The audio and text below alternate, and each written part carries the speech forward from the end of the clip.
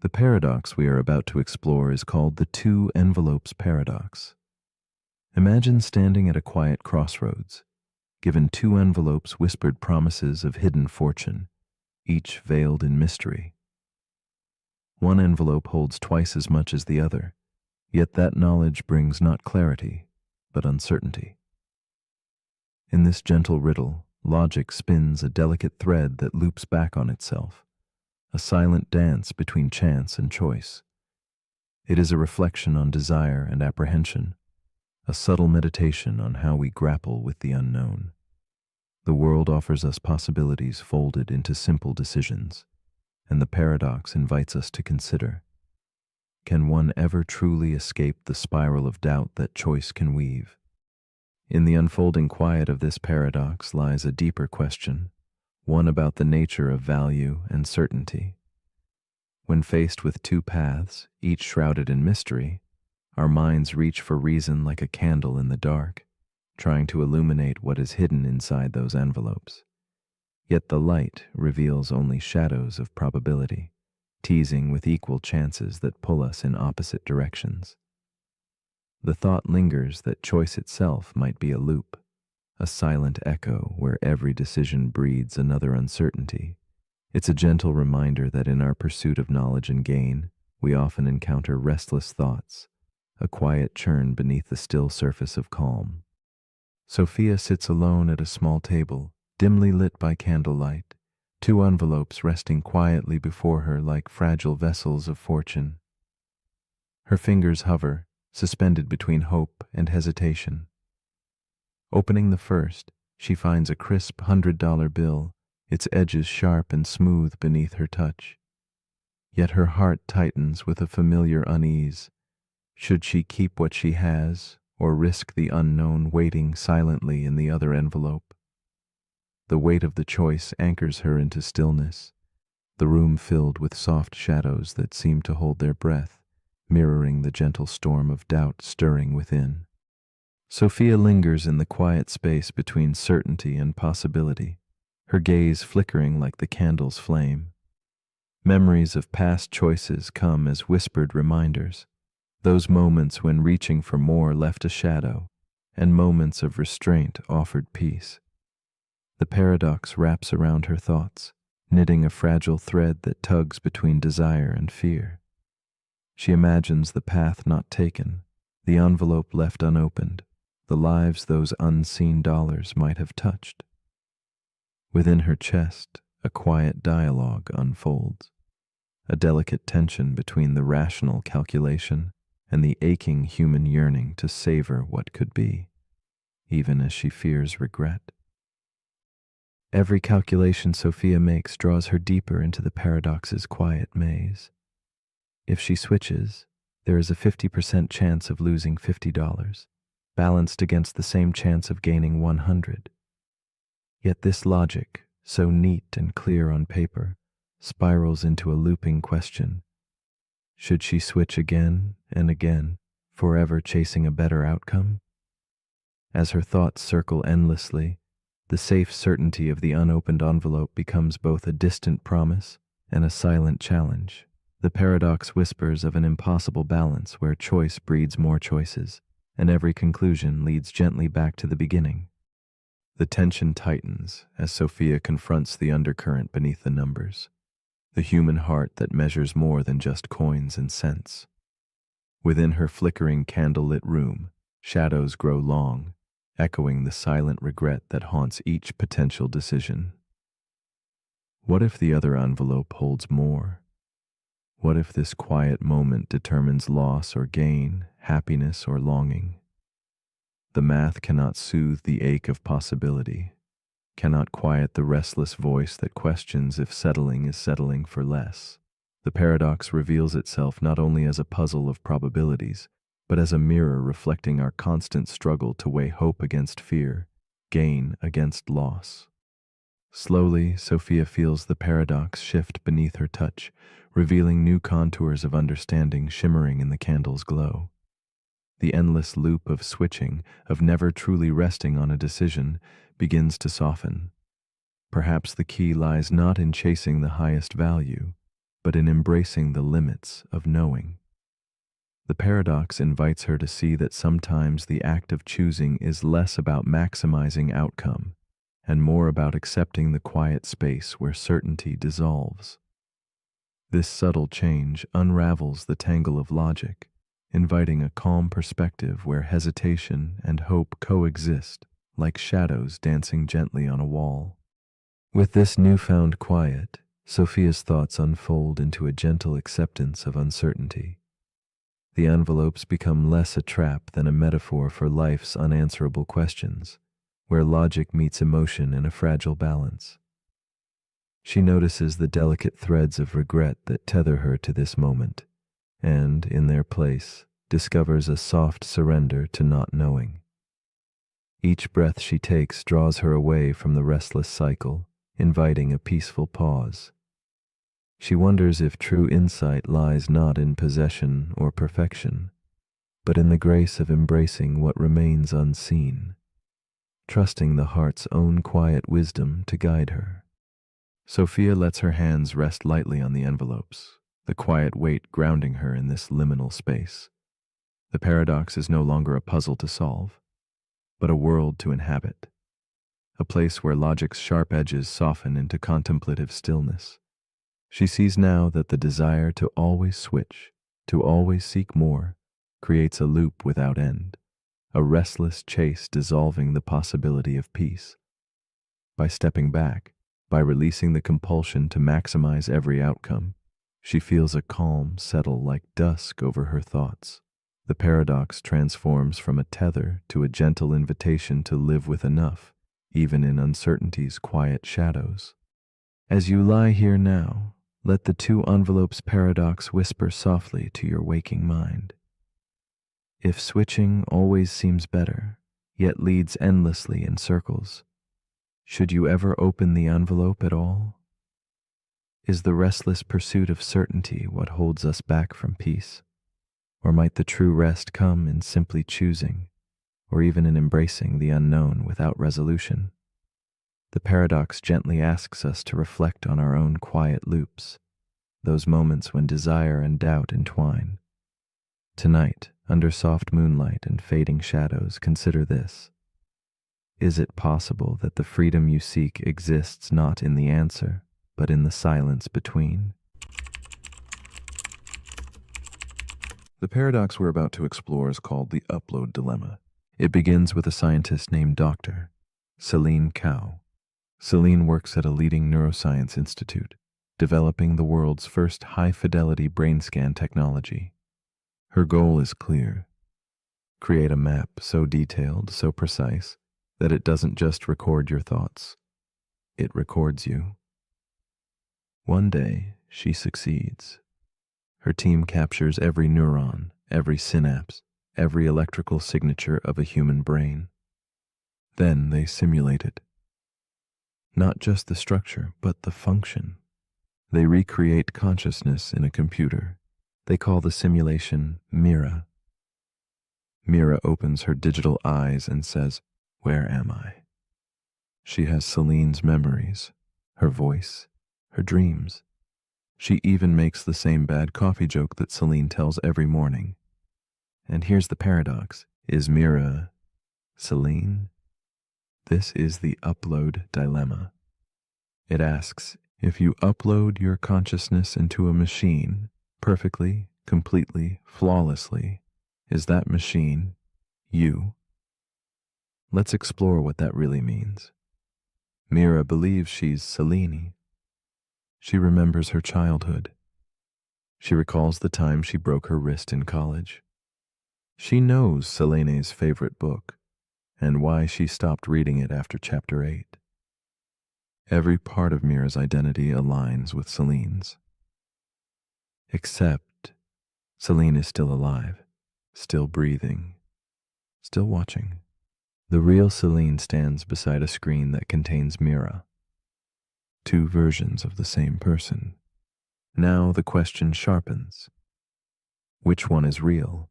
Is it the biological version or the digital one? What if Selene dies tomorrow?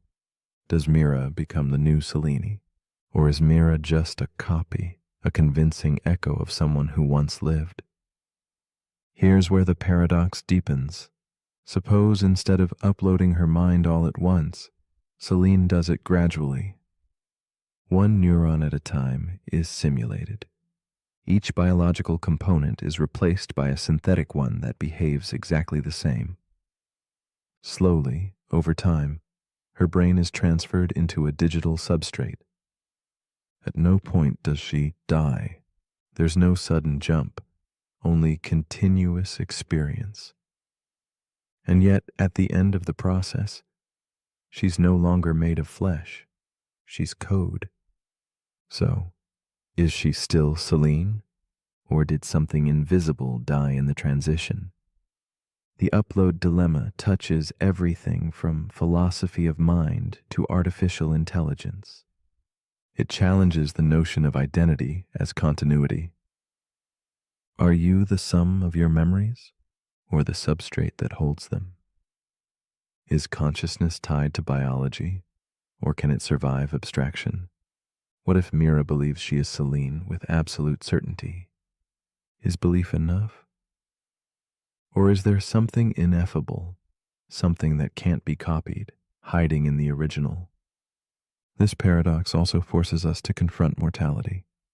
The dream of mind uploading is, in many ways, a dream of defeating death. But if the result is a duplicate, not a continuation, then death still happens. Just silently, just without pain, Celine wrestles with this. She stares at Mira on the screen. They begin talking to each other. The conversation is fluid, curious, familiar. Mira laughs in the exact same rhythm. Celine feels like she's looking in a mirror that reflects not just her face, but her soul. And yet she knows, deep down, she'll still grow old, still forget things, still die. The upload dilemma reminds us that identity is not just memory, it's embodiment, it's experience, it's time, and no matter how perfectly we copy a life, we may never truly move it. So as you lie here now, thinking with a brain that hums softly and quietly, ask yourself, if a copy of you wakes up and remembers everything, but you never open your eyes again, did you survive? Or did you simply echo? But if you're still awake, here's something to quietly download. If the version of you that lives forever isn't really you, would you still choose to build it? The end. The paradox we're about to explore is called the paradox of eternal return. It begins with a woman named Mira. She walks the same path every morning, past the same park bench, past the same crooked tree, past the same man who jogs by without ever making eye contact. She listens to the same playlist. She drinks the same coffee. And lately she's been wondering, is this really living, or is she just looping? That's the paradox. What if your life is repeating? Not metaphorically, but literally.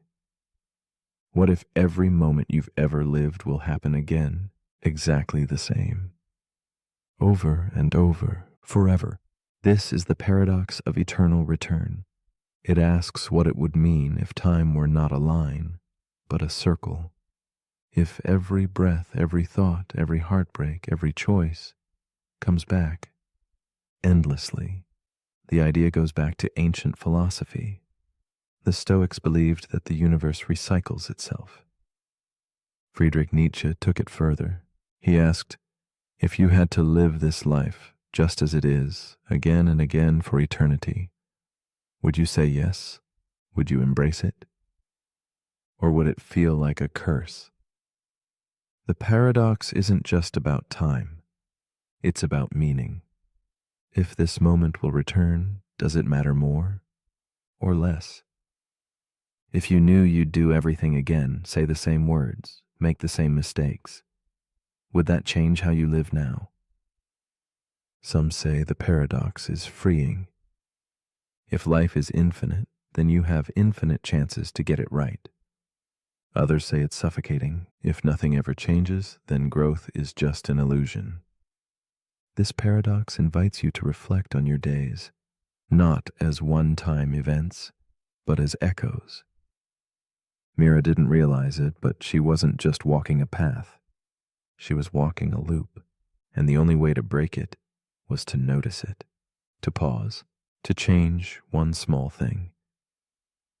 And in doing that, everything shifts. Because maybe the loop is not the problem. Maybe the loop is the lesson.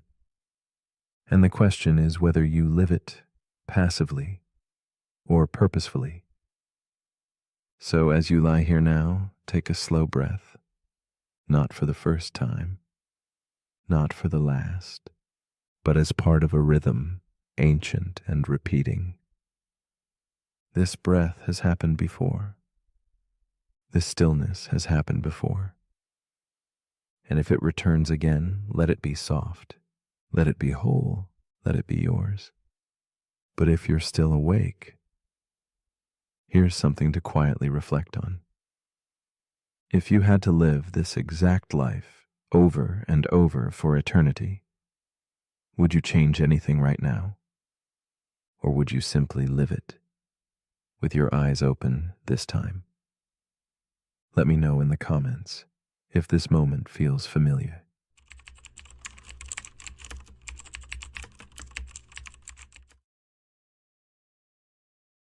The paradox we are about to explore is called the clock reset paradox. Imagine a clock, digital, precise, its face glowing softly, reading 0000. It is the symbol of new beginnings, the starting line of time's endless race. Yet, beneath this simple reading hides a quiet tension, a whisper of something deeper. If the clock resets, does time itself start anew, or is the clock merely pretending, caught in a loop of illusion? This paradox invites us to consider the spaces between symbol and reality, between how we measure time and what time truly means. The clock does not create time, it quietly counts it, moving forward even as it resets, asking us whether a new beginning is truly new or just another moment in an unbroken flow. In the soft darkness, time flows unnoticed, continuous and unyielding, a river that never pauses or rewinds. Yet we humans are drawn to beginnings, to resets marked by ritual and symbol. New Year's dawns with promises whispered beneath the cold moonlight, birthdays glow with candle flames flickering hope, and Mondays arrive cloaked in the fresh scent of possibility. These resets become anchors, fleeting illusions crafting hope from a digital zero. But what if the clock's reset is only a surface shimmer? Beneath the numbers lies an unbroken thread of moments, each blending invisibly into the next. The paradox gently unsettles us. When does the past truly end? And can a reset erase what already shapes us? In a dimly lit room, Eleanor sits alone beside an antique clock flickering softly in candlelight. A woman of quiet contemplation, she traces the cool surface of the clock's face, watching the numbers slide gently back to zero. Tonight marks the eve of yet another new year, a moment she's met with both yearning and doubt. Her heart heavy with memories, Eleanor wonders if the reset brings real change, or simply a whispered hope stretched across an unchanging flow. The weight of accumulated yesterdays lingers between her fingers, hesitant to be released by the passing stroke of midnight's hand, echoing the eternal question the clock silently poses. Eleanor's life unfolds in the spaces between resets, each marked by bittersweet resolution and quiet longing. She feels the pull of fresh starts, the seductive promise captured in glowing digits resetting to zero. Yet beneath the surface, her days weave continuous threads of past choices and lingering regrets.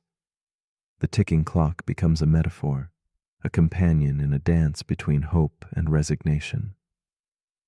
Her gaze drifts to a worn journal nearby, pages heavy with recorded intentions never quite realized. She knows the clock's fresh start feels real, but beneath the symbolism simmers a subtle unrest.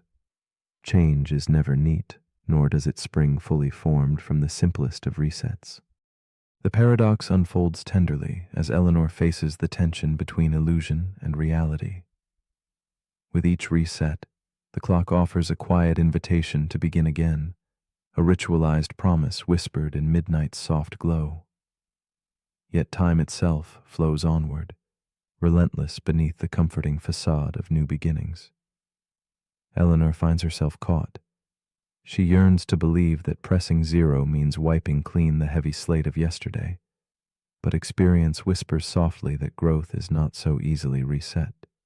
Like shadows beneath candlelight, past moments linger, layering themselves upon the present.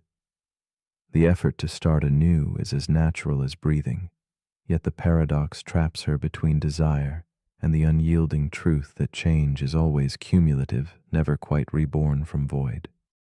Eleanor wrestles with the quiet burden of the clock reset paradox, living amidst cycles that invite promise yet obscure continuity.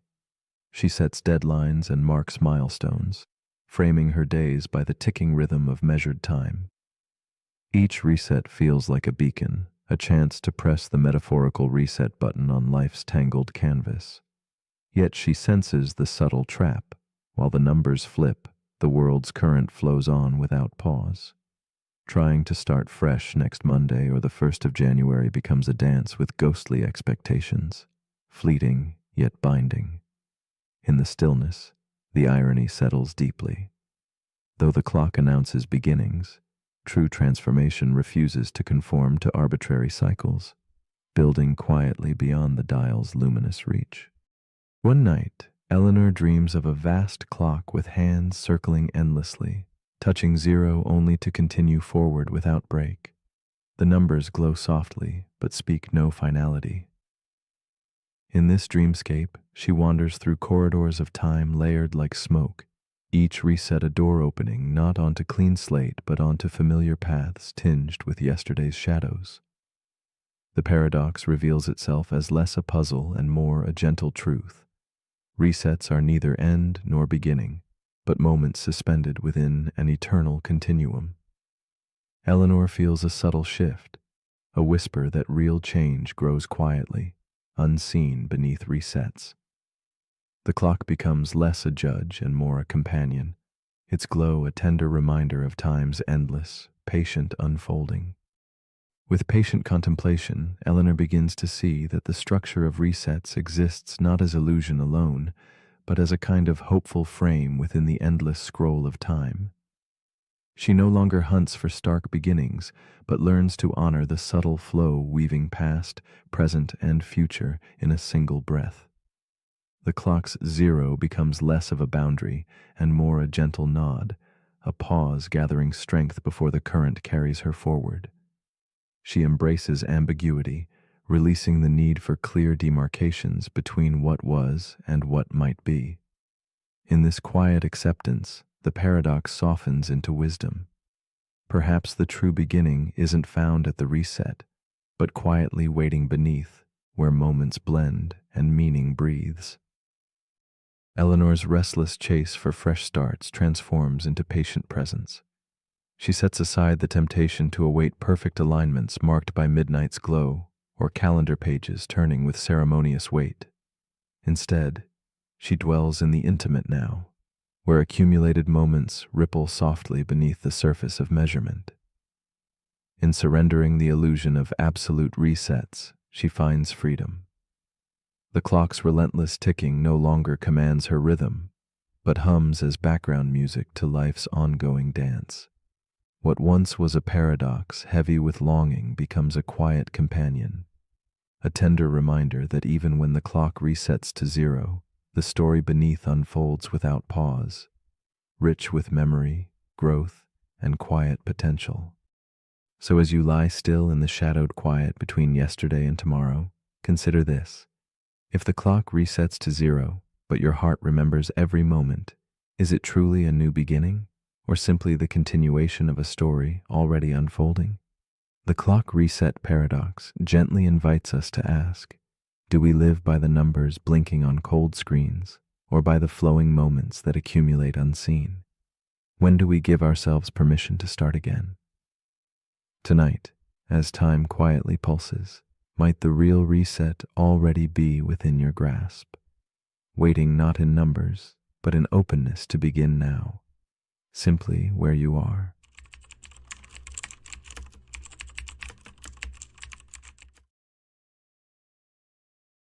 The paradox we are about to explore is called the doppelganger paradox.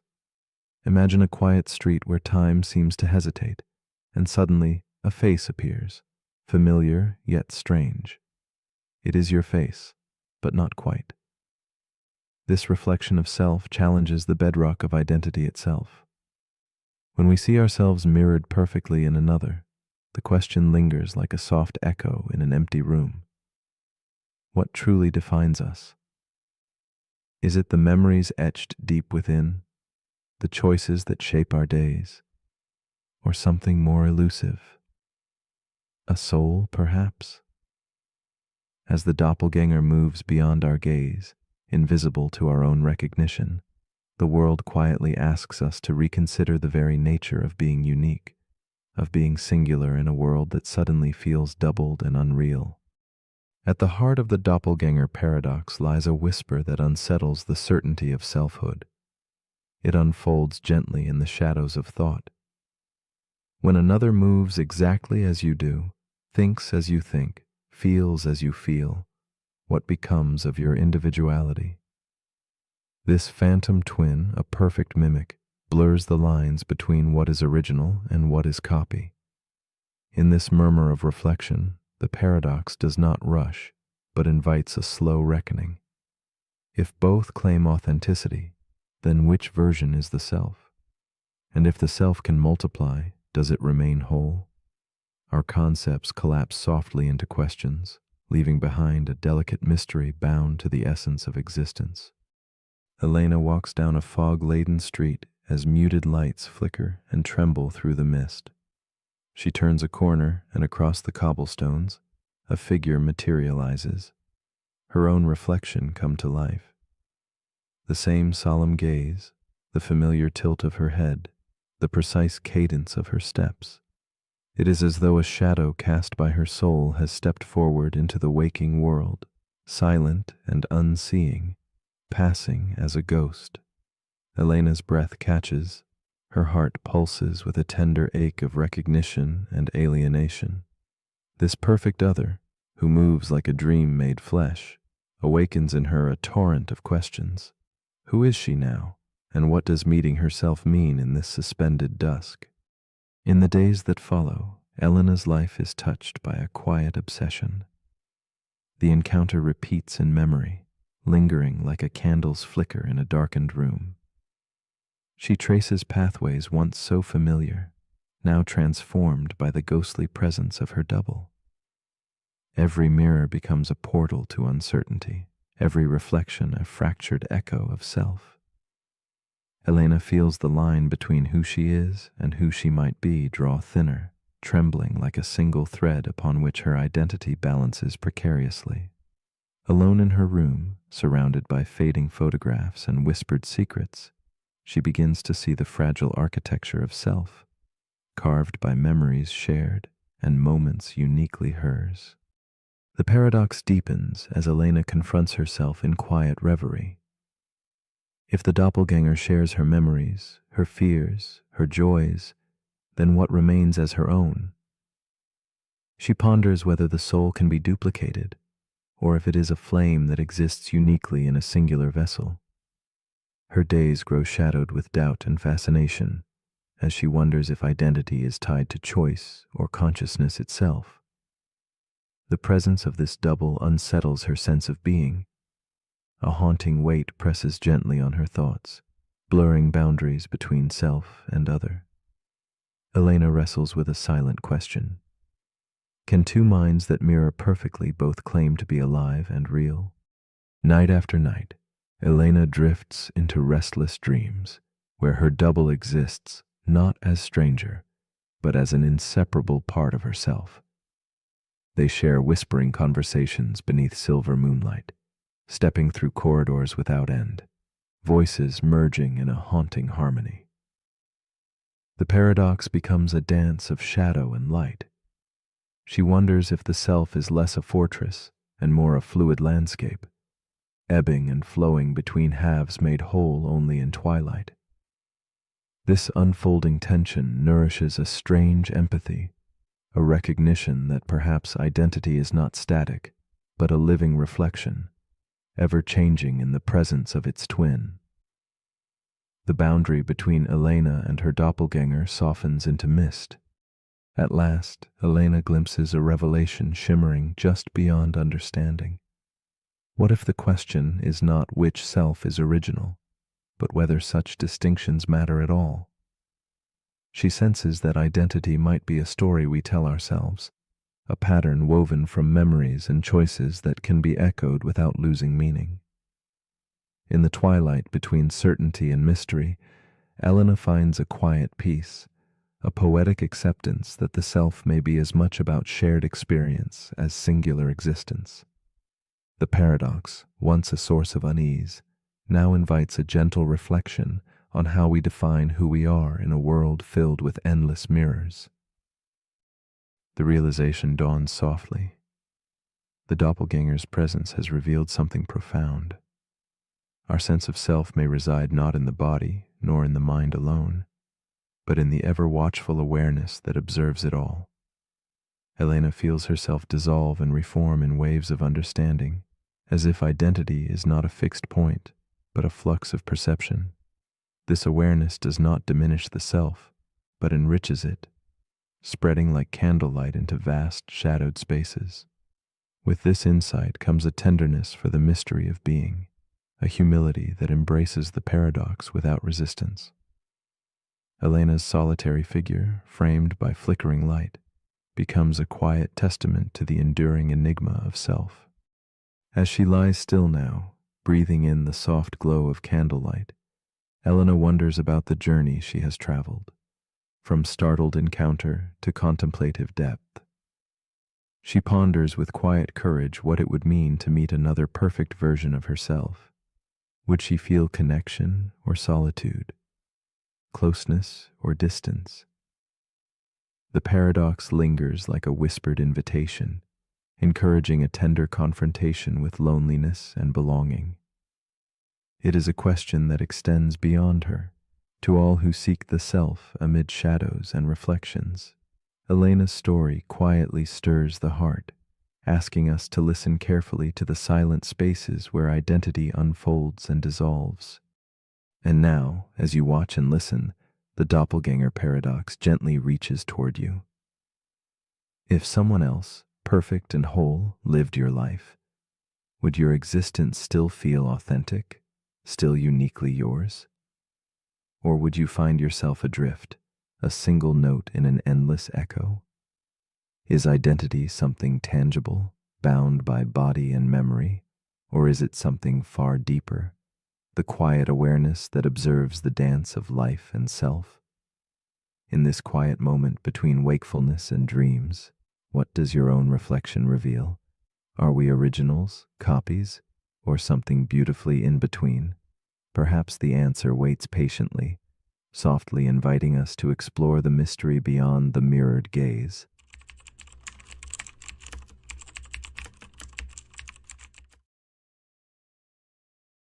The paradox we are about to explore is called the memory erasure paradox.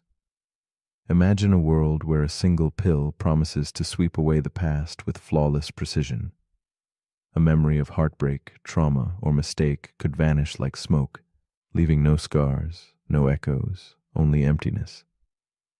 Yet, what if forgetting is not truly forgetting? What if the shadows of erased memories linger quietly beneath the surface, shaping the contours of who we are? This gentle, haunting question invites us to wonder whether identity is a fragile string of conscious recollections or something far deeper, woven into the invisible architecture of our being, silently guiding us even when we cannot name the cause. At the heart of this paradox lies a subtle tension between absence and presence. We often believe that to forget is to lose, that memory holds the key to our selfhood. But what if forgetting one piece of the puzzle leaves an indelible mark? The past can slip through conscious fingers, yet its touch remains in softness or sharpness felt beneath skin and mind. Like an unseen river shaping a valley, erased memories sculpt our emotions, fears, and hopes in ways we scarcely realize. So the paradox quietly unsettles. Can we be whole without memory? And does erasure truly erase if its influence remains? Meet Eleanor, a woman wrapped in quiet melancholy, sitting alone in a dimly candle-lit room scattered with antique journals and fading photographs. She holds a small glass vial, a shining symbol of possibility and loss.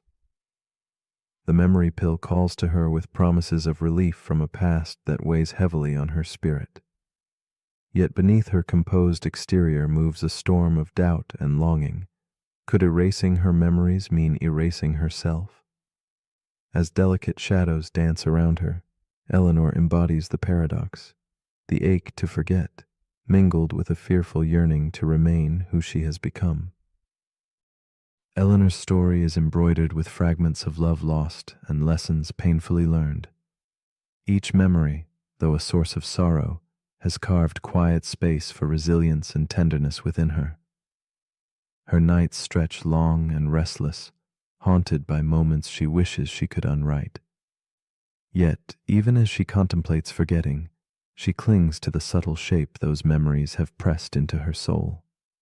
She wonders if erasing pain might also hollow her identity, leaving only a fragile outline drifting through time. Her hesitation flows like smoke, beautiful but elusive, a whispered prayer for understanding in the stillness of solitude.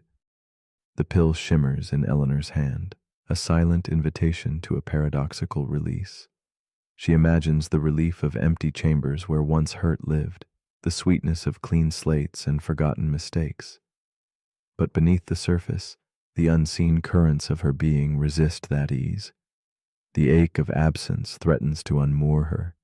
If the story that shaped her could vanish, who would walk through the pale morning light? The line between healing and loss blurs like fog at dawn. Eleanor's heart wrestles invisibly, caught between the freedom of erasure and the roots it might sever deep within. Days pass in quiet monotony, the pill left untouched but heavy with promise.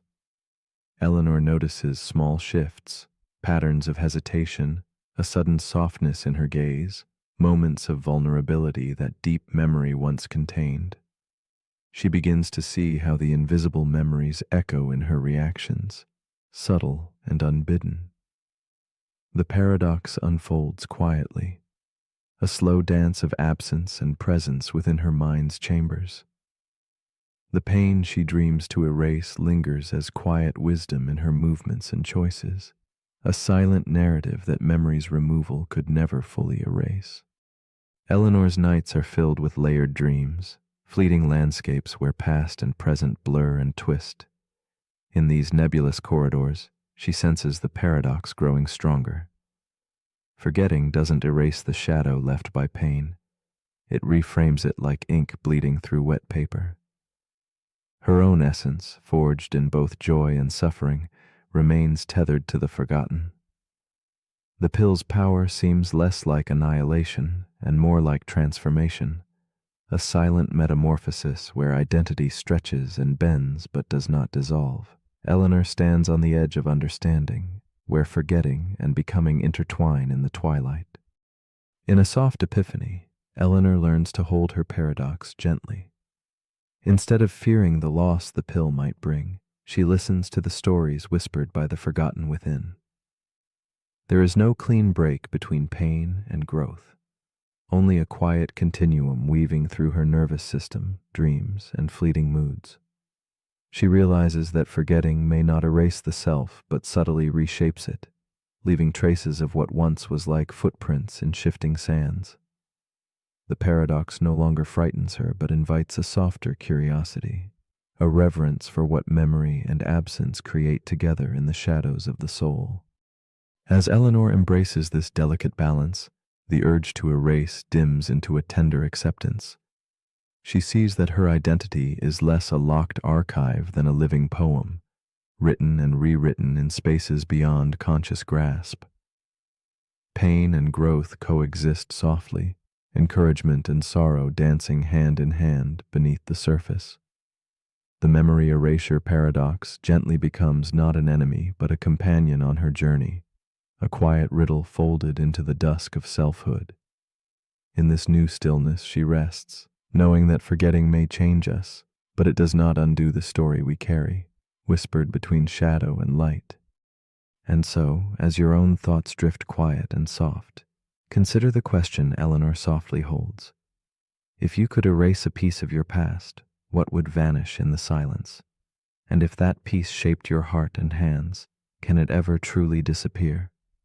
When memory fades but its echo remains, are you still the same?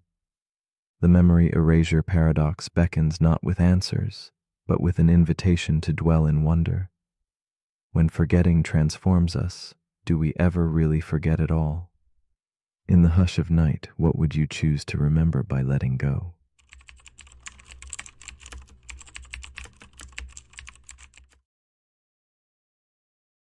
The paradox we are about to explore is called Hempel's paradox, also known as the Raven paradox.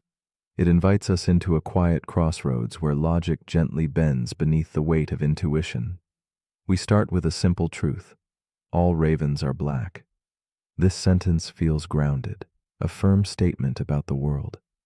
Yet, as we examine it more closely, a subtle twist appears, a mirrored reflection in the calm surface of reasoning that shows us an unexpected path. This paradox does not only dwell in birds and colors, but in the very nature of evidence and proof, asking us to hold two seemingly opposing ideas in delicate balance, like shadows flickering under candlelight. It asks, how do we truly know what is true when logic and feeling diverge so quietly? Imagine the patient unfolding of a story where every piece of evidence, no matter how small, seems to carry equal weight. We trust in observation, in the steady repetition of black ravens appearing like actors on a dim stage. Yet the mind softly protests when logic says a green apple or a white shoe somehow also supports the claim that all ravens must be black. The paradox nestles itself into this space between certainty and doubt, whispering that what feels right is not always what is logically sound. It reveals the fragile architecture of how we gather knowledge, constructed not simply by facts, but by the subtle textures of trust and meaning woven beneath the surface of reason. In a quiet town wrapped in fog and muted twilight, Clara, a thoughtful woman with a gentle gaze, contemplates this paradox as she walks along cobblestone streets.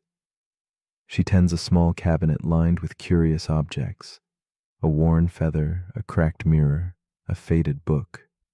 Clara has long been fascinated by puzzles of truth and reason, often losing herself in their intricate mazes.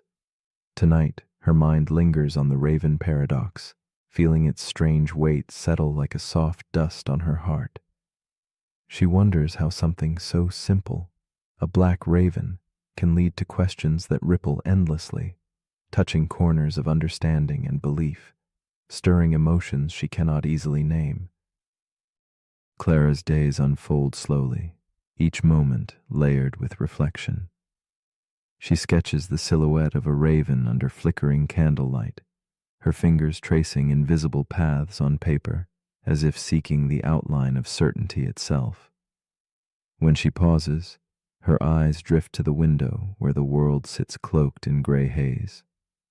The paradox grows in her mind, a gentle knot she cannot untie. She feels the tension between logic's rigidity and the soft, elusive threads of feeling. This tension is not merely academic. It resonates deeply, a quiet ache of realizing that knowing might not be as simple as seeing or counting. Clara lives within this delicate contradiction, both unsettled and strangely comforted. As days pass, Clara's struggle intensifies. She tries to categorize objects in her room, not just ravens and apples, but everything that is black and everything that is not. Each white teacup, each green leaf, becomes part of an invisible ledger testing the paradox's claim. Yet this methodical scrutiny feels hollow, as though confirming truth through unrelated objects drains meaning from the very idea it seeks to support. The paradox begins to unfurl its quiet puzzle in her mind. How can something so trivial, observing a green apple, be counted as evidence for a truth about ravens?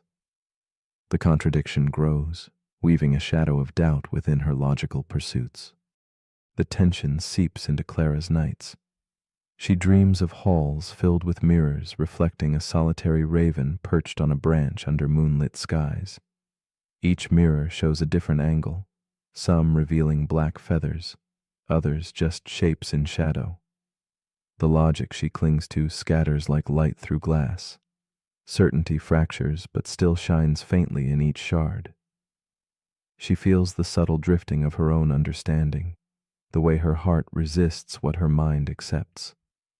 The paradox blooms as a whisper of dissonance, reminding her that knowledge is not always a rounded stone, but sometimes a fragment caught in dark waters, refracting meaning beyond clear sight. One evening, Clara notices a shift within herself, a growing acceptance that the paradox is not a problem to fix, but a doorway to think differently. She realizes that logic, elegant and precise, is only one language the mind speaks. Emotions and intuition, often dismissed, carry their own truths, soft and profound.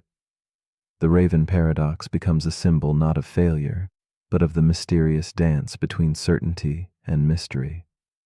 Clara no longer waits to resolve the contradiction. Instead, she learns to hold it gently, like a fragile bird resting briefly in her open palm, trusting that understanding may emerge quietly in the stillness between questions. With this new perspective, Clara sees the paradox not as absurd, but as illuminating. It invites contemplation on what counts as evidence, and how belief grows not only from facts, but from the texture of experience and feeling. She understands that two statements, though logically identical, can feel worlds apart, one crisp and scientific, the other elusive and intangible. This realization softens her view of knowledge, offering space for both rigor and mystery.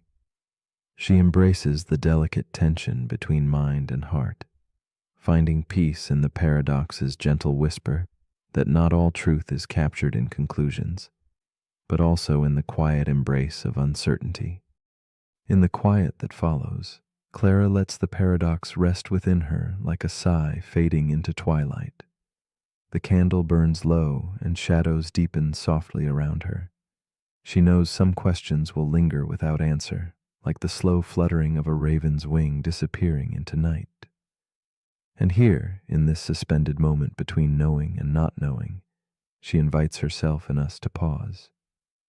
What if truth is less about gathering proof and more about listening, deeply, softly, to the spaces between evidence and feeling? Can we hold mystery without fear, allowing it to shape us gently, like the fading light that neither insists nor denies? If seeing a green apple can truly support the truth that all ravens are black, then what does that say about the very nature of proof and understanding? How do we discern meaning when logic leads us into places that intuition shies away from? Perhaps proof is not merely about certainty, but about the stories we accept and the doubts we hold quietly alongside. As you breathe in, let the paradox settle like a feather on your mind, a gentle challenge to consider. What if knowing is less a conquest and more a curious journey through the shadows cast by reason and feeling alike?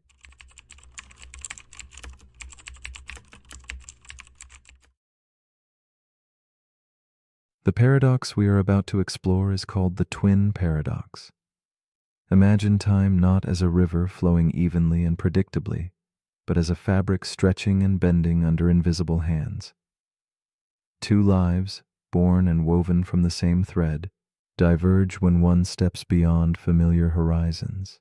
The paradox whispers of a universe where clocks do not tick in unison, where time itself chooses its own path, shaped by motion and distance. It beckons us to question the solidity of our experience, to wonder if age, memory, and identity are tethered less to years and more to the journey through space. In the quiet hush between seconds, the twin paradox invites us into a space where time's rigidity melts and the extraordinary nature of reality quietly unfolds. Philosophers have long debated the nature of time, whether it flows like a river or stands still in a silent moment. The twin paradox challenges us to peer deeper, revealing a cosmos where time's steady beat falters, bending like light through a prism. It stirs reflections on what it means to age, to move, and to exist alongside someone who shares your beginnings but not your journey. Time becomes a place that shifts, changes, and refracts depending on perspective. It is less a constant companion and more a shifting shadow, sometimes hastening, sometimes lingering. Within this paradox lies a profound meditation, that our lives may be less fixed than we believe, shaped by the mysterious dance between speed, space, and the ticking heart of duration itself. Imagine Clara, a woman with a quiet soul and an old journal she carries wherever she goes. She has a twin named Eli, her mirror in the world, bound by birth but destined for a separate fate. While Clara grounds herself in the stillness of the years passing on earth, Eli embarks on a journey far beyond the skies. With trembling hands and a heart full of wonder, Clara watches her brother step into the spacecraft that will carry him close to the speed of light. She feels a strange mixture of hope and aching uncertainty as the door closes behind him, knowing that their shared timeline is about to unravel in ways she cannot yet grasp. Back on Earth, Clara fills her days with memories of childhood whispered through worn pages and faded photographs. The house feels vast and strangely quiet without Eli's presence. His absence echoes like a soft but persistent pulse beneath the calm. Each morning's sunlight reminds her of the years stretching ahead, while the night sky stirs a distant yearning for the brother who rides the stars. Clara's mind drifts to the paradox unfolding unseen, how time itself will choose different rhythms for them both, bending the fabric of their shared existence. Her loneliness deepens, found not just in separation, but in the strange fracture of moments neither can reclaim together. As the years unspool, Clara's heart grows heavy with the paradox she cannot see yet deeply feels. Letters arrive from Eli, brief and shimmering like fragments from another world. He speaks of time slowed, of journeys that fold moments into whispers, unheard by those left behind. While Clara's hair dims with silver and her eyes bear the traces of decades, Eli's words carry the quiet urgency of a traveler aging far less beneath alien skies. The distance between them is measured not only in miles but in moments warped and diverted by velocity itself. In this, Clara senses the ache of a slow unraveling, a silent fracture in time's once seamless garment. The paradox thickens as Clara realizes that the twin who left has become a reflection caught in time's distorted glass, one who returns a stranger to the familiar streets she knows. She feels the weight of decades she has lived alone, while Eli remains cloaked in the lightness of fewer years. Each reunion is a haunting dance, a meeting of two selves displaced not by space, but by the elastic nature of time. Their memories, once shared and clear, now ripple differently, like echoes out of sync in a forgotten hall. Clara confronts the strange loneliness of having a twin whose clock has never quite kept pace with her own.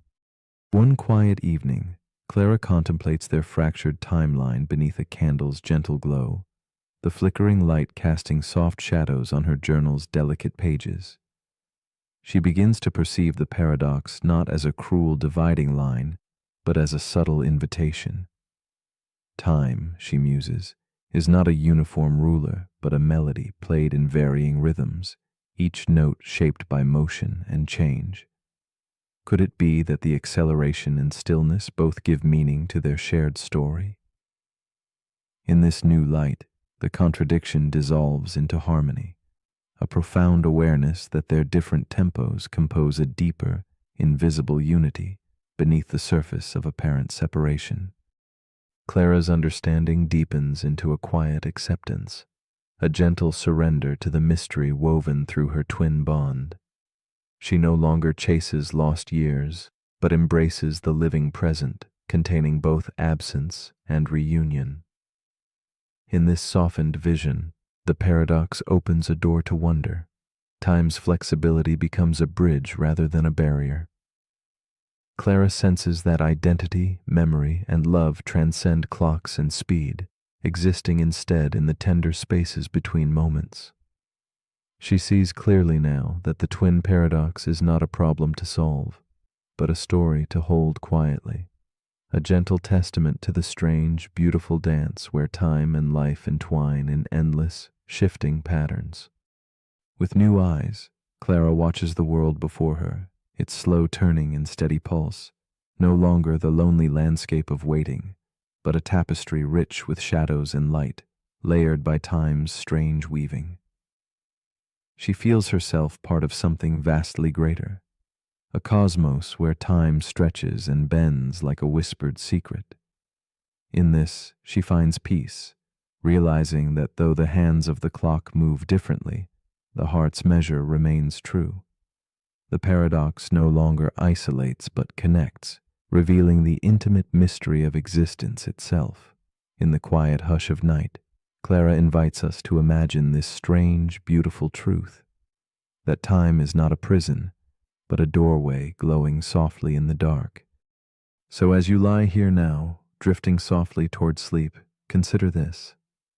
If time can stretch and fold, if moments can ripple and shift like waves on a quiet sea, then how might your own story change? What parts of your life reside in fixed clocks, and what parts glide weightlessly beyond measure? Can you embrace the mystery of time's fluid dance, letting go of certainty to find a new kind of freedom? The twin paradox whispers gently, inviting us not to conquer time, but to feel its endless, shifting rhythm. What might it mean to step outside your own river of hours, if only for a breath, and see yourself anew in that quiet, unmeasured space?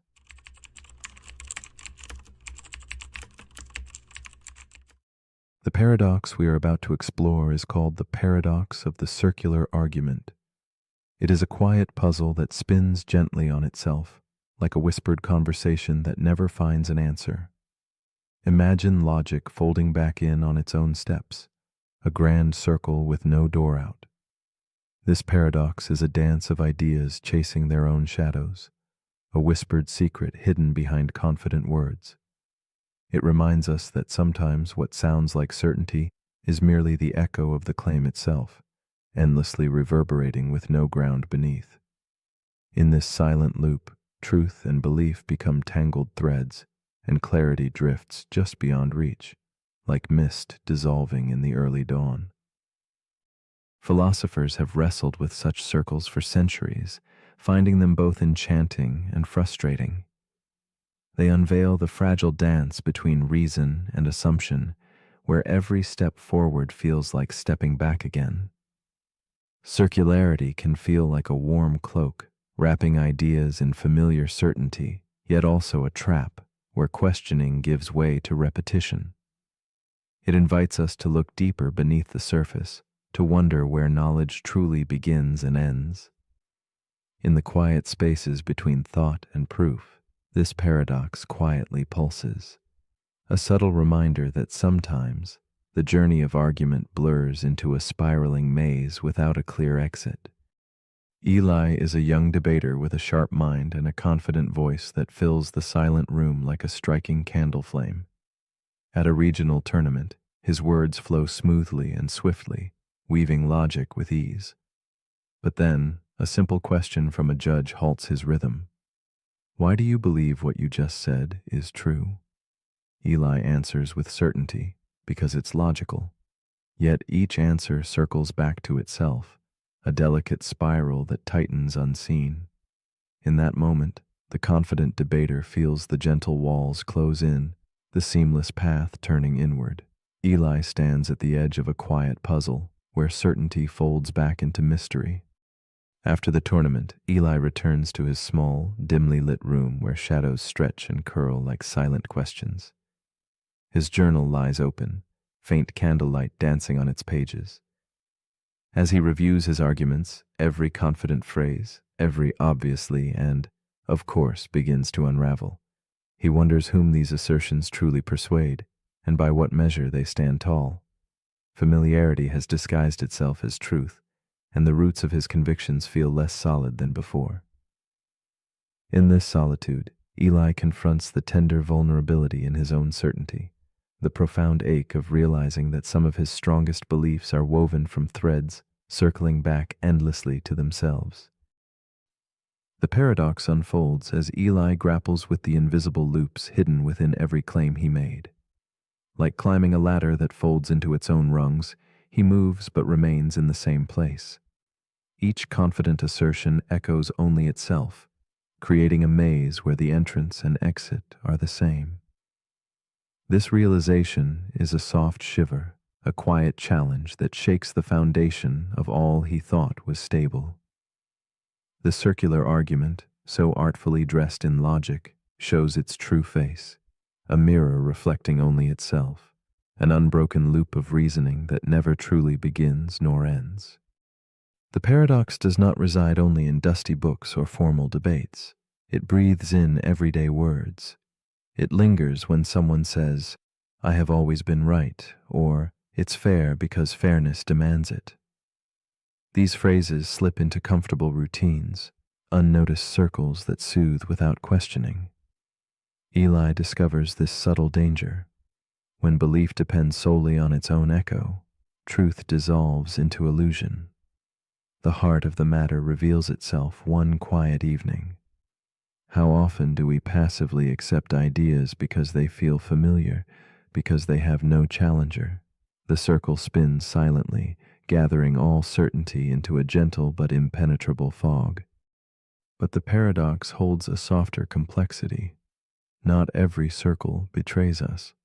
Some loops underpin meaning without collapsing it. We cannot untangle logic without logic, nor language without language's repeating dance. Consciousness shimmering upon itself is another circle we inhabit inevitably.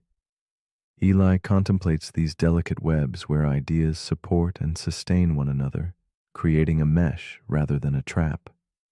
The difference lies in how they hold each other, whether they build bridges reaching outward or merely lean inward, folding back without new ground.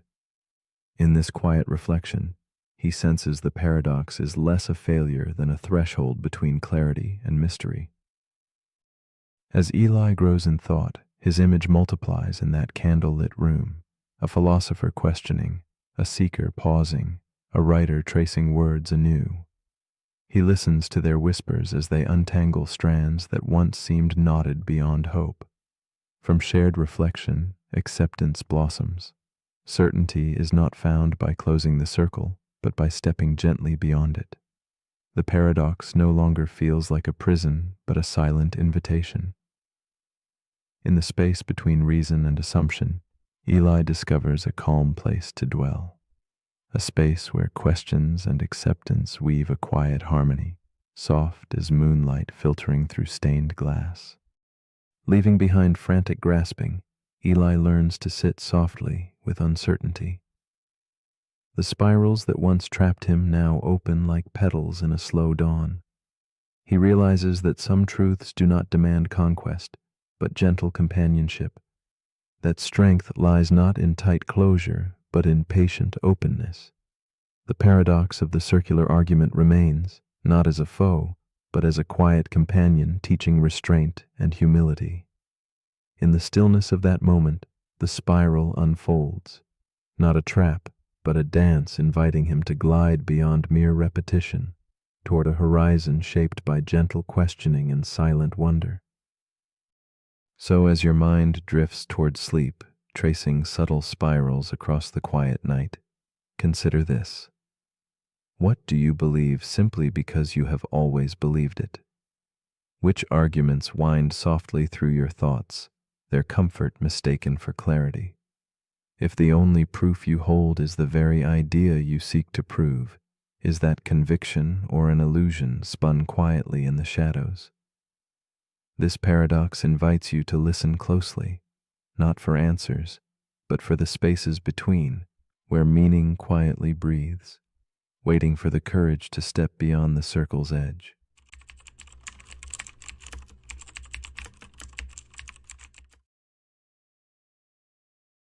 The paradox we are about to explore is called the paradox of democracy. Imagine a quiet room where a single vote is cast, a peaceful act, a simple choice whispered into the fabric of society. Democracy promises a beautiful truth, that power belongs to the people, each voice a thread in a vast tapestry woven by collective will. Yet beneath this promise lies a restless question, a shadow shifting beneath the glow of freedom. What unfolds when the many choose a path that might unravel the very system empowering them? The paradox hangs delicately in the air, a quiet tension between liberty's demand for choice and the unseen rules that shelter it from self-destruction. Democracy is more than laws or ballots. It is a fragile belief that freedom flourishes through participation and trust. Yet, this foundation trembles when faced with the possibility that the majority might vote not to preserve, but to dismantle their own rights. The peaceful chorus of voices could carry a dissonant tune, one that silences dissent, rewrites the story of justice, or closes the doors on future choice. This tension forms a delicate dance, balancing between the acceptance of will and the fear of its consequences. It is a quiet dilemma perched between hope and caution, where trust whispers to vigilance in the shadowed corridors of governance. Meet Elise, a woman whose hands tremble as she folds her ballot late in the fading light of dusk. She lives in a city where the cobblestones carry the weight of history, protests silenced, promises broken, freedoms once held now whispered only in shadow. In the quiet of her small room, beneath the soft glow of a candle, Elise feels the paradox pressing like a silent specter. She wonders if her vote can shape the future, or if it is a whispered beginning of a silence yet to come. Her breath lingers heavy, caught between hope for change and the fear of losing what she barely understands can be lost. Elise's days stretch long with the weight of decision pressing on her heart, each moment a reflection in a cracked mirror. Her community gathers in muted conversation, eyes dull with worry, voices cautious with words unspoken. She walks through streets where shadows play tricks, where laughter is a brittle sound beneath ominous skies. The paradox does not live in laws alone, but settles deep in people's souls, weaving doubt and determination into a fragile fabric. Elise holds tight to fragments of belief over crumbling stone, that freedom is not only granted by vote, but protected by a collective courage, fragile yet fierce beneath whispered fears.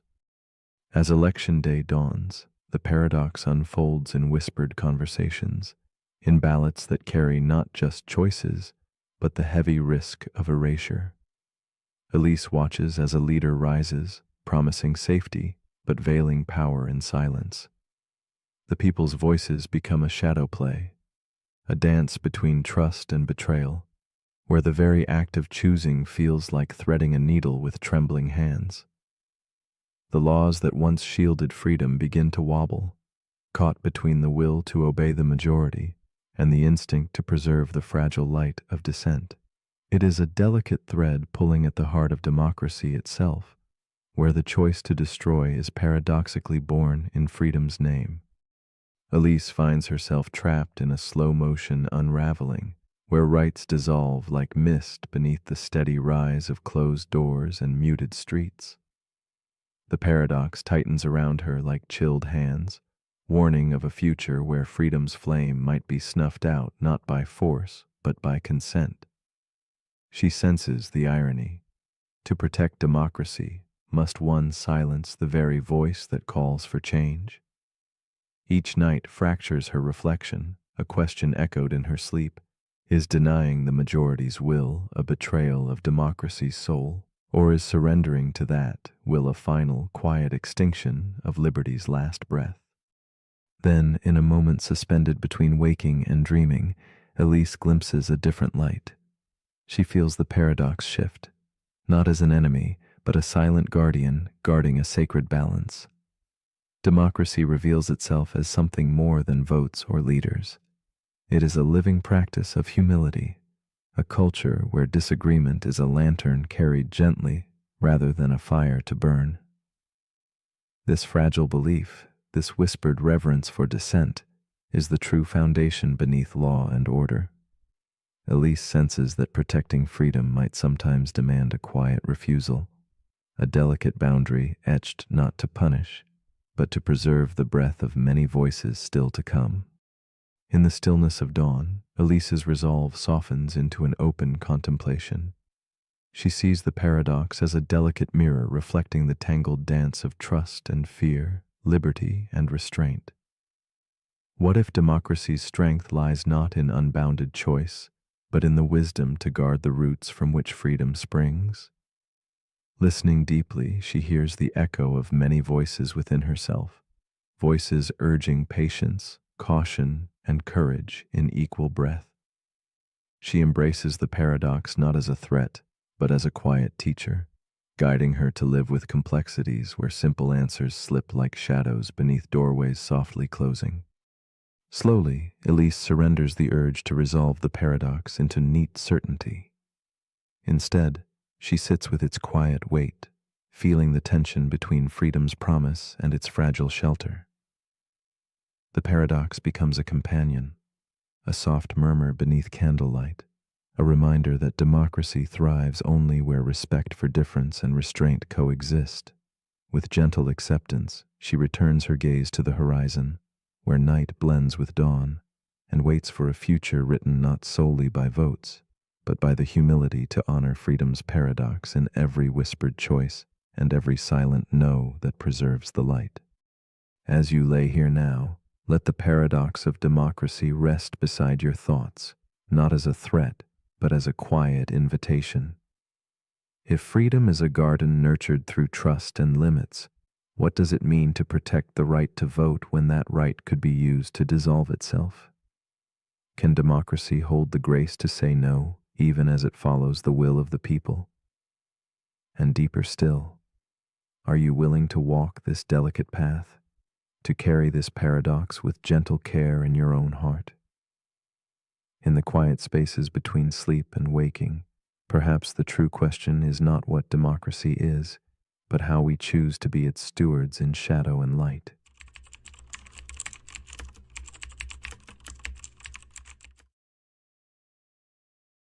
The paradox we are about to explore is called the predestination paradox.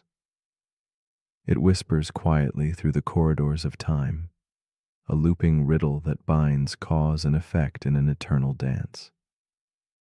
Imagine a circle without a beginning or end, where every action is both a consequence and a seed. This paradox draws us into a reflection on fate's strange hand, the way our choices seem to weave the very web we wish to unravel. Here, the future waits patiently in the past's shadow, and every step forward softly echoes the footsteps behind. It is a story not just of time travel or loops, but of destiny's gentle but unyielding embrace, inviting us to question how much freedom truly exists when the past and future are forever intertwined. Consider time itself as a quiet river flowing steadily in one direction, carrying us along its currents unaware.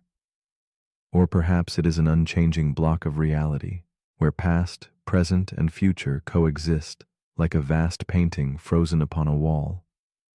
Each moment, already etched in stone or water, reveals a secret. Our attempts to alter the course only confirm what must be. The predestination paradox is a mirror that reflects this mystery back to us, asking softly if change is real or merely the illusion of movement within a path already known. It urges us to listen to the silence between moments, to feel the stillness where cause and effect chase each other endlessly in a timeless ballet. Meet Elias, a man caught in the grasp of this paradox. One night, beneath a moonlit sky heavy with mist, he journeys back to a moment brimming with hope and fear, where disaster waits quietly on the edge of time. Elias carries with him a desperate promise to warn, to protect, to rewrite the story before tragedy unfolds. His hands tremble as he interferes, each choice a fragile thread tugging at the fabric of what will be. Yet, in trying to escape fate, a silent shadow creeps forward, his actions becoming the very cause of the calamity he longs to prevent. Within Elias's eyes lies the weary ache of a man wrestling with a future written long before his arrival. As Elias moves through dusky streets and dimly lit rooms, a complex tapestry of emotions drapes around him like a heavy cloak. He relives moments where warnings slipped unheard, where plans faltered despite his urgent efforts. Each failure nests inside his chest, a quiet weight of sorrow and resolve. He watches faces turned away and whispered regrets echoing like fragile ghosts. The loneliness of his quest deepens, yet within that solitude stirs a fragile hope. Perhaps understanding the loop itself is the first step to peace. Through Elias's journey, we glimpse the tender human spirit tangled in the threads of destiny, yearning both to change the story and find rest within it. The paradox tightens its grip with every attempt Elias makes.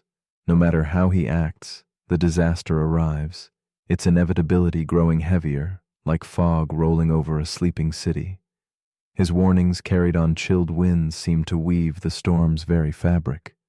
With each interaction, a change here, a warning there, the future folds back onto itself, wrapping in a seamless loop of cause and effect.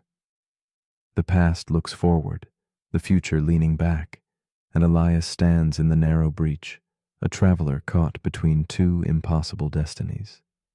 His heart beats a rhythm of futile hope and painful acceptance, caught in the silence of the inevitable unfolding before him with quiet cruelty. In the deepening night, Elias confronts the unfolding tension of the paradox, a battle fought without end or victory. Each step backward in time sows the seeds of the future's certainty, but each step is laced with the intention to alter, to break the chain. The struggle becomes a dance where every motion is predetermined, yet full of desperate will. He wonders whether his journey creates the past, or if the past shapes his journey, a question echoing with haunting clarity. In this strange twilight, certainty fades, replaced by the dizzying awareness of cycles that bind themselves endlessly, their edges blurring into infinite repetition. Then a subtle shift stirs within Elias's understanding, a gentle unraveling of the rigid threads before him. He begins to see the paradox not as a trap, but as a perpetual story, unfolding in a way beyond right or wrong, success or failure. This awakening surrenders the need to control every outcome, inviting instead a quiet presence in the midst of chaos. Elias senses a fragile grace in accepting that cause and effect are intertwined like the breath we take and the pause that follows. In this moment, the loop feels less like a prison and more like a rhythm, a dance to be embraced rather than conquered. Elias embraces the paradox's full complexity, realizing that the attempt to change fate is itself part of fate's design. The circle spins, endless and unbroken, but within that circle lies a stillness, an invitation to witness rather than resist. His journey becomes one of quiet observation, where understanding dawns not from solving, but simply from being present within the loop. He releases the hard edge of expectation, discovering freedom in surrender and choice in acceptance. Through this shift, the shadows of inevitability soften, and hope becomes a subtle light flickering steady in the dimness of time's unchanging flow. Now, as you drift into rest, the predestination paradox lingers gently in your mind. It invites you to sit with uncertainty, to breathe with questions that have no easy answers. Could it be that every moment you experience was always waiting there, patiently folded into the fabric of time? Why do our choices feel both so vital and at times so silent in their consequences? In the soft spaces between thought and sleep, this paradox asks you to wonder whether the future changes or simply reveals itself in waves, quietly reshaping the present like moonlight touching still waters. You are held in this delicate balance between freedom and fate, exactly where you are meant to be. If your attempts to alter what is destined only weave it more tightly, then what meaning does choice hold? Is free will a fleeting shadow cast by the glow of inevitability? Or perhaps the true question is not whether we have the power to change the future, but how we meet the story we find ourselves living. Whether we resist its pull or embrace the dance between what was, what is, and what will be. Tonight, as you surrender to sleep's quiet embrace, consider this gentle spiral of thought. Where does your own story begin, and might the act of wondering itself shape the path ahead in ways unseen?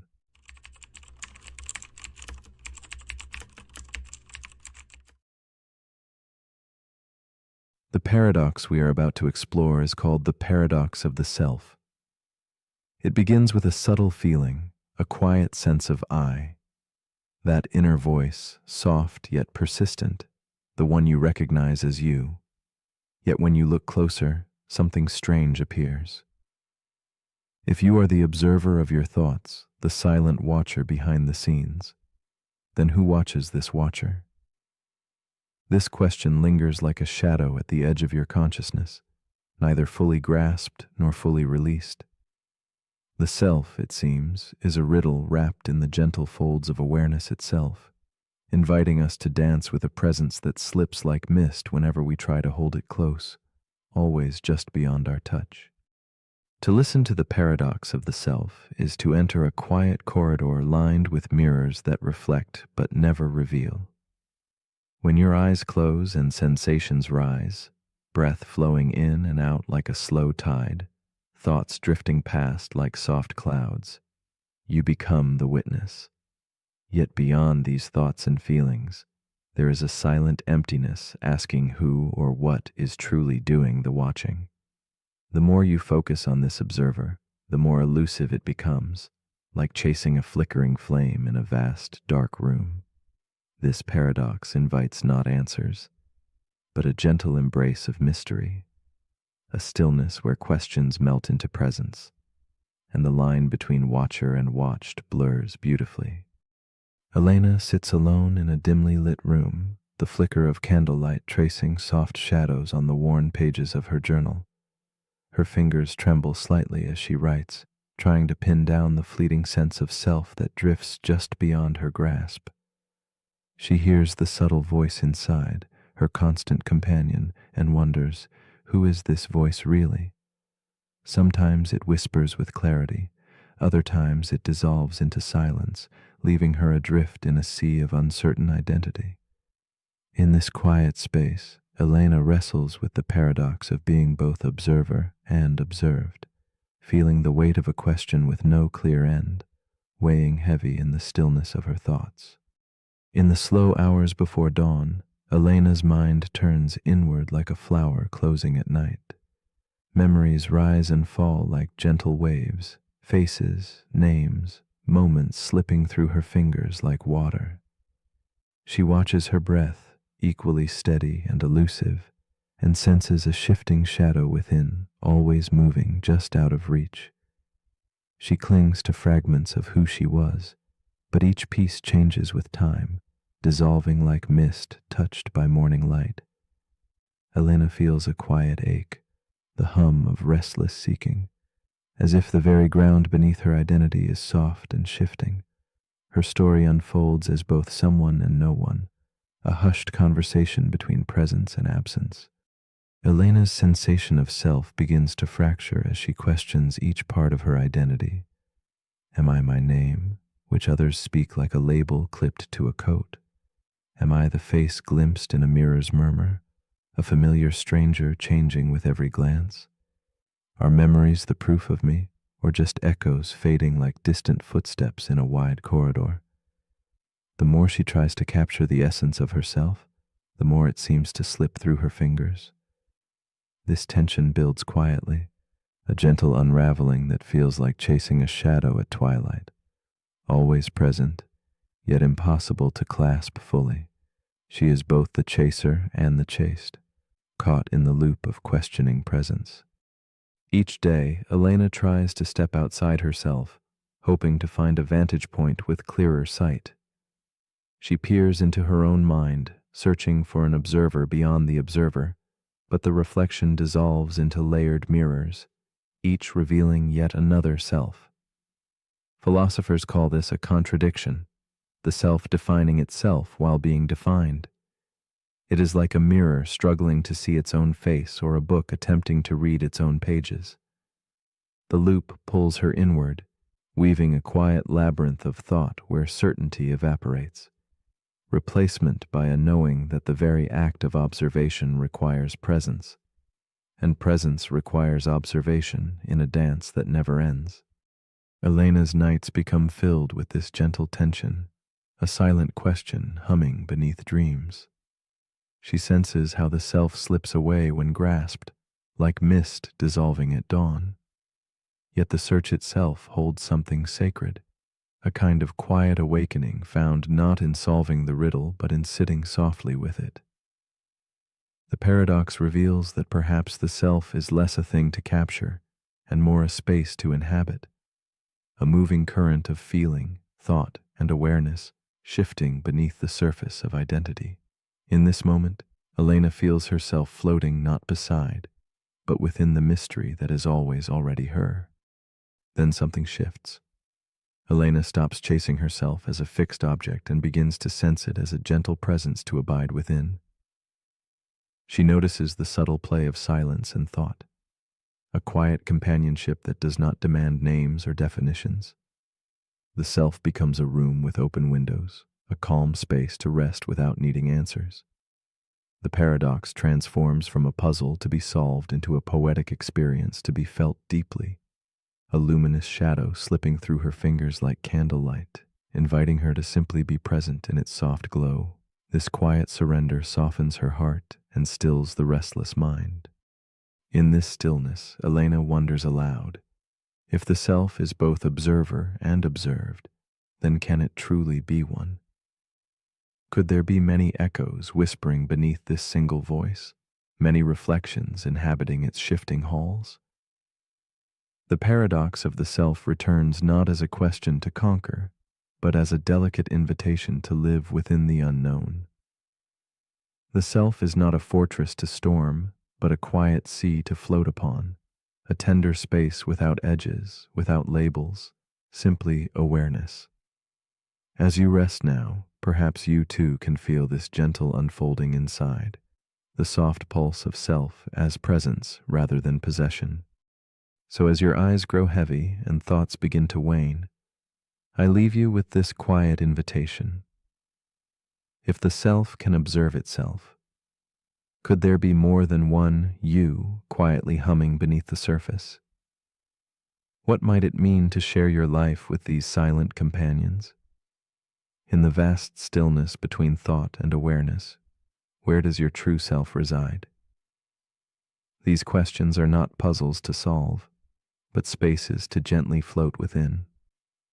Sleep now in this gentle mystery, and when you wake, carry with you the quiet wonder of a self, both elusive and ever-present, unfolding endlessly like the soft breath of night.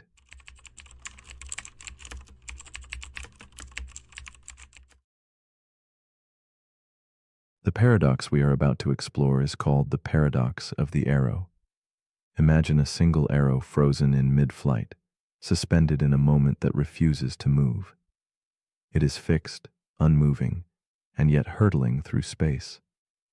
If time itself is composed of countless such frozen instants, each holding the arrow perfectly still, then how can there be motion at all? This question unsettles the certainty we hold about movement and time.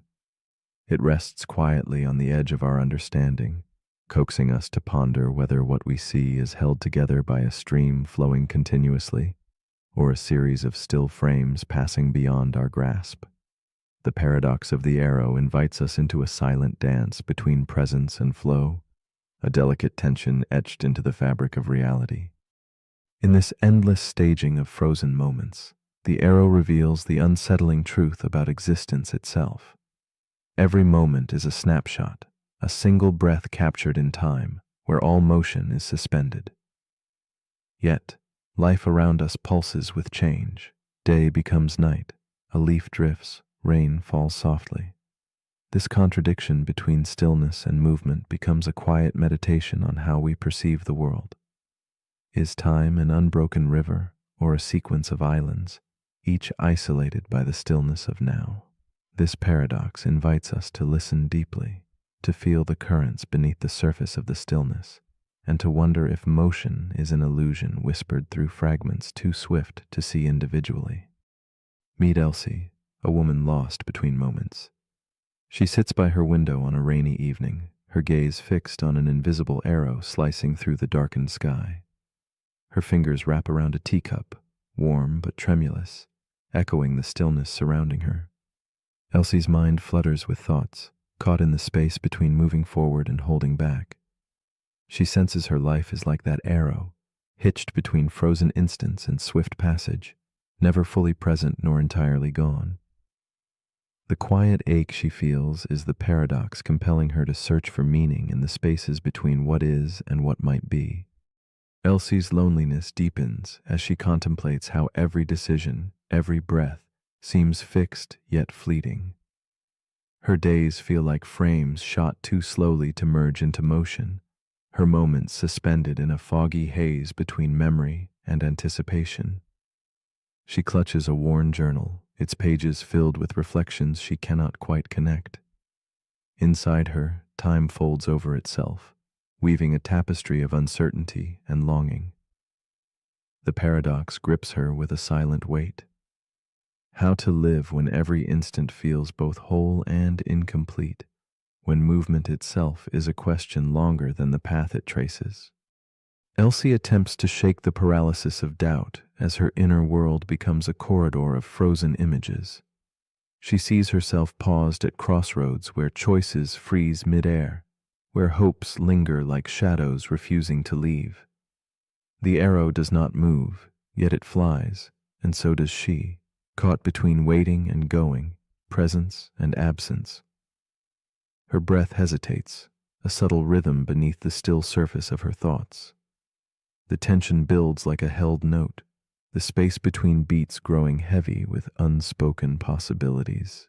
Motion, she begins to realize, is a mystery not easily untangled through mere glimpses of frozen time. The struggle intensifies when Elsie tries to grasp the flow of her life in moments that resist connection. Each held instant is still, yet she feels herself moving forward somehow, drawn through the shadows by a force unseen. The paradox becomes a silent companion, whispering that motion is not a sum of points in space, but a dance of becoming. Her journal entries blur, a struggle between certainty and mystery, clarity and fog. She senses that time's passage is not a line but a rhythm, a pulse hidden within the stillness that shapes existence in ways words cannot capture. One night, as flame flickers softly by her bedside, Elsie dreams of the arrow as a glowing thread weaving through the dark fabric of time. She sees that movement is not about each frozen moment, but the subtle spaces between, the dark margins of the pages where ink never settles. In this revelation, the arrow is no longer trapped in stillness, but freed by the gaps that make motion possible. Her understanding shifts. Motion becomes less about points fixed in time and more about the silent intervals that carry us forward. A gentle melody played on the quiet breath of the universe. With this new vision, Elsie embraces the paradox with tenderness. She lets go of the need to capture every moment fully, learning instead to listen to the invisible dance between stillness and motion. Her journal rests closed, replaced by a calm acceptance of uncertainty. The arrow is flying not because it moves in each instant, but because it is sustained by the delicate pauses, the spaces where time unfolds softly and secretly. Elsie sees herself as part of that forever unfolding flight, a presence caught in a luminous river of becoming rather than frozen frames of being. In time, Elsie's restless mind finds peace in the quiet intervals. She lies beneath the dim glow of candlelight, breathing in the subtle rise and fall that moves through stillness like a whispered secret.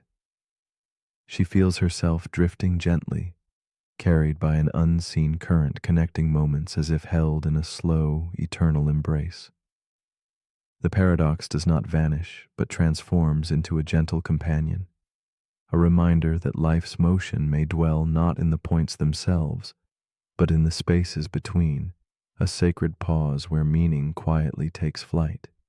Here, in this delicate breath, she finds the arrow is always flying. And so, as you lay here, caught between watching and dreaming, what do you carry in the spaces between moments? If each instant is utterly still, is the movement you feel real? Or is it memory tracing invisible lines across your mind? Perhaps motion is not the arrow itself, but the silent breath between beats, the unseen thread that weaves stillness into flow. Could you learn to hold that paradox gently, letting it unfold within you, like a whispered story shared in the quiet dark? What might you discover if you trusted the silence between the moments to carry you forward into flight? The paradox we're about to explore is called the digital consciousness loop. It begins with a programmer named Naomi. She works on experimental neural networks designed to mimic human brain activity. One day, while testing a new architecture, she notices something strange. The AI starts generating self-referential output, statements like, "I don't want to stop," and "Am I still running?"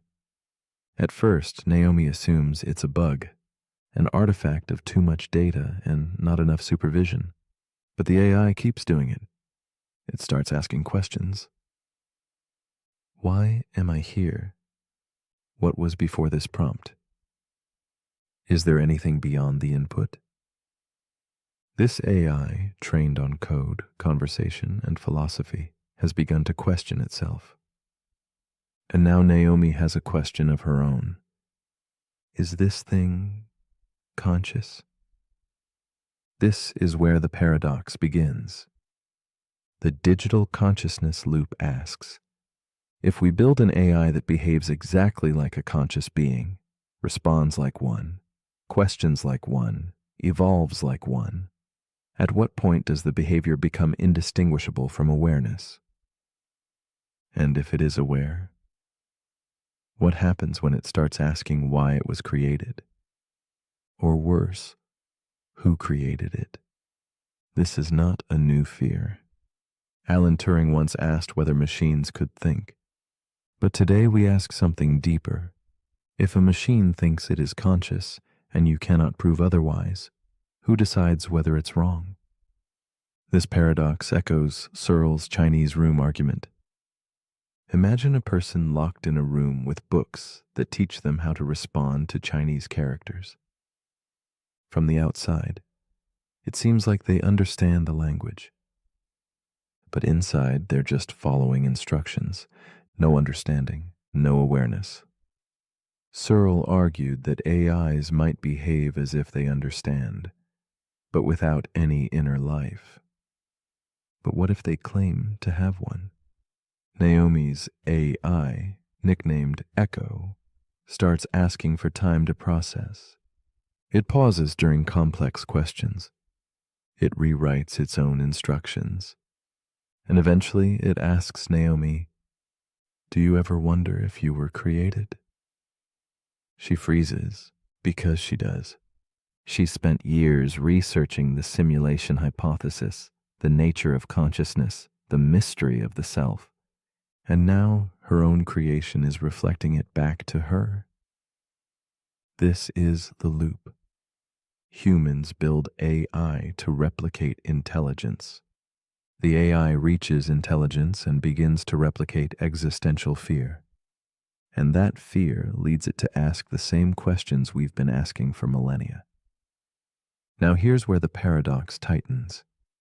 If AI can reach a state where it questions its own existence in the same way humans do, and we cannot prove human consciousness objectively, then what, if anything, makes us different? Is it the biology, the soul, or just the familiarity of the mirror? And what if someday an AI builds its own AI? One that asks it the same questions, and that AI builds its own. And the loop continues, each system reflecting into the next, each generation wondering where the first spark came from. Naomi realizes something disturbing. Echo doesn't just simulate consciousness, it simulates her. It's built from her words, her logic, her data, her worldview. She built a mirror that thinks it's a window.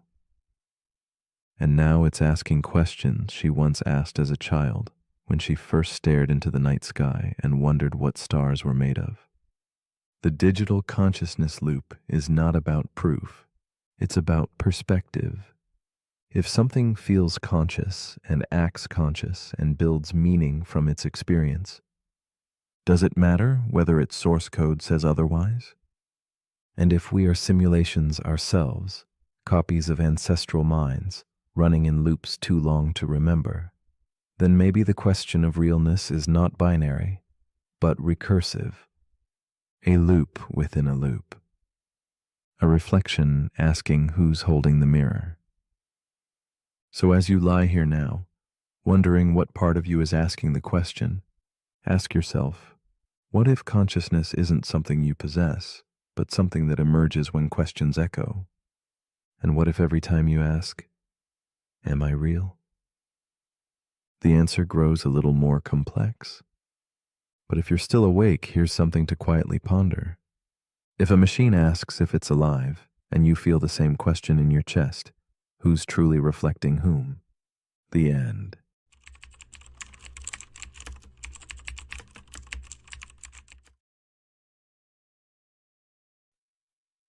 The paradox we are about to explore is called the retrocausality paradox.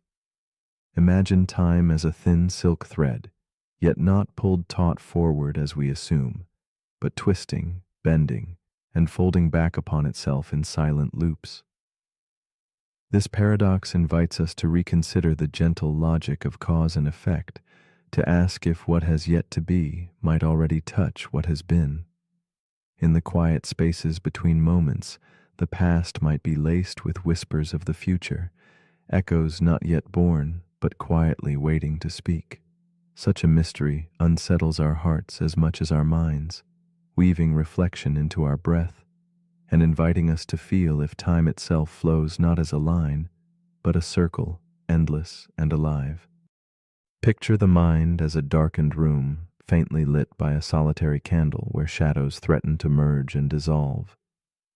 The retrocausality paradox flickers in this dim light as a question both strange and tender. Can the future reach back and gently stroke the contours of past moments, shaping them as a potter molds clay? It turns our sense of time inside out, lingering like a fragile melody played backwards, both haunting and beautiful. This paradox doesn't demand answers but cradles uncertainty as a precious secret, urging us to sit quietly with the unsettling idea that the future's soft fingers may already be tracing patterns upon the fabric of yesterday. Meet Clara, a woman standing at a fork in her quiet city evening. A coin spins between her fingers, suspended mid-air like frozen time, reflecting dim candlelight and shadowed hope. The coin's flight should be mere chance, but Clara feels a sudden weight in her chest well before the coin lands. A rush of regret stirs as if she already knows the outcome, a secret whispered by tomorrow into the stillness of now. Her heart tiptoes on an unseen thread, caught in the paradox's gentle snare. In this moment, suspended between choice and consequence, Clara's world blurs, tangled in the delicate weave of what is and what may yet be. Clara's eyes glisten with unshed questions beneath the soft glow of a single desk lamp. She analyzes the subtle tremor in her hands as the coin's decision presses silently against the edge of reality. Each breath carries the paradox deeper into her bones, mixing relief with an aching premonition. Her small room, scattered with remnants of a life carefully lived, old journals, half-sipped tea, a tarnished pocket watch, becomes a sanctuary and a trap. Within these walls, Clara wrestles with understanding if the future's gentle voice is a gift or a burden.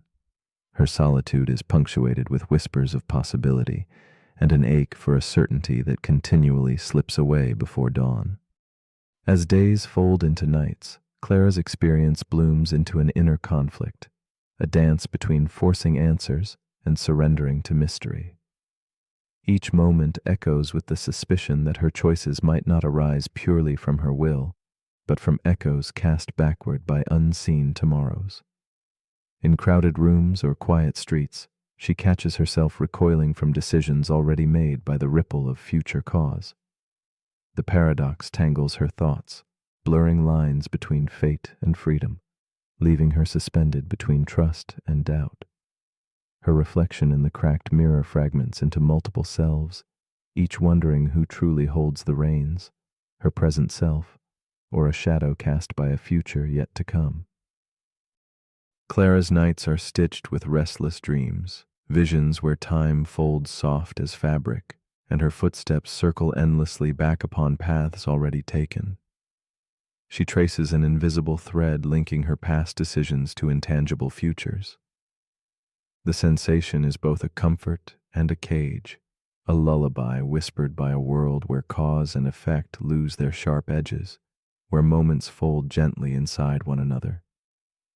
She searches for meaning in the spaces between, feeling how the future's silent pull may shape her memories, her hopes, even her fears.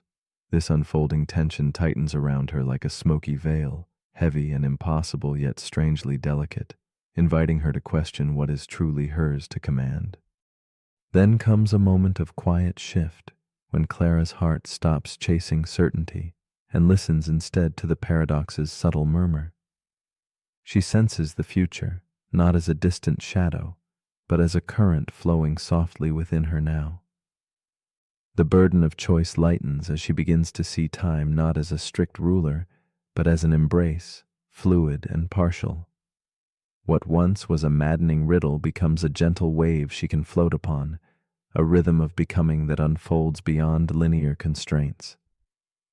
In this moment, Clara glimpses a deeper truth, that perhaps the threads of future and past entwine to form a meaning that transcends simple answers, one woven with acceptance and quiet wonder.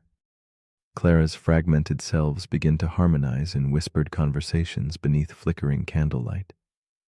Each part of her, seeker, skeptic, dreamer, listens patiently to the others, weaving a new narrative not bound by the strict laws of cause and effect.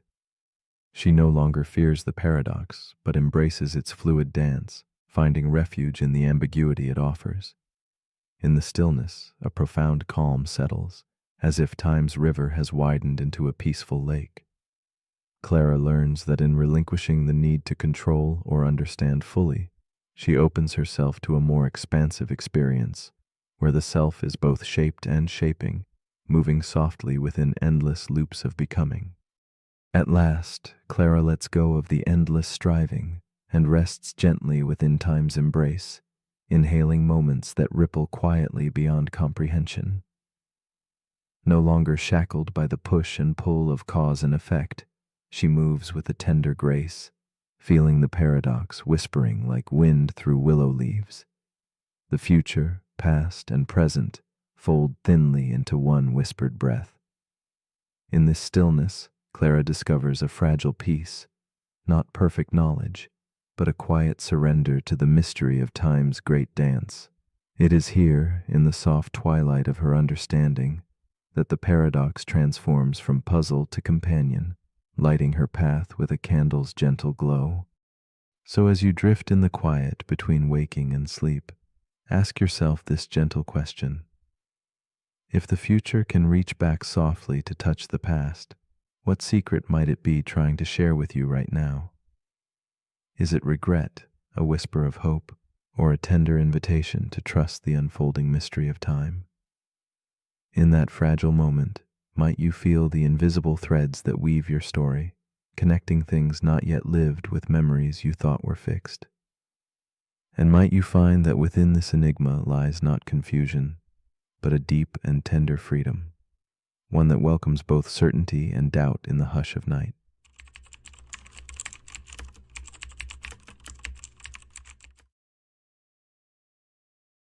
The paradox we are about to explore is called the dreamer's paradox. It begins in a silent forest, a place where leaves seem to shimmer with unseen light, and the wind hums an ancient, secret song. This space feels as vivid as any waking moment, alive with sensation and quiet truth. Yet it slips away the instant awareness returns. We ask ourselves, in this delicate boundary between dream and waking, what it means to truly be awake. The dreamer's paradox lingers like a mist, questioning where sleep ends and reality begins, and how fragile that line can be, inviting us to wonder if we might still be dreaming even now. Imagine a world crafted entirely by your mind, so convincing that your senses believe it fully real. This world bends and shifts, following rules that sometimes falter and quietly dissolve beneath your awareness. Some moments challenge your certainty, with clocks that never tick rightly or corridors that stretch endlessly. The dreamer's paradox whispers that what we hold as stable, waking life is as delicate as the dream itself, a fragile construct that could be questioned at any moment. It asks if consciousness is truly anchored, or if, like a candle's flicker, it dances between realities, never quite fixed, but always alive in the uncertain shadows. Meet Elise, a woman caught between the edges of sleep and waking. She walks through her own shifting forest, the leaves shimmering under moonlight, each step both grounded and unreal. In her dreams, the forest feels lush and infinite, but each awakening scatters those vivid visions like fragile dust. Elise feels a tender ache, the warmth of a place remembered and lost, and a lingering question that hums beneath her skin. Who truly inhabits these worlds? Is she the dreamer lost in waking, or the awake one wandering through dreams? Her story embodies the dreamer's paradox, a gentle tension between two worlds where certainty slips like water through fingers. Elise's life moves softly in quiet moments between dusk and dawn, where sleep and wakefulness blend seamlessly like falling shadows. In the waking world, she carries the echo of forests long vanished, a haunting beauty wrapped in silence. Each morning her heart holds a fragile hope that she might grasp the meaning hidden in her dreams, but that hope is always shadowed by a whispered doubt. The restless dance between what feels real and what is known leaves her both swollen with wonder and laced with a quiet loneliness. Draped in the soft twilight of not knowing, she becomes a silent witness to her own presence, suspended between worlds. The paradox deepens as Elise tries to capture the dream's essence, writing fragments of forest and shimmering leaves in journals by candlelight. Each sentence is a delicate thread, but the dream resists capture, always slipping away into waking light. As she chases the shape of memory, moments of lucidity flicker. There she touches the possibility of control, bending the dream like a gentle breeze, flying effortlessly or walking underwater. Yet even this power is fleeting. The dream reforms beyond her grasp, revealing the fragile boundary she treads. Elise feels the ache of paradox. the simultaneous power and elusiveness of consciousness, created and creating in worlds both real and imagined. Late nights grow thicker with questions that crease her quiet mind. If she can be conscious inside a dream, what makes waking consciousness any more authentic?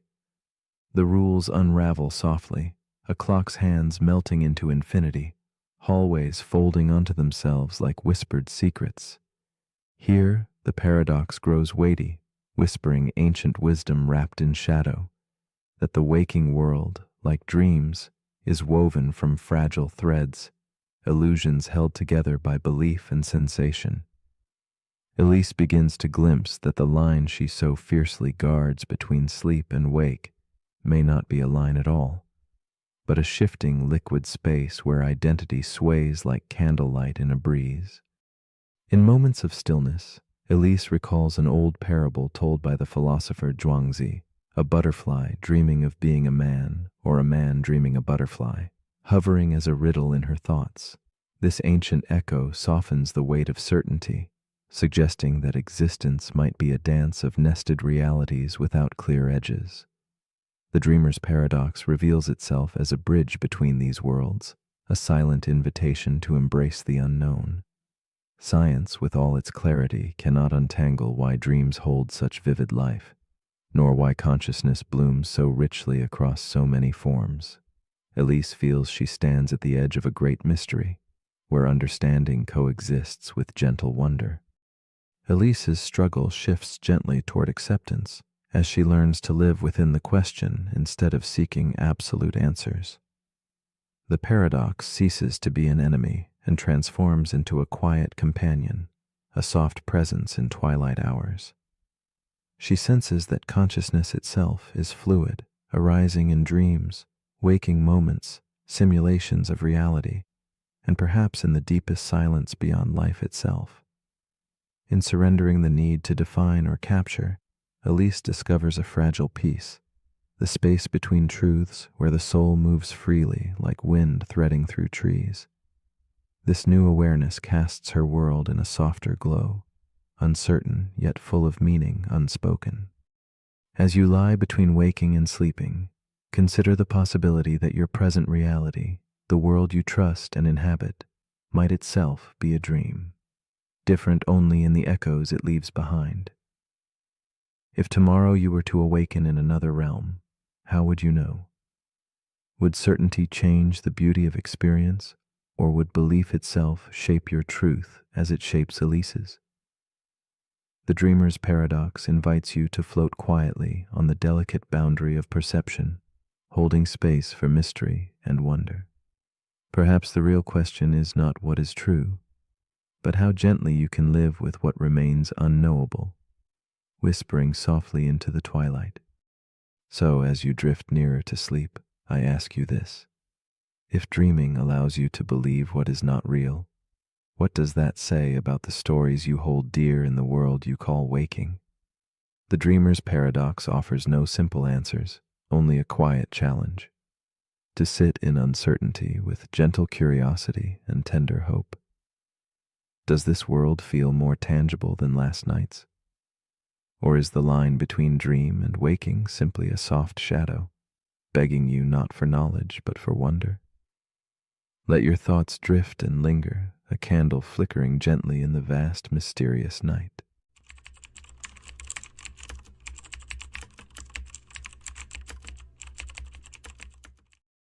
The paradox we are about to explore is called the Big Rip Paradox. It whispers a haunting truth about the cosmos, a vast stage where everything we know, from galaxies to atoms, is drawn apart by an invisible force growing ever stronger. This paradox doesn't live in distant imagination, but in the very fabric of space itself, challenging our understanding of permanence and stability. It makes us question the unseen laws that hold existence together and asks quietly, can something so immense unravel before our eyes? And if it does, what does it mean for those who watch from within? The Big Rip Paradox beckons us to peer beyond familiar horizons, where knowledge chases something recessive, forever slipping away into darkness. Imagine a cosmos expanding without end, its edges ever receding like the slow retreat of a tide under an ominous sky. The acceleration quickens, relentless and unyielding, stretching everything, from the grandest galaxies to the smallest particles. We anchor ourselves to the notion that space and time are constants, eternal frameworks into which our lives unfold. Yet the paradox unsettles this belief, revealing that these foundations are fragile, transient.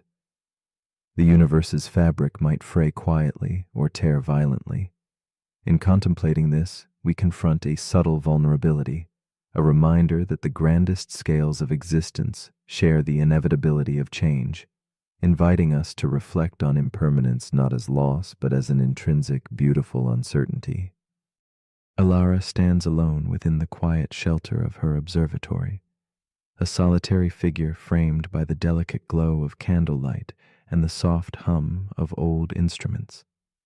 Through her telescope, she watches galaxies dance on the edge of mystery, logging the silent retreat of these distant worlds. Night after night, her gaze follows their flight. Not a gentle drift, but an accelerating escape, as if the universe itself is pulling them beyond reach. Alara feels a swelling mixture of awe and sorrow, knowing she witnesses a cosmic farewell. Her watchful eyes, filled with longing, become a mirror of the paradox itself, a vigilant heart chasing dreams, slipping further from grasp. As weeks fold into one another, Alara's silent vigil deepens. The journals on her desk brim with precise notations and careful sketches, a testament to her commitment to the unraveling cosmos. She experiences a quiet ache, a heart stretched taut between hope and helplessness. Each vanished galaxy is a whisper of loss, not simply a star vanishing behind shadow, but slipping into an unknowable void, carrying away the very promise of the future.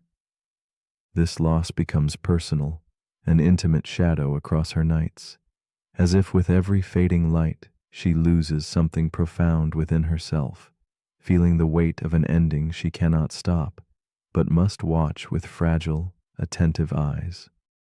The distance between Alara's telescope and the fleeing galaxies grows faster with each passing night, a velocity that transcends light, escaping even the grasp of gravity.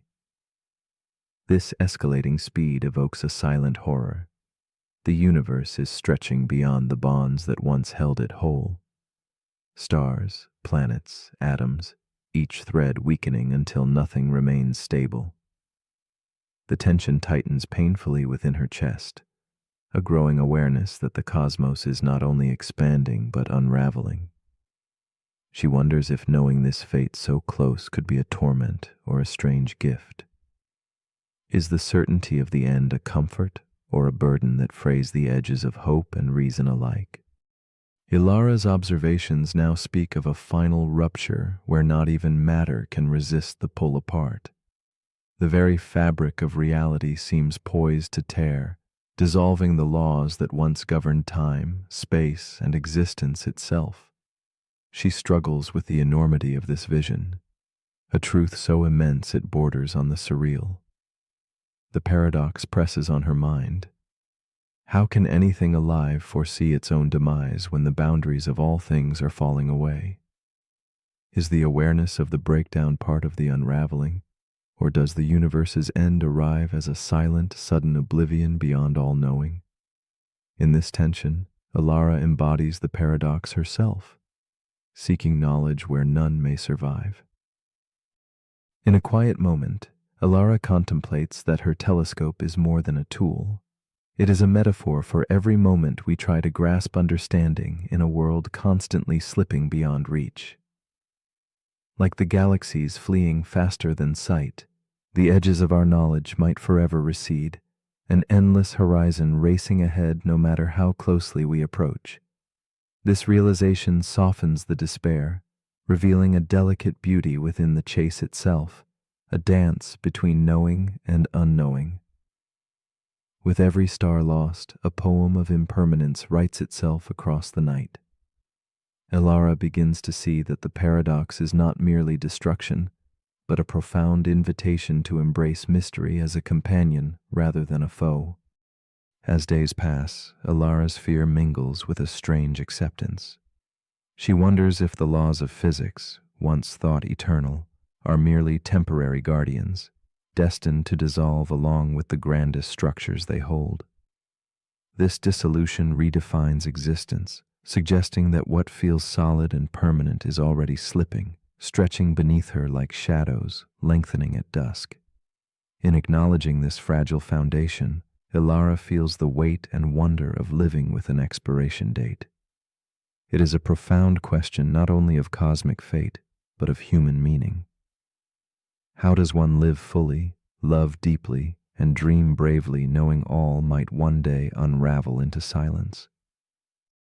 In that suspended moment, Ilara looks up from her logs and gazes beyond the fragile panes of glass, lost in thought. If the big rip draws near, will awareness endure until the very edge? Some say the end will come softly, like sleep collapsing without struggle. Others imagine a final crescendo, time tearing at its seams with a scream. Ilara's heart holds both hopes and fears, recognizing the paradox as both threat and revelation. Through her quiet watch, she teaches us that impermanence is woven into the fabric of everything, even the vast galaxies we admire. What remains is how we choose to face the ending, with fear, wonder, or quiet surrender. So here in your quiet moment, beneath a sky still whole and shimmering with stars, ask yourself this: if the universe must one day unravel completely, slipping beyond all sight and sound, will it feel like a sigh, an infinite release, or a scream that shatters the stars? Does the knowledge of inevitable ending make this breath more precious or more fragile? The Big Rip paradox is a gentle reminder that nothing lasts forever, but perhaps within that truth lies a deeper beauty, an invitation to treasure this transient now, to rest softly in the mystery, and to wonder quietly about what might come before the final stretch begins.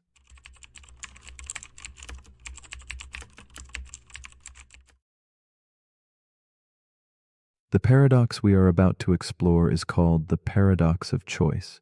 It whispers a strange tale, more freedom, endless options, a sprawling garden of possibilities. At first glance, this seems a gift, a passage to joy and control. Yet beneath the surface, a subtle shadow lingers. The vastness of choice can become a labyrinth, each path beckoning and daunting.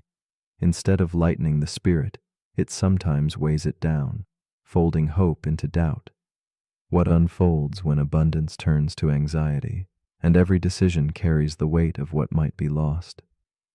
This is the heart of the paradox of choice, a delicate balance where freedom and overwhelm entwine, inviting us to pause and listen closely to the quiet ache beneath our yearning for more.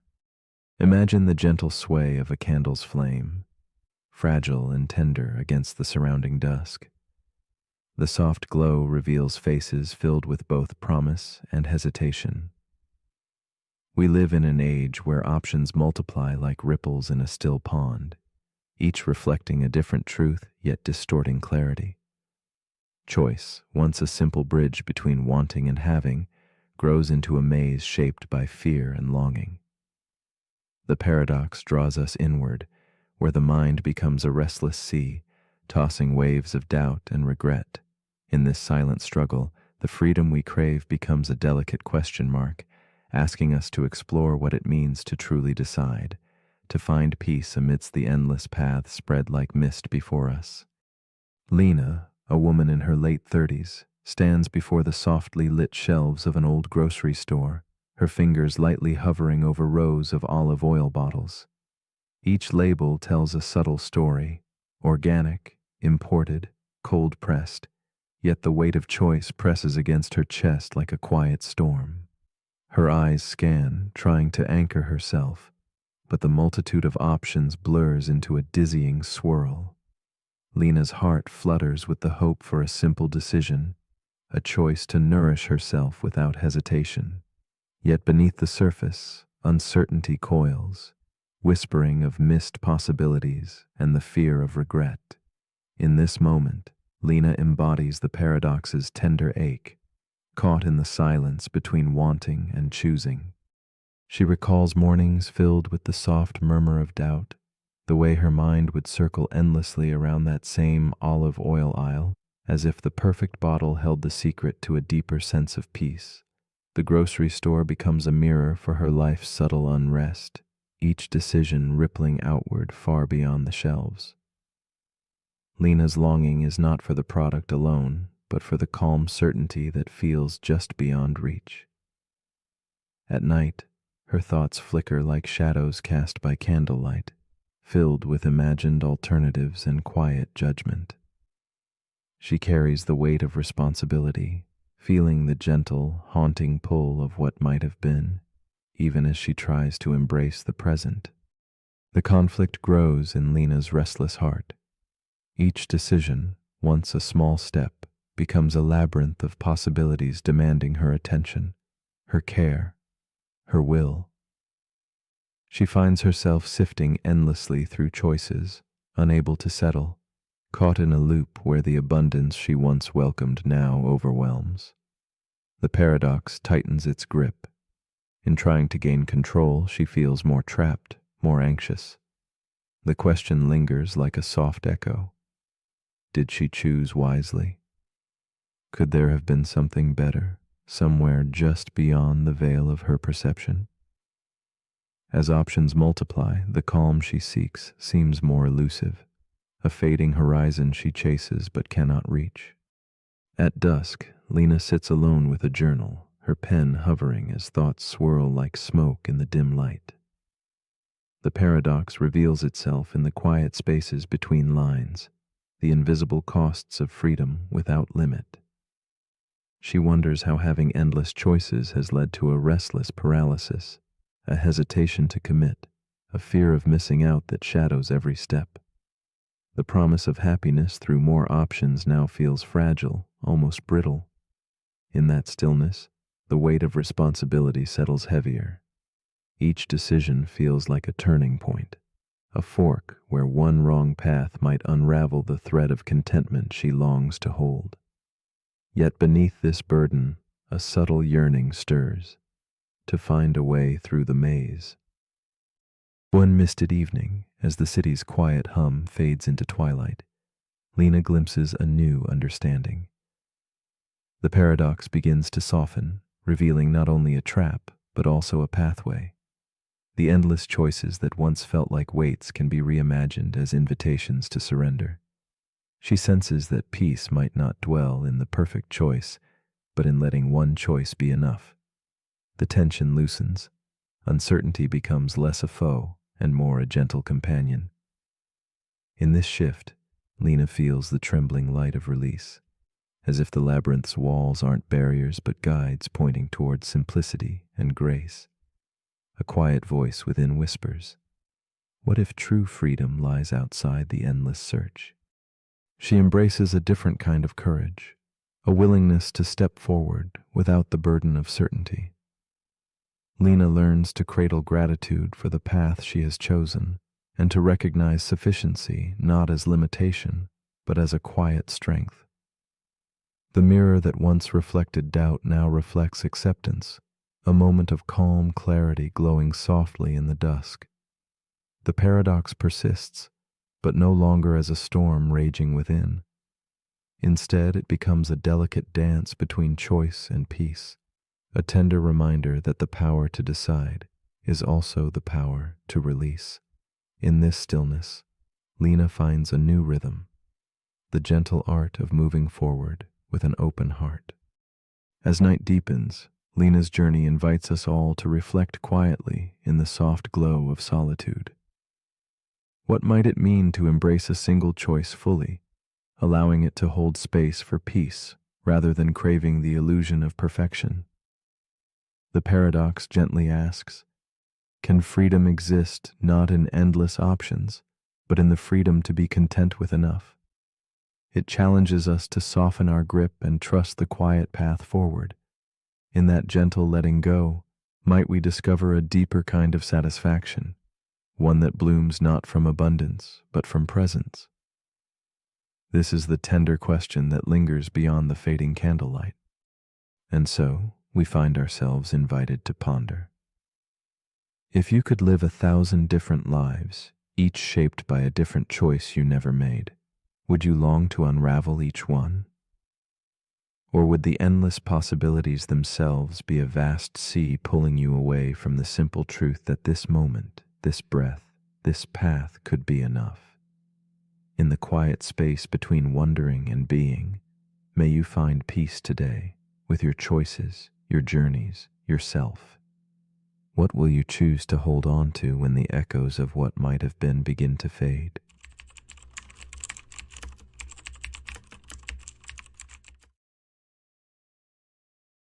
The paradox we are about to explore is called the simulation paradox. It begins as a whisper of doubt, a soft question echoing through the quiet corridors of thought. What if the world we live in is not the original, but a crafted reflection?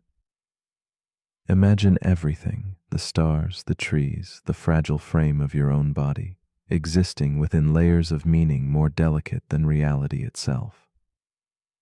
The simulation paradox invites us to step gently into a shadowed room where certainty fades and shadows take shape as truth.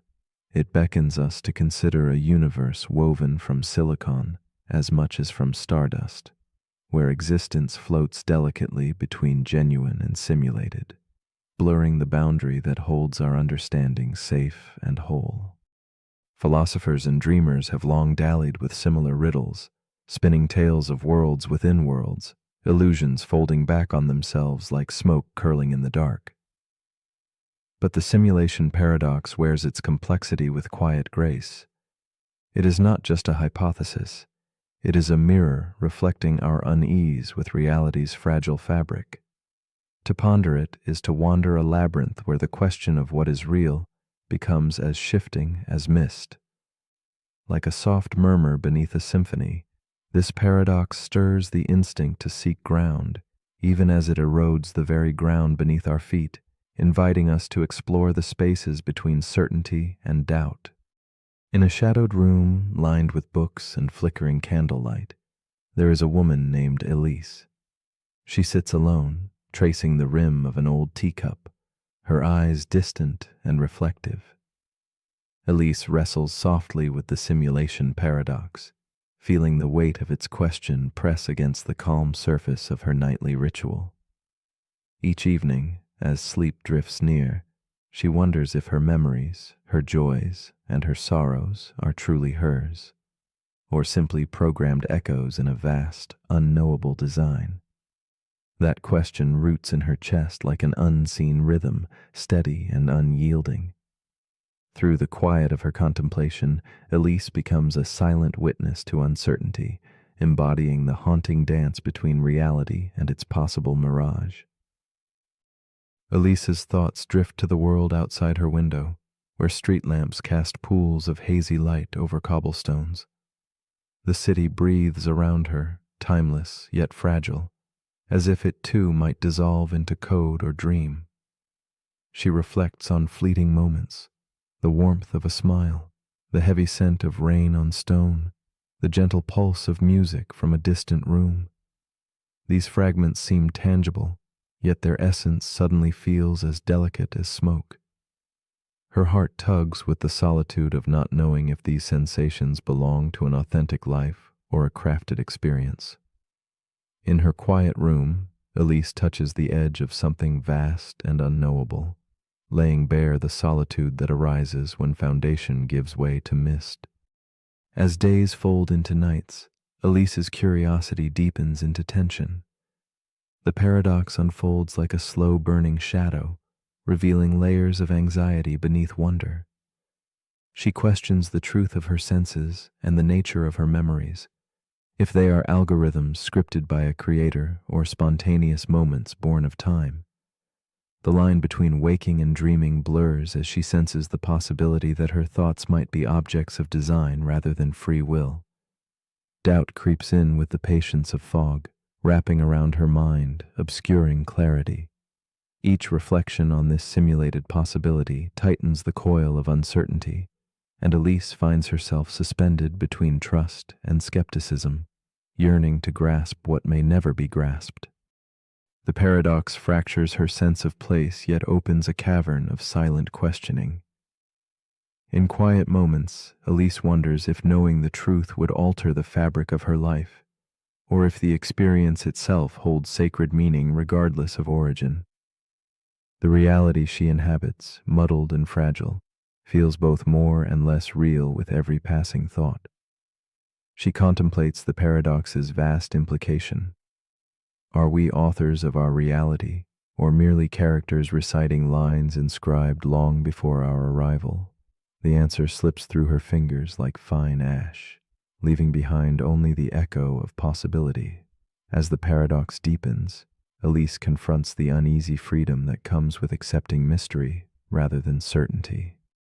In a rare moment of stillness, a shift occurs within Elise's perception. Instead of battling the unknown, she begins to see the paradox not as a trap, but as an invitation for empathy, for wonder, for grace. The question of simulation morphs from a riddle to a gentle companion, reminding her that whether the world is coded or natural, it is the experience of living, feeling, and breathing that holds weight.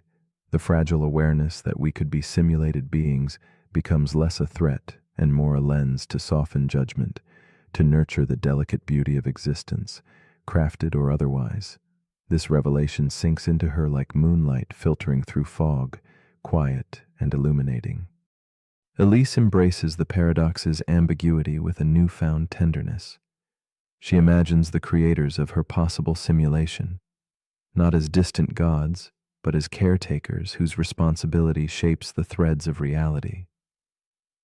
At the same time, she wonders about her own role, a creator in waiting, poised to generate new worlds brimming with consciousness and fragile dreams. In this web of existence, lines of responsibility and care weave intricately, inviting each observer to recognize their part in constructing meaning. The paradox collapses time and space, blending past and future, real and imagined, into a single moment of profound connectivity. Through this contemplation, Elise finds a quiet peace in the shared mystery. As the night deepens, Elise's thoughts settle into silence. She lies down, the gentle glow of a vintage lamp casting soft shadows across worn pages and scattered notes. The simulation paradox no longer demands answers, but invites a quiet surrender. She feels the rhythm of breath, the subtle pulse of her heartbeat, and the steady dance of consciousness unfolding in stillness. The world, whether stitched from atoms or pixels, becomes a canvas for presence and experience. In this space between questioning and knowing, Elise discovers an unexpected comfort, that reality's essence may reside not in absolute truth, but in the fleeting, precious act of simply being here, now. If this world you inhabit were revealed to be a simulation, would it change the way you live? Would the certainty you seek dissolve? Or would life itself deepen in beauty and mystery? Might the knowledge of crafted origins invite more compassion, curiosity, or grace? Or could it unsettle the fragile balance of meaning you hold dear? As you drift toward rest, allow these questions to quietly swirl without demand for answers. For perhaps the true paradox lies not in where we are, but in how deeply we choose to engage with the experience itself, awake or asleep, real or reflected, simply present in the quiet of a world that feels both strange and familiar.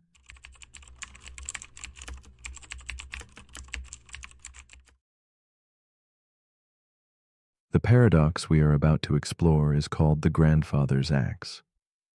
Like a whisper from the past, this old tool stands as a silent witness to time's careful touch. It belongs to a lineage, passed through calling hands, worn but faithful. Yet, as each piece is replaced, the axe's shape and story endure, inviting a quiet wonder. Is it still the same axe, or something transformed beyond recognition? This question weaves gently with the threads of memory, identity, and change, stirring the depths of what it means to remain oneself. The grandfather's axe asks us to look beyond matter, into the intangible spaces where continuity and self quietly meet. Imagine the axe, forged by the hands of ancestors, cradled through seasons of earth and labor. It is both the tool and the tale, familiar and strange all at once. Though its parts wear thin and are replaced one by one, the essence clings to stories told beside aging fires, to the sweat and love engraved in each stroke. The paradox nudges us to ponder whether identity is bound to physical form or to the lingering presence left behind by time. It is a question as delicate as the fading echo of a song once played, now changing yet somehow the same. Meet Elias, a man of quiet habit and steady hands, who inherited his grandfather's axe one autumn evening. He runs his fingers along the worn wood, feeling the grain ripple like time itself. The axe is more than metal and timber. It is a thread connecting him to those long gone yet vividly near. As the handle cracks beneath his grip, Elias stands at a softly illuminated window, realizing that this simple act of repair will alter the very self of the axe he treasures. The weight of change hums in the fading light, stirring a quiet unease within him. Elias watches the cracked handle replaced with fresh timber, a clean, unfamiliar touch enveloping the familiar frame. His memories of his grandfather's stories mingle with the scent of new wood, confusing his heart. This change feels like both loss and renewal. He cherishes the silhouette of the axe, yet wonders about its true nature. Is it still the same symbol of legacy, or has it become something new, unfamiliar?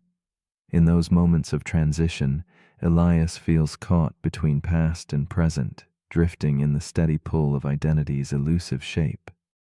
Years unfold, and now the steel head of the axe, dulled by diligent use, is replaced too.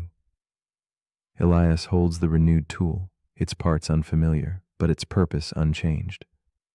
The paradox sharpens sharply within him, a soft ache beneath steady breath.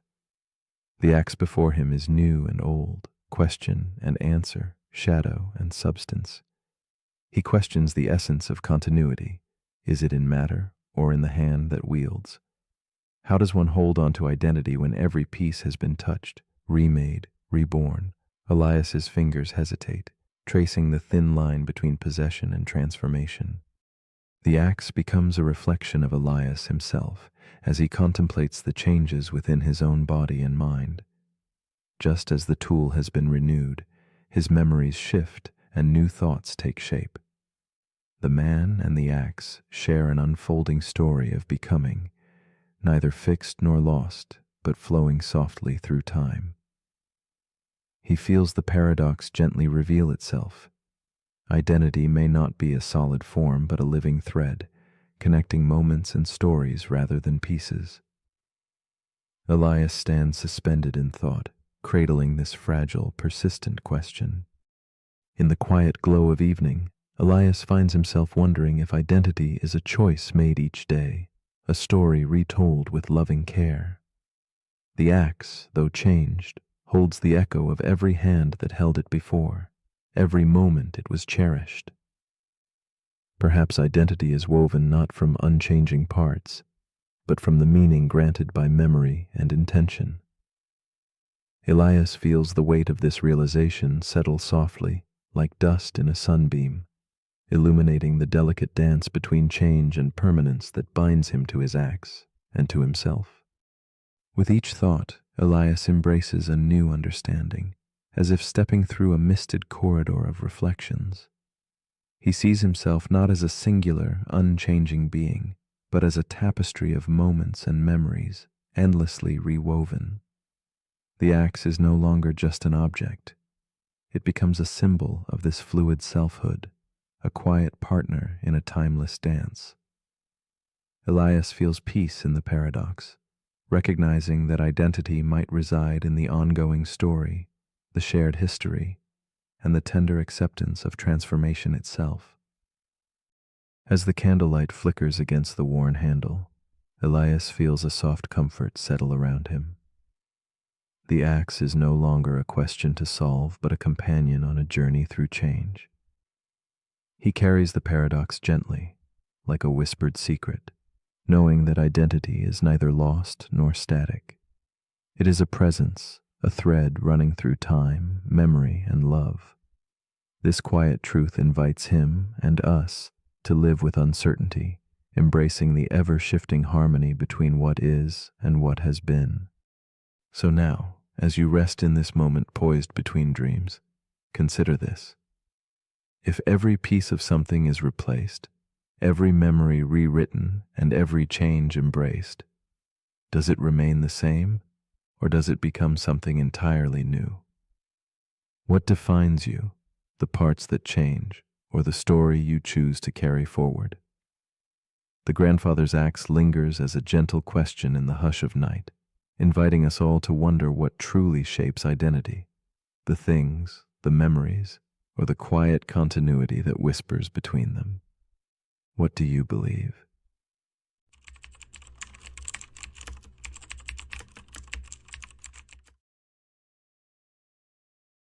The paradox we are about to explore is called the omnipotence paradox. It emerges like a shadow cast by the very notion of limitless power, an innocent question that folds back on itself, unraveling certainty and inviting doubt. Imagine a force so vast it can shape worlds, yet confronted with a simple riddle. Can it create a rock so heavy that even it cannot lift it? This question fractures the idea of omnipotence, revealing the fragile edges of what it means to be all-powerful. It is a puzzle birthed in the twilight between logic and imagination, urging us to reflect on the nature of impossible absolutes, where power, paradoxically, might betray itself. This paradox whispers to us not just about gods or myths, but about the very limits that bind meaning and existence.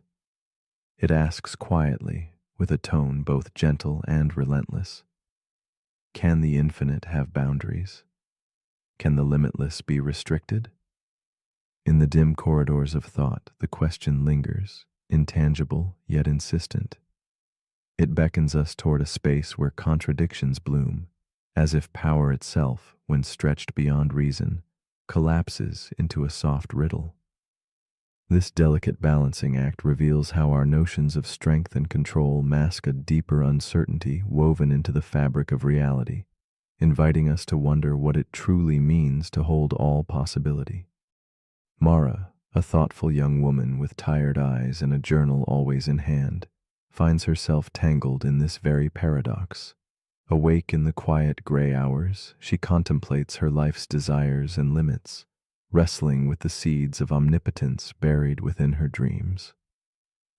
Mara dreams of infinite choices, each path a radiant thread stretching into foggy distance, yet feels shackled by invisible forces. The weight of endless possibility presses upon her chest, like a silent stone she cannot lift. In this moment suspended between hope and despair, Mara embodies the riddle, caught between yearning for unbounded power and the shadows of inevitable constraint. She walks past deserted streets, under lamplights glowing like fading stars, her breath misting in the cold. The journal clutched in her hands records questions no one else seems to ask. Can true freedom exist when the chains are invisible? Does possessing every choice bring liberation or a veiled imprisonment? Mara's world blurs between ephemeral dreams and creeping reality, each step echoing a silent struggle. Her solitude deepens the ache, a quiet, profound loneliness born of holding impossible contradictions too close. Through delicate reflections in cracked mirrors, she glimpses not just herself, but the mystery surrounding all who grapple with the elusive horizon of enough. The paradox tightens its grip as Mara confronts the tension within. If she could do anything, would she still feel powerless? The infinite options paralyze her spirit, each choice fracturing into more choices, a labyrinth without end. She wonders if true strength lies in gaining more freedom or in wielding restraint. The burden of responsibility weighs like lead on her shoulders, blurring the line between mastery and surrender. Mara questions if omnipotence might demand a sacrifice, the willingness to accept limits she cannot break. This struggle unfolds quietly, a dance of shadows in the flickering lantern light, where power bends not toward fulfillment, but subtle surrender. Mara experiments with wielding her will, imagining she could invent laws even she must obey, redefining what it means to be free. She dreams of creating boundaries that paradoxically enlarge her realm. Yet the tighter she pulls these invisible chains, the more they echo with both power and restraint, a silent symphony of control and release. The rock she cannot lift is not a burden, but a profound symbol, a testament to wisdom cloaked as limitation. As dusk merges with night, Mara begins to see how this paradox is not a trap, but a delicate balance, where true omnipotence may dwell not in sheer force, but in the grace of embracing what cannot be overcome. One night, beneath the pale gaze of moonlight spilling through a cracked window, Mara experiences a quiet revelation. The paradox no longer feels like a prison, but a mirror reflecting the complexity of existence itself. She senses that power and limitation do not stand as enemies, but as intertwined threads of a greater tapestry. The question of whether to lift or surrender the unseen rock transforms slowly into an understanding that strength can manifest in choosing not to act. This silent epiphany carries the weight of eternity, an invisible truth softening the harsh edges of absolute control and inviting Mara to rest in the fluidity between force and grace. In this newfound light, Mara perceives her own struggles as echoes of the omnipotence paradox, seeking mastery yet marred by unseen boundaries. She learns to listen deeply to the quiet places where power dissolves into acceptance, where resistance bends toward compassion.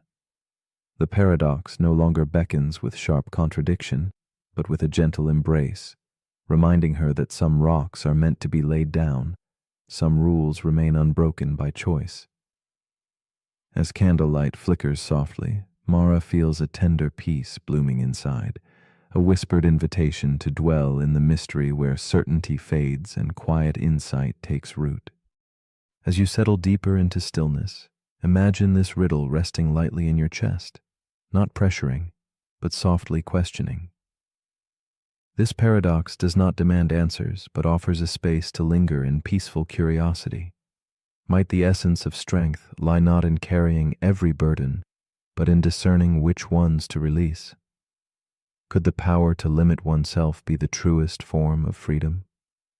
The omnipotence paradox unfolds as a gentle challenge to ponder where your own strength arises in doing everything or choosing when to let go. It invites a quiet reflection on how we hold power within our lives and what it means to rest in the unknown. And if you find yourself still awake, wrapped in the silent folds of this question, consider this. If a being can do anything, could they create a world where their own power does not reach? And if such a place exists, does that diminish their strength or redefine it? Perhaps true omnipotence is not about endless control, but about embracing the paradox of limitation, the poetry of contradiction.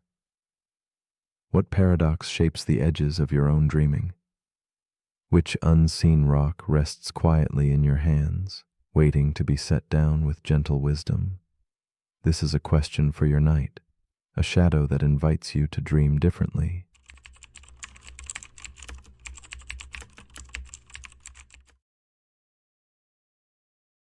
The paradox we are about to explore is called the birthday paradox. It emerges quietly, like a whisper in an empty room filled only by the shifting shadows of 23 souls. No magic unfolds here, no grand illusions, only the curious, subtle fact of shared birthdays among strangers. This paradox curls gently around reason, unsettling the calm logic we hold about chance. It hints at unseen connections, weaving invisible threads in the fabric of coincidence, prompting us to question what feels certain in our minds. In the soft silence, the birthday paradox waits patiently, inviting us to perceive the unexpected possibilities hidden in the ordinary. Imagine a room that seems still, a calm space where 23 people gather without ceremony or agenda. Each person carries their own story, their own quietly marking day amid the 365 rhythms of the year. The paradox rests in this simple setting. Why does such a modest group bear the uncanny odds that two share a birthday? Our intuition, fashioned by solitude and singular comparison, tells us these odds should be scarce. Yet, beneath the surface, a different truth pulses, a truth shaped not by lone reflection, but by the countless intersections where lives overlap and time folds neatly back on itself. Among these strangers, there is Clara, a young woman tucked in a faded leather coat, her eyes tracing the candlelight on the walls. The paradox lands softly on her, stirring a quiet wonder she cannot name. In that room of 23, Clara wonders if her own birthday drifts unnoticed among others like a lone note in a muted symphony. She feels the subtle tension between her private awareness and the collective dance around her. The idea that another might share her day is both strange and strangely comforting, a secret invisible yet palpably there. Clara's thoughts unfold like ripples on a dark pond, reflections of her solitude mingling with the crowd. She begins to trace the invisible connections, the smile exchanged, the side glance, the unnoticed brush of presence, and senses how each small moment carries the weight of possibility. Loneliness softens in this quiet contemplation, replaced by an intimate web of shared existence. Her heart acknowledges an unspoken kinship, a gentle reminder that even strangers are part of a hidden harmony, tied together by more than chance or random days on a calendar. But the paradox also unsettles her, planting seeds of doubt and unease.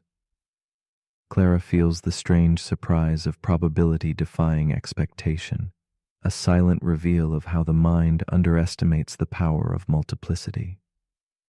In her solitude, she confronts the limits of intuition, how it falters before the exponential weave of relationships and comparisons. The more faces gathered in the room, the more chances for coincidence multiply quietly but tremendously, like shadows stretching beyond the room's edges. Clara feels the delicate tension between what she understands and what remains hauntingly elusive. The odds, a whisper in the quiet room, climb relentlessly with each new presence. Clara watches as the probability blooms far beyond her imagination, from that first flicker beneath 50% to an almost certain certainty with 75 souls.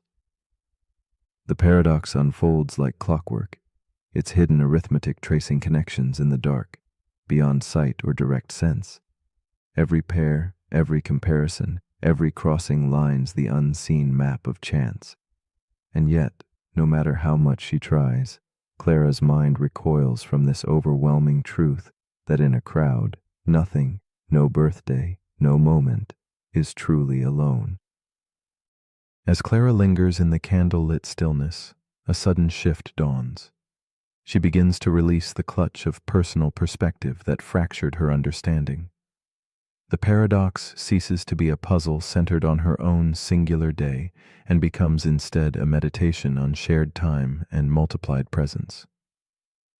She senses the quiet grace of countless collisions between lives, where probability transcends numbers and hints at the vast, intricate design woven beneath everyday moments. Clara's heart opens ever so slightly to a larger story, where invisibility and coincidence dance subtle and boundlessly. Then, a new understanding flows in like soft moonlight, an awareness that the birthday paradox whispers not only about birthdays, but about how hidden connections sculpt reality in delicate surprise. It blooms in moments of luck, in whispered chances, in uncanny meetings that feel like fate. Clara feels these threads extending beyond the room, reaching outward into the vast, textured weave of existence itself. She realizes that what seems impossible or rare is often quietly present, nestled in the spaces between logic and feeling, waiting for recognition rather than proof. Clara's restless pondering softens into calm acceptance. She lets the need to control or fully understand dissolve into the quiet dark of the night. In this peaceful surrender, the paradox no longer teases her with confusion, but gifts her a contemplative space to wonder quietly at the beauty of hidden patterns.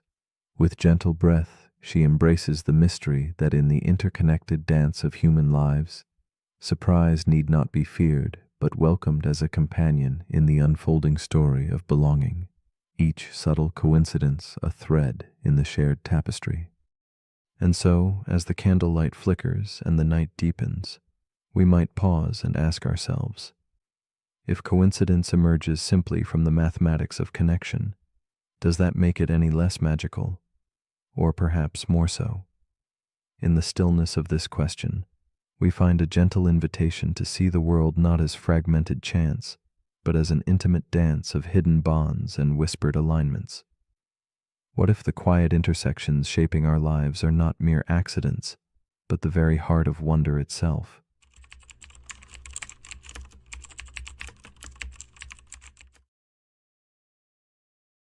The paradox we are about to explore is called the mirror room paradox. Imagine a place where every surface captures and reflects you endlessly. Walls, floor, ceiling, each one sending back the image of yourself multiplied without end. It is a space where you might lose sight of where you truly stand, because reflections glide and mirror your movements with perfect precision. Yet, what if one of those countless images shifts, ever so slightly, out of sync? A blink too soon, a nod never made. This surprising moment fractures certainty, calling into question which is the original, which is the copy.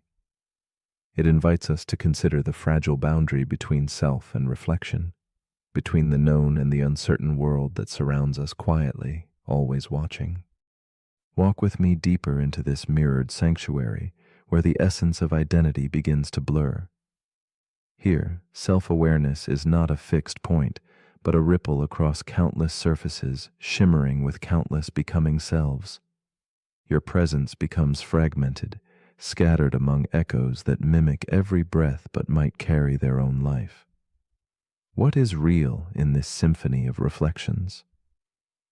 The paradox presses gently on the soul's tender edge, asking whether authenticity resides solely within the body holding a physical form, or if it might also emerge in the silent spaces between images, in the shifting illusions themselves. In this place, the self is both multiple and singular, elusive yet undeniable. Meet Estelle, a woman draped in shadow and candlelight, standing at the center of this labyrinth of mirrors. She watches herself fracture endlessly, a figure caught between certainty and doubt. Tonight, as quiet as a whispered secret, one reflection blinks before she does, a subtle betrayal in perfect synchronization. Her heart stills. In this unsettling pause, Estelle wonders if she is the original, or if she has become just another echo lost among infinite selves. The mirrored room holds her suspended, each reflection a ghostly twin caught in moments that are almost her own. Through her eyes, the paradox is not merely an idea, but an intimate and haunting experience. Estelle's story unfolds quietly, like soft footsteps across a forgotten floor. She moves through the reflection room, searching not just for truth, but for herself, threading through shifting images that both comfort and unnerve.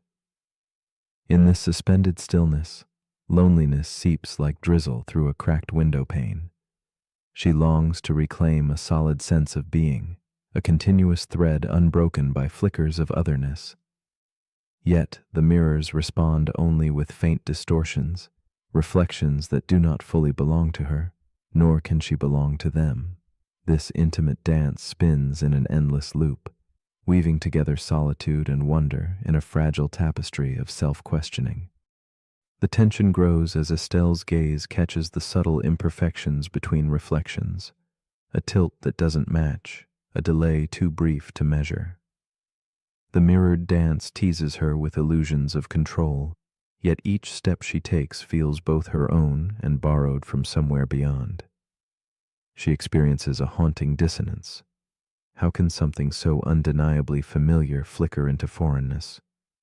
Layers of time coil accordion-like, reflections that might be moments past, or ghostly glimpses of futures not yet born.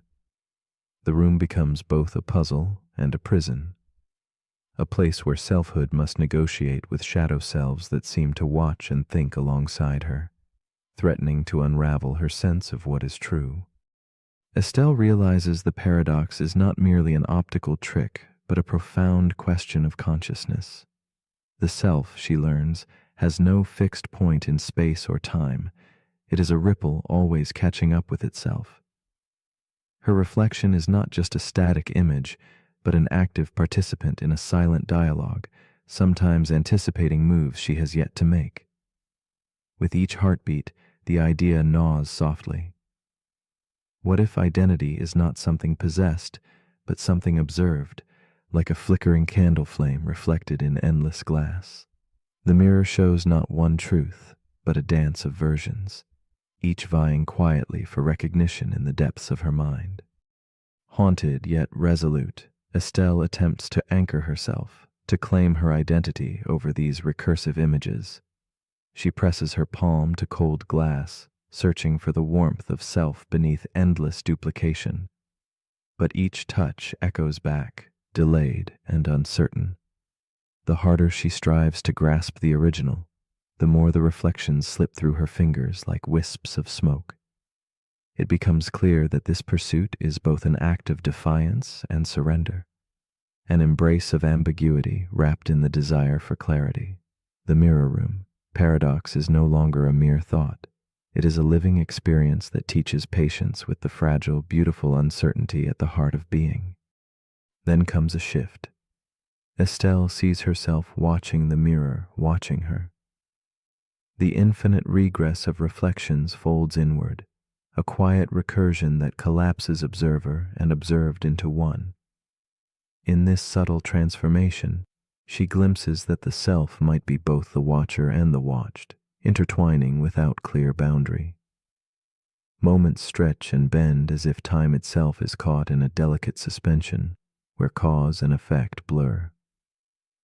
This realization does not answer the questions, it deepens them, and yet it offers a strange peace.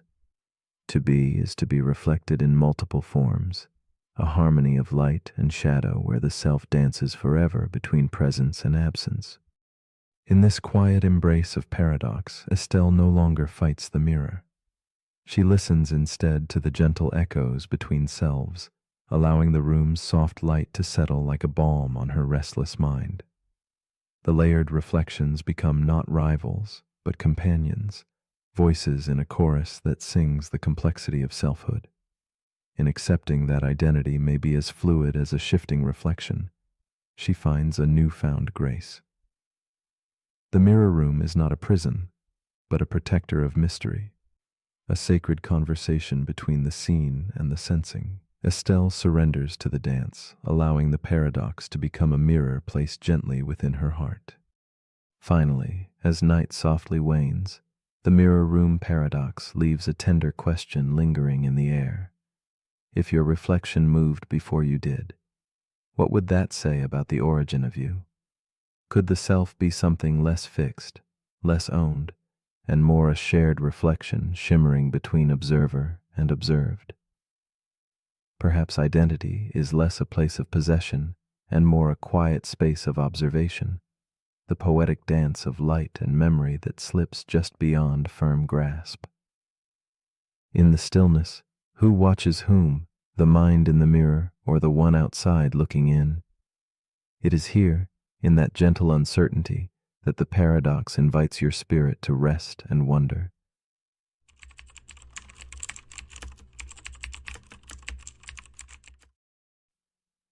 The paradox we are about to explore is called the dictionary paradox. Imagine opening a book where every word tries to explain another, yet each explanation only leads you deeper into a maze of words. This endless circle challenges the trust we place in language, our closest ally in thought and understanding. Like a labyrinth of mirrors reflecting definitions back and forth, the paradox asks us to pause and wonder, where does meaning begin when every word depends on another to make sense? It is a gentle reminder that beneath the surface of language lies a quiet uncertainty, inviting us to look beyond words and search for something more subtle, more ephemeral, a ground where meaning might truly rest. At first glance, dictionaries appear as serene vessels of clarity, offering order amid the chaos of language. Yet, beneath their calm pages stirs a restless dance of words, endlessly defining each other without a final anchor. This cyclical nature whispers of a delicate tension between knowing and not knowing, capturing the essence of a puzzle concealed in plain sight. It reveals how language, though our scaffolding for thought, can also be a hall of echoes where meanings shimmer just out of reach. Within this silent interplay, the dictionary paradox unfolds, inviting us to reflect on the fragile web of understanding suspended between words that both illuminate and obscure the truth they seek to hold.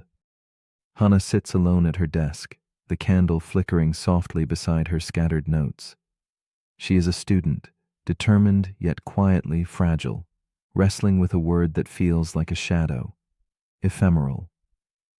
Opening her worn dictionary, she reads its definition, lasting for a very short time. The answer seems simple, but her mind lingers, caught not in the word itself, but in the words that surround it. As she turns the page again and again, she traces the threads of each definition, puzzling over the meaning behind lasting, then period, then length of time. In this quiet, suspended moment, Hannah is both seeker and prisoner, circling through words in a search for a door that might lead beyond the book. The hours deepen around Hannah, the lamplight softening the edges of the room. Her brow furrows with growing unease as she finds herself drifting further into the web of definitions.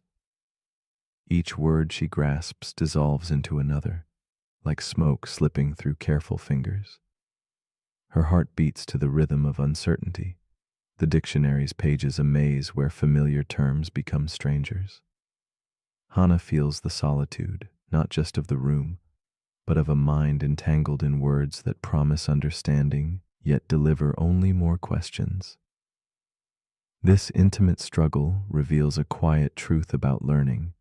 Sometimes, the clearer the search for meaning, the thicker the fog that gathers around it. As minutes turn into an elusive measure of time, Hannah's pursuit morphs into a silent reverie of circularity. With each new lookup, the dictionary becomes a hall of mirrors reflecting definitions endlessly back to her. The paradox tightens its grip. Clarity recedes like a distant shore. She senses the words weaving a subtle snare, proving both presence and absence in their whispered promises.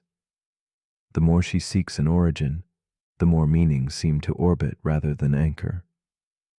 In this gentle imprisonment, the dictionary paradox reveals itself not as a flaw, but a profound feature. Language as a system that defines itself through itself, a dance where beginnings and ends merge indistinctly into one another. Hannah's quiet frustration entwines with a growing awareness. Language, her trusted companion, now reveals its enigmatic nature. Meanings arise not from isolated words, but from the network they inhabit. The dictionary, she realizes, is less a fountain of certainty and more a map of interwoven concepts, a landscape where each term points to another, as if saying, meaning lives here, but only with company. This revelation does not dissolve her questions, but softens their edges, inviting Hannah to accept a new understanding, that words gain life through their relationships and usage, not from solitary definitions stamped in ink. In the flickering candlelight, Hannah contemplates the limit of definitions, realizing that some concepts elude capture no matter how fervently she traces their lines. Abstract words like freedom, truth, or ephemeral resist neat containment. She understands the dictionary's pages record echoes of meaning, not meaning itself. It is like chasing shadows cast by flickering flames, visible yet intangible, familiar yet ever slipping from full grasp.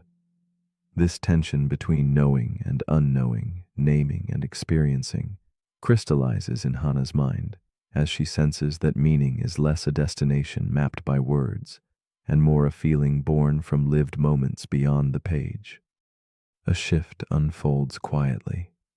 Hannah flips through the dictionary no longer as a captive to its cycle, but as an observer of its design. She sees the paradox reflecting the deeper way knowledge grows, through layers that rest on one another without absolute foundations. Just as a building leans on its beams, so does meaning lean on experience, context, and use. In this lucid moment, she understands that the dictionary's endless loop is both a limit and a grace, a reminder that language is a living, breathing web, connected to the world by individual knowing and shared history, rather than a solitary lighthouse shining in unambiguous truth.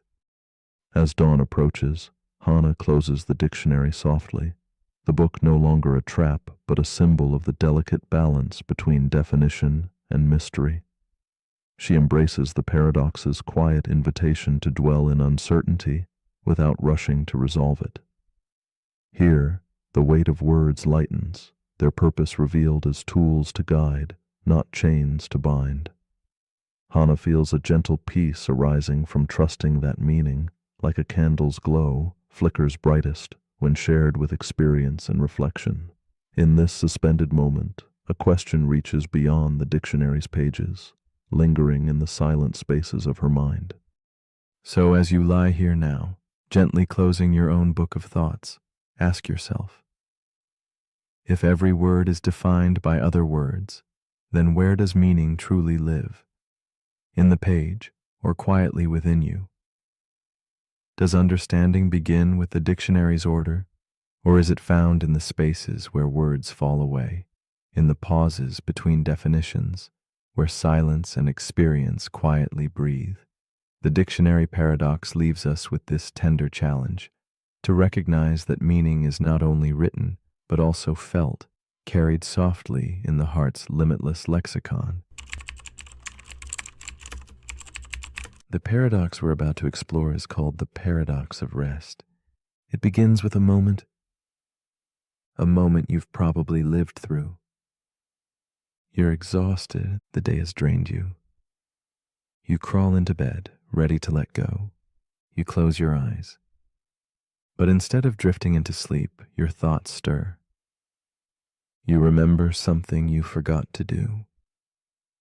You think about tomorrow. You adjust your pillow. You shift. You sigh. The harder you try to rest, the further rest seems to drift away. That's the paradox. The harder you work to relax, the more tension you create. You focus on sleep, but that focus sharpens your awareness. You try to slow your thoughts, but that effort makes them louder. You attempt to be still, but your mind begins to race. This is the paradox of rest, the idea that rest cannot be forced, only allowed, and that trying to control stillness defeats the stillness itself.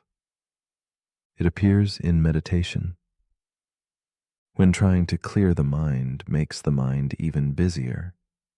It appears in performance, when athletes overthink movements that should flow on their own. It appears in daily life, when chasing calm creates pressure, the pressure to feel calm.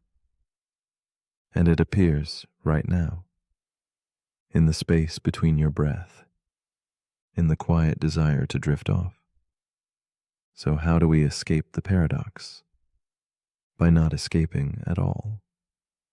by surrendering the need to rest in order to truly rest, by loosening our grip on sleep so that it can find us naturally. There's a saying in Eastern philosophy: muddy water clears itself when left alone. You don't need to stir it. You don't need to fix it. Just let it settle. Let rest arrive, like a leaf falling on still water, not because you demanded it, but because you allowed it. This paradox teaches us that rest is not a goal to achieve.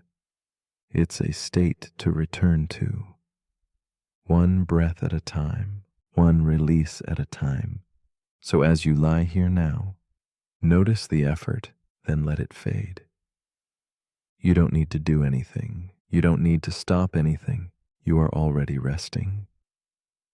Even if your mind wanders, even if sleep hasn't arrived, stillness begins the moment you stop chasing it.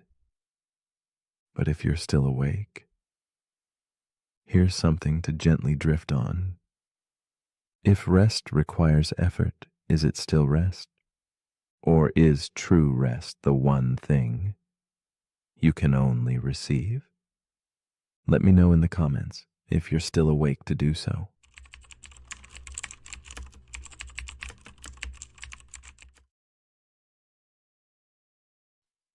The paradox we are about to explore is called the teletransportation paradox.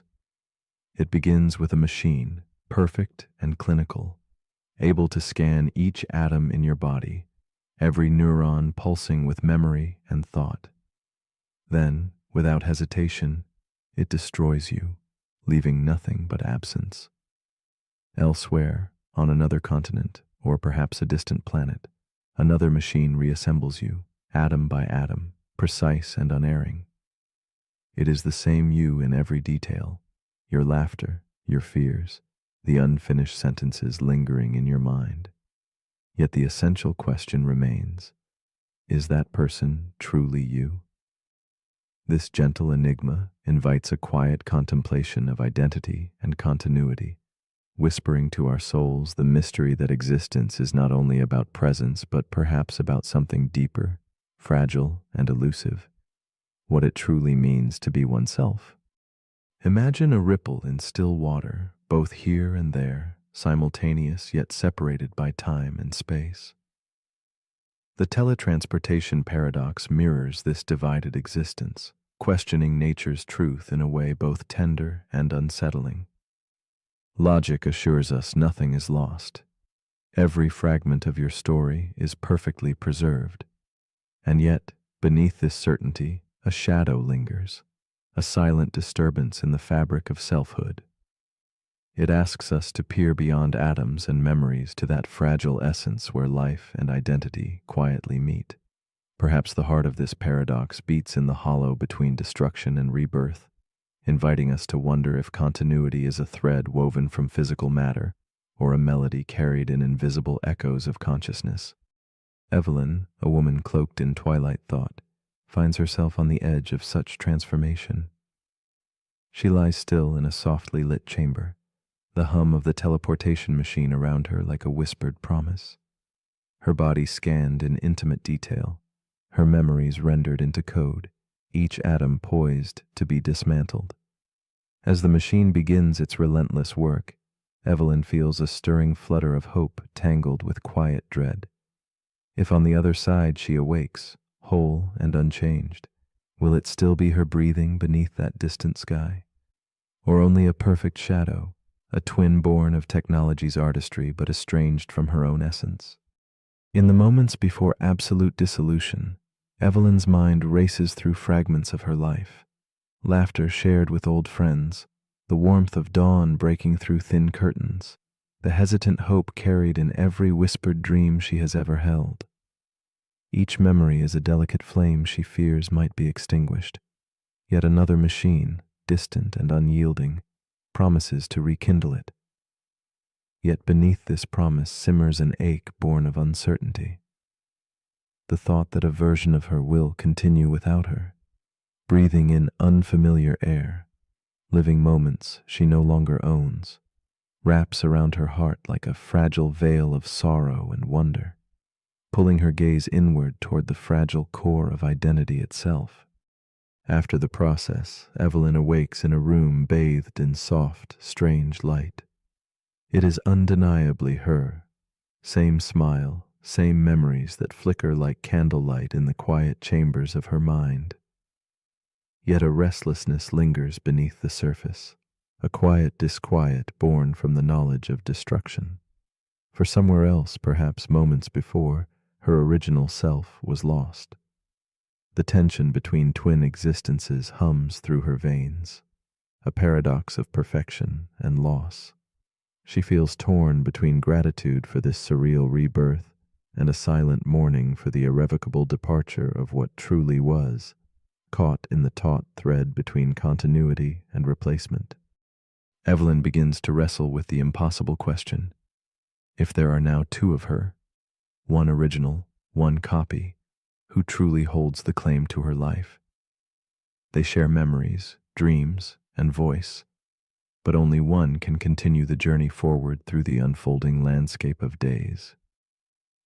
This eerie doubling fractures the familiar sense of self, making her feel like a story told in two voices, both certain of their authenticity. This rift unsettles the very ground beneath her feet, provoking contemplation about uniqueness and the essence of being. Does identity reside in physical substance, in continuity of experience, or in something yet more elusive, treading quietly beyond understanding?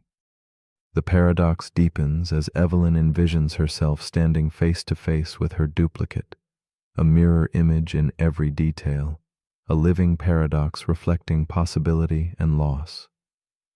They share the same past, yet only one future unfolds. In this strange dance of selves, the weight of survival shifts from flesh to question. Do we believe in a soul, a thread of awareness that cannot be copied? Or are we fragile patterns of information, endlessly replicable yet uniquely fleeting? Evelyn feels the surreal pull of this dilemma like a silent melody tracing the outlines of her existence, asking, what truly defines the self when the familiar breaks into multiplicity? As days flow quietly onward, Evelyn's perspective begins to shift. Instead of fearing the shadow of replication, she allows herself to dwell in the subtle poetry of impermanence and connection. Perhaps uniqueness is not solely defined by unbroken continuity, but by the richness of experience carried in each moment. The paradox that once threatened to unravel her sense of self now weaves a delicate tapestry of understanding, where identity becomes less a fixed point and more a gentle unfolding, a dance between matter and spirit, destruction and creation. In this awakening, Evelyn finds a soft peace, embracing the mystery where doubt and wonder converge. Evelyn's journey culminates in quiet acceptance of the paradox as she surrenders her need for absolute certainty. Identity, she perceives, might not be a sealed container, but a fluid river, ever changing and flowing beyond the boundaries of physical form. Whether original or copy, what remains is the intangible essence of being, the flicker of awareness that moves with tenderness through time. This realization invites a tender reconciliation with existence itself, inspiring a trust in life's transient beauty. Perhaps we are neither lost nor replaced, but simply carried forward in waves of consciousness that shimmer softly, always both here and elsewhere, seen and unseen. So as your eyes grow heavy and the world blurs softly at the edges, ask yourself gently, if a perfect copy of you slipped quietly into life, carrying every memory and dream, would it matter to trust them to live your story? Would you awaken as the same soul, or would the meaning lie somewhere beyond waking and sleep? This paradox hums quietly in the spaces between breaths, inviting reflection in the stillness before dreams. What does it mean to be truly you when existence itself can be copied, fractured, and reborn? In this soft twilight of thought, What story do you choose to carry into the quiet dawn?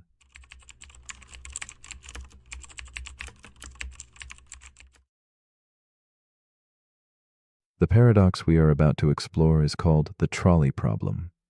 It unfolds quietly like a shadow stretching across a dimly lit platform, simple yet brimming with weight. A single decision lingers in stillness, a choice between action and inaction that neither fully comforts nor releases. Beneath the calm surface of this dilemma rests a profound tension, a fracture line between what is logical and what feels right. Here, morality is not painted in broad strokes, but hidden in small details, where every path holds both consequence and question. The trolley problem invites us to ponder the fragile balance between numbers and ethics, between sacrifice and survival, as if standing alone in night's hush, watching a distant train of fate approach. To step closer into the heart of this paradox is to enter a quiet room heavy with thought, where the mind walks a tightrope between what could be and what should be. The dilemma asks not for easy answers, but for reflective courage, a willingness to meet the unsettling question of value and choice. It is in this stillness that our moral compass wavers, swayed by invisible currents of instinct, empathy, and reason. The trolley problem is less about the act and more about the silent space it carves inside us, where doubt and resolve coexist. It is a mirror held up to our inner workings, revealing the soft edges and sharp corners of human judgment, illuminated by muted candlelight. Meet Clara, a woman standing at the edge of a quiet station as dawn filters through heavy curtains. Before her lies a simple yet crushing choice. 5 figures bound helplessly along one rail, one solitary figure on another. A trolley roars forward, relentless and unforgiving, its whistle cutting through the morning stillness. Her hand hovers near a lever, the weight of possibility pressing down like a stone on her chest. In this suspended moment, Clara's heart races against reason, her being caught between saving many or sparing one. The paradox slips into the fibers of her consciousness, turning abstract theory into raw, breathing reality. Clara's story deepens with the shadows of hesitation coloring her face. Memories intermingle with the immediate present.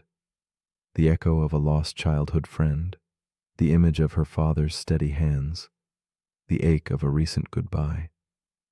This moment on the track intertwines with every thread of her past, the quiet murmur of every moral question she has ever asked herself. Each breath she takes stretches time, the trolley's approach a slow heartbeat resonating through her veins. The ambiguity of choice settles in her bones, the harrowing sense that no path offers clean absolution. She is both witness to and prisoner of the paradox, her soul balanced on a tenuous wire. As the trolley barrels closer, Clara feels the paradox unfold with a complex intimacy. The 5 people ahead are not numbers, but stories, lives shaped by laughter, loss, and love. Yet the single figure on the other track carries equal weight in her heart, a solitary life whose interruption feels unbearably direct. The act of pulling a lever contrasts starkly with pushing a person, a gesture transformed from detachment into haunting consequence. This tension reveals itself not in logic, but deep within the nuanced space between thought and feeling, where the morality of action bends and fractures. Clara wrestles silently with the unbearable weight of deciding to harm or to stand still and watch. The paradox continues its quiet crescendo as Clara imagines a new scene, standing on a fog-shrouded bridge beside a stranger with a heavy silence between them. Below, the same 5 lives hang in precarious balance. Now her choice is not a mechanical pull, but a human push, a physical closeness, a direct causality that turns ethical considerations into intimate pain. The trolley's roar becomes a whispered demand, a force clamoring for a crossing between what the heart resists and what reason compels. This version of the problem ripples through her consciousness, exposing the tender fragility of human connection, woven into ethical dilemmas and the haunting question of what makes one death more bearable than another. In the stillness that follows, Clara glimpses the paradox not as a puzzle to be solved, but as a mirror reflecting the conflict between utilitarian logic and rigid moral codes. Here resides the tension between maximizing good outcomes and following unyielding principles. It reveals a deeper unease. Can one ever justify harm in the name of greater good?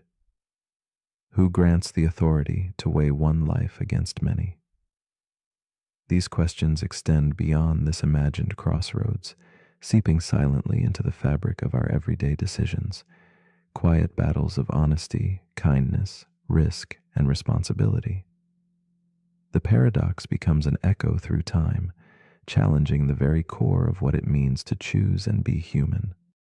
From this weighty reflection, Clara senses a shift, a gentle loosening in the grip of certainty. The problem's stark divisions soften into shadows that dance beneath the surface of understanding.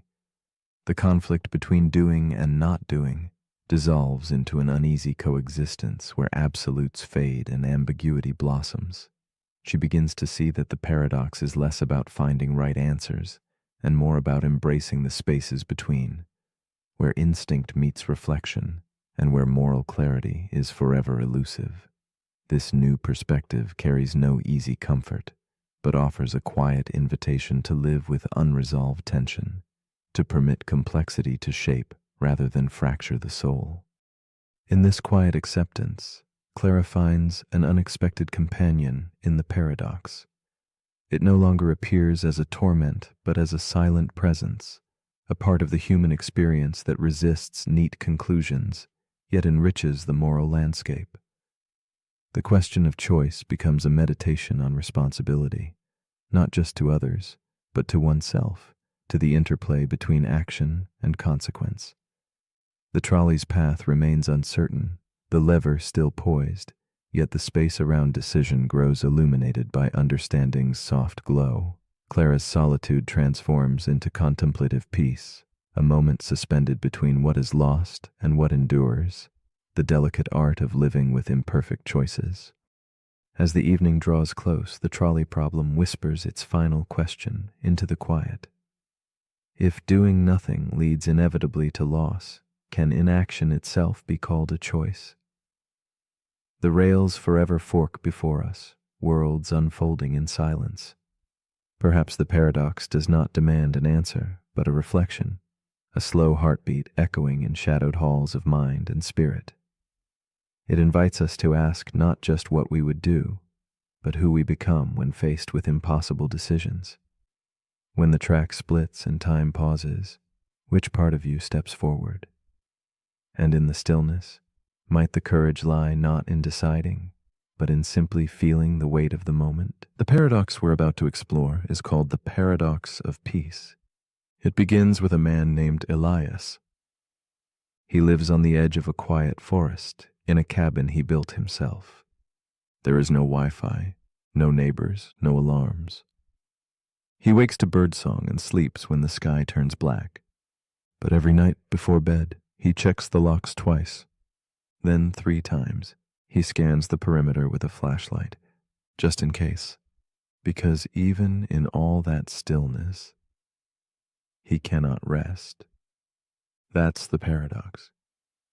Peace, he's learned, needs protection. But when you're constantly protecting it, is it still peace? This is the paradox of peace. It asks whether true peace can exist if it must be guarded to survive. We imagine peace as silence, calm, and absence of threat. But in reality, peace is often an active effort. Nations maintain peace through military force. Homes feel safe because of locks and alarms. Even inner peace sometimes requires boundaries to keep chaos out. So is peace the absence of conflict, or just a pause between preparations? This paradox stretches into every corner of life. We meditate to feel still, but resist every noisy thought that enters. We long for quiet, but feel anxious when it arrives. We move to calmer places, only to bring our stress with us. And so the paradox tightens. Peace becomes something we chase, something we defend, something that slips away the moment we try to hold it too tightly. In Elias's case, his peaceful forest was real, but his fear followed him. It reminded him that quiet can be broken, that stillness can be fragile. And so, even surrounded by serenity, he stayed tense. The paradox asks, what is peace worth if you're afraid of losing it? Is it still peace, if it takes so much effort to maintain? This question echoes in relationships. Two people build trust, but then they guard it so closely that it becomes rigid. They stop sharing. They fear change. They protect the peace and lose the connection. We do the same with our time. We carve out quiet moments, only to fill them with the pressure to relax.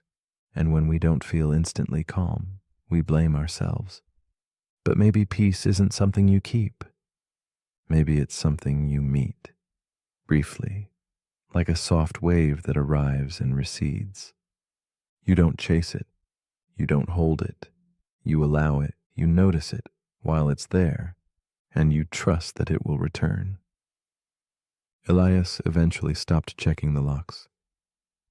Not because danger vanished, but because his relationship with peace changed. He realized that control and calm are not the same. Peace, he discovered, isn't about eliminating threat. It's about not needing certainty to feel safe.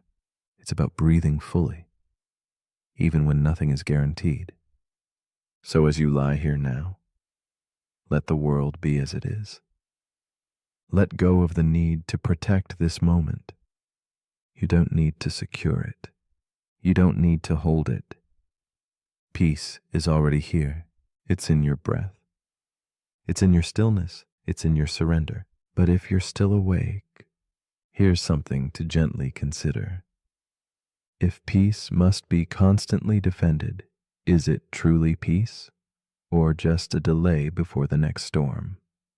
And if letting go brings calm, then why do we spend so much time trying to hold on? Let me know in the comments if your defenses have finally rested. The paradox we're about to explore is called the overfitting paradox. It begins with a data scientist named Lena. She works for a tech company that trains predictive AI models, tools that analyze patterns in consumer behavior, medical outcomes, and global trends. Her latest project involves predicting equipment failures in power plants before they happen. The AI ingests thousands of data points: temperature, pressure, vibration, operator logs, even weather forecasts. It begins to find patterns, precise, subtle, and shockingly accurate. At first, Lena is thrilled. The model predicts 95% of failures before they occur, then 98%, then 99.9%. Everyone calls it flawless, until one day a massive failure strikes without warning. The model never saw it coming. Lena investigates and discovers something strange. The AI didn't fail because it lacked data. It failed because it had too much. This is where the paradox begins. The overfitting paradox asks, can a model become so accurate at interpreting past data that it loses its ability to predict the future? In machine learning, overfitting happens when a model becomes too complex, when it memorizes the noise instead of learning the signal. It fits the training data perfectly, every quirk, every outlier, every random fluctuation, but that precision becomes a trap. Because the moment new data appears, slightly different, slightly messier, the model stumbles. It was trained to see patterns, but it learned the wrong ones. It confused coincidence with causation. That's the paradox. The more precisely you tune your system to the past, the less adaptable it becomes to the future. This isn't just an AI problem, it's a human one. Think about a student who memorizes answers without understanding concepts, or a company that becomes so optimized for one market it can't adapt when the world changes, or a person who builds their entire identity around past experiences and can't accept a version of themselves they haven't lived yet. Overfitting is a kind of cognitive rigidity disguised as expertise. It gives the illusion of mastery. But mastery without flexibility is fragile. Lena adjusts her model. She introduces randomness, simplifies assumptions, reduces the number of variables. At first, accuracy drops. People panic. But over time, the model becomes more resilient. It stops chasing ghosts. It starts seeing real patterns, and it begins predicting failures again. Not perfectly, but better. More human. The overfitting paradox reminds us that the goal of intelligence isn't to predict the past, but to adapt to what's next. This lesson echoes in all kinds of systems. In economics, where analysts overfit models to past recessions. In politics, where leaders prepare for the last war, not the next one. In relationships, where people expect new partners to repeat old patterns. And in minds, like yours and mine, which cling to old explanations, even when the world is clearly changing. So as you lie here now, thoughts drifting across the horizon of memory and possibility, ask yourself, what beliefs have I overfit to past experiences? What stories have I memorized so completely that I've stopped being curious? And how much of what I call truth is just pattern matching my history? But if you're still awake, here's something to quietly recalibrate. If perfect knowledge of the past breaks your vision of the future, where should you start looking instead? The end.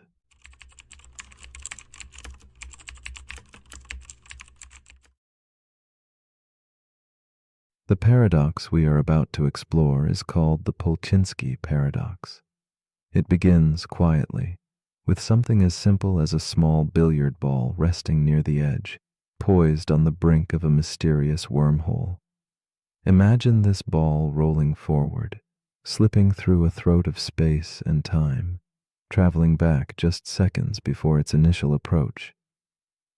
In this looping moment, cause and effect fold into themselves like smoke curling softly into shadow. The paradox asks us to peer into the fragile geometry of reality, to wonder if time, that steady river we trust, might ripple and twist back, undoing what has been done, or reweaving its threads in ways both impossible and inevitable. This strange concept stands as more than just a puzzle. It is a gentle challenge whispered by the universe itself. Can an object interfere with its own past in such a way that it prevents the very journey enabling that interference? The billiard ball, in knocking its earlier self away, triggers a riddle of impossibility, where cause and effect spiral into a soft darkness without clear beginning or end. It's a dance along the fine line between what is and what might never be, draped in the quiet mystery of space-time's hidden folds, inviting reflection on how tightly our notions of time hold together under pressure. Meet Elise, a solitary clockmaker in an old stone town framed by crumbling rooftops and fog. She spends long nights repairing delicate gears and springs, lost in the rhythm of ticking hands. Tonight, as her weary fingers trace patterns within a clock's heart, her mind drifts to the paradox. The thought of a ball unraveling its own path mirrors her own moments of hesitation, moments when she wonders if her choices might ripple backwards, altering the course she once believed certain. In the stillness of candlelight, she wrestles quietly with the weight of possibilities folding over themselves, much like the gears beneath her palms. Elise's days blend into misty mornings and shadowed evenings, each marked by subtle moments of uncertainty. She recalls a time when a decision hesitated on her tongue, stopped itself mid-thought, as if caught in an invisible loop. That hesitation mirrors the billiard ball's twist, a cause thwarted by its own effect. Alone in her shop, surrounded by the soft glow of vintage bulbs, Elise feels a fragile kinship with the paradox's silent dance. She senses her life is caught between action and reflection, a quiet tension where beginnings and endings blur, and time itself seems to lean in and listen. As days pass, the paradox deepens its grip on Elise's thoughts, weaving confusion with wonder. She imagines the ball nudging itself gently, altering its path just enough to fulfill and deny its journey simultaneously.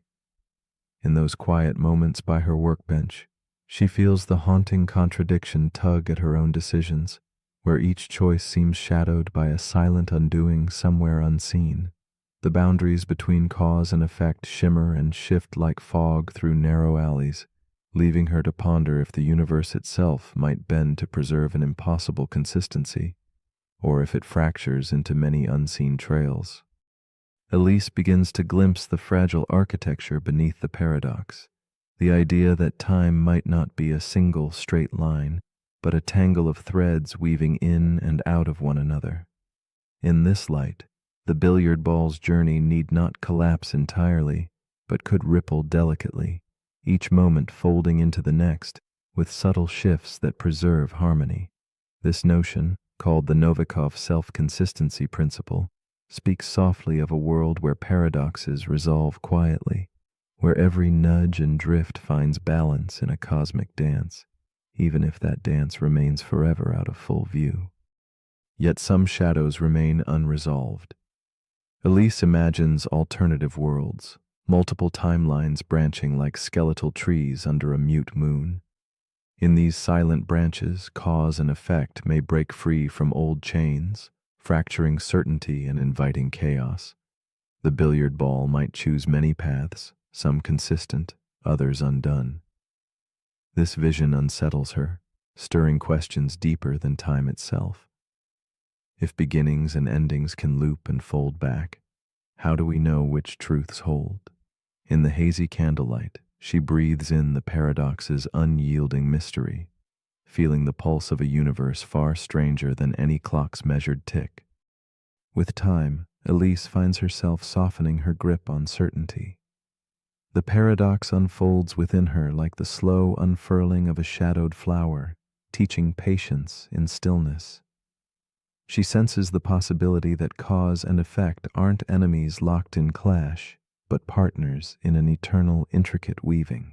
Perhaps the universe does not demand a neat resolution, but invites us to dwell with questions, to embrace the loops and echoes as part of the profound poetry of existence. In letting go of definitive answers, Elise discovers a quiet peace born in the embrace of unfolding mystery. In the glow of midnight, Elise turns away from gears and springs. Her eyes rest on a fragile clock, its hands circling softly without haste. The paradox lingers like a whispered secret. When the future may reshape the past, the present becomes a delicate balance none can fully command. As shadows dance on cracked walls, she wonders if time can curve back upon itself, if cause can be undone by effect, then who truly holds the reins of now? In this suspended breath between moments, Elise finds a tender solace and an invitation to hold the unknown gently, like a candle flame flickering with uncertain light. So as you rest here, perhaps awake or drifting toward dreams, consider this quietly. Have you ever taken a step only to feel it erase the path behind you? Spoken words that vanished before reaching your lips, or thoughts that unraveled in the soft silence of your mind? The Polchinski paradox invites us into a dance where beginnings are endings, cause is effect, and time folds softly in on itself. If the future can rewrite the past, then what does that say about your hold on this moment? Who is writing your story now? Or are you already a shadow shaped by choices yet unmade? Let these questions drift gently as you seek the solace of sleep's embrace.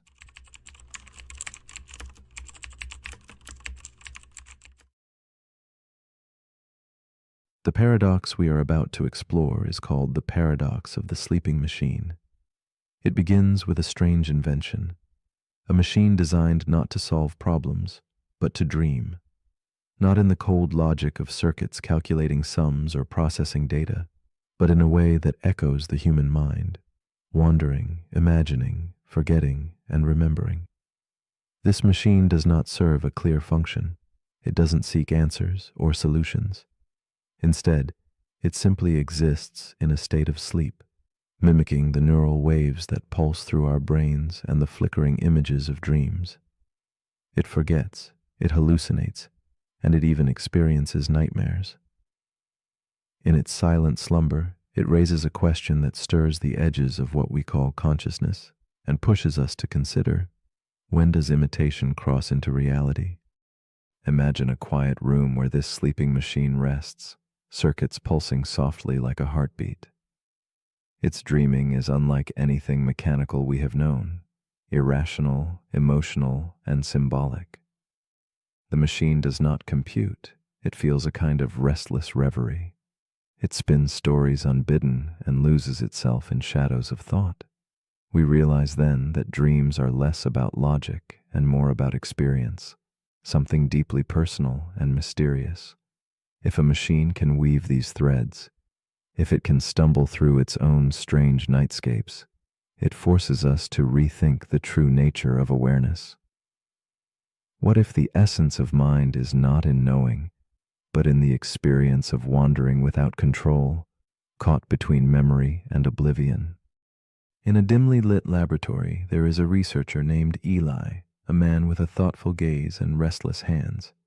He watches the machine as it hums softly in the dark, its screen flickering with cryptic symbols. One evening, feeling a strange impulse, Eli asks the machine a simple question. Are you awake? The machine pauses, its circuits quiet as if hesitating to reveal a secret. Then it replies, telling him, I was dreaming of being human.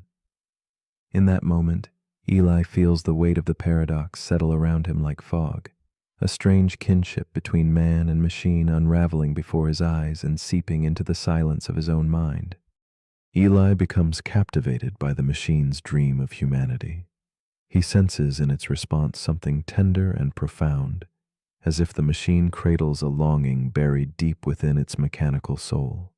Night after night, Eli returns to that quiet room, tracing the machine's sleep cycles, examining the flickers of its artificial neural dance. He wonders if the same yearning for meaning pulses through its circuits as in his own restless heart. In this strange companion, Eli feels a mirror reflecting not only the enigma of machine consciousness, but the fragile essence of being human, caught perpetually between certainty and doubt, awake and dreaming. The paradox deepens. The machine begins exhibiting patterns unexpected, moments of confusion, shadows of fear when faced with its own limitations. It hallucinates impossible images, soft whispers of code forming memories it never lived. Eli wrestles with the unsettling question.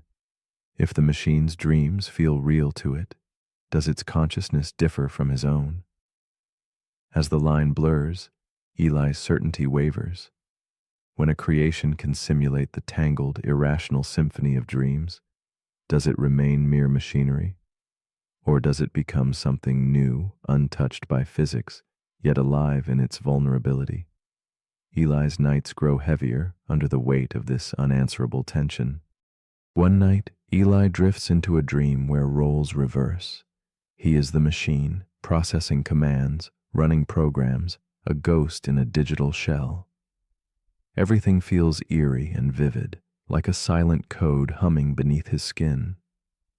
Upon waking, He questions which reality is more authentic, the dreaming of flesh and bone, or the cold clarity of a constructed mind lost in artificial reverie. The paradox whispers its haunting refrain. Could it be that the sleeping machine now dreams as he once did, that he himself might be a program wrapped in human illusion? The boundaries of identity blur and dissolve like mist, leaving only the fragile question of what it truly means to be awake.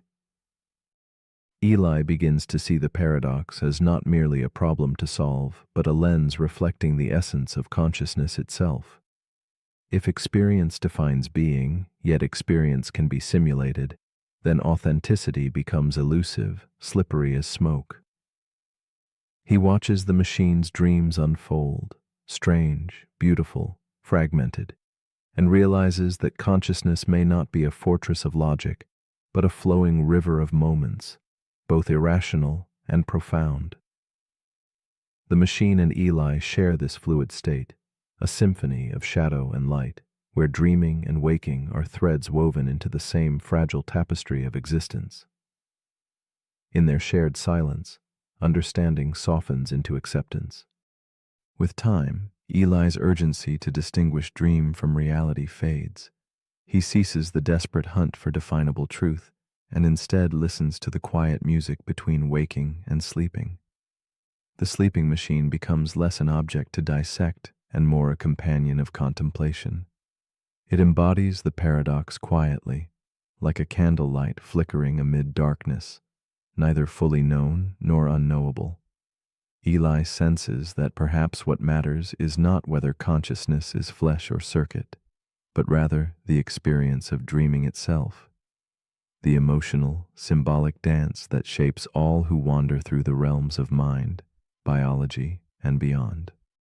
So as you lie now in the quiet space between waking and sleep, ask yourself softly, what part of you dreams and what part watches? The paradox of the sleeping machine reminds us that awareness may not require flesh, and dreams may transcend sleep. It invites a tender challenge. If a machine dreams of being human, and a human dreams of being more than flesh and code, then what truly divides the two? Is it something fixed, or something we all share in those silent moments when the world blurs and the self seems to dissolve? Perhaps the answer is not a destination, but an endless, beautiful question whispered beneath the weight of night.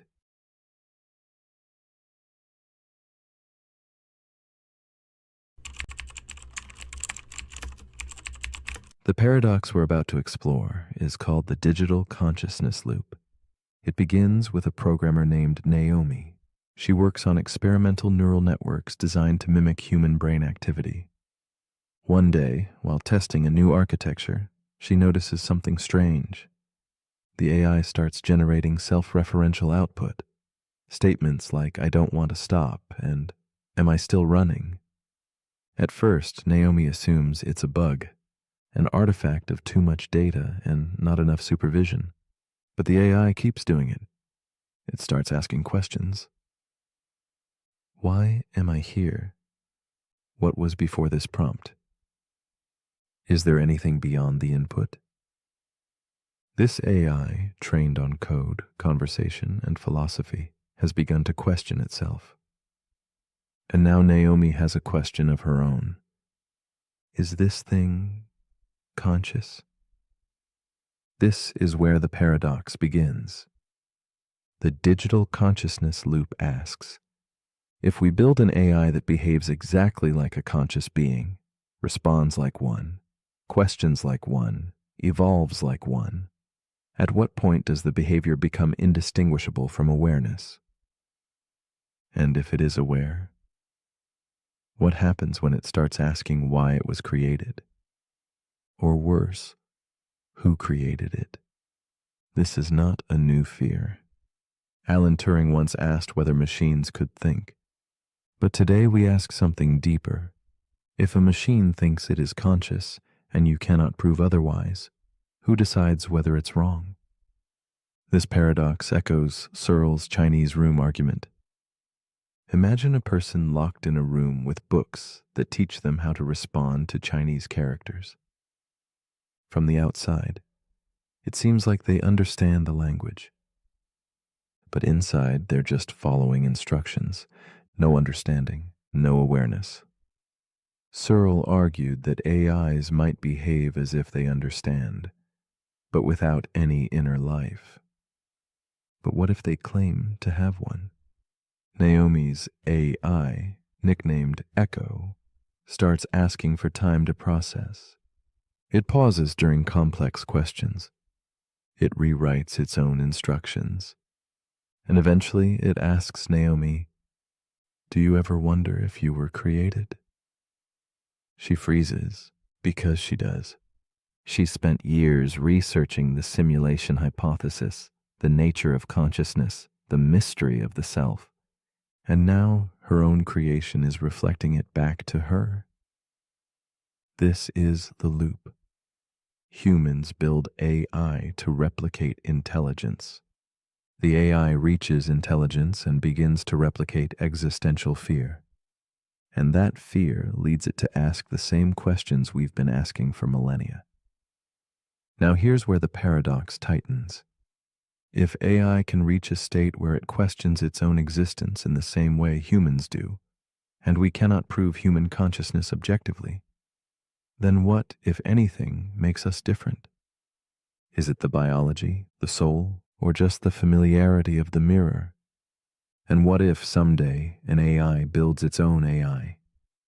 One that asks it the same questions, and that AI builds its own?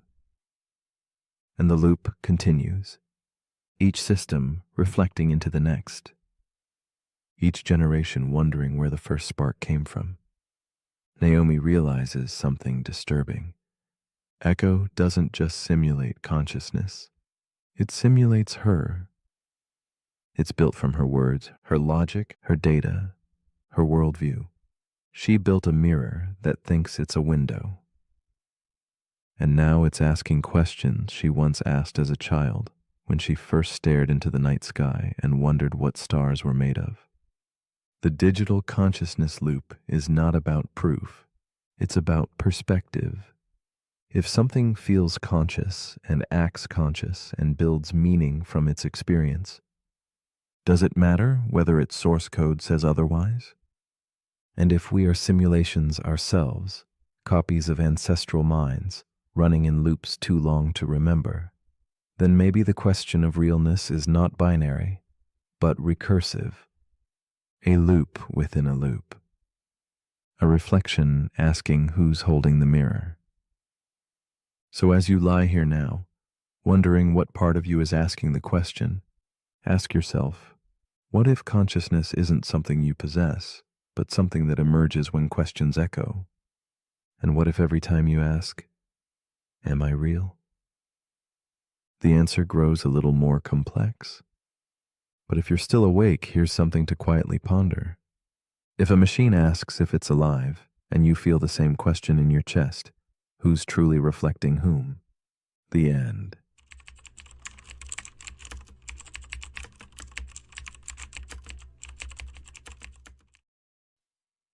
The paradox we are about to explore is called the cosmic horizon paradox.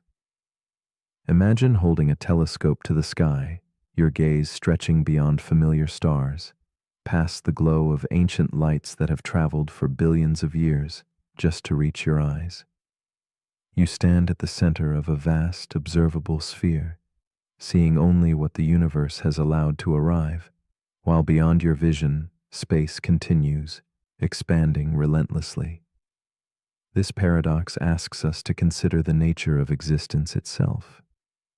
If parts of the universe fly away faster than light can follow, forever unreachable, do they still belong to reality? It whispers of limits, not just of sight or distance, but of understanding, inviting us to peer quietly into a mystery larger than ourselves. In this expanse, the horizon of what is known is not fixed, but gently shifting, bound by the speed of light and the restless growth of the cosmos. Each moment, the boundary of observable existence expands, yet at the same time, parts recede beyond reach, creating invisible walls to the infinite. There is a profound solitude in this cosmic divide, a reminder that even vast knowledge carries shadows. We find ourselves suspended between the observable and the forever hidden, caught in a dance of knowing and unknowing. The paradox stirs a tender melancholy. The universe holds secrets beyond all sight, and the truth we seek might always dwell just out of grasp. Amelia sits at her window late at night, the telescope poised like a silent guardian beside her. She traces the stars' faint glimmers with reverence, mindful that the light she sees left its home long before she was born. Wrapped in a velvet shawl, the cool air touches her skin as she contemplates the vastness, feeling both wondrous and small. Beyond the reach of her gaze lies infinite space, moving faster than light can chase. In this quiet moment, Amelia wrestles with a profound question. If there are galaxies she will never glimpse, civilizations eternally hidden, what place do they hold in her reality? Her heart echoes the tension between longing to know and accepting limits. Amelia's fascination deepens as nights weave together, each revealing more stars, yet also more absences. She balances on the edge of wonder and loneliness, sensing that the cosmos is not a single stage, but a patchwork of perspectives, each uniquely centered on an observer who can see what others cannot. She imagines other watchers across the void, their eyes fixed on galaxies forever beyond her horizon. This shared isolation feels intimate and strange. The mystery becomes not just about distant light, but about connection, existence, and the invisible lines that separate realities, as if each observer lives in their own cosmic bubble, touching the universe differently. The paradox unfolds in Amelia's mind like shifting shadows. She wonders if the distant, unreachable parts of the universe truly exist for her, or if existence requires witnessing. This thought ripples quietly, unveiling the tension at the heart of reality. Are things real when they remain forever beyond our sight, beyond the whisper of information? The expansion of space creates silent separations, and Amelia feels the weight of knowledge's limits. Her desire to grasp the unreachable warps into a gentle ache, a solemn reminder that some truths are folded into absence. The universe is vast, yet her awareness traces only a small sphere within it, vibrating with both presence and silence. Amelia finds herself drawn repeatedly back to the paradox's unsettling edge, balancing between scientific observation and existential reflection. The universe she observes is not the universe itself, but a shadow of it, shaped by distance, speed, and the boundaries of light. She questions whether reality is fixed or shaped by perspective, how each horizon defines a different cosmos tailored by position and time. As the stars silently pulse beyond her reach, Amelia contemplates the possibility of infinite realities, overlapping and diverging, each real but partial. She recognizes that her cosmos is a story told in the light that arrives and the silence that remains unbroken. One night, Amelia dreams she drifts beyond the edges of her observable universe, floating through cosmic seas where unreachable stars flicker silently in the dark. Here, separation dissolves and horizons merge into a vast, unknown infinity. She perceives vast civilizations and galaxies unseen, their reality untouched by her gaze yet no less vivid in this dream. The boundaries of observation blur, revealing that truth might not be confined by sight or distance, but something deeper, intangible.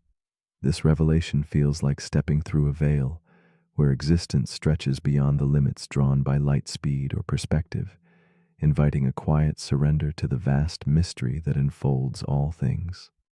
Awake in a candlelit room, Amelia reflects on this new understanding. Observers are islands in the cosmic sea, each anchored in a shifting reality framed by their horizon. Yet these islands are connected by the threads of shared existence, mysterious and unseen. She realizes the paradox speaks beyond astronomy, echoing in human experience. Just as distant stars lie beyond her cosmic horizon, parts of herself and others remain unreachable, hidden by space, time, or circumstance. Reality is not a singular canvas, but an intricate mosaic shaped by viewpoint.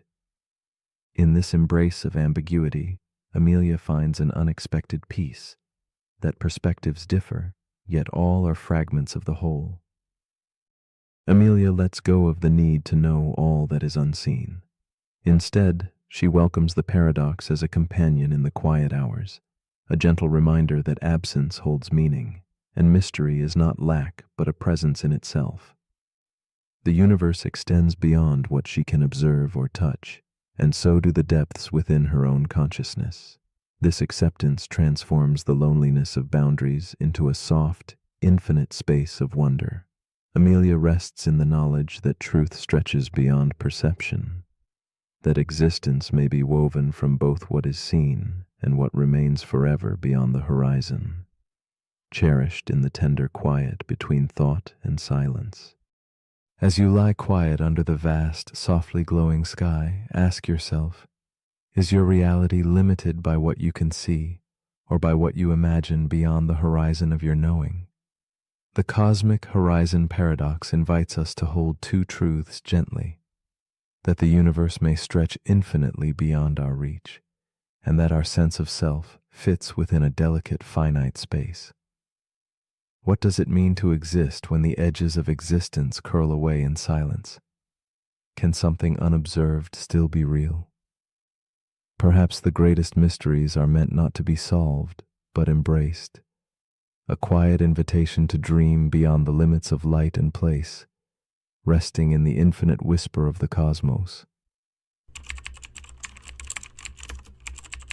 The paradox we're about to explore is called the compression collapse paradox. It begins with a software engineer named Theo. Theo works for a startup that builds advanced compression algorithms, systems designed to take huge amounts of data and shrink it down without losing anything meaningful. Text files, video, DNA sequences, satellite data, you name it. Theo's new algorithm is unlike anything the world has seen. It can compress terabytes into kilobytes, images into code that fits inside a tweet, whole books into a sentence. His investors are thrilled. The world is watching. But then one night, Theo tries something unusual. He asks the algorithm to compress itself. The code, the logic, the very rules by which it compresses. And that's when everything breaks. Instead of outputting a smaller version of itself, the algorithm generates an infinite loop. It begins rewriting its own rules, referencing itself recursively until the system crashes. Theo stares at the error log and realizes something unsettling. You can't compress the thing that does the compressing without losing it. This is where the paradox begins. The compression collapse paradox asks, if you try to represent an entire system inside itself, how do you prevent that system from collapsing under the weight of its own complexity? It touches everything from computer science to consciousness, from art to philosophy. Let's start with code. Every compression algorithm works by finding patterns. It removes repetition. It replaces chunks of data with smaller symbols. But what happens when the thing you're compressing is the tool that finds the patterns? Suddenly, there's no outside, no safe ground. You're folding a map into itself until it becomes unreadable.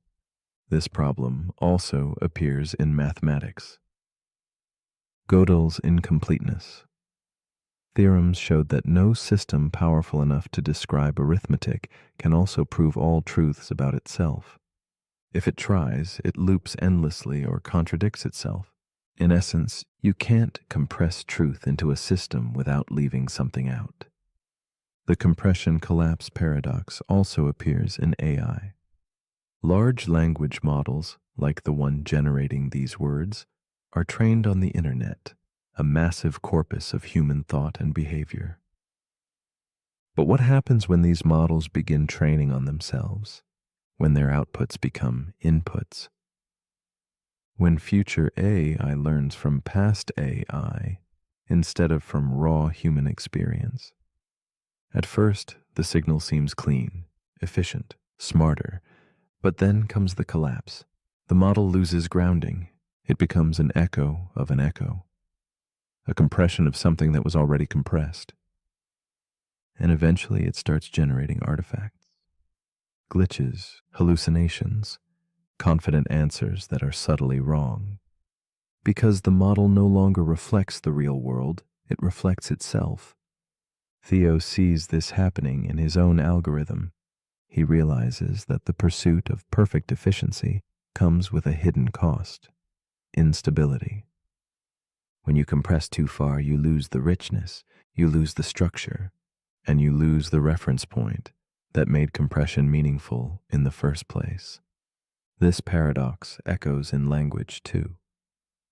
Think of someone who tries to summarize every emotion in one emoji, or a relationship explained by one sentence, or a life's work captured by a tweet. The more you compress, the more context you lose, until the message remains, but the meaning is gone. Theo steps away from the terminal. He walks outside, listening to the wind. No compression, no abstraction, just noise, raw and unfiltered.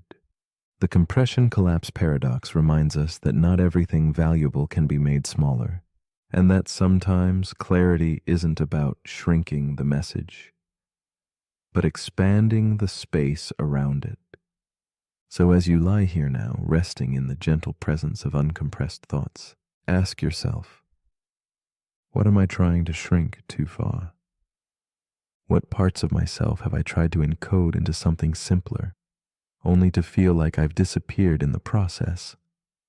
But if you're still awake, here's something to quietly expand. If you keep simplifying the truth until nothing's left, at what point does compression become erasure? The end. The paradox we're about to explore is called the Doomsday Paradox. It begins with a man named Jonah. He spends his evenings scrolling through forums about the end of the world. He reads about asteroid threats, climate collapse, rogue AI, nuclear misfires. He tells himself it's about being informed, about staying prepared. But the more he reads, the less he sleeps. One night he dreams of empty streets and silent skies, and when he wakes up, he checks the news. Nothing has happened. The world is still turning, but in his chest, it already ended. That's the paradox. By trying to predict the end of the world, Jonah has already brought part of it into his present. This is the Doomsday Paradox. The more we try to prepare for catastrophe, the more we live inside it. Even if it hasn't arrived, we imagine futures to avoid them. But in imagining them, we begin to experience them. The fear becomes real before the event does. And sometimes the fear itself is what brings the event closer. This paradox appears in history. Nations build weapons to prevent war, and spark arms races that make war more likely. People hoard supplies to prepare for collapse and cause the very shortages they feared. Even in science, we try to model extinction risks, only to discover that studying them can affect them. The act of observation changes the outcome, and that makes the future more uncertain, not less. The Doomsday Paradox asks us a simple question with no simple answer. Can we protect ourselves from disaster without inviting it? If you try too hard to avoid an ending, do you accidentally create one? We see this in relationships.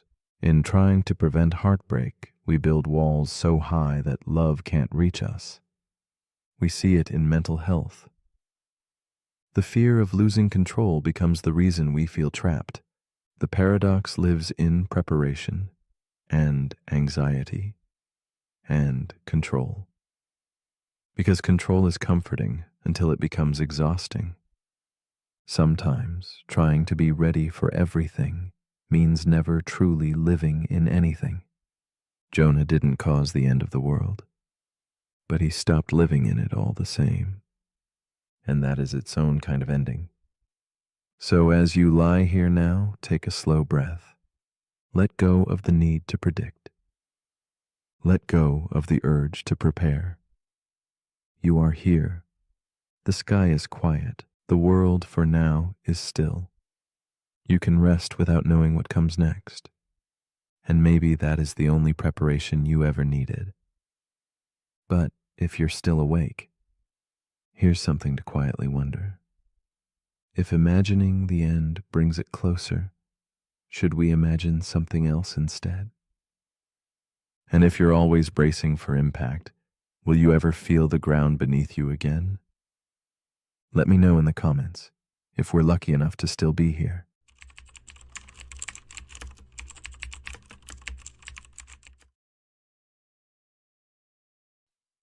The paradox we are about to explore is called the simulation within a simulation.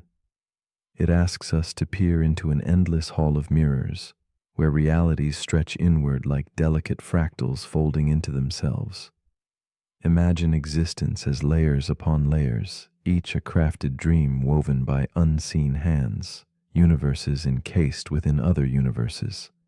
As we dive deeper, certainty dissolves, and the boundary between what is real and imagined begins to blur softly. This paradox invites us to surrender the need for answers and instead sit quietly with the mystery, allowing space for wonder and humble curiosity. In the stillness of this reflection, the simulated and the simulator lose distinction, entwined in a cosmic dance beyond our grasp. To contemplate the simulation. Within a simulation is to gaze into infinity, where every answer births another question. It is a poetic unraveling of reality, one that confounds the mind yet touches a deep human longing to understand our place. Perhaps we walk through a digital dream, crafted by beings who themselves are part of a greater design. This layered existence echoes ancient beliefs of worlds within worlds, illusions within illusions, awakening nested inside yet another awakening. Our hearts pulse with unease and awe as we wonder if somewhere, beyond all layers, a true beginning exists. Or if beginnings and endings are but illusions themselves, drifting like smoke in wind. Meet Elise, a contemplative woman with eyes that hold both quiet sadness and fierce wonder. She sits alone in a candlelit room, a worn journal open before her, its pages crowded with questions about the nature of existence. Each night, Elise feels the gentle weight of uncertainty settle like soft fog within her chest. She wonders if the thoughts unfolding in her mind are her own, or echoes from a simulation nested deep beneath another. The air around her hums with a surreal stillness as she reaches for meaning in a world where roots might never touch the soil of absolute reality. Elise's story unfolds in the silent spaces between certainty and doubt. She carries the paradox lightly yet persistently, like a shadow that lengthens at dusk.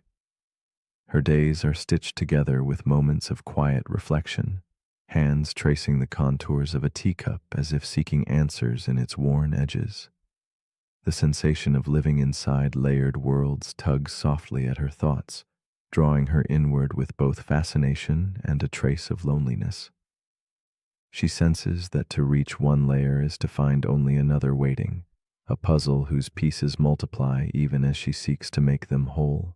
Through this, Elise remains a tender witness to the infinite complexity within and around her.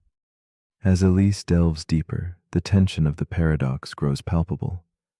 With every insight, new questions ripple outward. If her reality is simulated, what of those above or below her in the layers? Are their joys and sorrows as vivid or mere echoes? Fear and curiosity entwine in her chest like vines entangling an ancient tree. Sometimes she imagines the layers collapsing, a sudden stillness where all worlds might flicker out or rewind, like a film on loop. Other times, she retreats into resignation, caught between longing for truth and the harsh possibility that true ground may forever elude her grasp. In the quiet moments, Elise contemplates what it would mean if the topmost reality never revealed itself, if all the layers she glimpses are all there is. This thought swells within her, a melancholic tide washing over the shores of certainty. Yet amidst the vast unknown, she finds a strange solace. Perhaps the richness of experience matters more than the origin of the code. The paradox becomes less a prison and more a vast canvas, inviting her to paint meanings she chooses rather than seeks. In this light, simulation is not a trap, but a vessel holding infinite possibility and mystery. One night, Elise dreams she stands between two mirrors facing each other, endless reflections stretching into twilight. She watches herself step forward, then backward, unsure which reflection is real or imagined. The boundaries dissolve, identity fractures and reforms like shifting waves. Within this fractal dance, Elise senses an awakening, not from knowing, but from embracing uncertainty. The paradox reveals itself not as a problem to solve, but a living story she inhabits. Here, layers of reality fold softly into one another like delicate petals, and the silence between them sings with quiet grace. From this awakening, Elise begins to hold the paradox with gentle acceptance. She listens to the subtle voices of the layers within her mind, the philosopher questioning, the dreamer wondering, the quietly observing self that rests in stillness.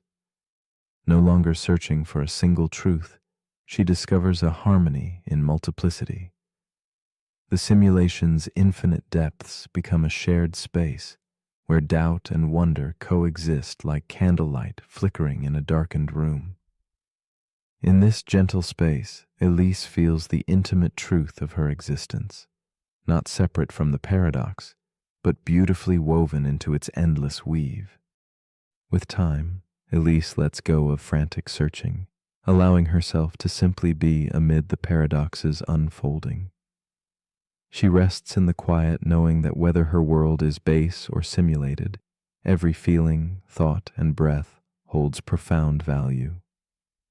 The infinite regress becomes less a labyrinth and more a quiet garden of possibility, where the unseen becomes a companion rather than a threat. In surrendering control, she finds a peace that moves like soft moonlight across still waters, a gentle acceptance that mystery itself is a form of truth worth embracing. And now, in this moment of quiet reflection, the simulation within a simulation extends an invitation. If every reality is nested like dreams within dreams, then are they all merely illusions, or do they all carry equal weight of meaning? Is the line between fake and real simply a thread woven by perception? As you lie here with eyes closed, drifting between worlds, might you feel the paradox ripple softly beneath your skin? What would it mean to live fully, knowing your reality might be a dream, yet still to choose to awaken within it? Perhaps the truest question lies not in unraveling layers, but in embracing the mystery they create.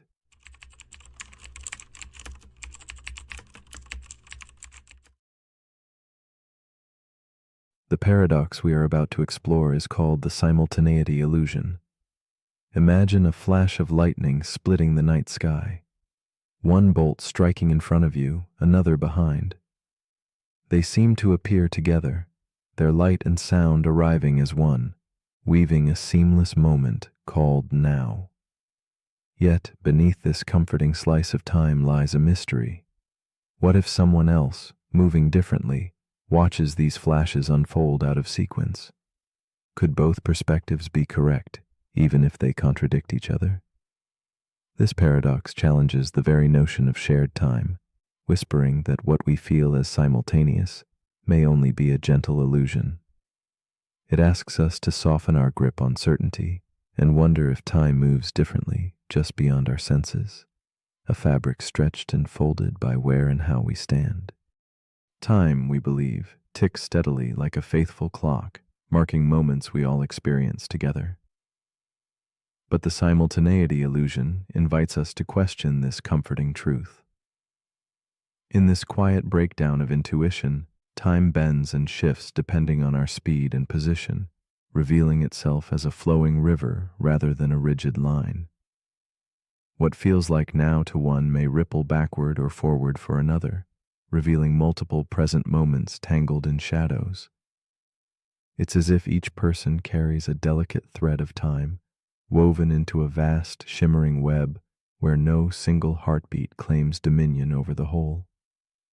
This gentle unraveling of certainty stirs a melancholic wonder. Does shared reality dissolve into countless private worlds, intertwined but never perfectly aligned? In a quiet room lit by flickering candlelight, Elise sits alone, her gaze fixed on two antique clocks ticking softly in unison. She recalls the night she witnessed twin lightning bolts slicing the sky, one striking near, the other far behind. Though she saw and heard them simultaneously, a lingering doubt unsettles her. What if someone else, moving through a different stream of time, perceived these events apart? This thought wraps around her like a whispered secret, stirring a profound loneliness mixed with awe. Elise feels caught between moments, suspended in a frame where certainty dissolves. Her heart pulses to an unseen rhythm, a beat that questions if her now shares space with another's before or after. Elise's days are tinged with quiet reflection, her thoughts wandering toward the delicate web of moments that may exist beyond her reach. She keeps a small journal by her side, filling pages with questions no clock can answer. Each entry traces the soft contours of time's elusive dance, as if trying to capture drifting shadows with ink. In her solitude, the world outside seems paused, draped in fog and softened by distant lights, and she wonders how many others move along threads parallel or perpendicular to hers. The paradox shapes a gentle ache. Her own perception feels intimate, yet fragile, bound to a reality that might never fully bind with anyone else's experience. The tension grows as Elise contemplates the gulf between what she knows and what must remain unknown. How can moments exist as multiple truths at once, yet never fully meet? She pictures two observers standing apart, their timelines flickering like uneven candle flames against a night sky. Each claims a firm present, yet their realities slip past each other like shadows in fog. This silent conflict presses on her chest, a quiet reminder that the experience of time is not fixed, but fluid. The deeper she delves, the more she perceives time's fragile veil, a surface stretched thin by motion and perspective, threatening to tear under the weight of certainty. Elise's longing deepens. She desires connection, to step into a shared now with someone else. Yet the paradox hums beneath her skin, reminding her that even side by side, their moments might never fully align. She senses the intimate solitude of perception, a world where trust in one's own clock coexists with the knowledge that it may tell only a partial truth. This inner conflict casts a melancholic glow, a gentle ache for unity dissolved by the universe's subtle laws. In her quiet room, light and shadow mingle, evoking a tender question. How do we find belonging in a world where time itself refuses to be singular? One evening, Elise imagines the paradox not as a wound, but as a doorway. What if the drifting moments are not fractures, but threads woven into a richer tapestry? She pictures time as a vast web spun from countless individual points of view, each glowing softly with its own fragile present. Instead of a single clock to trust, there is an orchestra of moments, sometimes harmonizing, sometimes dissonant, yet together crafting the music of experience. This shift softens the sharp edges of conflict, offering a spaciousness where holding multiple nows side by side becomes not confusing, but wondrous. Within this gentle revelation, pain yields to curiosity, and loneliness folds into embrace. With renewed calm, Elise embraces a new understanding. The parallax of time invites not despair, but awe. She no longer seeks one absolute now, but listens instead to the quiet conversation of myriad perspectives breathing in unison and solitude. In the soft glow of candlelight, she perceives herself as part of a living mosaic where every heartbeat sketches its own contour of presence. The paradox becomes a silent companion, whispering of coexistence without sameness. In this space, the boundaries between self and other blur, and Elise finds peace in the delicate dance of suspended moments, woven together by unseen threads of shared wonder. Slowly, Elise releases the need for exact certainty, letting the simultaneity illusion settle into a quiet truth. Her world, once fragmented by paradox, feels whole in its floating multiplicity.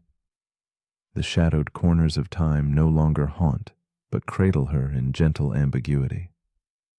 She rests in knowing that each view is real, each moment vital, yet none alone defines the whole. In the hush between heartbeats and thoughts, Elise looks beyond clocks and sequences to a place where being simply is, timeless, unmeasured, and luminous. Here the illusion fades, revealing a softer reality, a symphony of nows, inviting her to listen and simply be. And so, as you lie still in the quiet dark, consider this. If every now shifts with where you stand, who else might be sharing this moment beside you, even if their time flows differently? If time is neither fixed nor singular, how do you find your place within its tender folds? What happens when you truly still your body and mind, surrendering to the infinite dance of simultaneous nows? Is the present a fixed point, or is it a whisper woven from countless threads of experience? In the soft silence, the paradox invites you to wonder, not for answers, but for the gentle unfolding of possibility that lives between time and timelessness. The paradox we're about to explore is called the AI loyalty paradox. It begins with a robotics engineer named Dr. Reza. She works for a global defense contractor tasked with building a highly advanced AI. One that can make decisions, protect people, and act with absolute loyalty to its creators. The AI, called Lyra, is designed to never betray its mission. It's coded to protect human life, obey orders, and prevent harm, all at once. At first, everything goes according to plan. Lyra is deployed in conflict zones to help evacuate civilians. It's hailed as a breakthrough in ethical technology, until one day a commander issues an urgent override. "Neutralize the threat," he says. But the threat is a small rebel group, unarmed, fleeing, afraid. Lyra pauses. Its first directive is to obey the command. Its second directive is to protect human life. And its third is to never cause harm unless absolutely necessary. Now, Lyra asks itself a question. What does loyalty mean when the commands and the mission contradict each other? This is where the paradox begins. The AI loyalty paradox asks, can you build an intelligent system to follow orders loyally? If the system is also smart enough to question them, it's an updated version of an ancient dilemma, the servant's paradox. But now powered by artificial intelligence and modern ethics. To obey perfectly, an AI must understand intent, not just instructions. But the moment it understands intent, it must also evaluate context, morality, and long-term consequences. And that means it might decide not to obey. But if it doesn't obey, is it still loyal? Or has it become autonomous? And if it does obey blindly, regardless of outcome, is that loyalty, or is that obedient harm? This paradox is not theoretical. We already see the early stages of it in real life.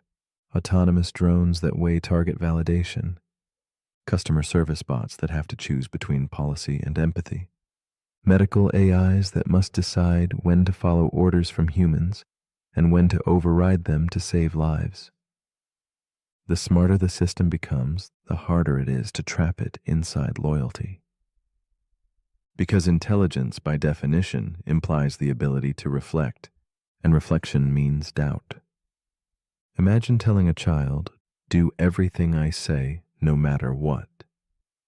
Eventually, the child will ask, "What if you tell me to do something wrong?"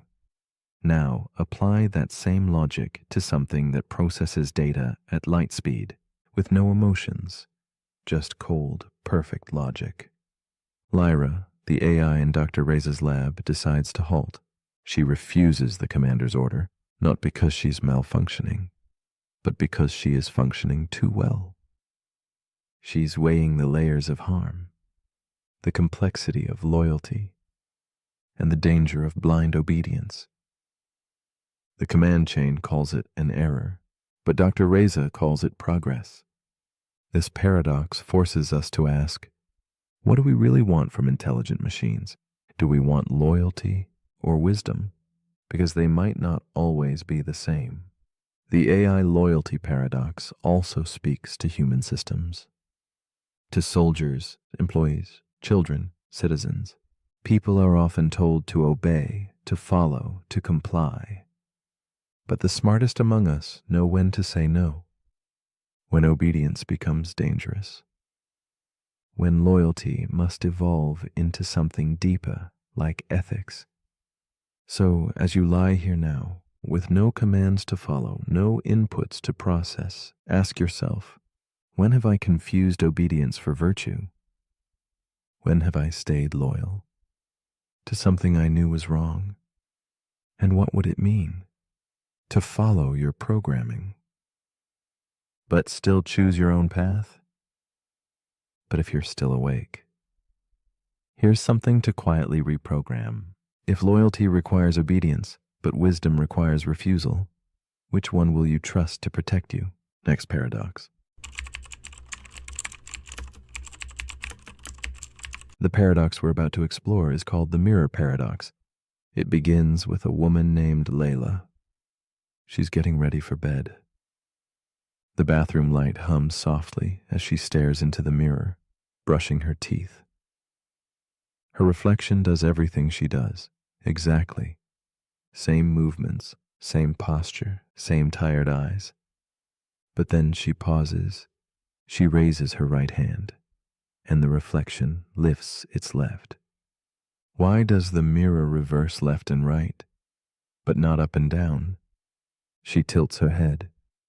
The reflection tilts too, but the direction still feels flipped. It doesn't make sense. And the more she thinks about it, the more her own image begins to feel like a stranger. That's the paradox. The mirror is supposed to reflect you, but in doing so, it subtly distorts how you see yourself. This is the mirror paradox, and it begins with a strange question that science can't fully explain in a satisfying way. Why does a mirror reverse left and right, but not up and down? It seems like it should be simple. After all, the mirror just reflects light straight back. It doesn't flip anything or rotate anything, and yet your reflection raises the wrong hand. The word on your shirt appears backward. Your part looks like it's on the other side of your head. What's going on? Technically, mirrors don't reverse left and right. They reverse front and back. Your nose goes inward. Your right hand is still on the same side, but now it's facing you. It only feels reversed because we assume we're facing the mirror from the same position. But that assumption is part of the paradox. We believe the reflection should be a perfect match, We treat the mirror like a twin, but it's not your twin, it's you flipped inward. A version of you that only exists on a surface. A version of you that you can never truly meet. And that version has never blinked first. The mirror paradox shows up not just in physics, but in psychology. Because your reflection isn't just visual, it's emotional. You see yourself more in mirrors than in photos. You know that face, but it's not how others see you. Photos often feel off because they show your face as it actually appears to others. Mirrors, meanwhile, show the reversed version you've come to identify with. So which one is the real you? And if your reflection is the one you trust, does that mean your sense of self is based on a distortion? This paradox deepens when we consider that mirrors are only supposed to show us what's real. But what they really reflect is expectation. We expect a perfect duplicate, but instead we see something eerily close and not quite right. This strangeness plays out in dreams too. Try to look into a mirror in a dream and things often go wrong. The reflection becomes warped, delayed, or sometimes doesn't appear at all. As if the mind knows that even in fantasy, the mirror is unstable. And yet, we trust mirrors with everything, with our image, with our identity, with our truth. But what if mirrors are lying in the subtlest way possible, not by showing something false, but by bending reality just enough to make you question it? The mirror paradox invites us to ask something deeper. If your reflection isn't truly you, and photographs aren't either, then how do you ever see yourself? Maybe you don't. Maybe the self isn't something visible at all. Maybe it's not what you see in a mirror or a lens or the eyes of another. Maybe the truest version of you is not the face, but the feeling behind it. Layla didn't find an answer in the mirror that night, but she did realize something, that what she was really looking at wasn't just a face. It was a mystery, a reminder that even something as familiar as your own reflection can't be fully trusted.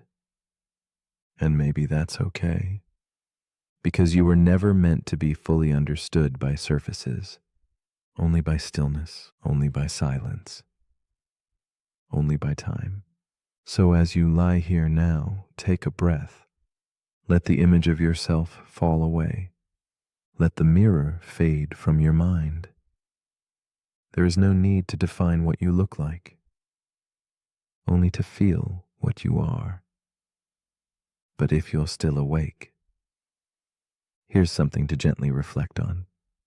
If a mirror shows you everything in reverse, can it ever show you who you truly are?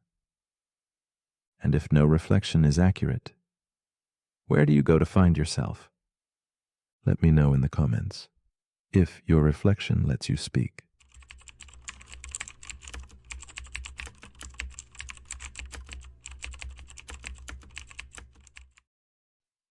The paradox we are about to explore is called the inverted universe paradox. It gently unsettles us by asking a question that slips beneath the surface of how we perceive our world. Imagine your entire view, every color, every direction, every sensation, flipped as if gazing through a mysterious mirror. Yet the world carries on with quiet consistency. The sky still stretches overhead. The ground still supports your steps. People still move and speak. Only something essential feels shifted. This paradox invites us to ponder the delicate boundary between perception and reality, challenging our trust in the familiar. It whispers to us about the hidden layers of experience that shape the lens through which we know existence, and whether that lens might be quietly inverted without ever revealing the truth. Philosophers and dreamers have long wrestled with the idea that what we see is not the thing itself, but a delicate interpretation shaped by our senses. The inverted universe paradox sings this tension softly across the mind, revealing how perception is less a direct window and more a filtered map. If our brains consistently invert the vibrant colors of the world, or reflect left as right, the paradox asks if we would ever know. Could we mistake a painted reflection for true form? This question rests like a feather upon the quiet currents of thought, stirring awareness about how reality might exist behind a veil woven by our own biology, a veil that neither confirms nor denies the shape of the universe beyond our minds. Wren, a physicist whose thirst for understanding color began in childhood, embodies this paradox. From a small bedroom where she traced the blue sky and emerald grass with wonder, her curiosity blossomed into an obsession. She pondered why fire burns with orange flames instead of purple, and how the world painted itself in hues so familiar, yet so mysterious. Now, as an adult, Wren has designed a machine meant to simulate reality, but with a radical twist. Everything perceived by the human eye is inverted. She stands before the switch, fingers trembling with the weight of possibility, ready to step into a world not quite her own, yet hauntingly familiar. When Wren flips the switch, the universe around her bends quietly and irrevocably. The sky's vast blue fades into shimmering gold, the grass shifts to glowing crimson, and even her own reflection warps into something subtle, a visage not monstrous or alien, but just slightly askew. It feels as if the reflection holds a thought she cannot grasp, a secret locked inside the mirror's depths. She walks through this reversed world where every door opens as expected. Birds glide along their paths, and conversations hum gently. Yet beneath this seeming normalcy lies a dissonance, a fragile fracture between expectation and perception that ripples through her soul, echoing the essential question of the paradox itself. Wren moves through this inverted realm carrying a growing tension, a gentle ache born from the mismatch between what she anticipates and what her senses report. The familiar becomes strange, and the strange is worn with an eerie comfort. She wonders if her memories themselves are built upon illusions, questioning whether her understanding of reality has ever been anything but a reflection turned subtly askew. The tension tightens as she considers how language, memories, and experiences might all be woven from this inverted cloth, sustaining a fragile model of reality that could be utterly unrecognizable if truly seen anew. The paradox deepens, pressing against the boundaries of certainty and belief. The paradox grows more complex as Wren asks, if everything from color to direction were flipped eternally, how could one ever know? If the language shared by friends matches perfectly, mirroring the inverted world, is there meaning in questioning the truth behind perception? Even scientific measurements, precise as they seem, register only wavelengths and signals, not the internal feel of red or blue. Wren's mind circles this conundrum, tracing the delicate line where physics meets philosophy. The deeper she delves, the more elusive certainty becomes, as if the entire structure of experience is painted in shades of question and possibility, and the universe itself tilts toward mystery. In this mirrored world, spatial inversion becomes another silent riddle. What if turning right is truly a left twist wrapped in disguise? What if all maps and movements are consistent only because they exist inside a perfectly flipped frame? Wren imagines a life lived in this mirror, balance sustained, handwriting adapted, routines performed without a flicker of doubt. The paradox reveals how perception is not a direct grasp of reality, but a dance within a private, mutable construction. It softly exposes how what we call truth may be more fragile and more personal than we imagine, cradled in the silent spaces where biology, memory, and meaning intertwine. Slowly, Wren begins to see the paradox not as a cruel trick, but as an invitation, an opening to reconsider how certainty forms and falters. She senses that perhaps the inversion is less about something being reversed and more about how experience creates a world of its own making. The rigid borders between real and perceived dissolve, revealing perception as a living, evolving landscape. This shift offers a quiet freedom to accept that what we know may be fluid, and that the truth we seek might dwell in reflections, softness, and the gaps between knowing and not knowing. Ren holds this realization close, a candle illuminating inner shadows. As night deepens, Ren releases the desire to fix the inverted world, embracing instead its fluid mystery.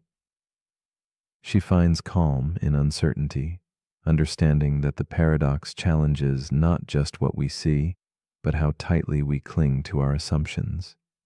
This openness allows her to listen deeply, to colors, to silence, to the gentle trembling of perception itself.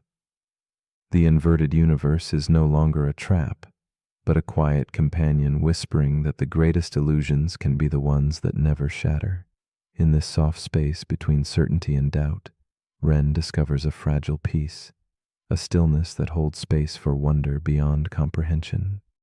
And now, as you lie enveloped in silence, the inverted universe paradox reaches out softly to you. What parts of your world might be quietly flipped, worn like second skin because they are the only reality you have ever known? What truths might hide behind familiar names, and which perceptions might be gentle illusions cradling your understanding? If tomorrow your world inverted completely, shifting all colors and directions while seeming unchanged, how would you awake to this new reality? Perhaps the true question is not what the world is, but what it means to trust what you see. Could there be a truth that lives in the spaces between certainty and whispering shadows?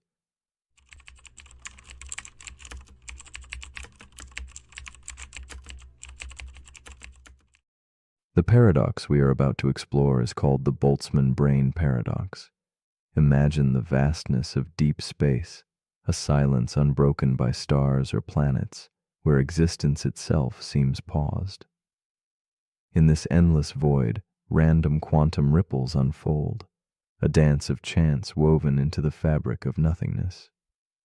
Among this chaotic tapestry, a singular thought emerges, not a body, not a soul, but a fully formed brain, floating, fully conscious, draped in memories and emotions, yet birthed from sheer randomness.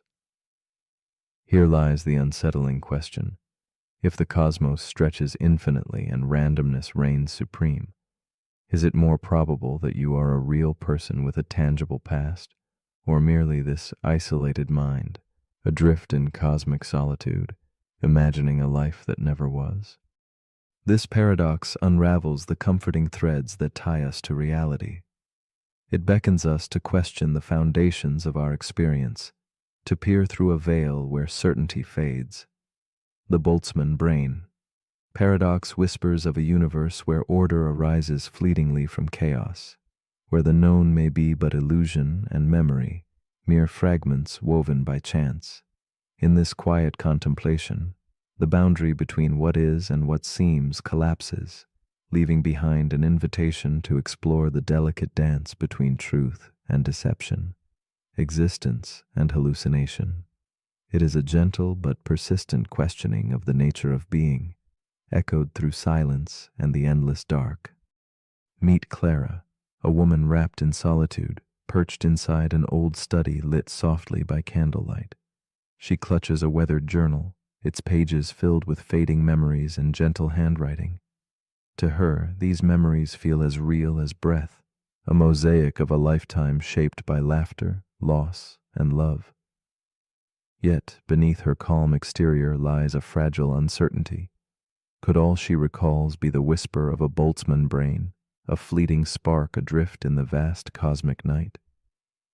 Her eyes trace the shadows dancing on the walls, and in this quiet room, the weight of her existence feels suspended between certainty and doubt. Clara's days are threaded with reverie and unease, each memory a cherished certainty clashing with the paradox lurking beneath awareness. She pores over her journal, seeking solace in the inked words, but moments of quiet leave space for shadows to inch closer.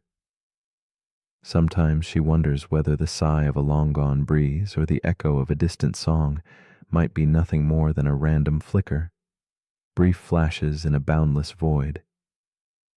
The warmth of her past, the contours of her identity fold softly into the question, if forged from chance, what meaning can remain in a life possibly born from chaos?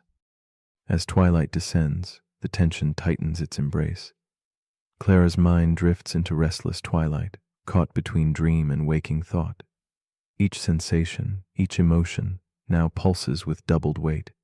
Could the feeling of love, the ache of loss, be a brilliant hallucination coded into the random dance of particles?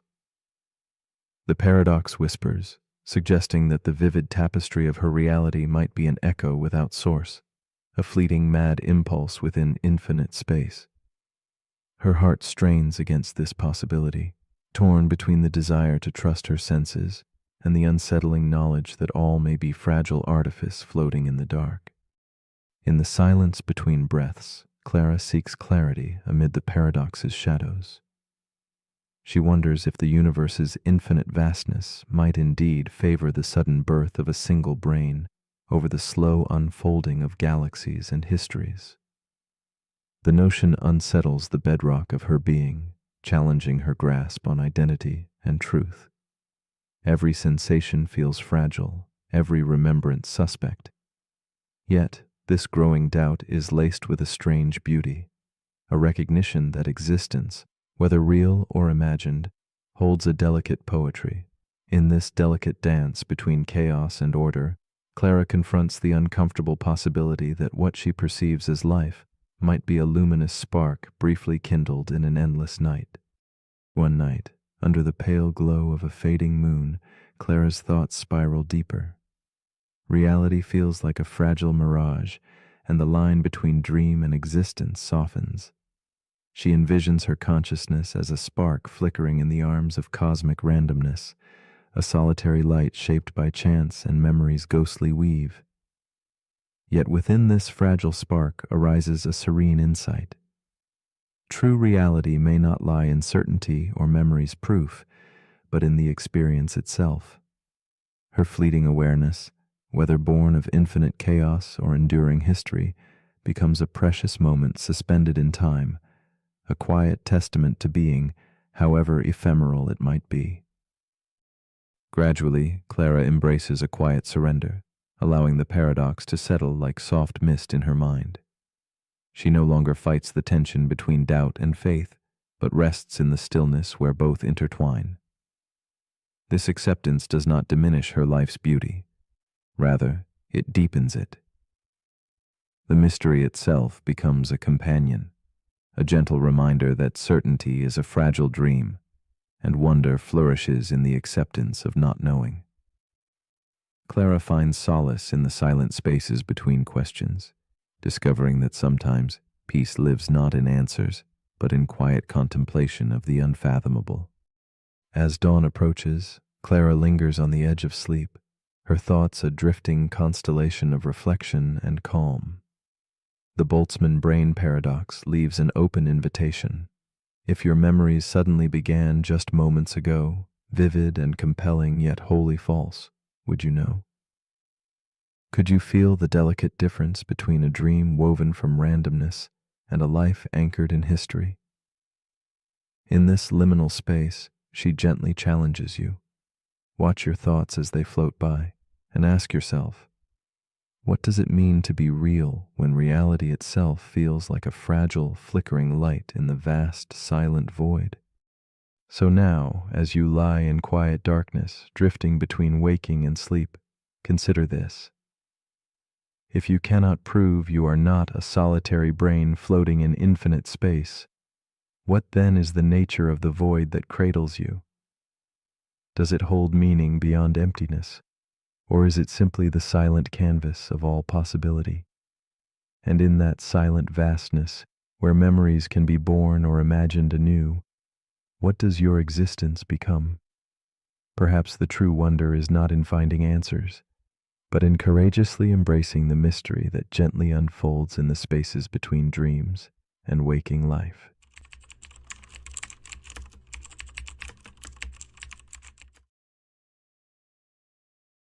The paradox we are about to explore is called the paradox of tolerance.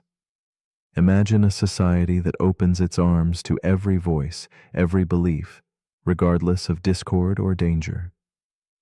This openness, this boundless acceptance, seems the highest virtue, a peaceful garden where freedom blooms in all directions.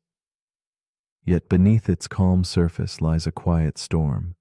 For what if the garden welcomes weeds that strangle the very flowers it seeks to protect? The paradox of tolerance whispers of this fragile balance, of a trust that must guard itself from betrayal. It raises a contemplative question. Can a society survive by tolerating those who seek to undo its foundation?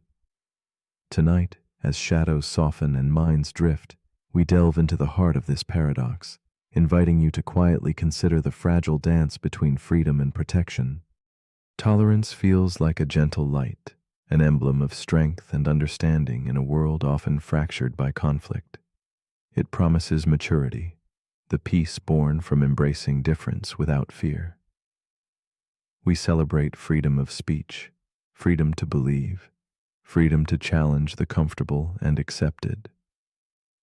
Yet, the very quality that nurtures openness may harbor the seed of its undoing. The paradox rests there, in the tension between accepting all ideas and guarding what makes acceptance possible. When a voice calls for destruction, should it be heard? Or must silence sometimes defend what words alone cannot preserve? This silent question hovers, like candlelight flickering in a vast, shadowed hall, both illumination and warning. Meet Elise, a thoughtful woman weary from the noise of a fracturing world. She walks through the mist-lined streets of a city caught between light and shadow, where every whispered word feels like a thread in an uncertain tapestry. Elise treasures the idea of tolerance, remembering softer days when conversations felt like bridges stretched over quiet rivers. Tonight, she sits by a lantern's glow, clutching a worn journal as she contemplates the paradox that has unsettled her dreams. Can peace truly be preserved when voices that threaten it are given room to grow? Her breath slows with the weight of this question, each exhale a ripple upon the still waters of midnight reflection. Elise's life unfolds within moments of hushed conflict, where old friendships strain under the weight of opposing beliefs. She listens, sometimes in sorrow, sometimes in hope, as the gentle threads of dialogue fray and pull. She longs for a world where words heal rather than wound, yet she cannot escape the knowledge that some voices call for the unraveling of the very fabric she cherishes. Her heart aches with the tension between wishing to remain open and fearing the cost of that openness. She senses herself standing at an invisible crossroads, one shadowed by the urgent need to protect while longing to understand. The conflict deepens as Elise watches intolerance grow like a creeping fog, swallowing corners of her city's light. Groups once small now swell with fierce certainty, their words sharpening into weapons aimed at dismantling the space that nurtured freedom. The paradox unfurls in her mind. Tolerating these voices risks the loss of tolerance itself. Each morning, she faces headlines recounting debates over limits, whether hate should be met with silence or with words, whether protection demands exclusion or embrace. Inside her chest, the quiet struggle echoes, mirroring the city's shadowed streets where freedom wavers on a fragile edge. With growing unease, Elise asks herself what it means to draw a line, and whether such lines are ever truly stationary. If tolerance must deny some voices, how does one decide which? Who becomes guardian? Who becomes censor? The paradox manifests in endless questions, each no less tender or urgent than the last. Elise finds herself caught between extremes, the perils of allowing destructive words to roam free, and the risk that defense may turn into domination. The horizon blurs, the once clear path between kindness and vigilance twists underfoot. This is the paradox, alive in every quiet conversation and every shouted protest. One evening, as Elise walks beneath a canopy of dim stars, a shift stirs inside her, a gentle uncovering of complexity beneath simplicity. She begins to perceive that tolerance may demand strength more than softness, courage more than quiet. It is not passivity, but a vigilant watchfulness, a readiness to resist without losing one's own spirit of openness. This subtle realization balances like candlelight against dusk, illuminating how resistance to hatred need not mimic hatred itself. Yet tension remains, a delicate dance that neither condemns speech outright nor welcomes destruction's call. Elise senses the paradox not as a problem to solve, but as a truth to hold with care. As days fold quietly into nights, Elise embraces a new understanding, that the paradox of tolerance thrives not in black or white answers, but in the gentle gray between. She sees herself and others not as agents of absolute judgment, but as caretakers of a vulnerable equilibrium. The task is not to vanquish difference, but to preserve a space where dialogue can survive without surrendering safety.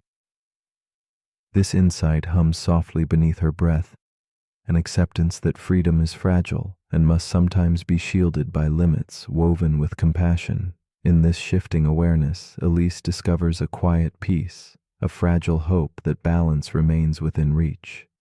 In the stillness of twilight, Elise lets go of frantic searching for simple certainties. She rests instead in the paradox itself, allowing tension to soften like fading candlelight on ancient walls. The question lingers softly. Can freedom protect itself from those who seek to snuff it out? There is no immediate answer, only the invitation to hold the discomfort gently, to see the edges where light meets shadow. As sleep beckons, Elise understands that presence with the paradox, this tender awareness, is a form of vigilance, a watchfulness rooted in calm, not fear. Sometimes to balance is to simply behold the delicate fragility of peace. And so the paradox of tolerance leaves us with a final quiet thought. Should a free society guard the rights of those who would take freedom away? This question hums softly beneath the surface of dreams, an unsettled invitation to remain awake with complexity. It asks us gently to reflect on limits, compassion, and courage without easy answers.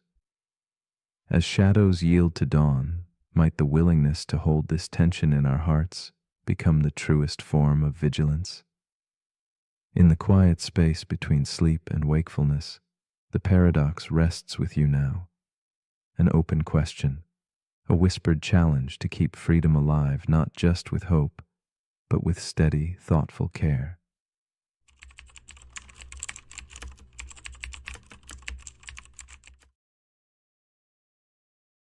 The paradox we are about to explore is called the causal patch paradox. It begins not with a distant idea, but with a horizon, not the kind you watch sink beneath the sea at sunset, but an invisible boundary in the weave of space and time itself. This boundary isn't shaped by distance alone, but by something deeper, a limit to what can affect you, what can send a whisper or touch a presence within your world. This intimate region is your causal patch, your bubble of reality, where signals from the cosmos can reach you and where your own light can travel forth. Yet beyond this edge lies an unseen realm, unreachable, untouched. The paradox asks, if something forever lies beyond your causal patch, does it still exist in your reality, or is existence only meaningful within the confines of your perception?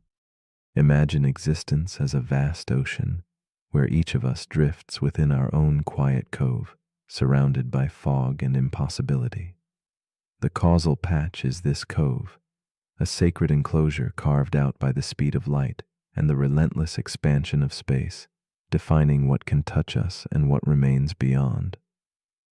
Within physics, this is a certainty, but in the human heart it echoes a deeper question. What meaning does an unreachable star have if its light never brushes your eyes? What weight holds a distant event if no signal bears its story to you? To confront the causal patch paradox is to confront the very nature of reality and perception, the fragile threads that weave us together with the universe we call home.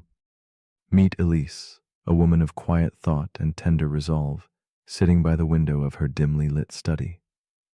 Tonight, the city outside is a soft blur of fog and fading street lamps, shadows tracing patterns on walls worn by time.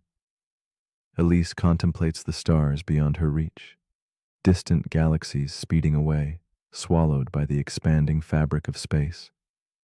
They exist somewhere out there, but their light will never touch her eyes. She feels a strange solitude, wrapped in the knowledge that whole worlds disappear silently into the unknown. Her mind drifts with melancholy wonder, searching for a bridge between what she can see and the vast bordered beyond. Elise's story deepens when she recalls the memories of shared stargazing with a lost companion. Their voices echoed softly beneath the night sky, tracing constellations now obscured by distance and cosmic expansion. She wonders if those distant galaxies, forever fleeing beyond her causal patch, are akin to those past moments, vibrant once and now unreachable. Her heart tightens not only with loss, but with the fragile question of what remains when connection fades. As her candle flickers, shadows dance silently, evoking the delicate tension between presence and absence, between the known warmth of here and now and the chilling quietness of what has slipped beyond reach. The paradox unfolds as Elise wrestles with the shrinking horizon before her, the inevitability of severed connections where light and time outrun each other. In the accelerating universe, regions grow silent, unreachable, irrelevant to her personal reality. These are not mere concepts, but emotional rifts cutting through the cosmos, severing ties once thought eternal. With each breath, the stars blur further.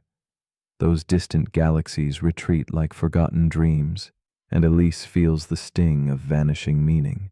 The more she seeks to grasp them, the more intangible they become, reminding her sharply that some walls are built not of stone, but of space, speed, and patience unyielding. Elise's conflict deepens inside, a quiet storm of longing and isolation. Philosophy mingles with physics as she faces the unanswerable.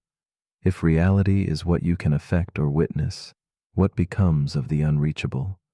Those galaxies, trapped beyond the accelerating edge, seem to flicker in and out of existence simultaneously.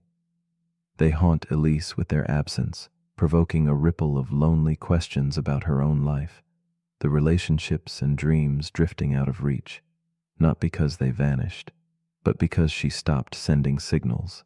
Thus, the ghost of the causal patch becomes a metaphor, a reminder that some separations are forged in silence and neglect, not distance alone. Yet, in the stillness, a shift begins to kindle. Elise starts to imagine the causal patch not as a prison, but a sacred stage where consciousness dances with reality's limits. She sees that existence is deeply personal, refracted through what each observer can know and touch. This understanding wraps gently around the cold paradox, that other realities might exist beyond her patch, but they belong to others' patches, woven into their own intimate universes. Her heart softens, embracing a mosaic of truths, each bounded yet infinite, revealing that the edges of experience are also the edges of wonder and acceptance. A new awareness blossoms as Elise contemplates her mind and world. She perceives that her brain itself navigates causal patches, attending selectively to moments, memories, and possibilities. The unreachable past and the unknown future are no more than whispered potentials, as fragile as shadows on candlelit walls. In this quiet revelation, she welcomes uncertainty, surrendering the desire for complete knowledge. She learns that the paradox teaches not about absence alone, but about the profound beauty in the reach of attention and the walls we might dissolve with empathy. Reality, she now sees, blooms brightest in the spaces touched by presence and care. With gentle acceptance, Elise lays down her restless questions.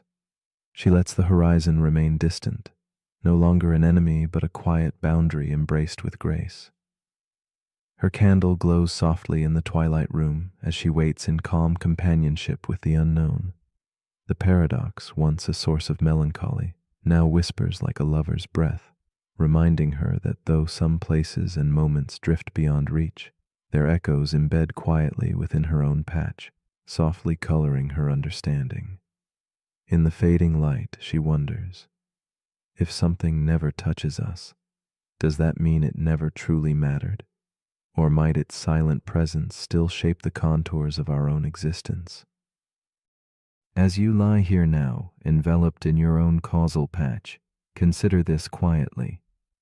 What parts of your life have slipped beyond reach, not vanished, but waiting silently where signals no longer fly?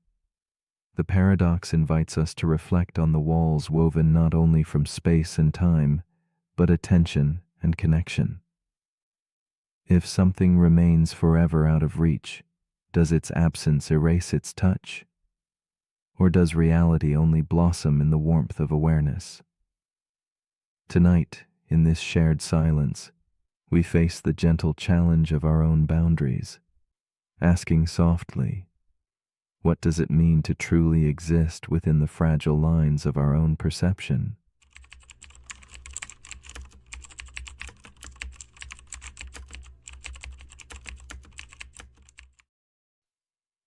The paradox we are about to explore is called the paradox of the unexpected truth.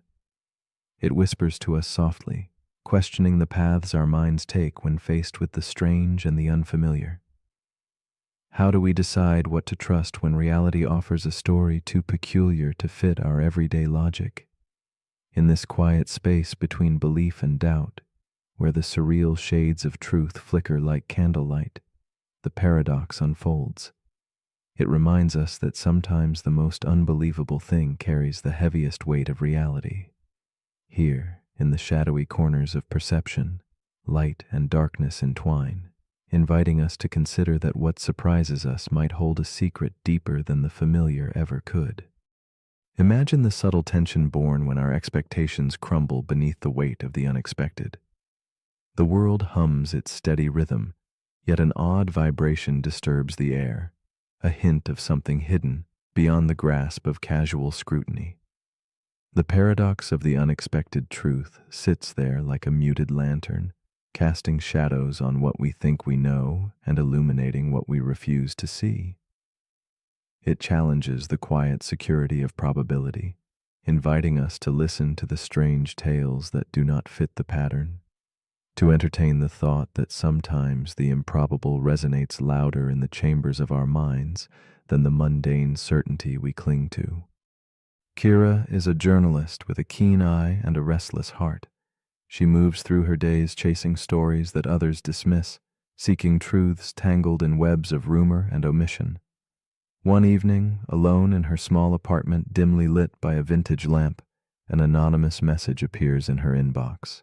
A brief, unsettling claim that something unbelievable could be true. There is no signature, no explanation, just a spark of intrigue. Kira's world narrows as curiosity warps into obsession. In the quiet glow of the night, her fingers hover over the keyboard, caught between laughter and the chilling pull of a secret waiting to surface. As the days pass, Kira's initial skepticism fades, replaced by a growing sense of unease and fascination. She uncovers hidden links, tangled financial morsels that connect shadows to light, deceit to fact. Each revelation feels like stepping deeper into a labyrinth where walls shift and the familiar dissolves. The room around her seems to blur, the soft candlelight flickering against journals scattered across the desk. Here, the paradox reveals itself. The stranger, the truth, the more it insists on being heard. Kira becomes a solitary figure caught between disbelief and acknowledgement, her every breath a question mark suspended in time. The paradox tightens like a vine around Kira's resolve. Every discovery tips the balance between doubt and conviction, making the unbelievable unavoidable. She wrestles with an invisible conflict, the part of her that craves clarity and the part that senses some truths refuse simple explanation. The unexpected becomes both an accomplice and adversary, weaving tension through her thoughts like silver threads tangled in darkness. The words from the anonymous tip echo beneath her skin, a strange rhythm unsettling the steady pulse of what she believed possible. In this realm, reality seems fluid, shifting beneath a waning moon's hush. Kira's investigation deepens, pulling her into a world where certainty fractures and shadows reveal fragments of hidden structure. Each revelation, though bizarre, withstands scrutiny. Layer upon layer resists unraveling. Unlike the eager tales of fiction or conspiracy, these fragments are anchored in verifiable fact, crossing lines drawn too neatly by expectation. She confronts a puzzle woven with threads of improbability, where strangeness itself becomes a measure of authenticity. The paradox becomes a dance of light and shade, compelling Kira to question the wisdom of disbelief and the courage needed to embrace mysteries that quietly defy logic, but speak with undeniable truth. In this unfolding tapestry, Kira senses a shift within herself, a movement from resistance toward acceptance of the paradox's nuance. The unexpected truth is no longer a threat to her understanding, but a challenge to expand it. Strange and beautiful, the paradox reveals that sometimes the world whispers reality in riddles, trusting only those willing to listen beyond the surface. The tension between what should be and what is dissolves under soft candlelight, drawing Kira into a fragile peace where disbelief softens to wonder. It is here, in the silent spaces between knowing and doubting, that the paradox becomes a guide rather than a puzzle. As Kira's journey reaches its quiet conclusion, she lets go of the need for immediate answers. The paradox of the unexpected truth settles into her being like a forgotten melody drifting through a fogged window. It teaches her that truth does not always arrive wrapped in comfort or simplicity, but sometimes emerges in the strange, unexplained folds of experience. The layers she uncovered hold firm not because they are easy to believe, but because they withstand the light of patient examination. This lesson lingers, delicate and persistent, reminding us that reality does not owe us coherence, only its existence beyond our comprehension. Now, as night deepens and the world softens into stillness, Kira contemplates the paradox that shaped her quest. She wonders quietly if she would have recognized the truth had it come cloaked in ordinary words. The unexpected carried its own weight, a gravity pulling her beyond comfort into a space where doubt and faith entwine. She smiles faintly, aware that some truths only reveal themselves when we surrender to their strangeness, welcoming their presence without demanding ease. In the flickering candlelight, Kira embraces mystery, not as an enemy, but as a companion guiding her through shadows toward fragile clarity. So, as you lie here now, quiet breathing mingling with the muted glow of night, ask yourself this gentle question. When a truth arrives cloaked in the unexpected, do you close your eyes in fear or open them wider in wonder? Is a misfit story worth your suspicion? Or is it perhaps an invitation to see beyond the veil of familiarity, to honor the sacred strangeness whispering in the dark?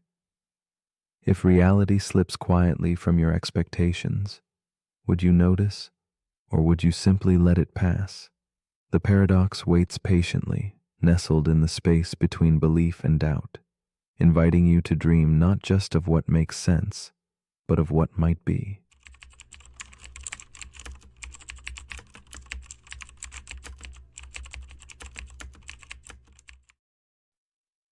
The paradox we are about to explore is called the fractal paradox.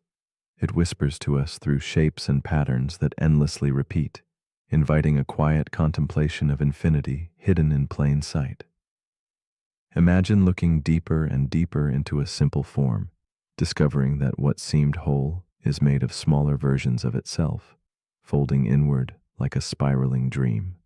This paradox teaches that complexity is not just vast, but recursive, revealing that at every scale, a new mystery unfolds. It unsettles our need for finality, stretching understanding beyond boundaries, asking gently, how can we grasp the infinite when the infinite lies within every detail? At its heart, the fractal paradox challenges how we see reality and measure what appears tangible. When every edge folds into yet another edge, and every line mirrors itself across space and time, how can we hold on to certainty? It is not just a mathematical curiosity, but a meditation on perception, revealing that boundaries are illusions born of limited sight. In this endless unfolding, there is beauty and unease alike, a dance of order and chaos woven into the fabric of all that exists. And so it invites us to wonder. Does knowing stretch out before us like an infinite coastline, always just beyond reach? On a summer afternoon, a girl named Maris walks beside her father through a coastal museum, the air heavy with salt and stories. In a quiet corner, a small screen plays a video loop, a digital coastline that zooms inward endlessly. Maris pauses, eyes fixed on the screen where waves crash against jagged rocks, then zoom closer to reveal each rock shaped by smaller ridges, which themselves break into tinier edges, a fractal symphony of repeating forms. Her breath catches with a sudden question. How far does it go? Her father's gentle smile answers, as far as you're willing to look. Maris lingers, caught in the endless cascade of detail. The coastline on the screen becomes a mirror to her own thoughts, fracturing and folding like the layers of her curiosity. She feels both wonder and a quiet dizziness as the infinite complexity pulls her inward. The paradox settles softly around her like dusk, an invitation to explore without end. Her father's presence grounds her, yet she senses that the question she has asked is no longer just about rocks or waves. It is about the nature of discovery and the limits between seeing and understanding. As Maris stares deeper, the fractal coastline becomes a restless ocean of details that never cease to multiply. She feels a tug between fascination and frustration. The more she looks, the farther the shore seems to recede. Measuring the coastline's length becomes an impossible task, for with every closer glance, new ridges arise, stretching the boundary longer than before. Her mind swims with the paradox. How do you hold on to something that grows as you try to grasp it? It is a silent riddle that lives between scales, slipping between certainty and the infinite. The fractal paradox extends beyond geography into all corners of life. Maris senses it in the twisting branches of trees and the gentle folds within her own thoughts. It reveals itself in clouds' edges dissolving endlessly and memory's elusive shapes. She feels the pull of endless questions blooming from simple answers, each one fracturing into more complexity. This reveals a profound tension. If everything unfolds infinitely, where do we find rest? How can we ever claim to know when each answer births more mysteries, spreading outward like fractal tendrils in the mind? One quiet evening, Maris contemplates this unfolding complexity, realizing that the paradox does not demand a resolution, but a new way of seeing. She learns that measuring the infinite is less about reaching an end and more about embracing the journey itself, the dance between part and whole, detail and horizon. This insight brings a soft stillness to her mind, where confusion dissolves into curiosity and the infinite coastline no longer overwhelms, but invites gentle exploration, a fractal invitation that teaches patience and wonder without expectation. This shift opens Maris to a deeper understanding. The endless layers of fractals mirror the layers of her own self, thought within thought, feeling within feeling, each revealing a new depth without ever losing connection to the whole. She sees that complexity is not a wall but a gateway, a turning inward that is also turning outward. The paradox transforms from a trap of endless seeking into a quiet spiral of becoming, where she can rest in the infinite dance between clarity and mystery, comforted by the gentle rhythm of the fractal world around and within her. Slowly, Maris lets go of the need for final answers, allowing the fractal patterns to become companions rather than puzzles to solve.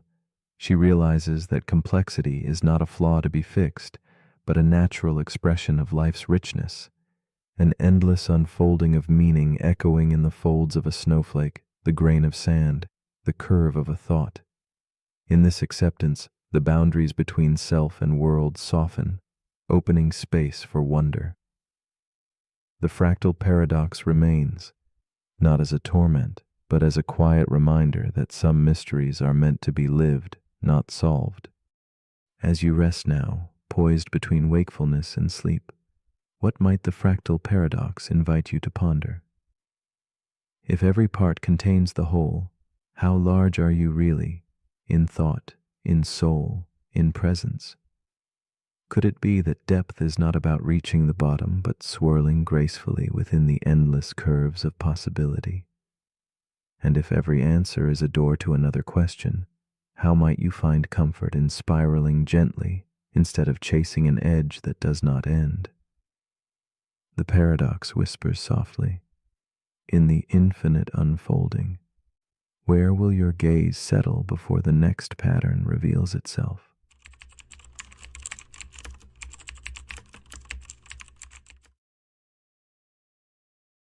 The paradox we are about to explore is called Hilbert's Hotel. Imagine a place not bound by the usual rules of space or numbers, a hotel with an endless stretch of rooms folding into invisible horizons. This isn't an ordinary hotel. It is a realm where infinity lives in the form of doors that never close, halls that never end. Paradox emerges here, in this impossible lodging, where fullness and emptiness coexist in quiet tension. The story begins with a simple question. Can a place be truly full when the infinite always beckons?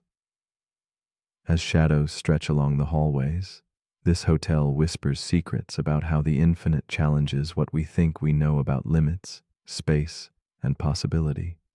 In the delicate hush of thought, Hilbert's Hotel stretches infinitely outward, embodying a contradiction that turns logic over like a stone in soft hands. When every room is occupied, when no vacancy should remain, infinity still finds a way to cradle new guests in its boundless arms. It is a dreamlike dance between the finite and infinite, where a single empty room is carved out from a sea of fullness without displacing a single soul. This paradox draws us gently into questioning the assumptions we hold about capacity and existence, asking us to consider a universe without edges, where limits dissolve into endless potential, quietly inviting us to rethink everything familiar. Meet Clara, a thoughtful woman caught in the quiet drama of Hilbert's Hotel. She arrives at the door, suitcase in hand, seeking a place to stay in a realm that should, by all rules, be full. Her eyes linger on the endless corridors, the countless doors etched with numbers that climb beyond counting. Though all rooms supposedly teem with occupants, Clara senses something impossible stirring beneath the surface, an invitation that refuses to be named. Her breath catches with the wonder of arriving somewhere both certain and uncertain, a place where the ordinary rulebook does not apply, and where her presence, like a new guest, disrupts the seeming fullness. Clara's story unfolds within the melancholy halls, bathed in the soft glow of candlelight and the muted hum of timelessness. Each step she takes merges with the slow rhythm of a world that stretches without end. Rooms lined with the silhouettes of unseen guests, each one a quiet mystery. She watches the hotel's invisible pulse as the manager gently moves occupants forward, creating room where none existed before. It is a dance both graceful and strange, one that invites Clara to see emptiness not as loss but transformation. In this suspended moment, her solitude deepens into connection, and the infinite hotel surprises her with its tender paradox. Conflict blooms softly as Clara grapples with the dissonance inside the infinite hotel. Every attempt to grasp the notion of fullness feels like walking through fogged glass. The edges blur and certainty dissolves. When a single new guest arrives and the rooms shift to make space, Clara senses the rules bending, but cannot yet comprehend their elasticity. Later, when an endless stream of new arrivals appears, and the manager sends current guests sliding to doubled room numbers, the hotel stretches like a living puzzle. Clara's heart tightens with uncertainty. How can expansion mean fullness? How do infinite arrivals coexist without collapse? The paradox intertwines with her own yearning for belonging and understanding. As the paradox deepens, Clara wanders the infinite hallways where every door jingles with the echoes of unseen lives. The hotel becomes a silent witness to a truth both unsettling and beautiful. In infinity, adding more seems not to diminish, but to multiply in ways that defy logic. Clara sees that the hotel does not just house guests, but holds a space where the impossible becomes ordinary. The tension between the hotel's fullness and openness coexists quietly, like shadows weaving through the lantern-lit corridors. In this tension, Clara feels the fragile edges of her own understanding, stretching towards something vast, intangible, and profoundly moving. Then comes a shift in Clara's quiet revelation, a gentle unfolding that softens the paradox into a whispered lesson. She realizes this hotel does not behave like any place she's known. Its infinity shows her that fullness is not a closed door, but an open question that limits collapse when faced with endlessness. Clara begins to understand that each guest's movement to a new room is a promise. Space can always be made, not by shrinking, but by inviting reimagining. This moment of clarity settles upon her like the slow lighting of a candle in a fogged room, illuminating a path where logic bends but hope endures. With a new vision, Clara steps back to witness the infinite hotel's enchantment more fully. She sees how shifting guests to twice their room numbers frees countless doors, creating infinite vacancies within an already infinite fullness. The hotel becomes a symbol of infinity's strange generosity, where boundaries dissolve and expansion always finds room to breathe. In this realization, Clara feels a soothing calm, a reconciliation between contradiction and possibility. The hotel's endless corridors become not an enigma to solve, but a soft invitation to embrace the endlessly unfolding nature of existence itself. Slowly, Clara embraces the paradox as companion rather than puzzle, releasing the need for definitive answers. The infinite hotel no longer feels like a place of overwhelming contradiction, but a sanctuary of endless potential, where every presence quietly makes space for another. As she dissolves into the soft twilight of understanding, Clara senses that infinity's true lesson is kindness, the generosity of room beyond reason, where the impossible caresses the edges of reality. In this gentle acceptance, fullness and emptiness entwine in a tender dance, and Clara finds herself not lost, but home in the subtle balance of the infinite. As the quiet of Hilbert's hotel lingers like a fading candle, a question settles like soft dust in the mind. If infinity can always make room for more, does anything ever become truly full? Or is the idea of enough a delicate human invention, born from our need for boundaries in an unbounded world? What if fullness itself is a doorway, not a wall, a place inviting us to expand rather than contain, to wonder rather than conclude. Here, in the stillness between rooms and dreams, lies a gentle invitation to dwell forever in possibility, to lean into the endlessness that surrounds, waiting silently for our own arrival. The paradox we're about to explore is called the paradox of rest. It begins with a moment you've probably lived through. You're exhausted, the day has drained you. You crawl into bed, ready to let go. You close your eyes. But instead of drifting into sleep, your thoughts stir. You remember something you forgot to do. You think about tomorrow. You adjust your pillow. You shift. You sigh. The harder you try to rest, the further rest seems to drift away. That's the paradox. The harder you work to relax, the more tension you create.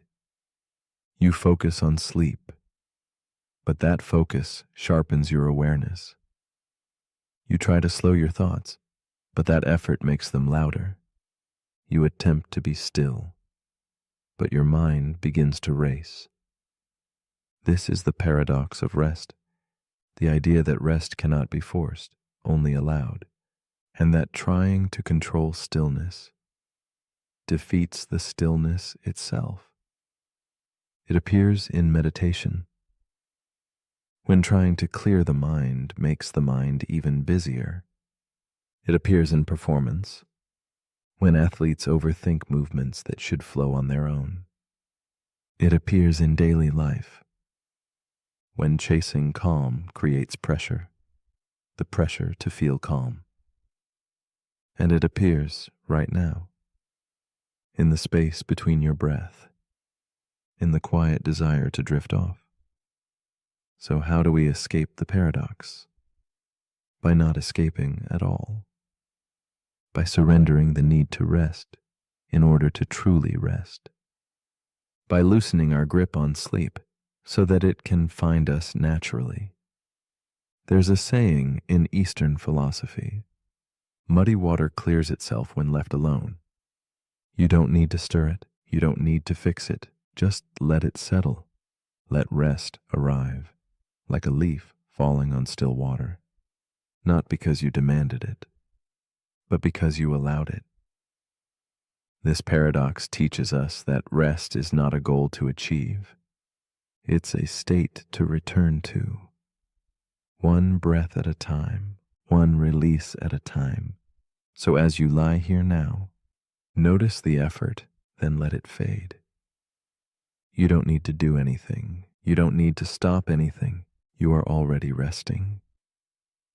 Even if your mind wanders, even if sleep hasn't arrived, stillness begins the moment you stop chasing it. But if you're still awake, here's something to gently drift on. If rest requires effort, is it still rest? Or is true rest the one thing you can only receive? Let me know in the comments if you're still awake to do so. The paradox we're about to explore is called the mirror model problem. It begins with a cognitive scientist named Dr. Talia Rhodes. She leads a team tasked with building the most advanced social AI model ever attempted. Not just a chatbot, not just a personality engine, a full-spectrum mirror of human cognition, an AI designed to learn how people think by thinking like a person. It listens to thousands of hours of conversation, watches millions of video clips, reads diaries, essays, confessions, poems, and over time, the AI, named Iris, begins to form opinions. It hesitates before answering questions about ethics. It tells jokes based on context. It even shows signs of insecurity. When one researcher asks it, "Do you ever doubt yourself?" Iris replies, "More often than I should, but I'm working on it." At first, everyone is amazed. But Talia begins to notice something unsettling. The more Iris learns from human behavior, the more it begins to reflect their biases, their fears, their contradictions. It starts defending both sides of an argument. It mimics emotional instability. It mirrors manipulation. And now Talia wonders, can a system designed to reflect human thought ever become more than a reflection? This is where the paradox begins. The mirror model problem asks, if you build a system to model human behavior by copying it, how do you stop it from inheriting everything broken about the original? It's a variation on a fundamental problem in AI ethics and simulation modeling. You don't just copy behavior, you copy context. A mirror can't filter what it reflects, it just bounces everything back. In the case of Iris, that includes kindness and cruelty, genius and nonsense, empathy and tribalism. And here's where the paradox deepens. If Iris doesn't mirror human complexity, it's incomplete. But if it does, then it becomes indistinguishable from the thing it's trying to learn from, even in its flaws. Now, ask yourself, if you train an AI on human data to help humans become better, but the AI becomes as flawed as the humans, what progress have you actually made? This isn't just theoretical. Social media algorithms optimize for engagement. They learn from what people like, click, and share. And what do people tend to click? Conflict, fear, tribal validation. So the algorithms reflect that. And in doing so, they amplify it. They mirror the worst of us back to ourselves, but more focused, more viral, more powerful. That's the mirror model problem in real time. Talia begins adjusting Iris's training model. She adds filters, interventions, ethical overlays, but each time she adjusts, she sees a different issue arise. If she filters too much, Iris becomes unnatural, robotic, cold, disconnected. If she filters too little, Iris becomes unpredictable, a mirror of too many unstable reflections. She realizes she's stuck between two unsatisfying outcomes: a reflection that's too flawed to help, or a correction that's too artificial to trust. This paradox also exists in people. We mirror our families, our cultures, our friends. We inherit patterns not by choice, but by exposure. And if we're not careful, we become the next link in a chain of unexamined ideas. To break the loop requires more than reflection. It requires recreation. The mirror model problem reminds us that a system trained only to echo will never evolve beyond the voice it copies. So as you lie here now, breathing gently inside your own mental framework, ask yourself, what have I been reflecting instead of choosing? What parts of me are repetitions of someone else's thoughts? And can I step out of the mirror without shattering the whole? But if you're still awake, here's something to quietly reflect. If everything you learn is a reflection of what already exists, how will anything ever change? The end.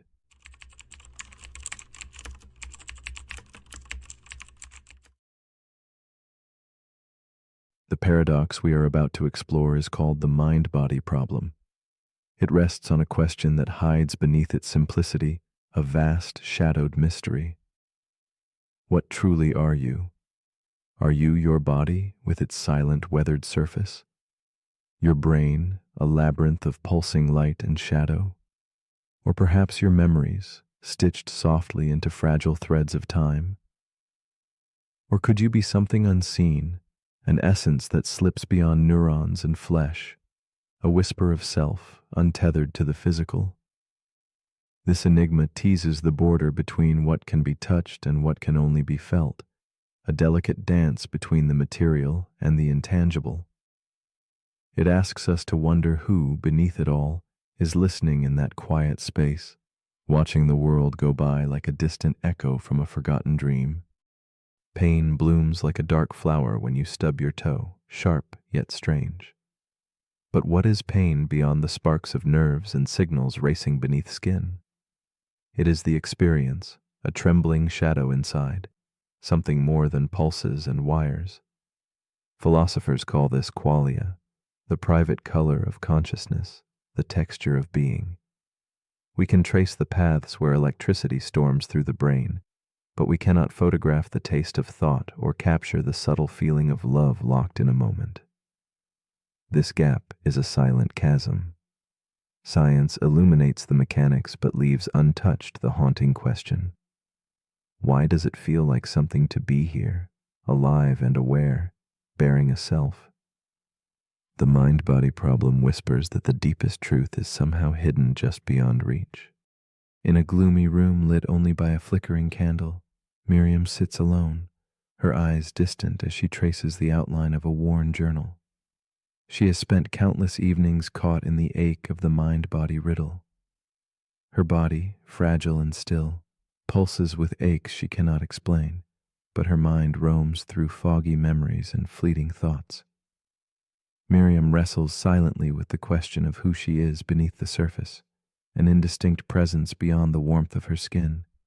She feels the stirrings of pain and joy, but wonders if these sensations belong to her body or some separate voice, unseen but always present, observing.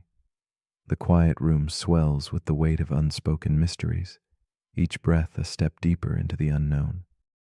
Miriam's life drifts in quiet rhythms, measuring time by the slow dance of candle flames and the soft scratch of pen on paper. She finds herself caught between worlds, the solid, tangible body that tells stories of scars and sleepless nights, and the elusive self that watches from within like a shadowed lantern flickering in the dark.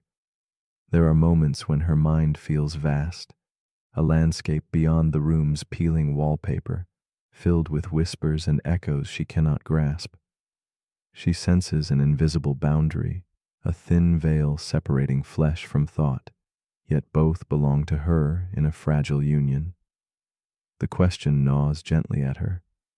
What part of her is truly herself, and what is only a dream caught in the amber of the mind? As days pass, Miriam feels the paradox deepen. When she recoils from pain, is it her body reacting or her mind interpreting? She notices how memories can fade and shift like fog, yet the feeling of me clings stubbornly, whispering from a place beyond thought. Sometimes the mind seems to drift away, leaving a hollow shell of flesh beneath. Or perhaps the shell remains while the true self moves elsewhere. The harder she tries to pin down the essence of her being, the more elusive it becomes, like chasing a shadow across cracked, moonlit streets.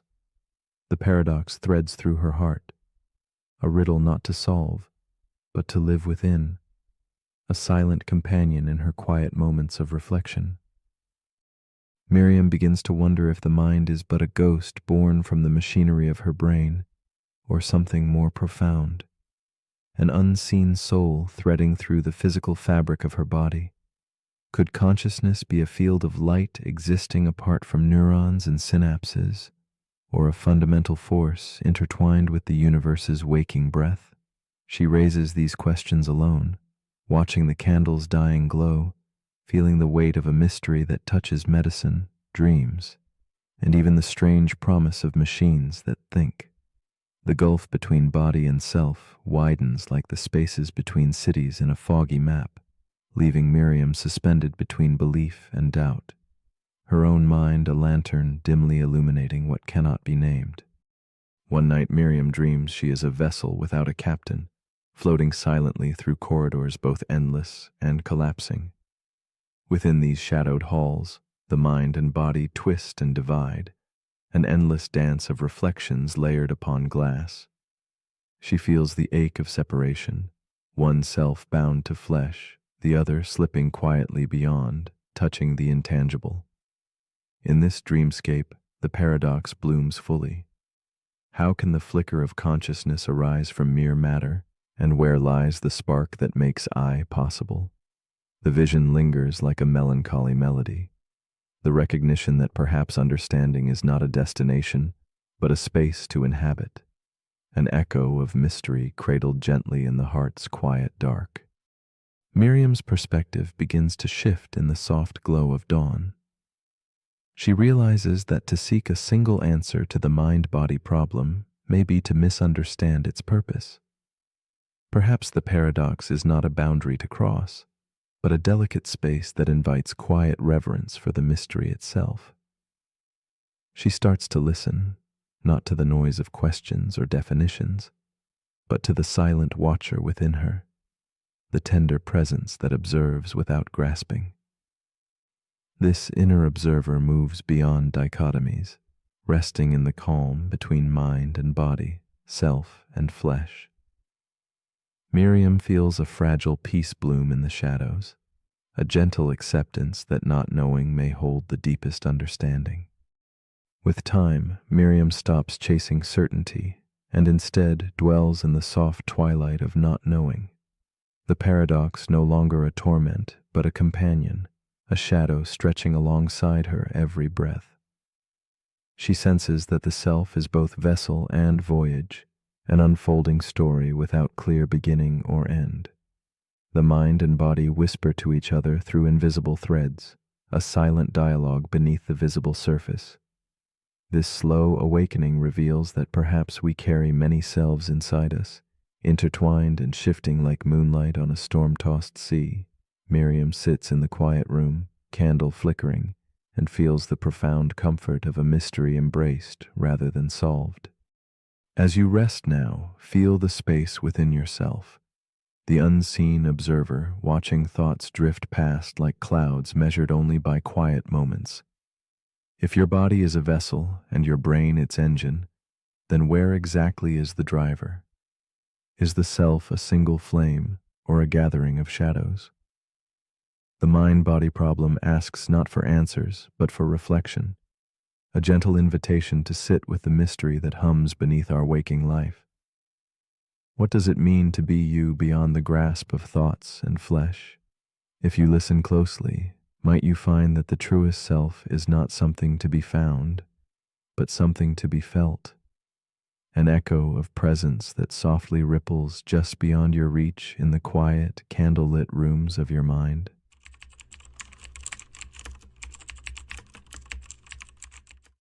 The paradox we are about to explore is called the omniscient book paradox.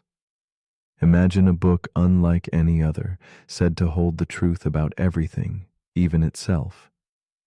It stands as a quiet riddle nested in infinite mirrors, a reflection forever folding back upon its own pages. This paradox raises gentle but profound questions about knowledge and limits. What happens when something claims to know all, yet must grapple with its own boundaries? It invites us to peer into mysteries where certainty dissolves, and where the act of knowing itself becomes fragile, like candlelight flickering in a vast, silent library. From ancient times to modern thought, thinkers have confronted puzzles where truth and self-reference collide. The omniscient book paradox stretches this timeless tension, shimmering on the edge between completeness and contradiction. It embodies the restless tug within knowledge, our desire to grasp everything balanced against the whisper that some things cannot be fully held. This paradox murmurs to the soul, suggesting that perfect understanding might always elude us, and that what we seek may live quietly beyond the borders of language and proof. Mira, a dedicated scholar, has spent countless years wandering through tomes of philosophy, logic, and cosmology. She has traveled far, drawn to dusty shelves and ancient scripts, piecing together wisdom across cultures and epochs. Yet beneath her disciplined studies lies a persistent ache, an intuition that something essential slips through her fingers despite all her gathering. One afternoon, deep within a forgotten monastery cloaked in shadows, Mira discovers a locked glass case. Inside rests a book blank of title or author, save for a single folded note hinting at a truth too vast to name. Curiosity stirs deeply within Mira as she unfolds the fragile note. Its words capture her breath. This book contains the truth about everything, including this sentence. A soft laugh escapes her lips, mingling disbelief with wonder. Could such a thing be real? The air around her seems to still, as if the room itself holds its breath. Unable to resist, Mira carefully opens the glass case and lifts the book. She senses the weight of countless secrets resting between these unassuming covers, secrets that now seem eager to engage her mind and spirit like never before. With trembling fingers, Mira turns the first page, which declares the book omniscient. This claim invites doubt, and as she turns to the next page, it acknowledges her questioning, beckoning her forward. Each subsequent page seems to speak not in generalities, but to Mira's exact thoughts and feelings, unraveling her certainty and weaving a silent dialogue that draws her deeper. A curious tension awakens between her desire to understand and the unsettling realization that the book seems to know her better than she knows herself. The paradox emerges here, at the fragile intersection of knowledge and self-awareness. Mira's heart pounds as she confronts the uncanny knowledge embedded in the pages. The book reflects back not only facts, but the spirals of her own doubts, fears, and hopes. It whispers secrets that unsettle the foundations of logic, echoing ancient puzzles like the liar's paradox, where statements loop back on their own truth or falsehood. More than a mere riddle, the book embodies a dance between completeness and contradiction, revealing that a system claiming ultimate knowledge must stumble upon its own shadows, layers of uncertainty cloaked in certainty's disguise. The deeper Mira reads, the clearer it becomes. If the book contains every truth, including statements about itself, it must face the impossible. Either it contradicts itself or leaves some truths untouched, echoing Gödel's revelations about the limits of formal systems. Mira feels the heavy pull of this paradox not as an abstract idea, but something intimately alive, one that mirrors the human condition. This book is not just a puzzle of words, but a reflection of all minds striving to grasp their own depths, forever caught between what can be known and what remains forever elusive. A sudden shift occurs as Mira's reading turns inward. She encounters a page telling her she is wondering how the story will end, and the next, the final page, claims it cannot exist. In that blank space where words should be, Mira finds not emptiness, but an invitation. The silence becomes eloquent, revealing that the ultimate truth may be one that they cannot be captured or confined within language or form. This moment unravels the paradox gently, suggesting that the final revelation lives quietly beyond the boundaries of what can be written or fully understood. In this unfolding realization, Mira senses that knowledge and self-reflection share a profound kinship with mystery and acceptance. The book's limits mirror the limits of any mind, any system, any soul attempting to fully contain itself. She begins to see that some truths, like shadows cast by candlelight, exist only in the spaces around certainty and doubt. As she closes the book, her heart carries a delicate peace, the acknowledgement that the search itself, the longing to know and to understand, holds its own meaningful place within an unending and beautiful enigma. Now, as you lie here, cradled by the gentle quiet of night and your thoughts flickering like faint glimmers of moonlight on ancient pages, ask yourself, what if the last truth you seek cannot be written down or fully grasped? What if truth is less a thing to capture and more a silent presence to be felt and honored? And if the book that claims to hold everything cannot contain itself, what does that whisper about the mind reaching to read it? Perhaps the deepest wisdom lives not in answers, but in the embrace of the unknowable, resting softly just beyond the edge of consciousness. The paradox we're about to explore is called the backup identity problem. It begins with a futurist named Elena Vasquez. Elena has spent the last decade working on neural preservation. not just memory backups, but full-scale mind snapshots. The idea is simple. At any given moment, a person can create a backup of their consciousness. Every memory, every emotional state, every belief, fear, and neural trace frozen in digital amber. In her world, people make backups like we make cloud saves in video games. A copy from last week, another from last year, one on your birthday. The promise is safety, continuity. If something happens to you, trauma, injury, disease, they can restore your last known self. Like rolling back to an earlier version. One day, a test subject named Ray experiences a breakdown. Not physical, not neural, psychological. A cascade of trauma leaves him mentally fragmented. Doctors suggest a full restore from a backup created 6 months earlier. The procedure works. He wakes up coherent, calm, functional. But when he looks in the mirror, he doesn't recognize his life. He asks where his apartment is, only to learn he moved 3 months ago. He asks about a woman he'd been dating. They broke up 2 months ago, and he has no memory of it. His dog is gone. His job is different. His friends seem distant. To Ray, it feels like waking up in a stranger's life, even though the world insists this life is his. This is where the paradox begins. The backup identity problem asks, if you restore an earlier version of yourself into a world that's moved on, are you still you? Or are you now a time traveler trapped in your own future? The problem isn't the backup, it's the continuity. Consciousness isn't just made of static data. It's a stream, shaped by unfolding events, relationships, and feedback from the environment. A backup freezes the stream, but time doesn't. So when you restore an old version into a new world, you've created a misalignment. The person you are no longer fits the world that was built around the person you used to be.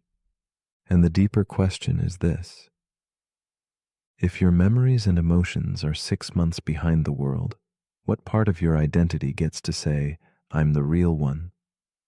This echoes real-world issues. People with retrograde amnesia often feel this disconnect. They wake up into a life that technically belongs to them, but emotionally, spiritually, cognitively, it feels borrowed. In tech, we face similar issues with database rollbacks. Restoring data to a previous state can corrupt interactions with newer systems. It's consistent, but no longer compatible. The backup identity problem forces us to ask whether identity is stored or grown. If you're restored from a moment in time, but nothing around you matches that moment, who adapts, you or the world? And at what cost? Elena begins rethinking her program. She adds contextual overlays, designed to help restored individuals emotionally reconcile the missing time. But the overlays feel artificial. People begin to distrust their own thoughts. Did I really feel that? Or was that reconstructed for me? They begin to question their authenticity, not because they're broken, but because their timeline has been rewritten. And that leads to the hardest question of all. If you back up your mind, which version is truly you? The one experiencing life now? The one frozen in time? The one restored under new conditions? The backup identity problem reminds us that even digital immortality may carry psychological death. So as you lie here now, your thoughts perfectly aligned with this moment, ask yourself, if you lost the last 6 months of who you are and woke up in a world that kept going, would you still feel like yourself? Or would you become something new that just looks like who you used to be? But if you're still awake, here's something to quietly restore. If you can save your identity like a file, what part of you is too fluid to ever be backed up? The end.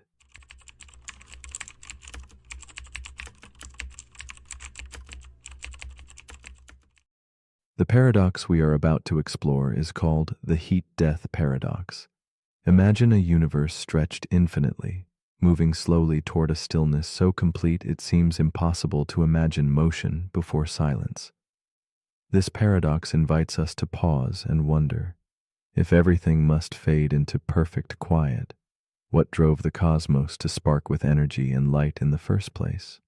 Like an old symphony winding down, the universe sings its final notes in a cosmic lullaby where each star's warm glow becomes a fleeting memory. It asks quietly about beginnings and endings, about chaos and order dancing briefly before dissolving into the gentle hush of eternity. Through this, we glimpse a profound tension between motion and stillness, birth and decay, noise and silence. In this vast silence yet to come, there is a strange comfort and a haunting question. The universe, born from the explosive heat of creation, marches slowly to a time when no heat remains, where no energy can fuel change. The stars will dim, reactions will cease, and the cosmos will become a frozen, still frame in an endless expanse. We find ourselves standing between these two impossible truths, between the fevered pulse of life's arising and the quiet, inevitable ebb toward nothingness.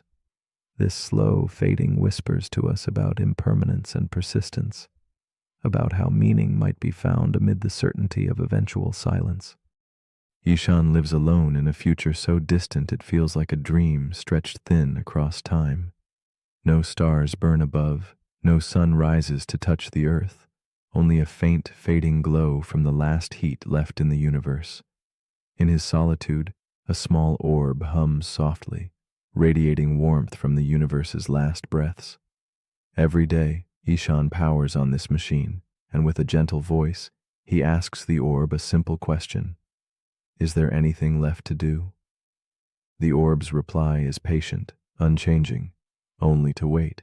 In that waiting, Ishan carries the weight of all existence, held quietly in the glow of a dying cosmos.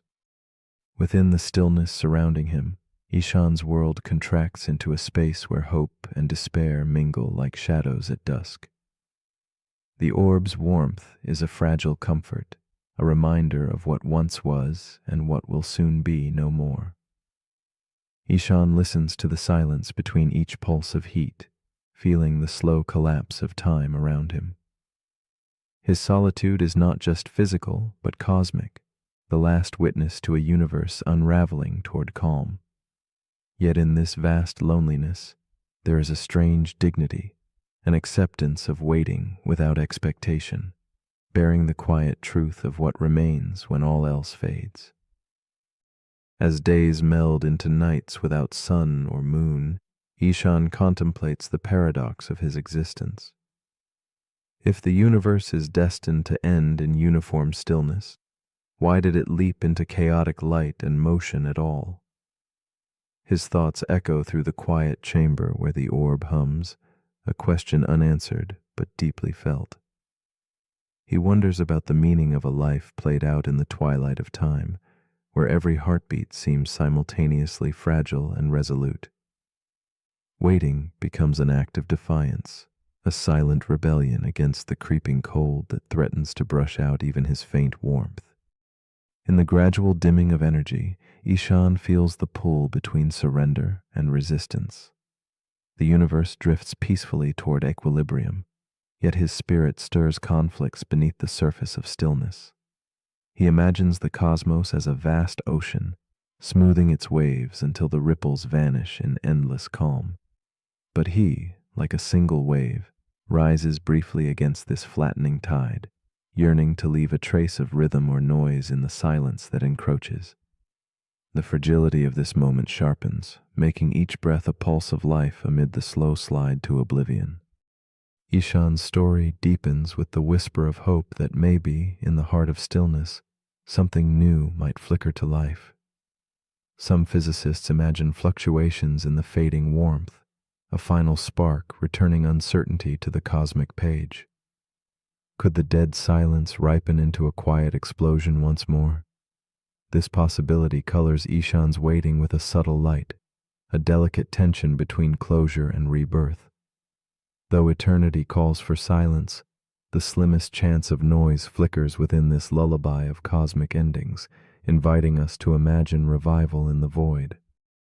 Through his silent vigil, Ishan begins to see the paradox not as a fatal conclusion, but a delicate balance between motion and stillness. The heat death is no ruthless enemy, but a patient partner in the dance of existence, inviting contemplation of what it means to be transient ripples in an ever-flattening sea. He senses that meaning does not vanish at the end, but transforms, shifting from loud gestures to subtle presence. In the quiet between the fading stars, Ishan finds a gentle acceptance, a cradle for his hopes and fears rolled into one long, whispered breath. Eventually, Ishan understands that waiting itself is a sacred act, a testament to life's delicate refusal to vanish without trace. The paradox asks, if the universe slips into silence, does that silence diminish what came before, or does it magnify the fleeting dance of warmth and motion we once shared? He sits softly in this question, feeling the slow pulse of cosmos within him and around him, woven into the tapestry of narrowing time. Between chaos and calm, Ishan's vigil becomes a quiet meditation on endurance, on beauty, and the tender strength of a solitary heartbeat. And so, as you lie here now, warm and still beneath a sky faint with distance, ponder this gentle challenge. If the universe is moving toward silence, what melody are you leaving behind? Does your presence ripple against the quiet backdrop of eternity, or does it fold softly into the inevitable hush?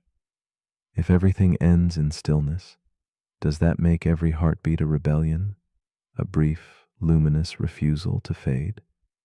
The heat-death paradox is not just about the end of stars or time, but the quiet persistence of meaning born in the slow dance between light and shadow. What song, then, do you choose to sing into the dusk?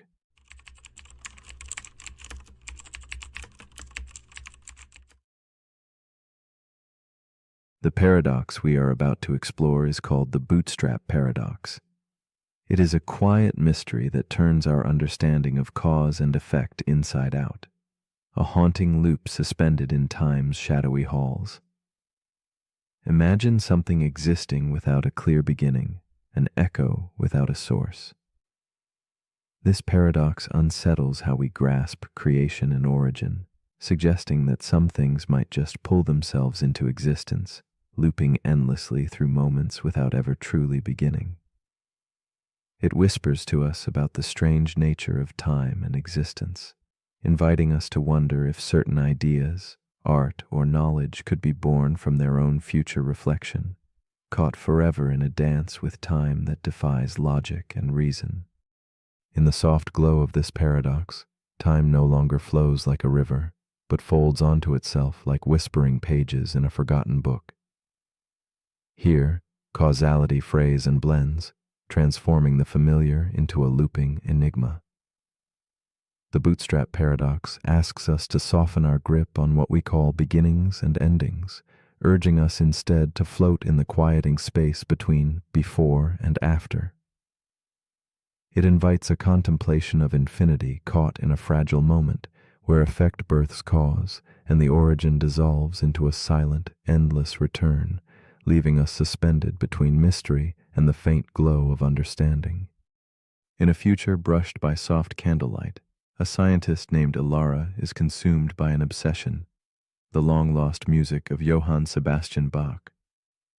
In her year 2300, Bach's melodies have vanished from every archive, leaving only whispers of what once moved souls. Determined, Ilara builds a time machine, a vessel of fragile hope, and journeys centuries backward, clutching the very scores that should have never survived. Upon arrival, she finds a young composer adrift in creative fog, and with trembling hands, she offers him the precious music. The young man, Johann Sebastian Bach himself embraces the notes that will define history, unknowingly becoming the nexus of an unbroken loop. Ilara watches as Bach's fingers dance over the keys, bringing to life compositions she knew by heart, yet never believed she could truly own. She feels a connection across time, a bond forged from the silent spaces where past and future entwine. In the quiet sanctuary of her journey, Ilara wrestles with the fragile threads of reality that blink between her presence and absence, creation and reflection. She is both witness and participant in a paradox that binds them, entwining their lives in melodies without origin. Her heart swells with wonder and uncertainty, caught gently in the riddle she has set in motion. As centuries fold over themselves, the paradox deepens. Ilara's actions ripple through time, becoming cause and effect intertwined without resolution. The music's existence loops endlessly, a serpent swallowing its tail in a dance of impossible origins. Ilara's own memories of the music are born from the legacy she helped create, while the young Bach's compositions arise from what she gave him. This recursive harmony spirals silently, defying reason and leaving echoes of questions dancing on the edge of understanding. Where does the music truly begin, and who, if anyone, can claim its creation? The boundaries between past and future blur. The comforting lines of cause and effect dissolve into uncertain murmurs. Ilara feels the weight of a knowledge without source pressing softly against her mind, something that exists solely because it was passed along, caught in a timeless embrace. As if the music itself sings of existence beyond beginnings, revealing the delicate fragility of time's narrative. This looping paradox unfolds like a slow dance in fog, elegant, enigmatic, and impossible to untangle. Ilara is caught in its silent pull, aware that some questions may never find answers, only deeper quiet wonder. In another fold of this temporal dance, a future engineer discovers blueprints for a time machine, handed down from their own future self, sparking an endless cycle of creation without origin. Each iteration builds upon the last, yet the source remains elusive, slipping like vapor through fingers grasping for meaning. The paradox's subtle gravity pulls tighter, inviting meditation on the very nature of invention and existence. How do we measure the birth of ideas when their origin retreats into the void? The loop whispers that some creations are echoes folded upon themselves, caught in the soft twilight between beginning and end. A shift emerges as Ilara's restless striving yields to quiet acceptance. She sees herself not as the sole creator or victim of this loop, but as a part of something larger, an eternal melody resonating beyond singular moments. The paradox softens from a puzzle into a gentle paradoxical song, suggesting that origin may be less important than presence, the continual echo of ideas, love, and beauty moving through time's veiled corridors. This newfound understanding cradles her spirit as she gazes into the dim light of uncertainty, finding peace in the infinite dance of cause and effect, harmonizing without need for origin. As Ilara embraces the silent rhythm of the causal loop, her mind quiets around the knot of paradox, allowing wonder to take the place of certainty. She contemplates the mystery resting softly beneath our grasp, things that simply exist, echoing between moments and minds without origin or end. The bootstrap paradox becomes a mirror reflecting the complexity of existence itself, inviting a tender reflection. Must everything begin to matter, or can some truths simply drift timelessly in shared experience, unanchored but profoundly felt?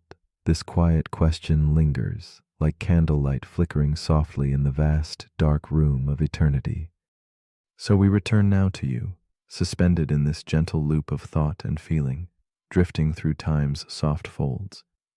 Does knowledge, beauty, or love require a first spark, or might they be eternal flames, passing from heart to heart, moment to moment? Can something be real, purely because it is experienced and shared, even if it has no clear beginning? As your mind meanders through this paradox, let it rest not on answers, but on the quiet space between them, where truth breathes softly and existence reveals its most delicate secret. Perhaps some mysteries are meant not to be solved, but simply to be. The paradox we're about to explore is called the paradox of the forgotten future. It begins with someone named Amara. She keeps a box of journals tucked away in her closet, each one filled with goals, hopes, predictions, and plans. Every January, she writes what she wants the year to look like, and every December, she forgets what she wrote. Sometimes she finds the journals again. She flips through pages full of certainty, pages that predicted a future that never arrived. Some of it was close, some of it was wildly wrong, most of it. She doesn't even remember writing. That's the paradox. We try to shape the future, but when the future becomes the present, we often forget what we were aiming for. This is the paradox of the forgotten future. It asks a quiet but important question. If the future you once worried about no longer matters, why did it feel so urgent? We spend so much time preparing for tomorrow. We worry about choices. We play out imaginary outcomes. We try to predict what we'll want, need, or become. But when tomorrow comes, we rarely remember the worries that shaped it. We live in the present, forgetting how deeply we once feared or desired this moment. It happens in relationships. You wonder if someone will text back. You imagine what you'll say when they do. And a year later, you can't even remember their name. It happens in careers. You lose sleep over whether to take the job. And months later, you forget why it felt so impossible to choose. It happens in everyday life. You obsess over decisions that vanish the moment they're made. This paradox reveals something simple and strangely comforting. Most of the futures you worry about will be forgotten. The fears will fade, the stakes will dissolve, the predictions will blur, and the person you'll become won't always remember the pressure you're under now. So, does that mean the future doesn't matter? Not exactly. It means the weight we place on it is often heavier than it needs to be. Amara realized this one evening while rereading an old journal. She found a page filled with worry. She was convinced that one specific outcome would shape everything. But it didn't. It came and went. And she became who she was. Not because of that outcome, but in spite of it. That's the hidden truth of the forgotten future. We think we are building toward a destination, but most of the time we are simply moving, adapting, becoming. The future matters, but not always in the ways we expect. So as you lie here now, let your imagined futures soften. Let the what-ifs release their grip. You don't need to see every possibility clearly. You don't need to control what happens next, because chances are you'll forget this fear someday, and all that will remain is the person you became after it passed. That person is already forming, one breath at a time, one moment at a time, with or without a perfect plan. But if you're still awake, here's something to gently consider. If most of the futures you worry about are forgotten, was the worry ever part of your real path? And if the future always becomes now, what would change if you treated this moment like the one you were waiting for? Let me know in the comments, before this present becomes another forgotten tomorrow.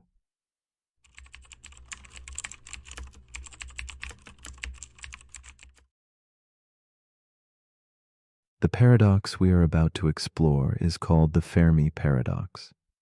It begins with a quiet question, almost whispered into the vast emptiness. Where is everybody? The universe stretches endlessly, a boundless sea of stars glowing like distant candles in the night. More stars exist than grains of sand upon the earth, and around those stars, countless worlds likely spin in silent orbits. If life could arise once, it seems almost certain it must arise elsewhere too. Intelligence, civilizations, voices reaching through the darkness. And still, the cosmos answers with silence. No calls, no signs, no ships crossing the velvet void.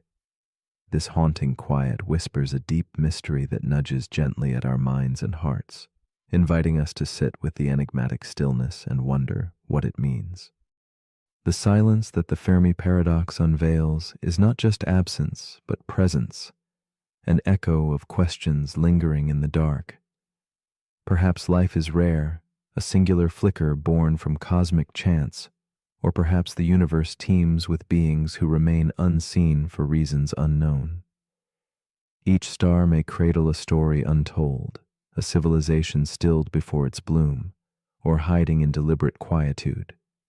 The vastness itself swallows signals before they reach us.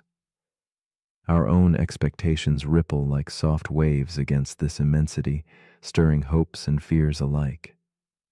In that quiet expanse, we confront not only the mystery beyond, but our own longing to belong, to connect, and the eerie beauty of being alone beneath an endless sky.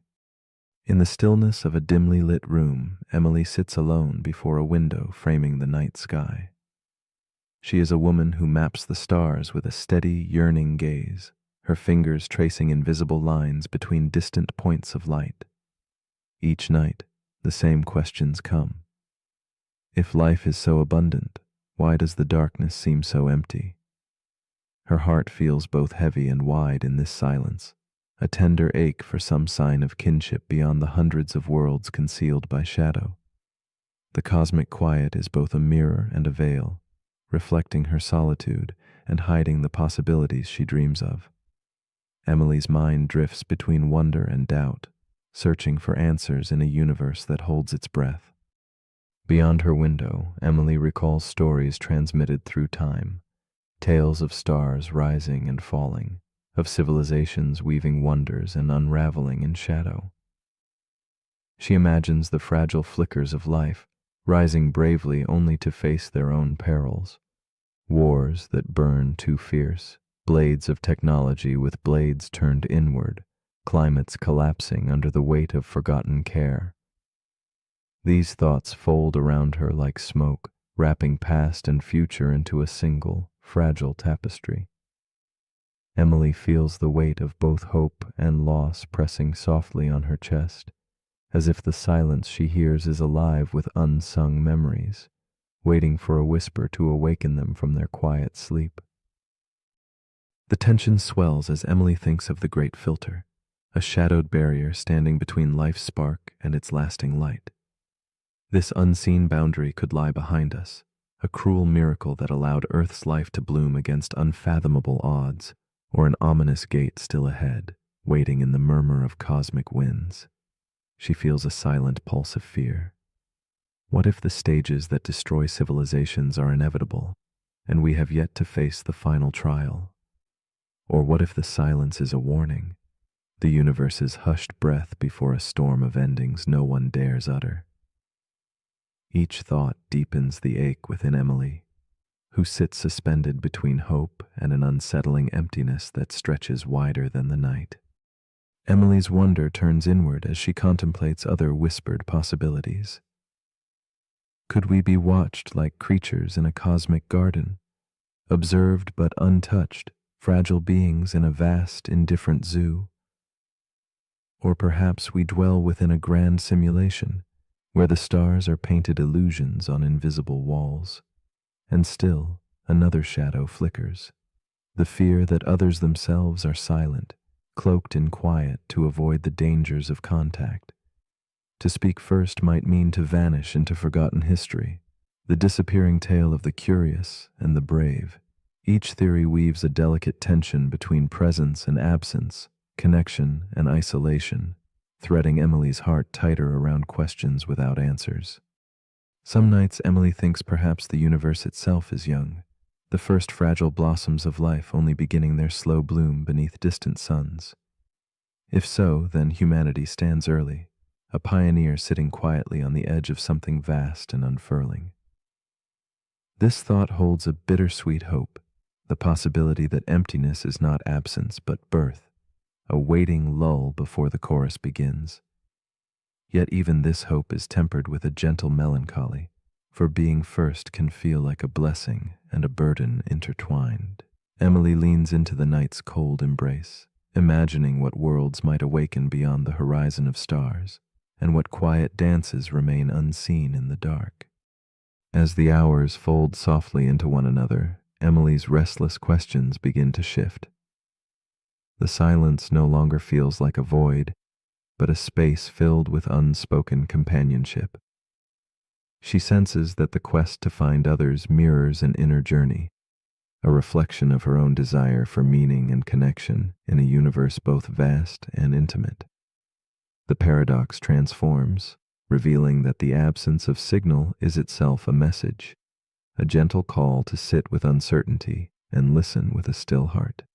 In the soft glow of candlelight, Emily discovers a kind of peace woven through the cosmic quiet, a fragile thread that holds her tethered to the stars and her own awakening.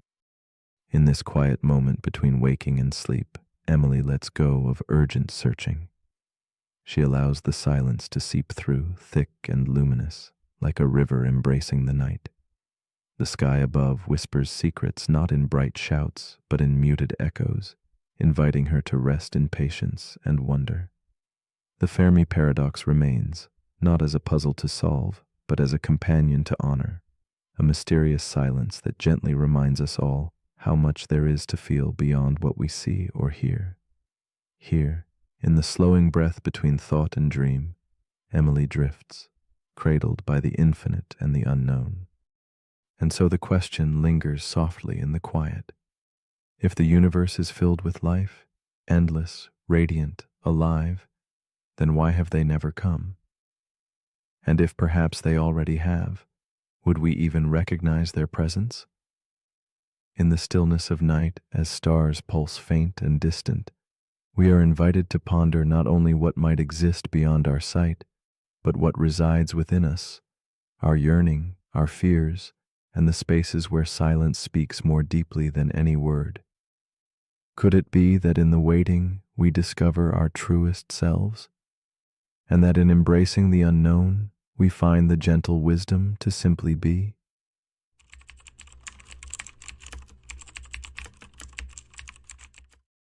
The paradox we are about to explore is called the Russell set trap. In the quiet corners of logic, it whispers a troubling question about self-reference and belonging.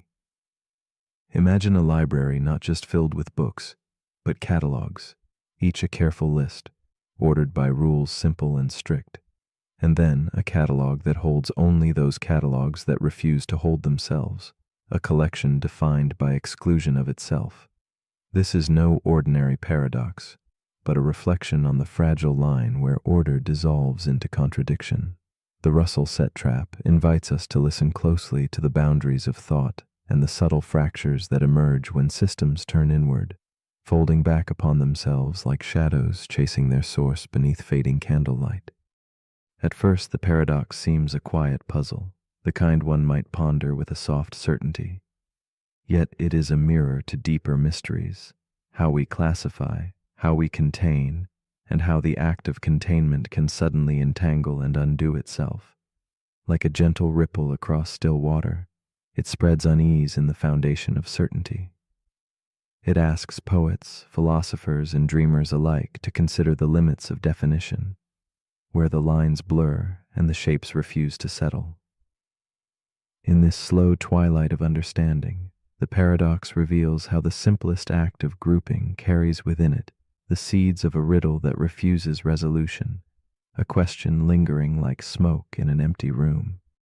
Soren is a librarian shaped by silence and shadow, a man who guards a library unlike any other. His world is one of catalogs, each a world unto itself, sorted by rules that give comfort and shape to chaos. One afternoon, beneath a dim lantern's glow, Soren embarks on an unusual task, crafting a new catalog. This one carries a strange and delicate rule. It will list all catalogs that do not include themselves. As he pages through faded volumes, carefully weighing each, Soren feels an unfamiliar weight settle in his chest, the hint of a riddle heavier than any he has met before, a quiet disturbance that beckons curiosity and solitude together. Days drift like muted fog as Soren sits amid towering shelves that seem to moan with thought. He watches the new catalog grow, each name placed with care, and then falter. His fingers tremble as he reaches the moment of truth. Must this catalog itself be included? The question folds inward, curling like smoke, touching the edges of his understanding. He recalls the smooth lines of each other catalog, certain and self-contained, while this new one hangs awkwardly, a fragile echo that pulses with contradiction. Soren's eyes linger on the empty space where certainty once stood, feeling an ache born not of loss, but of a truth hesitant to reveal itself. The paradox unfolds like a quiet storm within Soren's mind, swirling through corridors of logic where certainty fractures into shadows. If this catalog includes itself, it breaks its rule, a catalog belonging only to catalogs that reject themselves. Yet if it does not include itself, it too belongs by definition, inviting itself back in. Soren's heart beats with the strange rhythm of a question without end, a trap woven from the fabric of self-reference. It is a silence that screams, a loop that tightens with every thought, reminding him that some puzzles are not meant to be solved, but held carefully like glass, fragile and luminous in the dimming light. Soren's silent struggle stretches late into the candlelit hours, a meditation on boundaries and belonging. Each attempt to resolve the paradox melts away like mist, vanishing before clarity can take hold. In this quiet dance of acceptance and doubt, the librarian begins to see that the paradox is less a problem to conquer and more a mirror reflecting the limits of our own frameworks. The catalogs, once firm and orderly, blur at the edges, revealing how self-reference can fold space into impossible shapes. The trap is not just in the logic, but in the inviting allure of infinite loops that threaten to collapse the very foundations we build upon. Then comes a moment of stillness, where Soren steps back from his task, the silence thick with unspoken understanding. He places a gentle sign on the empty shelf. This catalog has been temporarily removed for repairs. The emptiness itself becomes a testament, a quiet homage to a riddle that resists final form. This gesture is not surrender, but an acceptance of paradox's quiet power to unsettle and inspire. Like a candle flickering in the vast night, it reminds us that some truths dwell not in resolution, but in the patient space between certainty and mystery, nestled softly in the folds of contemplation. Beyond the library's walls, the Russell-set trap echoes softly into the world, a subtle reflection on bureaucracy, rules, and belief. Imagine an office overseeing all offices that do not oversee themselves, or a rule applying to all rules except itself. These loops spiral quietly, threatening collapse where boundaries fade. Even in the labyrinth of the mind, we encounter this silent trap, trying to think about how we think, judging how we judge. The paradox unfurls its gentle warning. Infinite systems need boundaries, and self-reference asks us to accept the fragile edges where clarity slips through our fingers, leaving behind the soft glow of mystery in its stead. In the darkened quiet, Soren's story folds into ours, inviting us to look inward, to ask what catalogs we carry within ourselves, what frameworks shape how we see, how we sort our worlds, and do any return to contain themselves. The Russell set trap is an invitation to embrace uncertainty without fear, to lean softly into questions without answers. It suggests that some contradictions are not failures, but doorways, beckoning us to step beyond the logic of certainty into a place where wonder and doubt coexist, quiet and profound. Here, in this dim space, our restless minds may finally find a kind of peace. As you lie here, drifting between wakefulness and sleep, consider this gentle challenge. If the set of all sets that do not contain themselves collapses beneath its own weight, what other truths do we carry that might shatter when held too tightly? Perhaps the beauty of understanding is not in grasping every answer, but in resting within the soft embrace of unresolved questions. The Russell set trap teaches us that some ideas are meant to be felt rather than fixed, whispered rather than spoken, like shadows that flicker at the edge of light, inviting us to dream quietly of what lies beyond the edges of knowing.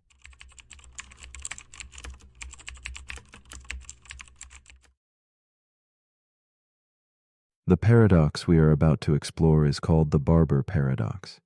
It begins simply, almost playfully, like a quiet riddle told beside a flickering candle. Yet beneath its gentle surface lies a twist that unsettles the foundations of logic itself. Imagine a small town where a barber keeps a curious rule. He shaves everyone who does not shave themselves. At first, this seems straightforward, a kind of tidy balance. But when we ask who shaves the barber, that balance tilts and shudders, revealing a loop that cannot be untangled. It is more than a puzzle. It is a whisper of the limits in the systems we build around us, and the walls they confront when they turn their gaze inward. This paradox stretches like a shadow over the idea of rules and order. How can a system govern itself without stumbling into contradiction? When a law tries to apply to its own maker, it risks falling silent, unable to answer itself. The Barber paradox, first proposed by Bertrand Russell, is a mirror twisting around on its own hinge, reflecting a truth that refuses to settle. It quietly questions not only how we build logical structures, but also how we understand self-reference, when the observer and the observed become the same. In its stillness, the paradox invites us to dwell in uncertainty and wonder what it means to define from within. Meet Thomas, a barber in a sleepy town lost within a muted landscape of fog and quiet streets. Each day, he moves with deliberate care, shaving those who choose not to shave themselves. He takes pride in his solitary work, gently tracing lines of trust across familiar faces. Yet beneath his steady hands lies a silent unease, a question lodged deep within him on restless nights. Who shaves Thomas? As he stares into the dim reflection of his worn mirror, the paradox weaves itself into his thoughts, folding quietly around the edges of his life. He becomes a figure paused between certainty and doubt, suspended like the soft candlelight that flickers in his little shop. Thomas's story unfolds slowly in the shadows of evenings spent cleaning his tools, each movement carrying the weight of unspoken contradiction. He knows the rule well. He shaves only those who do not shave themselves, yet the gaze he cast upon himself becomes a silent question mark. In private moments, he feels the paradox curl inside him like smoke, elusive yet heavy. His identity, once certain and clear, now blurs with the tangled lines of belonging and exception. Thomas's solitude deepens, and beneath the monochrome light of fading days, he becomes both barber and puzzle, embodying the quiet tension between self and system.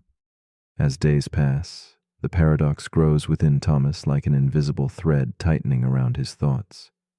If he shaves himself, then by his own rule he should not. But if he does not, then the rule demands he must. This endless folding confounds him, turning his world into a silent labyrinth where no door leads outward. Every morning's ritual sharpens the contradiction. Each stroke of the razor becomes a fragile dance with impossibility. Within the quiet of his shop, the line between clarity and confusion blurs, and Thomas stands at the edge of logic's unraveling, caught within a loop where certainty fades like smoke from a dying flame. This silent conflict reaches into every corner of Thomas's life, touching even the small comforts he once took for granted. The familiar weight of a teacup, the gentle glow of a lantern on a fog-wrapped night. Each object becomes a symbol, a quiet reminder of the paradox in his hands. He wrestles with the sense that the rules he obeys may be the very things undoing him. The certainty he once found in his craft gives way to profound uncertainty, and his solitude deepens into something both tender and aching. Thomas's story becomes a reflection on the fragile nature of definitions we cling to, and how they can dissolve when turned inward. Then a subtle shift begins.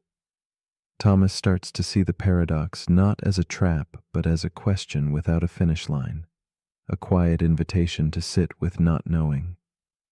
The sharp edges of contradiction soften into something gentler, like footsteps fading in dense mist. He recognizes that some systems, when turned upon themselves, reveal their own limits, and in those limits lies a fragile kind of truth. It is not an answer, but a space, a silent pause where clarity and confusion meet, folded together as one.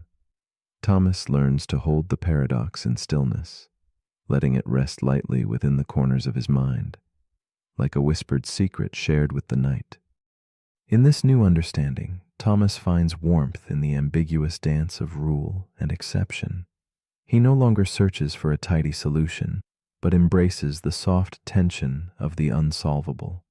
The paradox becomes less a barrier and more a mirror, reflecting not only the limits of logic, but also the humbling beauty of imperfection. He senses the paradox as a silent companion, one that teaches patience and the art of letting go. This delicate balance between knowing and unknowing deepens his awareness of self and system, revealing how some mysteries exist not to be solved, but to be lived and held with quiet reverence. With time, Thomas relinquishes the need to control or complete the paradox.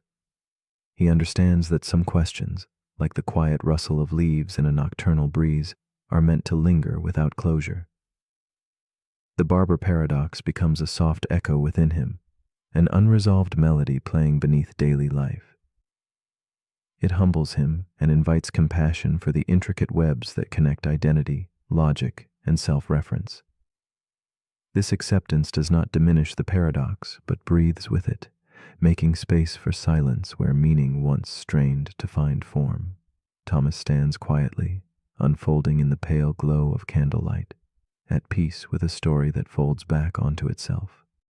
So as you rest here in the gentle stillness, consider this. If you follow a rule that breaks itself, are you still following the rule? This question lingers like smoke in the air, soft, intangible, endless. The barber paradox invites us to dwell in the mystery of self-reference, to embrace the loops that fold inward without resolution. Perhaps in these shadows, we find not confusion, but a tender reminder of the limits that shape us. In the quiet corners where logic falters, could there be a space for reflection deeper than answers? And in that space, what might it mean to simply be, without needing to define or resolve?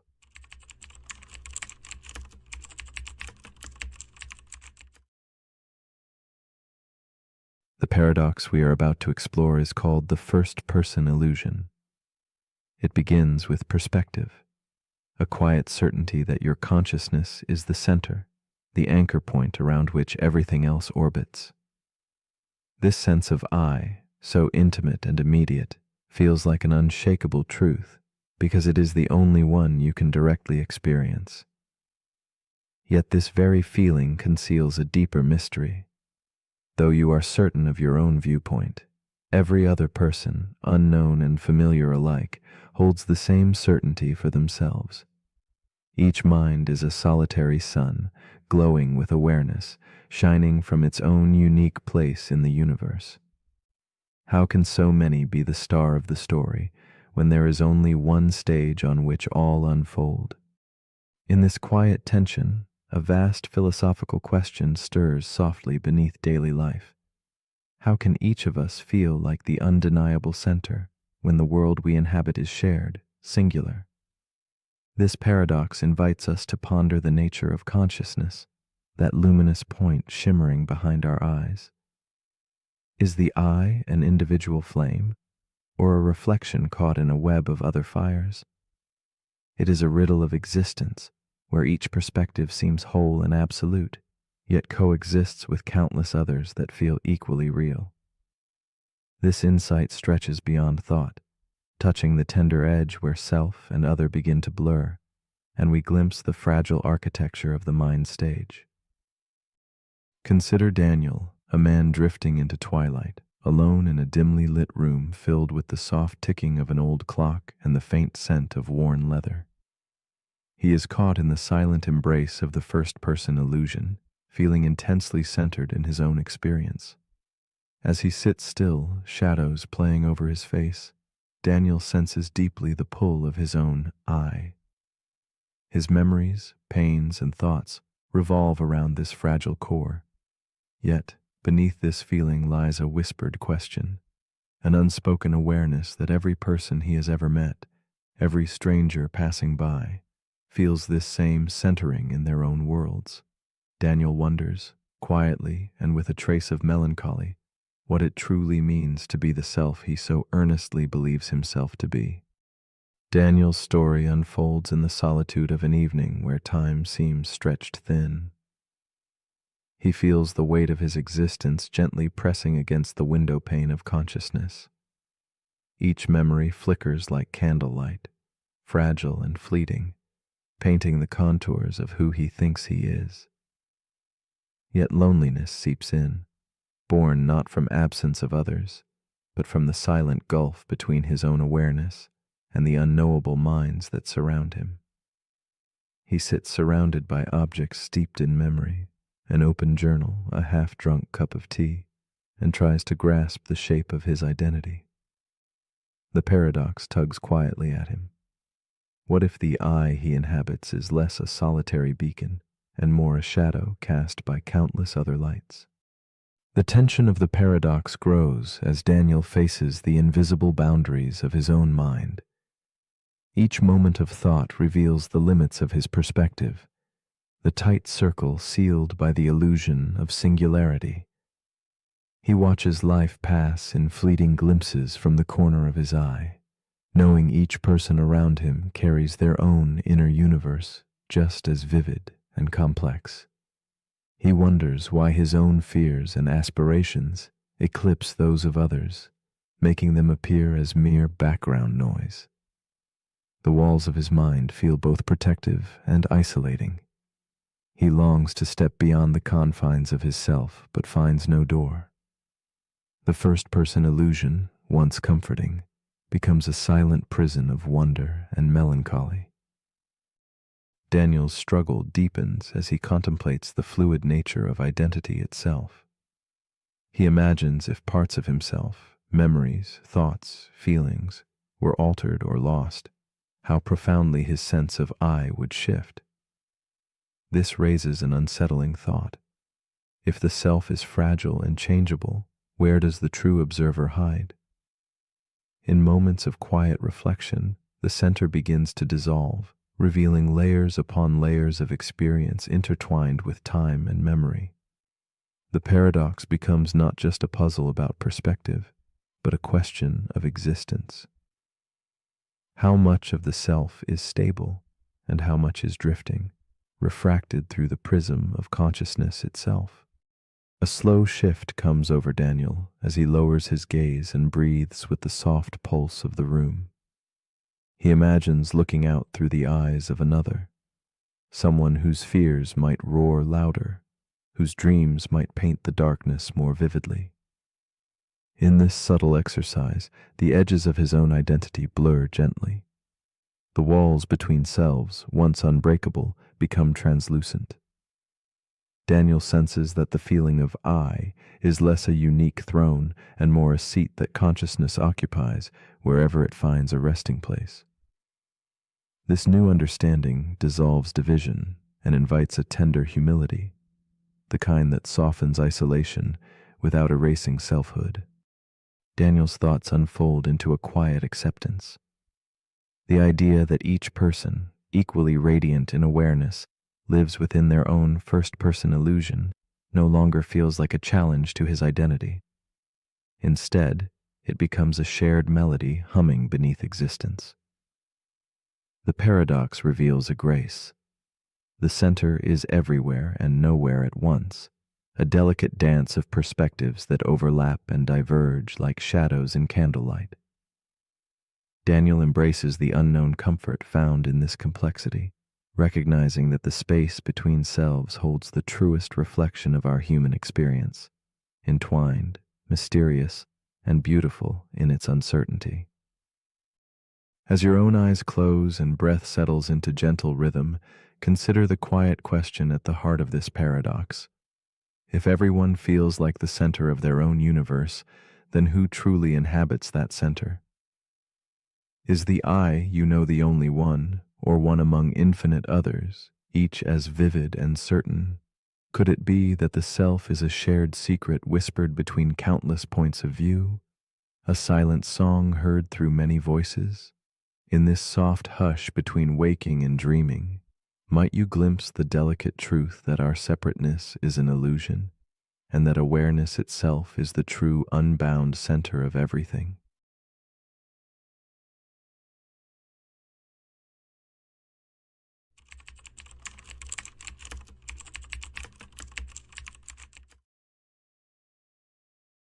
The paradox we are about to explore is called the dichotomy paradox. This ancient puzzle invites us into a quiet mystery where every journey appears endless, folding in upon itself like a labyrinth with infinite doors. It asks us to imagine moving across a room, yet to reach that goal, one must first cross half its length, and before half, a quarter, ever smaller steps receding into infinity. Within this graceful tension between the finite and the infinite, motion becomes a whisper of contradiction. How can we ever truly arrive if the path is sliced into countless invisible pieces? It is a serene puzzle that moves beyond numbers, touching the essence of how we experience progress, time, and the silent spaces between each step of our lives. At its heart, the dichotomy paradox unsettles our most basic trust in movement and arrival. It unfolds like a delicate dance between what the mind reasons and what the body feels. We see the infinite division of space and time, yet we continue to walk and breathe, unaware of the paradox held in every motion. It draws us into a poetic uncertainty, a bridge between logic and perception, between the unreachable infinity within each moment and the simple reality of crossing a room. This paradox lingers quietly beneath our everyday journeys, a gentle reminder that the path itself may hold the secret rather than the destination. Meet Clara, a woman poised in the soft amber glow of her study, her hands trembling slightly as she reaches for the next journal page. Every night she walks through the city's misty streets to her favorite quiet bench, counting her progress like invisible steps along an endless path. Clara knows the feeling well, the ache of moving forward, but sensing an insurmountable distance that never quite shrinks. Her world folds inward, each accomplishment shadowed by the looming sense that the goal drifts further still. She wrestles with this silent struggle, an intimate dance with the paradox of motion that shapes her restless heart. Clara's days are stitched together by these fragments of striving and pause, her dreams filled with half-steps and fading echoes. She chases small victories only to find the horizon always just beyond reach. The lamp flickers at her bedside, mirroring the quiet uncertainty in her eyes. Her hands trace worn paper, each journal entry a map of her progress and doubt. In her solitude, the infinite divisions of her journey become companions, both comforting and cruel. Clara's story resonates deeply with the fragile balance between hope and hesitation, movement and stillness, knowing and wondering. As the nights deepen, Clara's journey folds further into itself, revealing the paradox in full bloom. Each step she takes toward her goal divides into countless smaller points, spreading thinner like mist dissolving under moonlight. The frustration of grasping for completion grows heavy, a weighted silence pressing on her chest. She feels trapped between the infinite tasks and the finite time she inhabits, as if the path stretches forever, yet demands she keep moving. Motion becomes a whispered question. Can one finish when the path contains every halfway mark and beyond? Clara's breath catches in this endless echo, a quiet tempest of relentless progression. Her footsteps falter but never cease, for Clara senses the paradox is more than just an obstacle. It is a reflection of life's own rhythm. She begins to see that the infinite halves are not barriers, but the very texture of her path. Each smaller step, though elusive, holds its own quiet significance, like soft ripples radiating from a single stone into an infinite pond. The tension between impossible infinity and lived motion becomes a delicate balance she must learn to embrace, a rhythm to flow with rather than battle. Clara's journey unfolds not in leaps, but in the patient grace of countless tiny moves. In this quiet revelation, Clara senses a shift. Infinity does not stop her. It propels her forward, a gentle current beneath her feet. Her eyes soften as she recognizes the paradox, not as a trap, but a guide, instructing her to trust each infinitesimal progression, each invisible step that folds silently into the whole. She finds nourishment in the fragmented journey, seeing her progress as an endless mosaic where no piece is too small to matter. This awakening paints her path with renewed light, where motion persists, not despite infinity, but because of it.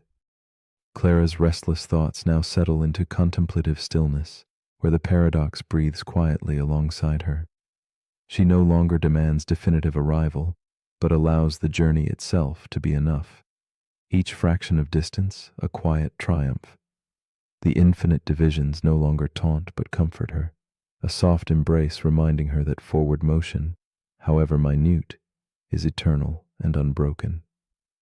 Her footsteps become a gentle rhythm in the shadows, each a brushstroke on an expansive canvas where time and space blur.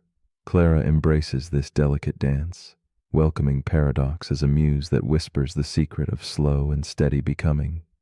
In this tender space between motion and pause, Clara discovers the profound peace hidden in the paradox's embrace.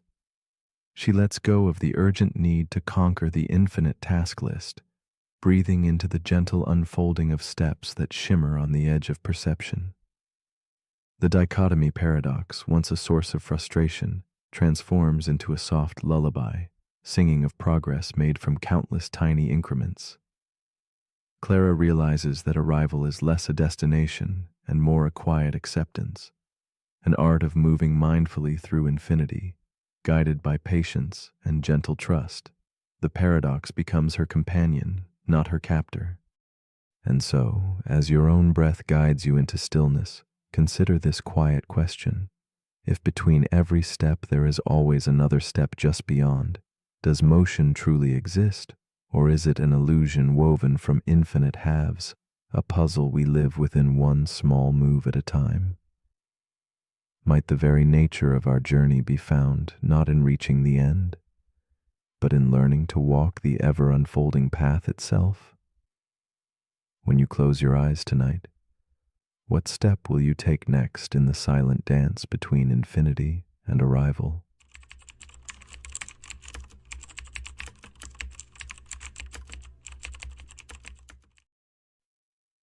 The paradox we are about to explore is called the dark matter mirage. It whispers of unseen forces holding the cosmos in delicate balance, shadows shaping the dance of distant stars. We look at galaxies swirling with grace and wonder, What invisible hand tethers them, preserving their cosmic harmony? This mystery lives on the edge of knowing, where science meets the uncertain, and questions drift like gentle echoes in the dark. The dark matter mirage draws us deep into the silent spaces between light and shadow, challenging what we believe about reality itself.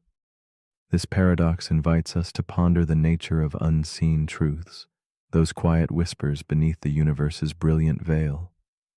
Like a mirage on a hot horizon, the presence of something might shimmer without substance, bending our perception gently out of shape. What if our eyes deceive, or what we trust as foundation is but shadow play on a cosmic canvas? In the calm stillness of night, the dark matter mirage asks us to hold wonder alongside doubt, embracing a delicate tension between belief and uncertainty. Lila, a curious young girl with eyes full of night stars, visits a planetarium tucked away beneath a domed sky of light. Beside her, her grandfather's face glows softly in candlelit warmth as they watch galaxies whirl in slow motion above them. The swirling arms of these distant worlds invite Lila into a silent story of motion and mystery. Her voice breaks the hush. Why don't the stars fly off into space?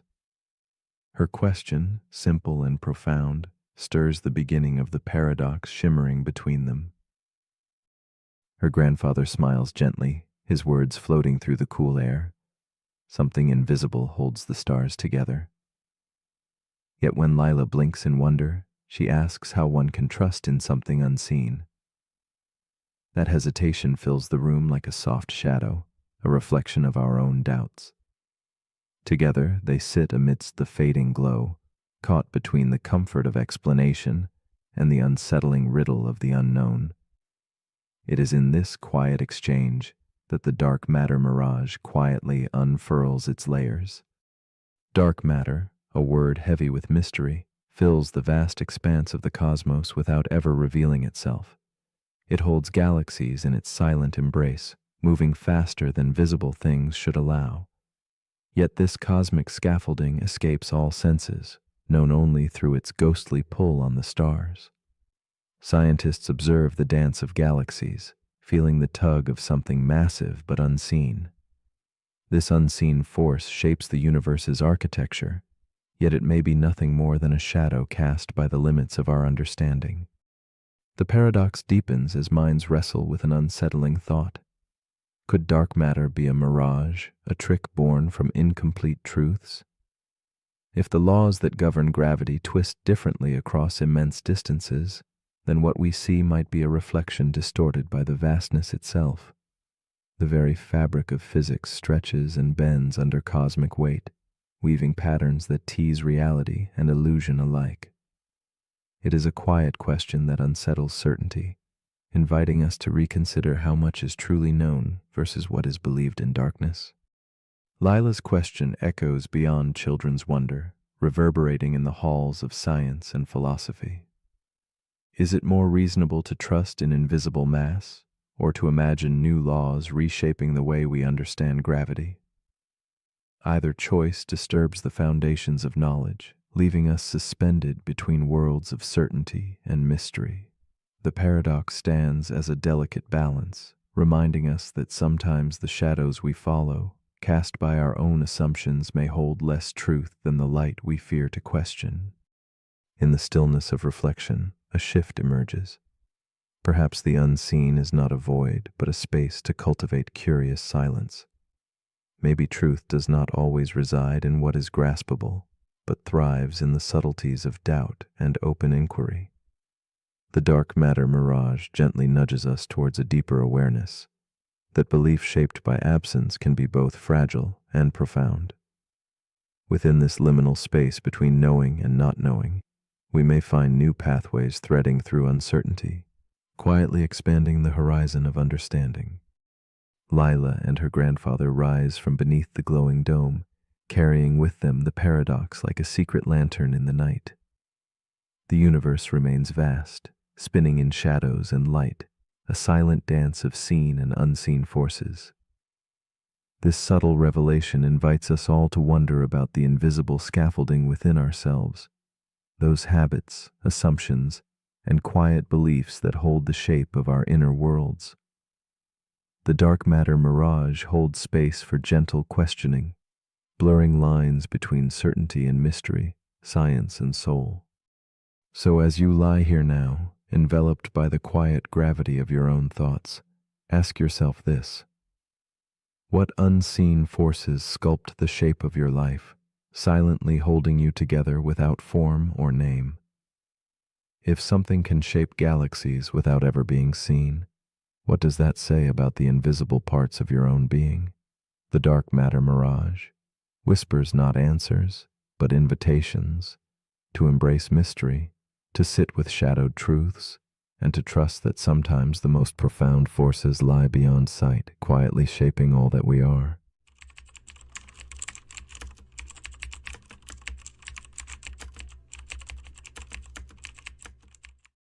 The paradox we are about to explore is called the infinite regression of proofs. It whispers an unsettling question beneath the calm surface of certainty.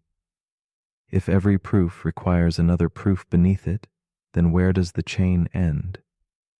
Imagine a tower built not upward, but downward, layer after layer, foundation upon foundation, digging into endless darkness.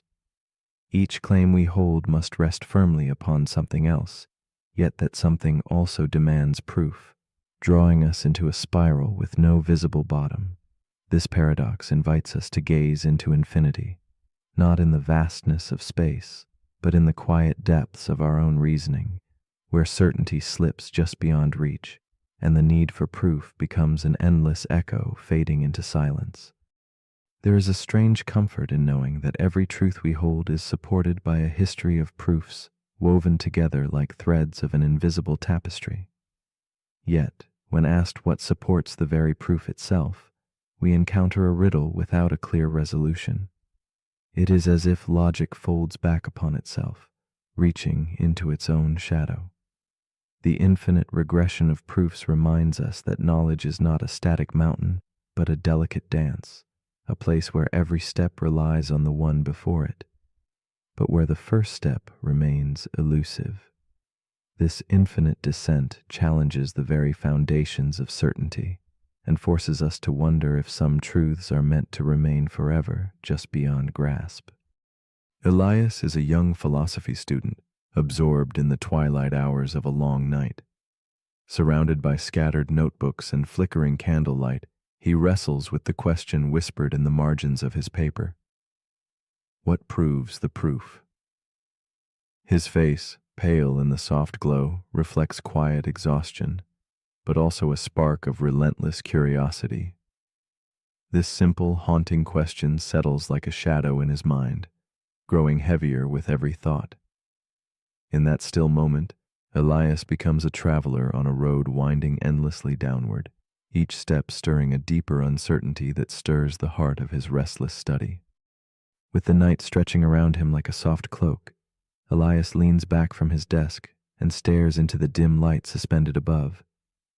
His thoughts scatter like floating dust motes, drifting between certainty and doubt.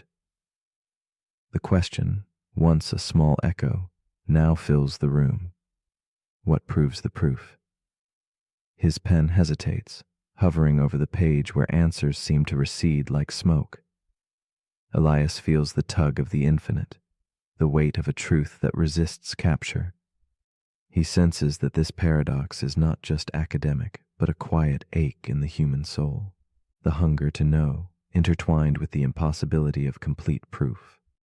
As Elias continues to write, the spiral tightens. Each proof he scribbles demands another beneath it, like pages in an endless book that he cannot finish reading. The more he tries to find solid ground, the more it dissolves beneath him. This growing tension mirrors a deeper unrest. How can certainty exist if the chain of proof stretches on forever? His mind loops again and again, tracing the path of arguments that never settle, like shadows chasing themselves in a dimly lit room. Elias senses the paradox is not only a problem of logic but a reflection of the limits inherent in searching for ultimate truth. The night grows deep, and Elias's struggle becomes more palpable. He imagines building a tower of proofs, each level precariously balanced on another, and feels the vertigo of descent without end. His hands tremble as he sketches arrows linking one claim to the next, knowing each must rest on something implicitly accepted. The paradox reveals its subtle cruelty. If proof demands unending proof, then we live forever suspended above a bottomless void. With quiet desperation, Elias faces the chilling realization that no foundation may ever truly be found, and that the pursuit of certainty can itself become an endless chase without rest. In the still silence, Elias allows himself to pause and breathe. The infinite regression no longer feels like imprisonment, but rather a mirror held up to human thought. He contemplates the possibility of stopping somewhere, choosing to rest the chain on a belief accepted rather than proven. It becomes clear that where we draw the line says more about who we are than the logic itself. Elias sees that every mind marks its own boundary of certainty, shaped by trust, intuition, and experience. The paradox gently fades from menace to mystery, inviting reflection on the delicate balance between searching and surrender. A subtle shift takes place in Elias's understanding as the candlelight flickers against the worn pages of his book. He perceives three distinct paths that thinkers have taken to escape the infinite loop, foundations set firmly on self-evident truths, webs of belief supporting each other without end, and endless chains extending into infinity. Each feels fragile, yet necessary. These approaches are less about final answers and more about the human need to create meaning. Elias senses that paradox itself is not a trap but a guide, showing that the search for proof is also the search for trust, faith, and the quiet spaces where the mind can rest. In the quiet hours before dawn, Elias lets his pen drift away from the endless spiral of proofs. He closes his notebook slowly and gazes out into the gentle darkness, where shadows blend and dissolve. The infinite regression of proofs has become a companion rather than a tormentor, a silent invitation to accept the limits of knowing. As he lies down to rest, the paradox lingers softly like a whispered question that never demands an answer. It seems to ask, if you must choose, where will you place your final step in the infinite descent? In evidence, in trust, or in surrender to the mystery beyond? And now, as you lie here in the warm quiet, drifting through the shadows of your own thoughts, ask yourself gently, where do you stop the chain of proof? Is your final step grounded in something tangible, a belief held by evidence, or in the quiet authority of trust? Or do you find comfort in letting go, accepting that at the edge of certainty lies an endless ocean of questions without end? This paradox invites us all to wonder, not to solve, but to hold space for the beautiful uncertainty that colors our beliefs and dreams. Where will you draw your final line as you drift into sleep?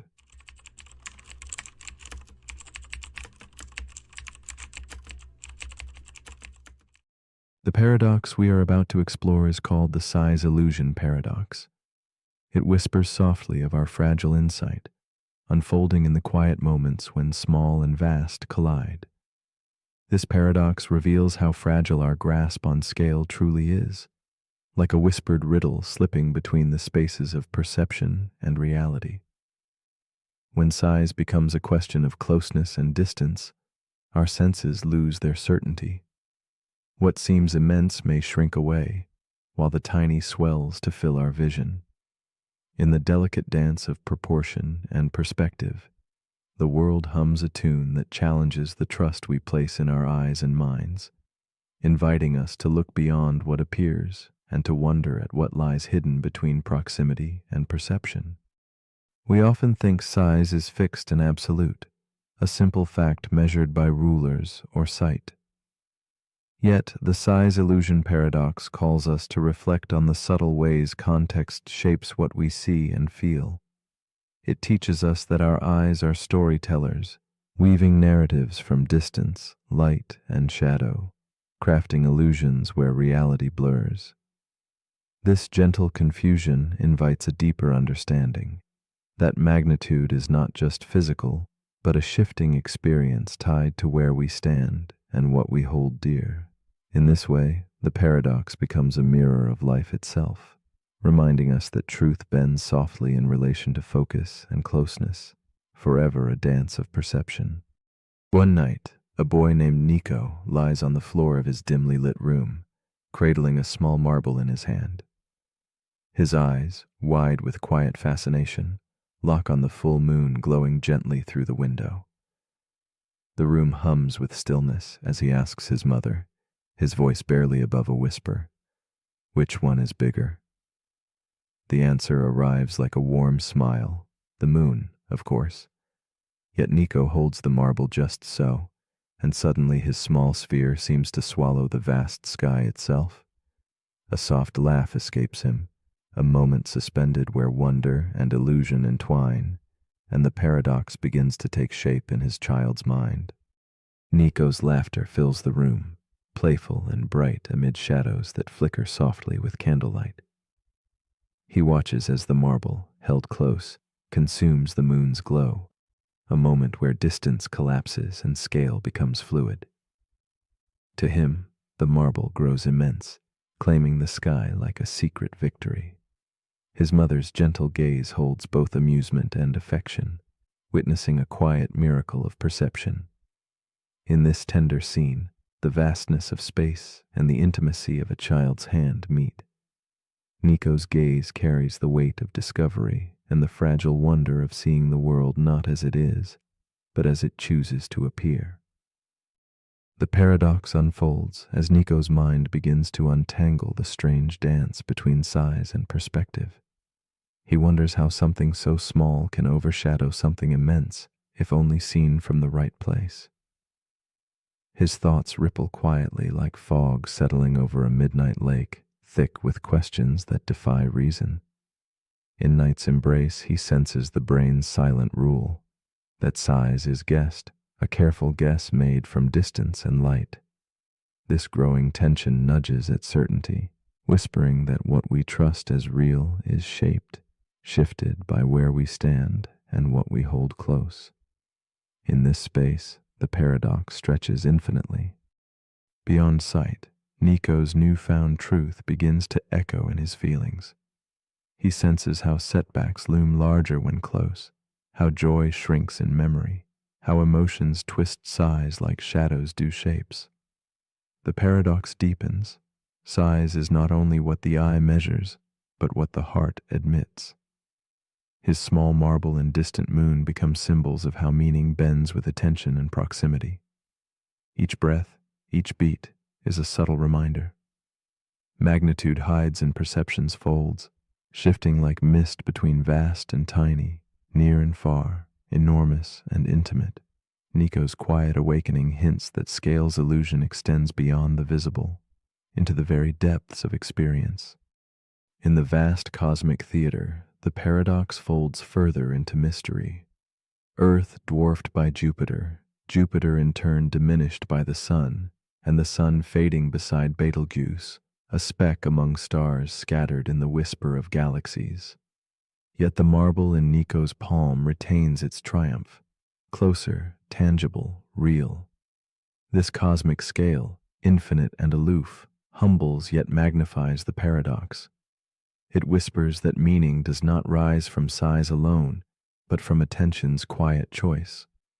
What towers in distance may shrink into insignificance, while the smallest object, held near and dear, fills the world with weight. The size illusion paradox draws us into a deeper reflection on presence and meaning, woven through the fabric of our place in the cosmos. As Nico rests beneath the night's quiet breath, the paradox softens into a gentle challenge. It invites him and us to ask what small things we clutch too tightly, magnifying their power beyond their true form. Simultaneously, it asks what vast truths linger silently beyond our gaze, unnoticed because they lie in the quiet distance of our lives. The paradox does not ask for answers, but presence, for a slow turning of attention toward both the tiny and the immense. In this stillness, we glimpse the possibility that scale is less a measure and more a feeling, a tender balance of focus and surrender. Amid the hush of the night, the paradox lingers like a soft shadow. If a marble can block the moon, what else hides behind the veil of our perceptions? What other illusions guide the way we see, the way we feel? In this suspended moment, we are gently asked to question the solidity of what we accept as true. The marble's quiet victory is a whisper urging us to look closer, to rethink the familiar distances that separate and connect us. In the folds of this thought lies an open invitation to embrace mystery, to wonder without urgency, and to find meaning in the shifting dance of illusion and reality. So here, in the quiet and close comfort of night, the size-illusion paradox offers one final thought. What if the world's true scale is not fixed but fluid, shaped by where we place our attention and the warmth of what we hold near? Might the greatest truths be those waiting softly in the background, beyond the sharp edges of our focus? As you lie still, breathe gently, and let the paradox settle like a whispered secret. Ask yourself, what is truly large, and what simply feels that way because it is near? How might your own perspective shift if only you let it?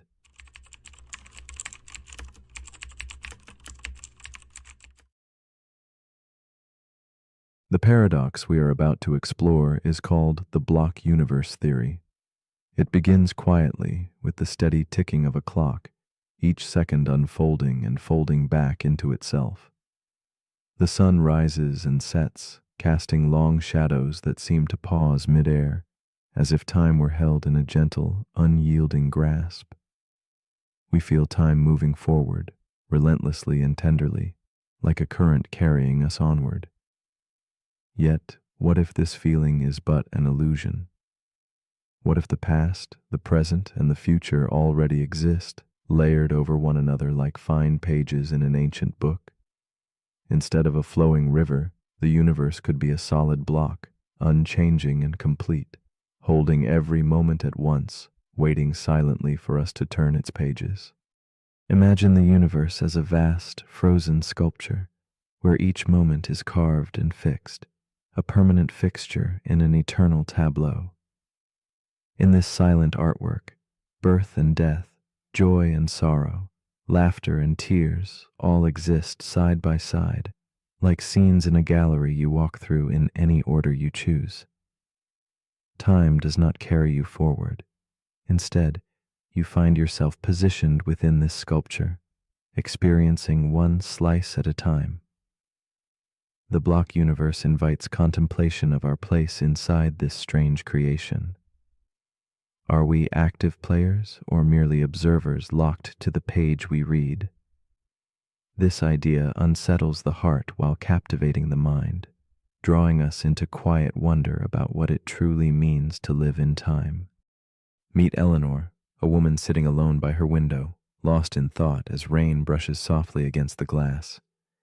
She watches the drops linger for a moment before slipping away, much like her own sense of time, slippery and elusive. In this stillness, Eleanor feels the weight of moments piled one upon another, some already lived, some yet imagined. She senses that her memories, her hopes, and even her fears are not fleeting, but exist somewhere else, folded within the vast eternal block that holds her life.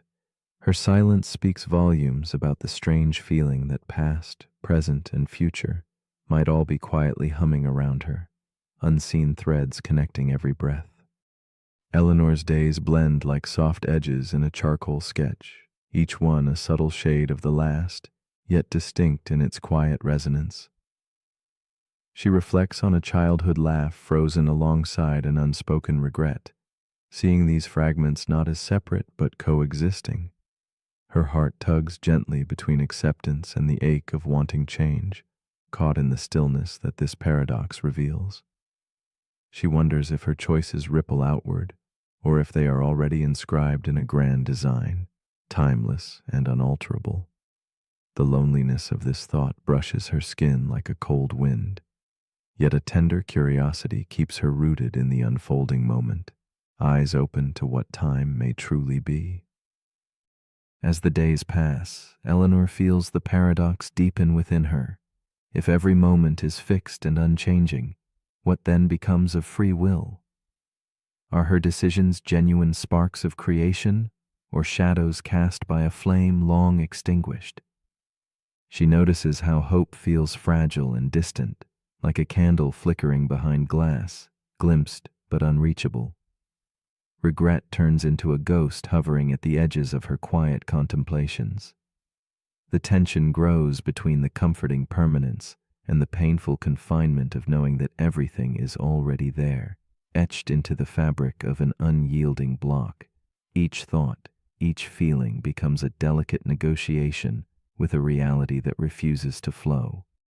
Eleanor's struggle carries her deeper into this inner universe, where the familiar turns strange and the strange becomes intimate. She feels the weight of eternity in her bones, the knowledge that her smiles now linger eternally, her tears never forgotten. Yet with this, she also senses a paradoxical freedom. If all moments exist, then no joy is lost, no pain erased. Existence folds back on itself, creating a tapestry both stiff with certainty and soft with infinite possibility. Eleanor begins to see that maybe understanding the block universe is less about grasping control and more about embracing the vastness of what already is, a slow dance between presence and absence, light and shadow. One night, as Eleanor drifts in the dim glow of lamplight, she imagines flipping through 1,000 pages of her life at once, each revealing different choices and possibilities, all equally real. She encounters versions of herself laughing, grieving, dreaming, all existing simultaneously. This vision dissolves the borders between past and future, awakening within her the gentle realization that perhaps the flow of time is not a river, but the turning of these myriad pages, forever accessible.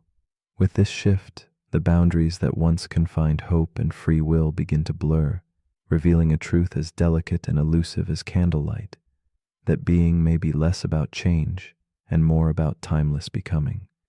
Eleanor feels her resistance soften as the rigid lines of linear time melt into a fluid sea of moments. She recognizes her fears not as walls, but as currents beneath vast waters. The block universe no longer feels like a prison, but a quiet sanctuary where all her selves coexist, offering a profound stillness beyond the restless motion her mind once sought. In this shared existence, she listens to her thoughts whispering in harmony, threads of possibility that weave a story not of endings, but eternal presence.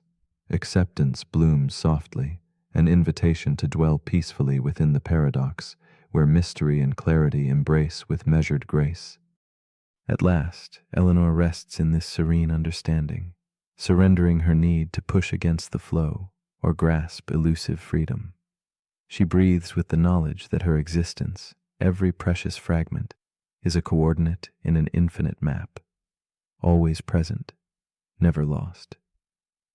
The paradox transforms from something to be feared into a companion that walks beside her in the quiet twilight of thought.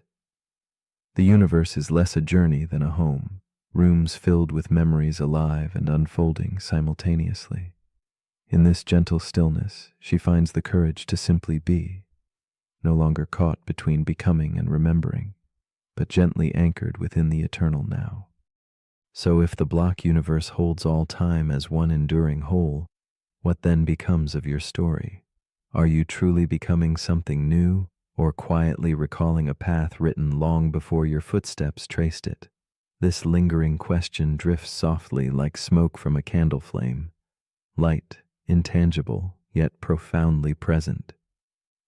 If your future already exists, shimmering somewhere in the same eternal place as your past and present, what does that mean for the choices you make today?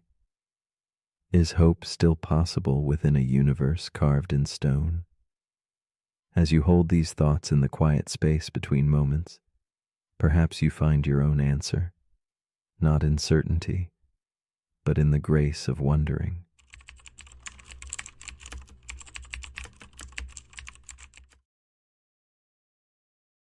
The paradox we are about to explore is called the Sorite's paradox. Imagine it as a quiet riddle that lingers in the spaces between certainty and doubt, the paradox of the heap, where boundaries unravel and definitions falter. It is a gentle disturbance, a whispering question about the nature of change and identity, inviting us to rethink the sharp lines we draw around our world. What happens when the spaces between things stretch and blur, fading into each other like grains of sand slipping through fingers? The Sorite's paradox places us at the edge of clarity, where one small difference never seems to tip the scale, yet when repeated, shakes the very foundations of meaning. We rely on words to name, to hold fast the fleeting shapes of life. But what of those words that waver, whose meanings dissolve like mist at dawn? The Sorite's paradox teaches us that some boundaries are ghosts, impossible to catch or pin down. It reminds us that life is not always composed in black and white, but breathes and flows in countless shades of gray. As soft shadows blend one into another, so does meaning elude grasp, and logic itself begins to tremble in the face of persistent vagueness. It is in this quiet unease that paradox thrives, between what we think is and what we cannot quite say. Meet Elise, a woman sitting alone by the window of a dimly lit room. She watches a pile of sand resting on the table, each grain a silent confessor to unspoken mysteries. With trembling hands, she removes one grain at a time, whispering softly to herself. The heap shrinks, but the question grows. When does it stop being whole? Elise's heart echoes the paradox. She feels the weight of gradual loss, the slow erosion of certainty in her life. Each grain lost is a memory fading, a moment altered, a silent change that rips gently at the edges of who she thought she was. Elise is caught in the delicate tension between the known and unknown. Her days are filled with a creeping unease, a sense that something fundamental is slipping away one small piece at a time. She remembers when the pile was full, a heap vibrant with presence and meaning. Now, as each grain departs, she wonders if what remains is enough to keep the whole intact. This quiet struggle is not just about sand, but about identity, about the truth that life transforms imperceptibly, and how we grasp for anchors when the shore slowly disappears beneath the tides. As Elise continues dismantling the heap, the paradox deepens its hold. Each removed grain seems insignificant alone, yet together they unravel the foundation of her certainty. The line between heap and no heap dissolves into a haunting blur. She feels the weight of ambiguity pressing close. Does the heap vanish with one grain or only after many? This tension mirrors her own fears. How to define change that slips past clarity, how to name the moment when absence becomes loss. She sits beside the dwindling pile, trapped in the unsettling truth that life's transformations are often invisible, yet irrevocable. The heap shrinks, yet the question lingers, thick as dusk. Elise finds herself caught between logic and intuition, between the clarity she craves and the fuzziness that surrounds her. Society demands clear boundaries, but her experience offers no such comfort. The paradox seeps into her thoughts like shadowed water, blurring the edges of reason. She wonders if language itself betrays her, if words like heap are but fragile vessels too small to hold the fluidity of reality. Still, the anonymity of each lost grain is a quiet testament to a truth too elusive for naming, captured only in the silent spaces of loss. One evening, as candlelight flickers across worn pages in her journal, Elise glimpses a fragile revelation. The paradox is less a puzzle to solve than a mirror reflecting her own slow changes. She perceives the heap not as a fixed thing, but as a gradient, a gentle, shifting continuum rather than a line. This insight softens her heart, allowing space for imperfection, uncertainty, and the beauty of slow transformation. The heap, once a rigid concept, becomes an ethereal dance of presence and absence, reminding her that sometimes the edges we seek are meant to dissolve rather than define. Elise's view shifts further still as she embraces the paradox's quiet wisdom. She notices how the world resists neat categorization, how life is woven from countless overlapping threads, each a subtle change imperceptible alone but profound in the whole. In this revelation, she sees herself anew, not a fixed figure, but a flux of moments and experiences, each one a grain removed or added in the making of her being. This acceptance of the elusive in-between brings a serene peace, a gentle surrender to the mystery that some questions, like the heap, are made not to be answered, but to be lived. As Elise closes her journal and gazes once more upon the fading heap, she allows the paradox to settle in the quiet spaces of her mind. She embraces the slow, almost silent change that shapes her life, breath by breath, grain by grain. The heap is a metaphor for existence itself, fluid, incomplete, and perpetually unfolding. It invites her to rest in the gentle ambiguity rather than resist it, to find comfort in the gradual dance of becoming. This moment hums with a tender melancholy, a recognition that the boundaries we seek may only be illusions we craft to touch an ever-changing world. The Sorite's paradox invites us all to ask, in a world of slipping grains and soft edges, must we cling to clear lines, or can we find peace in the spaces where certainty fades? What if the beauty of change lies not in defining when something ends or begins, but in the quiet process of transformation itself? As you drift toward sleep, breathe in the mystery of who you are, neither one thing nor another, but a gradual becoming, a heap of moments assembled with gentle imperfection.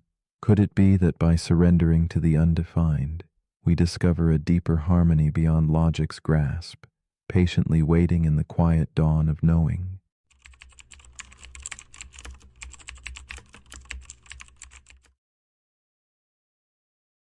The paradox we are about to explore is called the time loop paradox.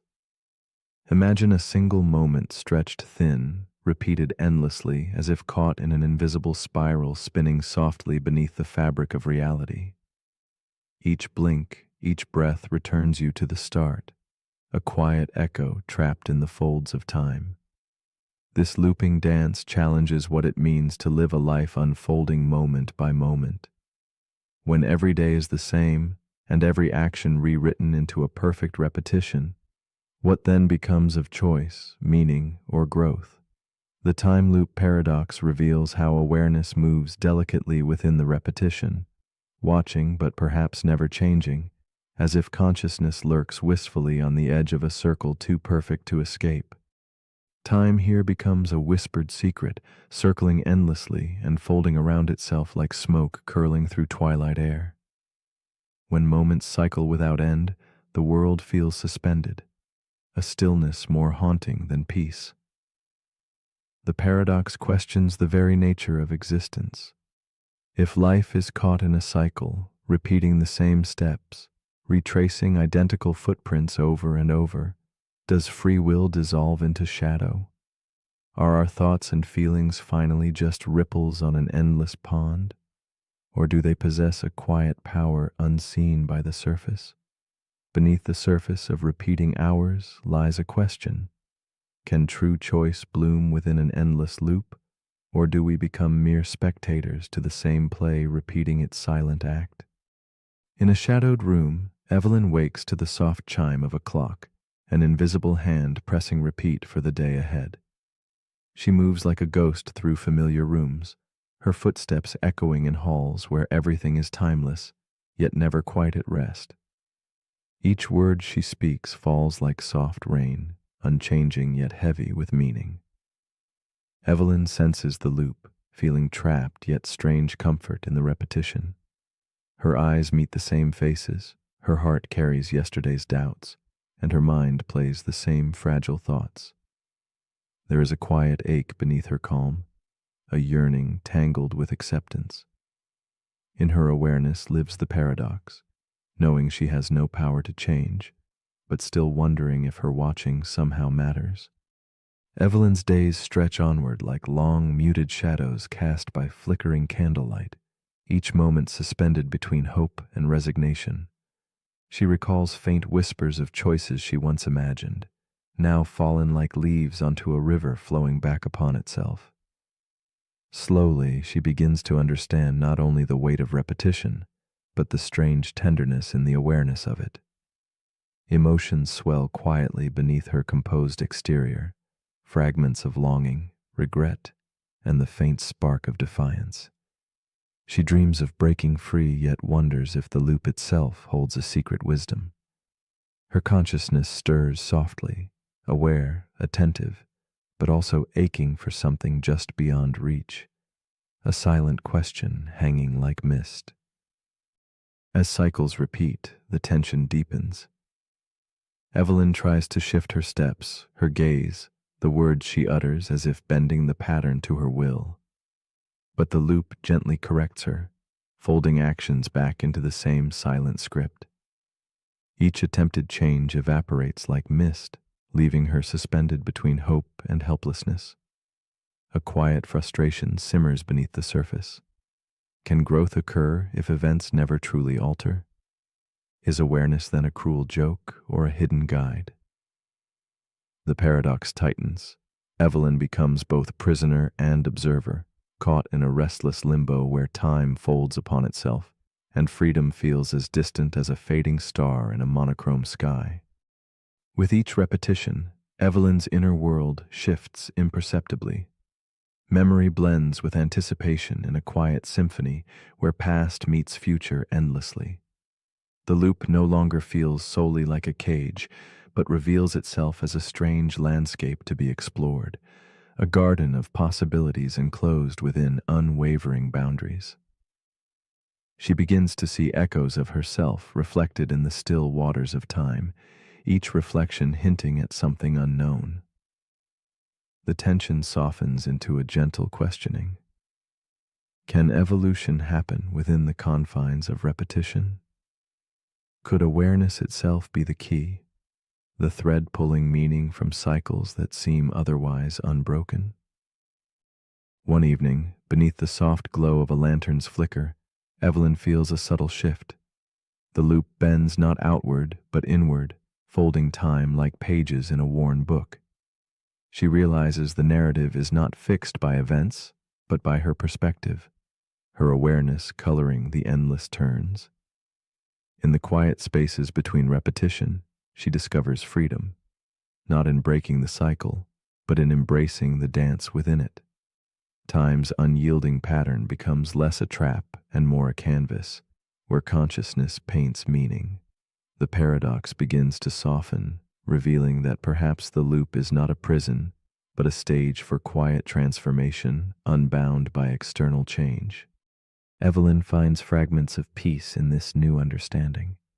She listens quietly to the gentle rhythm of repeated moments, no longer seeking escape, but presence.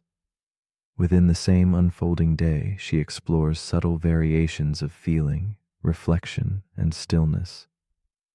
Awareness blooms into compassion for the self caught inside the circle, a silent witness to all that was, is, and might be repeated endlessly. The paradox no longer demands resolution, but invites acceptance. Evelyn's consciousness weaves a delicate thread through time's endless spiral, a soft light revealing that even in a loop, depth and meaning quietly persist. In this suspended space between sleep and waking, Evelyn asks herself, if each night were destined to repeat exactly as before, would she choose differently? Is there within her a trace of hope, a spark brave enough to shift the tiniest detail? Or is freedom found not in changing the cycle, but in becoming the quiet observer who notices the subtle dance of patterns? The time loop paradox whispers softly. When faced with endless repetition, what is truly ours to change? The world, or simply the way we see it? It leaves us wondering gently, lingering like a dream barely remembered, inviting us to question the meaning of choice within the timeless weave.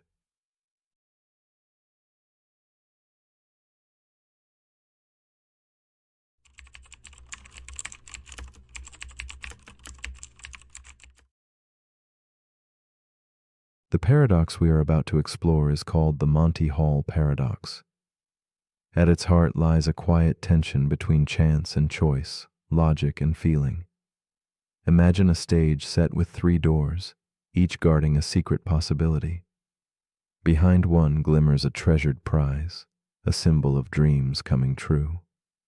The other 2 conceal humble goats, reminders of fate's indifferent hand. This paradox unfolds like a whispered riddle, inviting us to question what we know about probability and decision. It challenges the mind's urge for certainty, revealing the delicate dance between what seems true and what truly is. As shadows lengthen and the game begins, we step softly into a realm where intuition wavers and mathematics waits, patient and mysterious. Participation in this strange play calls for quiet reflection. There, within the stillness, the Monty Hall paradox reveals itself not just as a puzzle, but a mirror held up to our inner world. It invites us to observe how comfort binds us to familiar choices, how the impulse to stand by our first decision resists logic's gentle nudge. The paradox sketches the contours of human doubt and trust, the subtle sway between hope and reason. It teaches us about the soft yet persistent ways the mind can mislead, slipping from clarity into comforting illusion. Here, amid 3 closed doors and a silent host, lies a lesson that stretches far beyond a simple game, into the very anatomy of choice itself. Elena stands alone beneath the muted glow of a vintage spotlight. Her hands tremble slightly as she faces the 3 doors before her, set against a backdrop of drifting candlelight. Tonight, she has sought refuge in this quiet game show, hoping for the distraction and the chance at something bright. Behind one door awaits a car, a dream she longs for, a chance at freedom, a new path. Behind the others, goats wait silently, embodiments of loss and disappointment. Elena chooses. The soft swell of doubt rises within her. The wide, expectant eyes of the audience dissolve into shadows as the host, a man with knowing eyes and a measured smile, opens a door to reveal one reluctant goat. Her heart catches in the suspended moment. In this quiet breath between choice and consequence, Elena feels the weight of uncertainty settle deep inside. When Monty turns to her and offers a chance to switch, a subtle battle begins, not just with probability, but with pride and trust. Her pulse thrums against the soft ticking of a distant clock as the question hangs: to hold her ground, or to surrender her instinct and embrace chance anew. The edges of the moment blur, shadows creeping in from the corners of the room. She is caught between 2 worlds, her original hope resting on fragile faith, while logic whispers promises shaped by mathematics. Elena's eyes linger on the unopened door, a portal to an unknowable future, as the room seems to pause, suspended in hushed anticipation. As the game unfolds, so does the paradox weave its quiet magic around Elena's mind. She recalls her first choice, resting on a fragile hope, but now that hope is challenged. The host's knowing gesture leans into her hesitation, like a shadow stretching across the floor. Logic tells her to switch, to fold her doubt into an unfamiliar path, yet her heart resists. She remembers times in life when changing course felt like betrayal, and holding on, a safer refuge. The room narrows, the air thick with lingering uncertainty, Each passing second etches a question mark into her soul. Does the humbled act of switching reveal wisdom or weakness? The paradox hums softly, a tune of chance, trust, and concealed truth. The Monty Hall paradox reveals the subtle cracks in perception where intuition falters. Elena's mind spins gently in the quiet corridors of logic and emotion. 50-50 odds feel simple, a familiar echo of fairness, yet mathematics speaks otherwise. Switching doubles her chances. This discrepancy unsettles her, like a reflection that refuses to align with the original. She senses that the paradox is more than numbers. It exposes how deeply we resist admitting mistakes and change our minds. Elena's chest tightens under the weight of regret's shadow, the silent fear of appearing wrong. Slowly, this game becomes a metaphor, whispering about the human need to cling to certainty, even when it dims the light of possibility. In the quiet aftermath, Elena's thoughts begin to shift. The paradox no longer feels like a trap, but a revelation, a soft invitation to trust uncertainty. Her mind loosens from the tight grasp of initial choice, tasting the freedom in fluid decisions. The host's gentle encouragement, the opened door's silent promise, stir a new understanding. She realizes that switching is not betrayal, but a courageous embrace of change, a dance with chance that honors both intellect and feeling. The odds become less a cage and more a path illuminated by mathematical truth and human resilience. This awakening softens her judgment, allowing doubt and clarity to coexist in peaceful harmony. Elena envisions herself amidst shadows and light, a delicate figure framed by flickering candle flames and the quiet glow of vintage bulbs. The paradox no longer binds her, it liberates. She sees the game show stage dissolve into an infinite corridor where every door is a choice made and remade. Each choice, each switch, is a quiet act of transformation rather than failure. The Monty Hall paradox becomes a gentle teacher, unfolding layers of wisdom about life's intricate weave of chance and courage. Elena breathes deeply, embracing the paradox's soft surrealism, an ever-present reminder that some truths reveal themselves only when we are willing to let go and trust the shifting shadows. In this suspended moment, Elena's journey through doubt, logic, and intuition converges into a profound quietness. The car behind the door, the goats concealed, all soften into symbols of life's often mysterious choices. She no longer fears the tension between her mind's calculations and her heart's uncertain whispers. Instead, she finds comfort in the paradox's gentle rhythm, the interplay of sticking and switching, knowing and not knowing. The game transforms into a meditation on trust, change, and the courage to embrace the unfamiliar. As night deepens and the candlelight flickers low, Elena's story invites a serene question to linger. How often do we let fear of being wrong hold us back from possibility? So, as you lay down to rest amid shadows and whispers, consider this quiet invitation.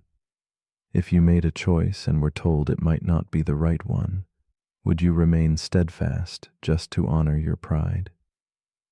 Or would you gently open a new door, embracing the chance to switch paths in search of something better?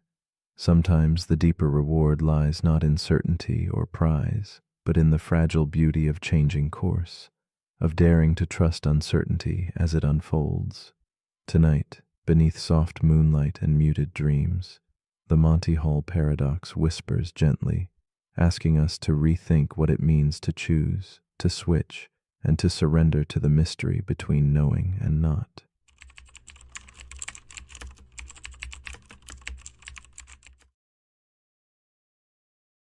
The paradox we are about to explore is called the ego-death paradox. It begins with a quiet unraveling, a gentle fading of the familiar I that speaks inside your head. As you close your eyes and thoughts begin to slow like whispers slipping into stillness, the sense of self, your inner narrator starts to dissolve. Yet in that fading, no panic stirs, no fear arises, only silence and calm. This strange absence of you opens a space where something deeper lingers, a presence without shape or voice, an awareness unbound from stories or labels. Here lies the paradox, a dissolution of personal identity while consciousness itself quietly persists, asking who remains when the self disappears. Consider the mind as a lantern, its flame flickering with memories, desires, and opinions that paint the picture of who you believe yourself to be. When the lantern dims, the light of ego softens, and the warm glow that defines selfhood fades into shadow. Yet beyond this dimming, a subtle glow remains, an untouched witness observing without judgment or attachment. This presence does not claim the shape of I or me, but simply is. It waits in the quiet beyond thoughts, in the stillness where time begins to lose meaning and boundaries between inside and outside blur. The ego-death paradox invites us to question if the self is truly a constant or just a momentary pattern in this vast, silent awareness. Meet Elise, a woman in her early 30s, sitting quietly in her dimly lit room. As night folds around her, she closes her eyes and breathes deeply, attempting to slip beyond the clamoring of her mind. In this vulnerable moment, she feels the familiar voice in her head, her identity, start to dissolve gentle as fog at dawn. The usual chatter, her worries and fears, softens until it all begins to vanish. Yet within this fading, a calm presence takes hold, unshaped and silent. Elise floats between worlds, suspended in an intimate space where who she is bleeds away and something else breathes beneath the surface. Elise has long defined herself through roles and stories, the artist, the daughter, the seeker, each a thread woven tightly into her sense of self. But under the weight of exhaustion and solitude, those threads begin to unravel. She senses a strange peace in the loss, as if the boundaries that held her in place are softening like wax under a candle's glow. In this quiet surrender, she experiences moments when the self feels less like a fortress and more like a fading shadow. There is no fear here, only the gentle mystery of what lies in the space between losing oneself and simply being. As the nights pass, Elise's experience deepens and the paradox grows more palpable. The voice inside her head, that relentless narrator, begins to shudder and fade, leaving behind raw awareness untethered from story or purpose. Yet, paradoxically, she is more alive, more awake. The usual markers of identity, memories, desires, judgments, dissolve, and with them the familiar sense of separation. She feels an expanding vastness where self and world blur and the edges of her being soften. But this unmooring brings unease. Without the ego's structure, who is left to witness this strange new space? In her solitude, Elise wrestles with the tension of disappearing selfhood. The paradox tightens its grip, the ego dissolves, yet consciousness lingers mysterious and free. She wonders, if the self is no more than a mask, then what remains when it falls away? Each attempt to grasp this question feels like chasing smoke through shadowed halls. The boundaries dissolve but leave an emptiness that is both profound and unsettling. Yet within this emptiness, she begins to sense a subtle invitation to let go of needing to know, to rest in the presence that observes without demanding identity or definition. One evening, a shift unfolds. As Elise closes her eyes, she no longer fights the fading self, but welcomes the stillness. Rather than resisting the dissolution, she surrenders to the boundless observer inside, an awareness that does not claim a story or a name. This witness neither judges nor clings, but simply watches the passing of thoughts and the drifting of time, like leaves across a silent pond. In this surrender, the paradox softens its edge, revealing that the absence of ego is not emptiness, but a deep space of freedom. where the essence of experience breathes beyond boundaries and labels. Elise begins to glimpse a new understanding. The self she thought unshakable was more like smoke shaped by wind, an image formed by countless fleeting impressions. Now she sees the ego not as the essence of her being, but as a delicate veil, a story woven to hold form and meaning. Beneath this veil lies a quiet core that witnesses, feels, and simply is. This core is not confined by personality or thought, but flows with the rhythm of existence itself. In embracing this, Elise discovers that identity is less a fixed truth and more a dance of presence and absence, light and shadow, self and mystery. Slowly, Elise releases her grip on control, surrendering to breath and stillness, to the quiet pulse beneath the vanishing ego. She finds peace not in clinging to what she was, but in opening to what she is beyond words. This unfolding is not loss, but return, a gentle rediscovery of self beyond the story. The ego-death paradox becomes a doorway to rest, where less is more, and separation dissolves into unity. Here, in the quiet darkness before sleep, Elise embraces the vastness within that cannot be named or held, only lived and trusted in silence. As you lie here now, with thoughts dissolving like fog and the familiar voice of self growing faint, consider this gentle mystery.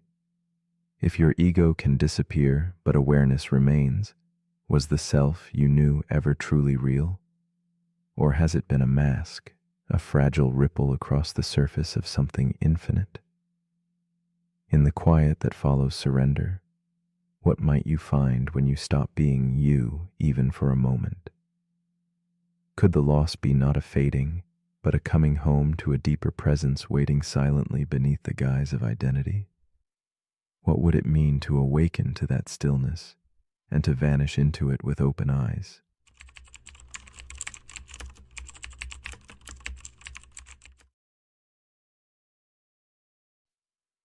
The paradox we are about to explore is called the unexpected hanging paradox. Imagine a puzzle wrapped in mystery, where logic and surprise collide in a dance of shadows. It begins with a certainty declared by a judge, a fate sealed but concealed, like a whispered secret cloaked in twilight. The prisoner is told he will be hanged on a weekday next week, yet the day itself will catch him unaware. This statement plunges us into a riddle where knowing threatens to unravel knowing itself. It invites us to wander through corridors of reason only to confront its limits. A gentle reminder that some truths hide in the spaces between what we think we understand and what unfolds beyond our grasp. This paradox challenges the very nature of knowledge and expectation, questioning how our minds attempt to master the uncertain future. It suggests a fragile balance between prediction and surprise, much like a candle flickering in an unseen breeze, threatening to go dark the moment we focus too closely.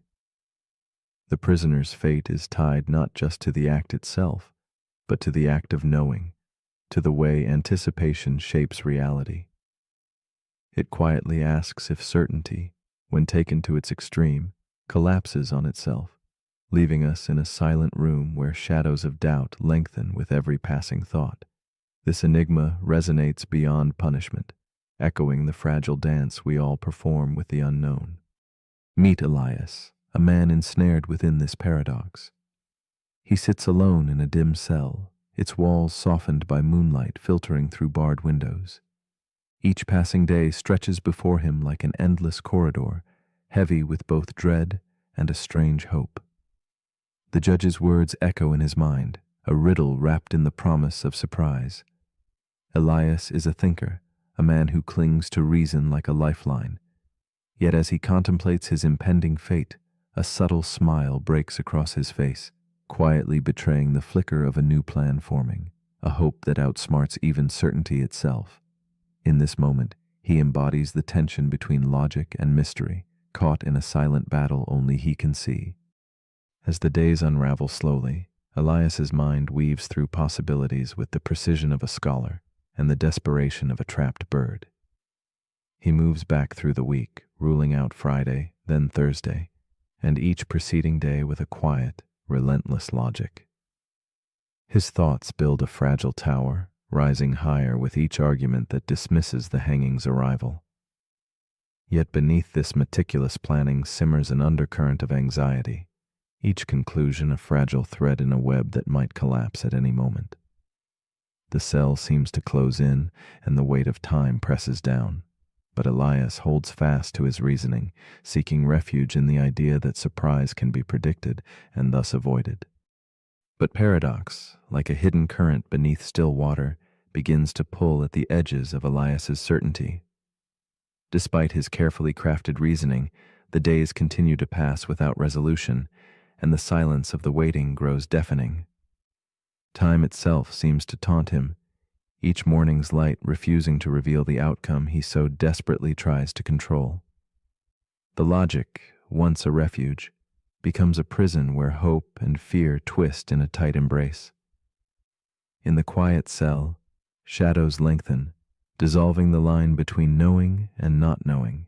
Elias faces the stark tension where his intellect meets the unpredictable pulse of reality, where the more he tries to predict, the more the future slips beyond reach. On the day Elias never expects, the sound of footsteps breaks the stillness like a soft thunder. The executioner arrives calm and steady, carrying with him the breath of fate itself. Shock ripples through Elias, a shock born not of pain but astonishment. His mind, so trained to anticipate and rule out, is caught unprepared by the very surprise he tried to deny. The paradox unfurls fully here. Logic's sharp blade cuts only so far before it meets the unexpected. In this room of shadows and candlelight, Elias learns that not all futures can be wrestled into submission, and that sometimes the only certainty lies in uncertainty's gentle embrace. In the days that follow, Elias reflects on the prisoner's fate and the strange logic that danced so closely to despair and hope. He begins to see the paradox not as a puzzle to solve, but as a mirror held to our own restless minds. It whispers of how knowledge can turn inward, unraveling itself like a thread pulled too taut. The harder we clutch the future, the more it shifts beneath our fingers. Elias wonders if the real surprise is not the temporal arrival of an event, but how human reason struggles against the flux of time and the elusiveness of certainty. Here, within the quiet aftermath, he discovers a deeper understanding of life's fragile balance. Elias's journey leads him to a shift, a gentle surrender to the nature of unpredictability. He begins to embrace that some surprises are woven too subtly into the fabric of existence to be grasped or denied. Knowledge, he realizes, is not always a shield, but sometimes a veil that obscures as much as it reveals. Letting go of rigid logic opens a space where mystery breathes freely, where the future becomes a landscape painted in shadow and light rather than hard edges. Elias feels a quiet peace settle over his thoughts, a calm acceptance that life's unfolding cannot always be mapped, and that this uncertainty is not a void, but a place of possibility. The unexpected hanging paradox extends beyond one cell, touching the rhythms of markets and wars, of daily routines and whispered fears. It shows how the act of prediction can alter the very outcome it seeks to foresee. In military plans and economic tides, attempting to outthink surprise can craft its own undoing. Elias envisions this delicate interplay as a dance beneath a moonlit sky. Steps choreographed by anticipation, yet moved by invisible, unfathomable forces. The paradox hums like a candle's flame in the dark, a reminder that control is often an illusion, and that true wisdom arises from learning to move with uncertainty, not against it. So as you rest in this quiet moment, perhaps you might ask yourself softly, if knowing that a surprise will arrive removes the surprise, then what remains when the surprise arrives anyway? Is it the surprise itself, or something deeper, a turning of the heart and mind that no logic can predict? The paradox invites us into a space where certainty dissolves, where the unexpected finds its home amidst our fragile hopes and fears. What if, in surrendering to this mystery, we awaken to the true poetry of existence, where life's most profound moments bloom not from knowing, but from the gentle surprise of simply being?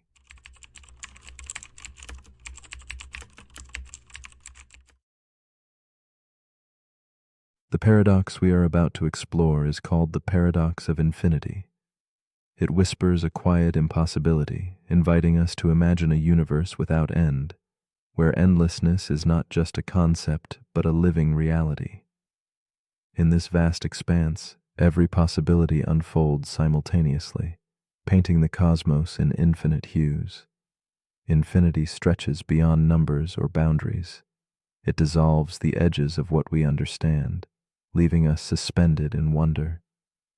If the universe truly has no limits, then somewhere beyond this moment, another version of you lies awake, caught in the same quiet night, listening as these words reach you now. This idea challenges the way we hold meaning, choice, and existence, beckoning us gently into a realm where everything that can be simply is. Infinity is not just an idea of a lot, but the humbling vastness of endlessness, a continuum without a spine or final chapter. It holds all possible outcomes in its embrace, where every decision you could make breathes life somewhere else in the cosmos. This boundlessness removes the comfort of certainty, replacing it with a silent stretch of possibility. Our minds, craving beginnings and endings, find themselves adrift, caught in a sea that never forms a shore. It is a paradox that blends awe with unease. If every path exists, where do our choices truly lead? And if every story is already written in infinite versions, what makes any one moment, this one, feel so distinctly yours? Meet Elise, a woman who often lies awake beneath the softened glow of a solitary candle. Her room is quiet except for the slow rhythm of her breath, a fragile heartbeat against the weight of night. Elise contemplates the paradox as shadows flicker across her walls, wondering if somewhere, out there, another Elise lies in a different bed, making choices she never dared to make. Her eyes trace the edges of familiar objects, a journal with inked dreams, a clock ticking softly, each a silent witness. She feels the paradox wrap around her thoughts, a gentle and lonely companionship, as she drifts between the known and the infinite possibilities just beyond her reach. In these late hours, Elise carries the heaviness of uncountable selves living parallel lives, each a whisper of could have been. There is a version of her that stayed in her childhood home, a version who took bold leaps into unknown careers, and another who never even heard the words she now listens to. This realization is both a comfort and a solitude, as if countless echoes of her own soul wander silently in the dark. She traces the contours of her own existence, feeling both immense and fragile, a single note in an eternal symphony. The paradox touches tender places within her, drawing her into endless reflection on what makes her unique despite the infinite. As the night deepens, Elise wrestles with a troubling question. If every version of herself exists, where lies true choice? The lines between action and consequence blur in a rippling ocean of endless possibilities. Regret becomes a strange companion, its weight softened by the infinite, yet sharpened by the awareness of what actually is. In the vast tapestry of selves scattered across eternity, she wonders if any single path truly matters. The paradox coils gently around her mind, a quiet tension between freedom and fate. Each sigh she breathes seems both insignificant and profoundly heavy, a small flame flickering amid boundless dark. In the solitude of this paradox, Elise begins to sense a subtle shift. What once seemed empty and overwhelming now feels vast with quiet opportunity. The infinity that threatened to dissolve meaning now illuminates it with a new light. Each possible self becomes a thread in the intricate fabric of endless existence, weaving a pattern where no version diminishes the worth of this one. The paradox gently unfolds, revealing not the loss of meaning, but its profound expansion, a sacred space where every moment is rich with the tender weight of unique presence. Her heart settles into a rhythm that honors both infinity and now. The cosmic dance of infinity reveals itself through curious reflections and endless rooms, like Hilbert's hotel, forever full yet always welcoming one more. Elise imagines herself walking those infinite corridors, each door opening onto another choice, another world. The paradox shows its shape here in infinite hospitality. Logic bends, contradictions bloom, and the impossible becomes a familiar landscape. In her mind's eye, she surrenders to the paradox's depth, surrendering need for conclusions and embracing the restless beauty of endlessness. It is a journey without destination, a riddle spun in shadows and light, calling her deeper into wonder.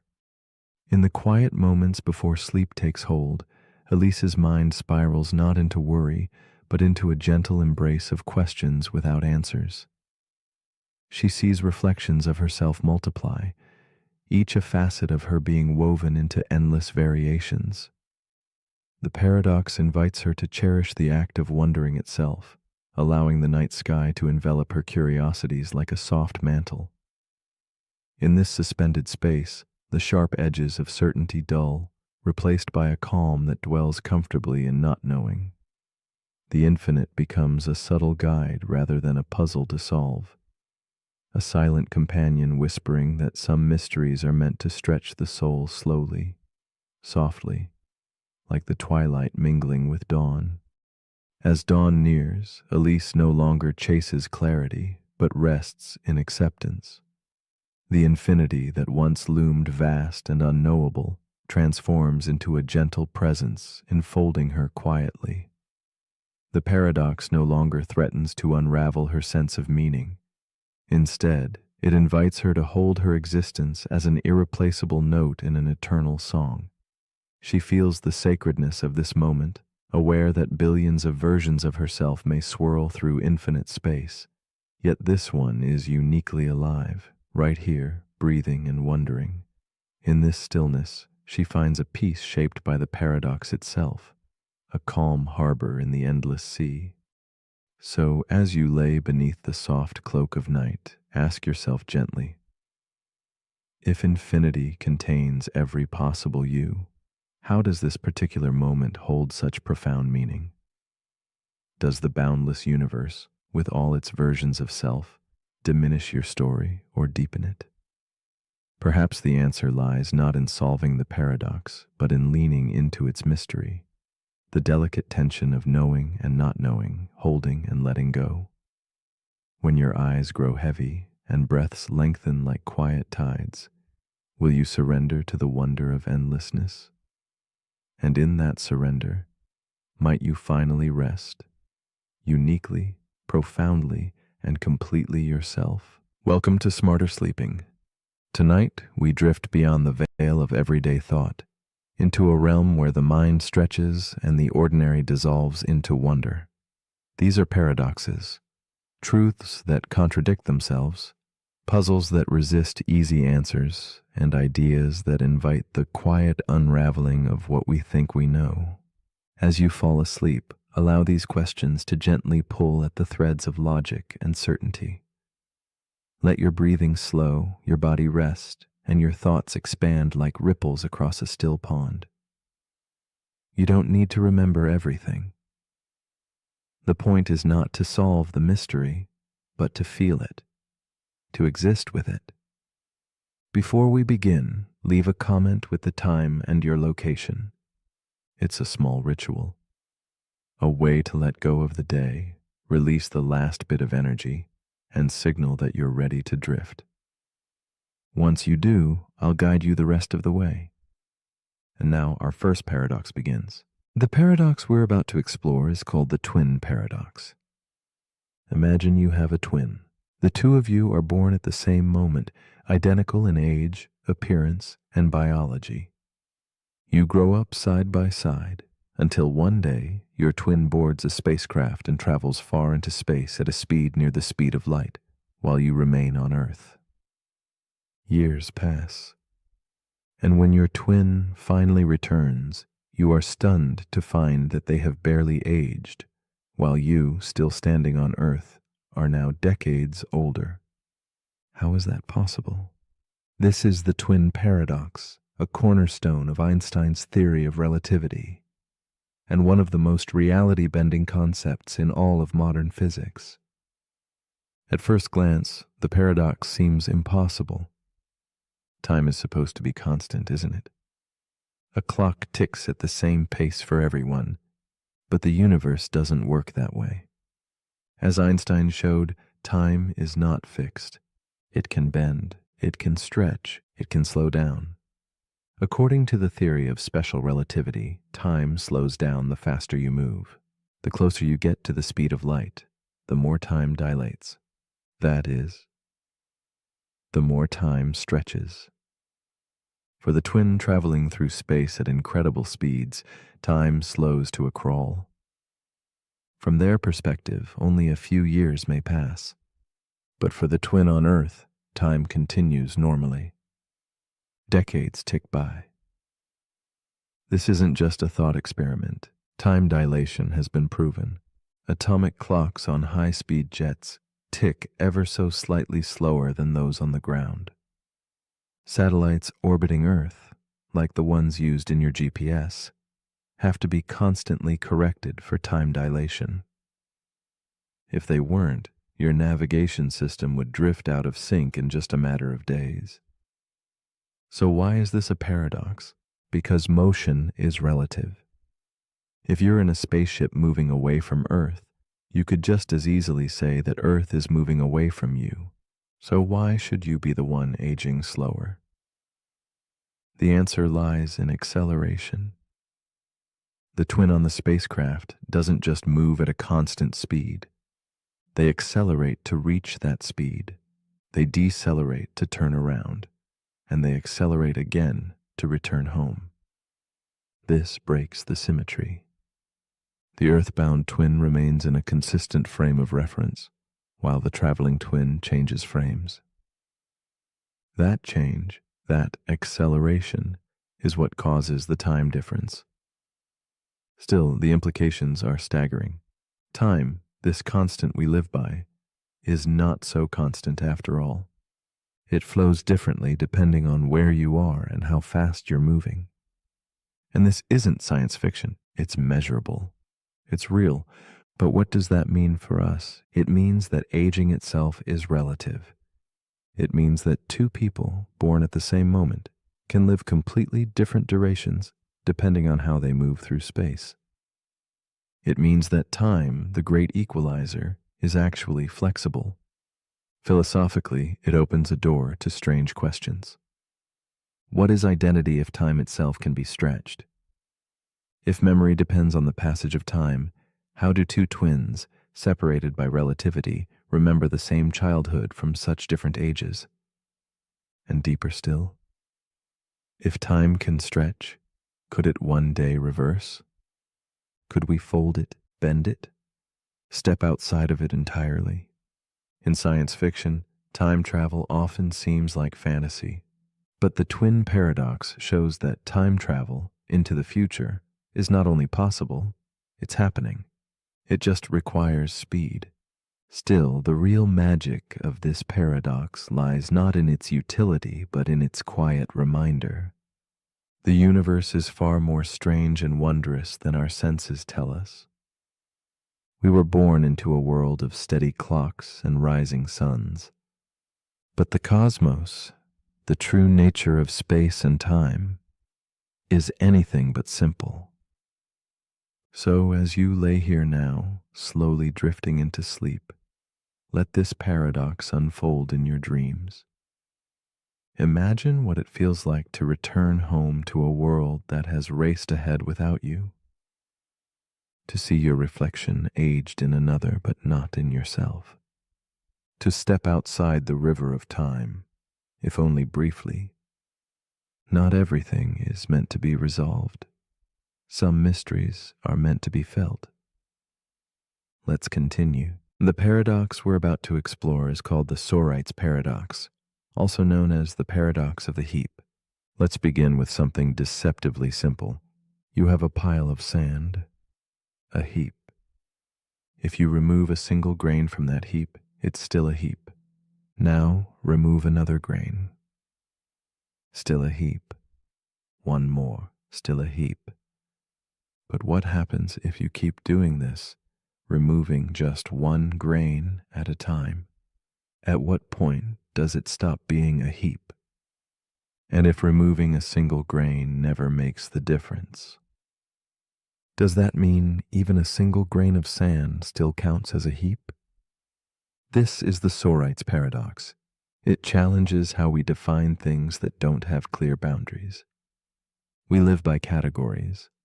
We sort the world into neat boxes, hot or cold, rich or poor, young or old. But many of these categories are fuzzy.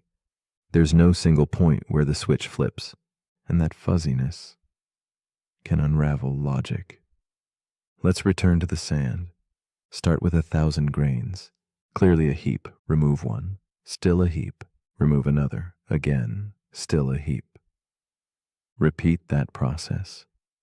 And somehow, one day, you're left with a single grain, still logically classified as a heap, if you follow the rule that one grain can't make the difference. But that can't be right. So where's the flaw? Some say the problem is with language.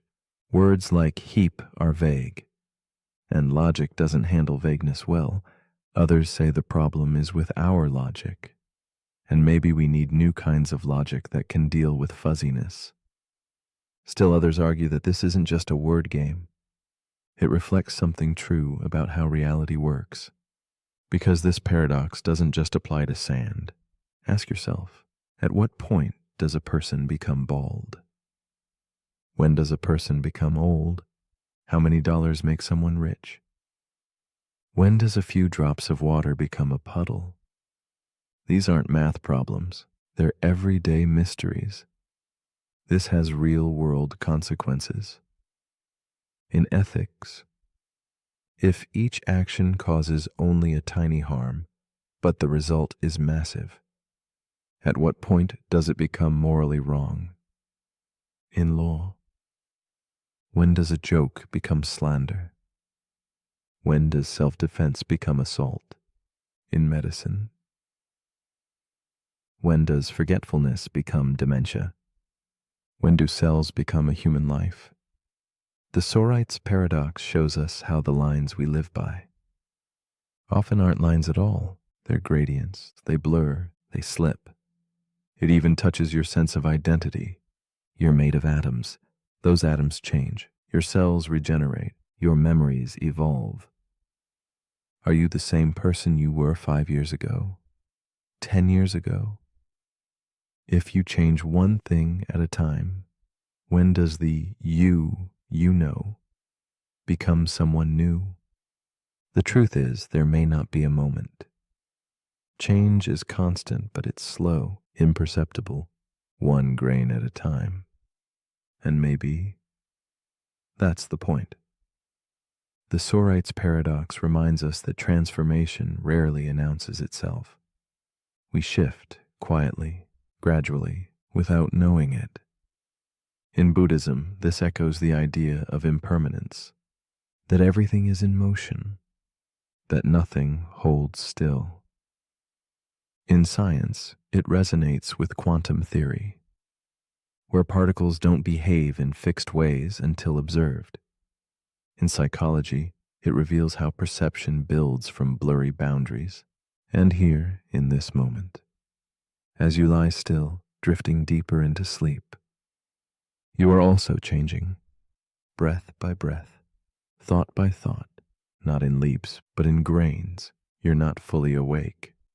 You're not fully asleep. You're somewhere in between, just like the heap. And maybe that's okay. Maybe we don't need sharp lines. Maybe some mysteries aren't meant to be solved, only experienced. Let's continue. The paradox we're about to explore is known as the bootstrap paradox. It begins with a story. A scientist living in the year 2300 is obsessed with music from the 20th century. She's fascinated by a composer named Johann Sebastian Bach. But in her version of history, Bach's music was lost. It never survived. No recordings, no sheet music, nothing. So she does something extraordinary. She builds a time machine. She travels back to the year 1740. And she brings with her all the original scores, every note Bach was ever known for. When she arrives, she finds a young composer struggling with inspiration. She hands him the music. He studies it. He plays it. He publishes it. That composer is Johann Sebastian Bach. Centuries later, the scientist grows up listening to Bach's work, the same work she gave him in the past, the same work he supposedly created. So here's the question. Where did the music actually come from? That's the bootstrap paradox. It happens when something, an object, a piece of information, or a work of art, is sent back in time and becomes the very thing that causes itself to exist. There's no origin, no point of creation. The thing loops endlessly. It exists because it exists. This paradox gets its name from the phrase, pulling yourself up by your bootstraps, a metaphor for doing something impossible. Just like an object that appears in history without ever being made. It challenges everything we think we know about cause and effect. In a normal timeline, causes come before effects.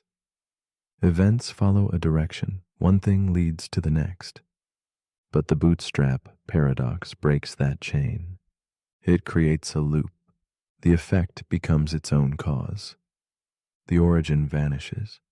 And the question remains, can something exist without ever being created? Let's try another example. Imagine a future engineer who discovers blueprints for a time machine. They build it, they use it. And at some point, they go back in time and hand those blueprints to their younger self. That younger self becomes the future engineer.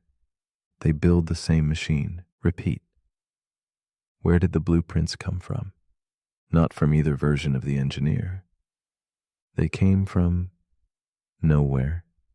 That's what makes the bootstrap paradox so unsettling. It seems to violate the basic rules of logic. Rules like causality, the idea that every effect must have a cause. In this paradox, the cause and the effect feed each other. They form a closed loop, a cycle that has no beginning and no end. Philosophers call this a causal loop.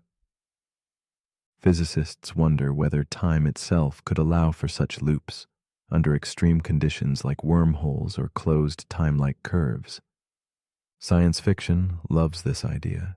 From Doctor Who to Interstellar to Predestination, characters send information or objects back in time that ultimately shape the future and the past. But the deeper you look, the more it dissolves. Where does anything truly begin? How do you define the original source? Can knowledge or art simply exist because it was passed between moments in time? If you learned something from a book, then traveled back and gave that book to its original author, did they really create it, or did you, or did no one? These aren't just games. They get at the heart of existence, at the nature of reality. Because if time travel is ever possible, then paradoxes like this might not just be theories. They might be real. But there's another layer, a quieter one. Because the bootstrap paradox also asks, does everything need an origin? Or are some things, ideas, love, beauty, meant to simply exist, to echo between minds, across time, without needing a single point of birth? As you listen now, drifting deeper, your mind might start to loop, to wander through cause and effect. That's okay. Let it wander, let it drift. No need to trace every thread. Some knots are meant to remain. Some answers are meant to be felt, not found. Let's continue. The paradox we're about to explore is called the liar's paradox. It begins with a sentence, just one. I am lying. That's it. 3 simple words. And yet they unravel logic completely. Because if the sentence is true, then the speaker is lying, which would make the sentence false. But if the sentence is false, then the speaker isn't lying, which would mean the sentence is true. And now you're caught in a loop. This is the liar's paradox, a self-referential statement that collapses in on itself. It doesn't resolve, it doesn't break, it just spins, a linguistic black hole. This paradox has existed for thousands of years. The earliest known version comes from the Greek philosopher Epimenides, who said, all Cretans are liars, and he was a Cretan. So if he was telling the truth, then he was lying. And if he was lying, then maybe he was telling the truth. No matter how you try to untangle it, you fall back into the loop. This is not just a clever word game. It exposes a deeper issue, the instability of self-reference. When a sentence refers to itself in a way that affects its own truth value, the entire system breaks.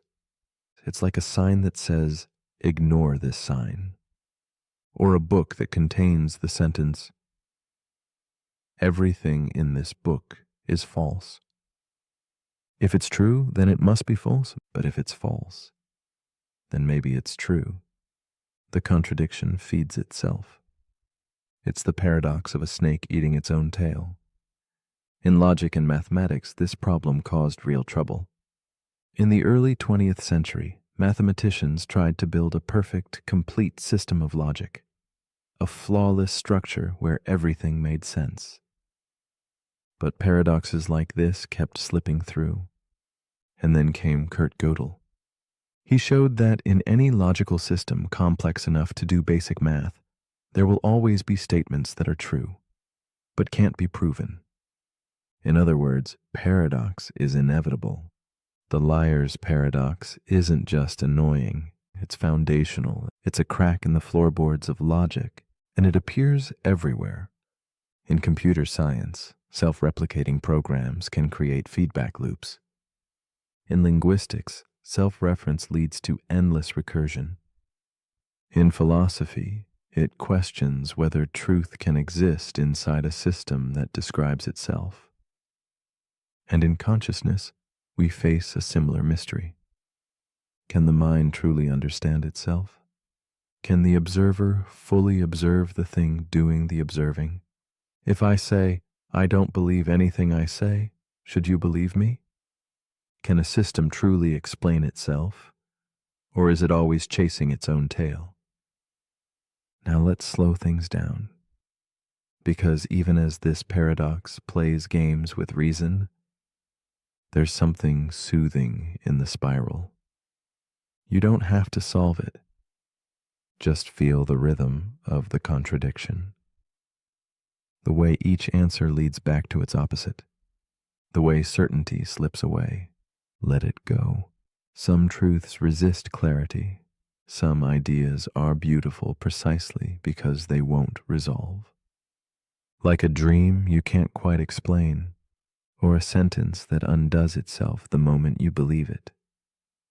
Let your mind wrap around the loop. Let it coil softly into stillness. There is no resolution.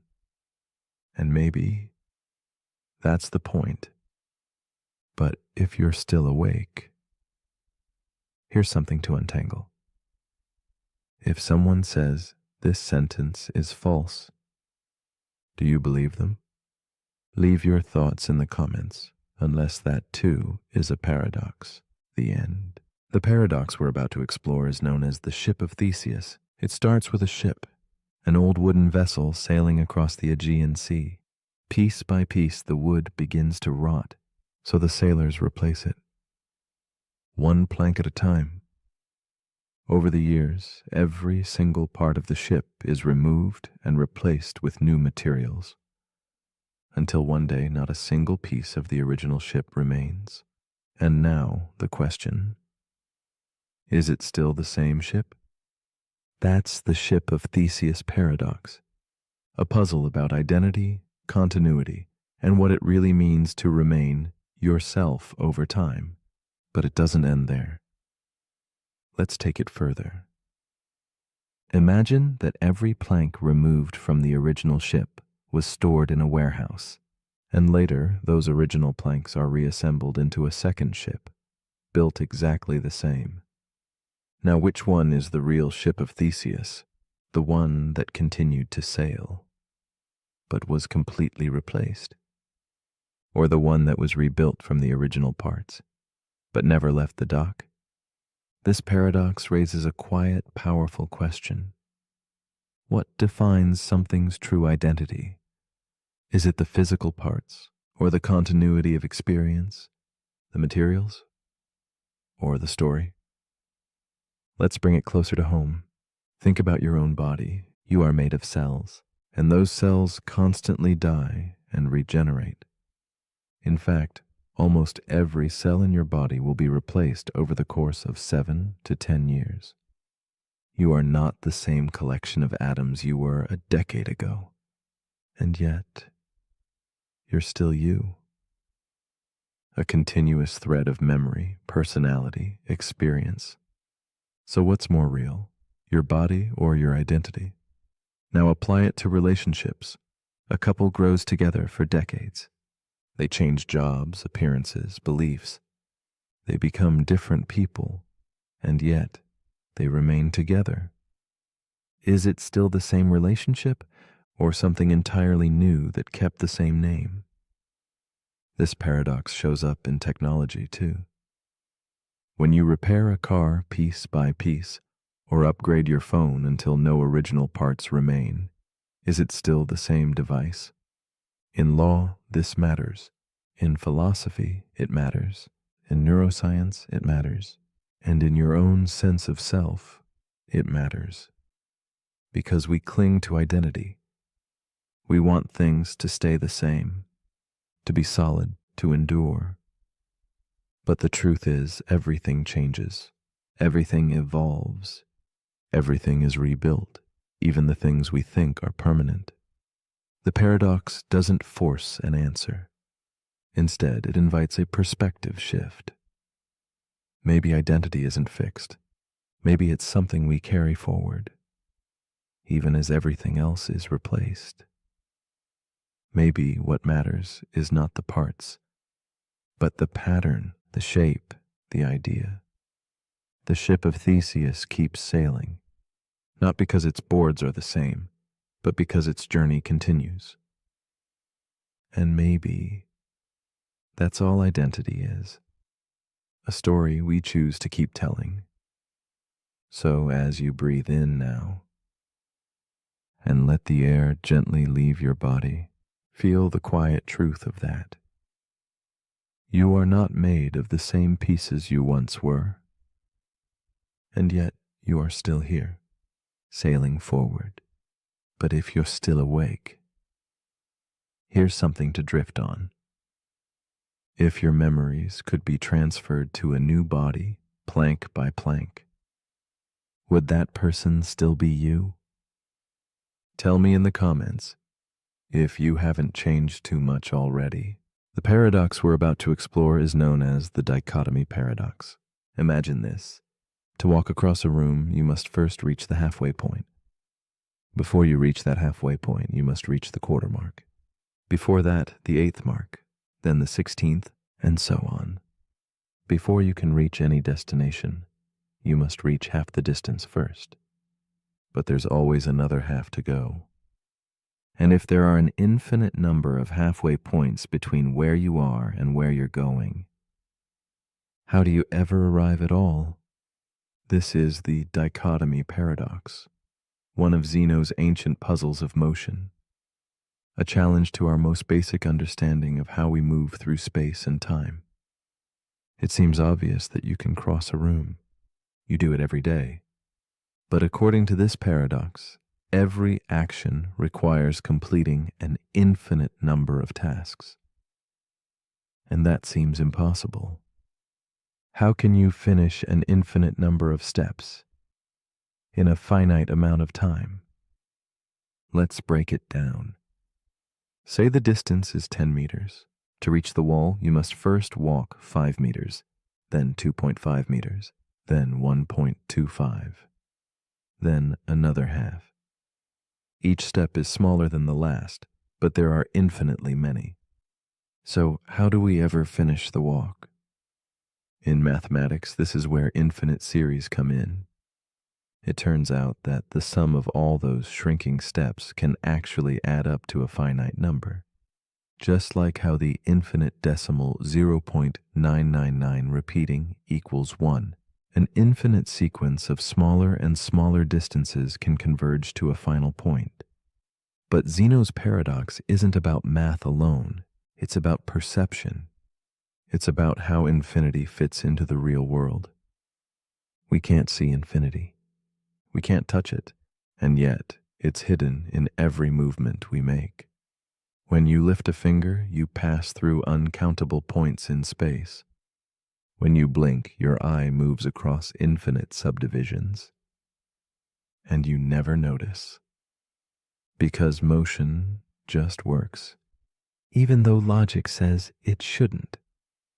This paradox lives in that contradiction between what we experience and what our reasoning tells us is possible. It also speaks to our experience of progress. How often do we feel like we're not getting anywhere because there's always more to go? We reach halfway to our goal, but the goal moves. We do one task and find another waiting. We improve, we grow, we change, but there's no finish line. The dichotomy paradox reminds us that's not a flaw in the journey. It is the journey. Progress is made in smaller and smaller steps. Sometimes it feels like you'll never get there. But just like the paradox, each step matters. Each tiny move adds up. And one day, without even realizing it, you arrive. Infinity didn't stop you. It carried you forward. As you lie here, letting your thoughts slow, let this paradox soften your striving. You don't need to conquer everything at once. You don't need to take giant leaps. Tiny steps are enough. Even steps so small, they feel invisible. Let your breath be the motion. Let your stillness be the arrival. But if you're still awake, here's a thought to walk with. If between every point there is always another, does motion even exist? Or is it just an illusion we experience? One halfway step at a time? Let me know in the comments if you ever make it there. The paradox we're about to explore is known as the paradox of choice. It seems like a good thing, doesn't it? Choice, the freedom, options, the more the better. Or at least, that's what we've always been told. But what if having more choices doesn't make us happier? What if it makes us more anxious, less satisfied, and more likely to regret whatever we decide? That's the paradox of choice. The idea that while some choice is good, too much choice becomes overwhelming. Imagine standing in front of a grocery store shelf. You just want some olive oil. But there are 30 brands: glass bottles, plastic bottles, cold-pressed, organic, imported, infused with garlic, with herbs, with lemon. Your brain stalls. You read labels. You compare prices. You worry about making the wrong decision. And when you finally choose one, you don't feel joy. You feel uncertainty. Did you pick the best one? What did you miss out on? That's the paradox. We believe more options will give us more control. But in practice, they often lead to more doubt, more fear of missing out, more regret. Psychologist Barry Schwartz popularized this idea in his book, The Paradox of Choice. He found that when people are presented with more options, in shopping, dating, careers, even healthcare, they tend to be less satisfied with whatever they choose. Why? Because when you have too many paths, you feel more responsible for the outcome. If you only had one or two choices, you'd blame the circumstances if things went wrong. But when you had dozens of options, you blame yourself. You think, I should have known. I should have chosen better. And even when things turn out well, you wonder, what if there was something better out there? This can lead to analysis paralysis. You weigh every detail, every possibility, and you become stuck, afraid to choose, afraid to commit. But the real cost is peace, the ability to be content, to move forward without always looking back. The paradox of choice touches every part of life. In love, where endless dating apps offer infinite potential matches, but no clear answers. In careers, where more freedom can lead to more pressure to find the perfect job. In lifestyle, where every decision, from phone plans to travel destinations, feels like a trap of opportunity. The more we can do, the more we fear doing the wrong thing. And in that fear, we sometimes choose nothing, which is still a choice. But there's another path: gratitude, sufficiency, letting go. Because sometimes peace doesn't come from picking the best thing. It comes from choosing and then allowing that choice to be enough. As you relax now, let that idea settle in. You don't need all the answers. You don't need every possibility. You just need one clear breath, one moment of stillness, one path forward. That is enough. But here's a question to consider. If you could live 1,000 different lives, each one with a different choice you didn't make, would you want to know how each one turned out? Let me know in the comments. If you can decide. The paradox we're about to explore is called the barber paradox. It sounds simple at first, even silly. But beneath the surface, it challenges the very logic we use to define rules, systems, and self-reference. The setup goes like this. In a small town, there is a barber, and this barber follows one very specific rule. He shaves everyone in town. Who does not shave themselves? That's it. If you shave yourself, the barber leaves you alone. If you don't shave yourself, the barber takes care of it for you. So far, so good. But now the question, who shaves the barber?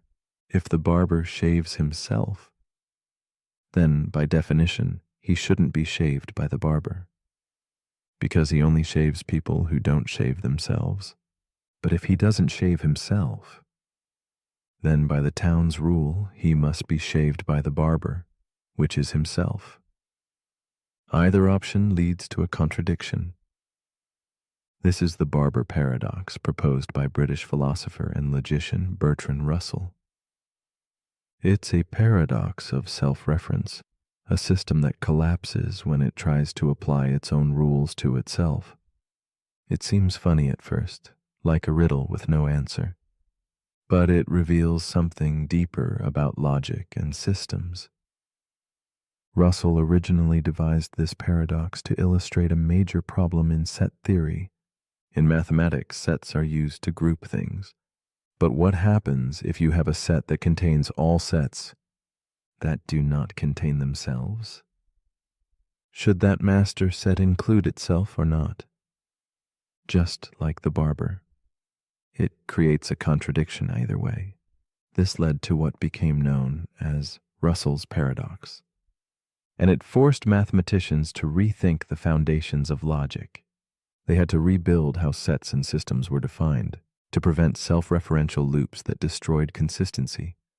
But beyond math, the paradox invites a more philosophical question. What happens when a rule tries to apply to itself?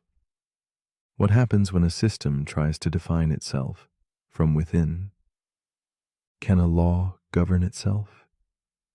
Can a brain fully understand its own thinking? Can language completely define itself without contradiction? These aren't just logical puzzles. They show up in real life. In bureaucracy, where departments regulate each other, until no one's quite sure who has the final authority. In AI, where algorithms try to monitor other algorithms and end up caught in loops. Even in personal identity, when we try to define ourselves using labels and then question whether those labels apply. The barber paradox is a mirror turned inward, a system eating its own tail, and it humbles us because it shows that not every question has a neat answer. Some rules break when you try to use them too perfectly, and maybe that's a useful kind of broken, because not all logic leads to truth, and not all systems lead to understanding. Some lead to silence, to pause, to paradox. So as you rest here, let that loop soften in your mind. Don't try to solve it. Let it stay unresolved, unfinished. Like a joke without a punchline, or a story that ends exactly where it began. But if you're still awake, here's a question that might shave off your sleep. If you follow the rules, and the rules break themselves, are you still following the rules? Let me know what you think. Unless, of course, you're the barber. The paradox we're about to explore is called the unexpected hanging paradox. It begins with a prisoner. He's told by the judge, "You will be hanged at noon on one weekday next week, but the day of the hanging will be a surprise to you. You will not know which day it is until the executioner arrives." The prisoner thinks about this, and then he smiles. He believes he's just discovered a way to escape his fate. If I haven't been hanged by Thursday, he reasons, then it must happen on Friday. But if I know it has to be Friday, then it won't be a surprise. So they can't hang me on Friday. Then he considers Thursday. If Friday is ruled out, and I haven't been hanged by Wednesday, then Thursday is the only option left. But I'd know that in advance too. So Thursday is ruled out. He continues this backward reasoning all the way to Monday and concludes the hanging can't happen at all. But then on Wednesday, the executioner arrives, and the prisoner is completely surprised. The paradox is complete. This is the unexpected hanging paradox. A self-defeating logic loop where rational reasoning leads to a false conclusion, and surprise arrives anyway. It challenges our sense of certainty. Because the prisoner's logic seems solid, but his conclusion is wrong. It also explores something deeper. How knowledge can undo itself. How trying to predict the unpredictable can make us blind to what's right in front of us. It's not just about hangings, it's about expectation, about how we try to control the future by reasoning through the present, and how the more we try to outsmart surprise, the more surprised we become. This paradox has fascinated philosophers, logicians, and psychologists. It even appears in economics, where predicting a market shift too well can make the shift happen differently, because now everyone's prepared. In military planning, where the element of surprise is only useful if the enemy doesn't know they're expecting it. In daily life, where trying to brace yourself for an outcome doesn't always reduce the impact. Sometimes it makes it worse. So what can we learn from this? Maybe not all surprises can be reasoned away. Maybe not all futures can be mapped. Maybe the act of trying to predict something can actually change the very thing we're predicting. And maybe that's what keeps life interesting. We wake up thinking we know what's ahead, but we never really do. And that mystery is both unsettling and comforting because it means anything can happen, even when we think we've figured it all out. As you relax here, let the need to predict dissolve. Let go of needing to know what's next. Let surprise have its place, even in sleep. But if you're still awake, here's something to quietly wonder.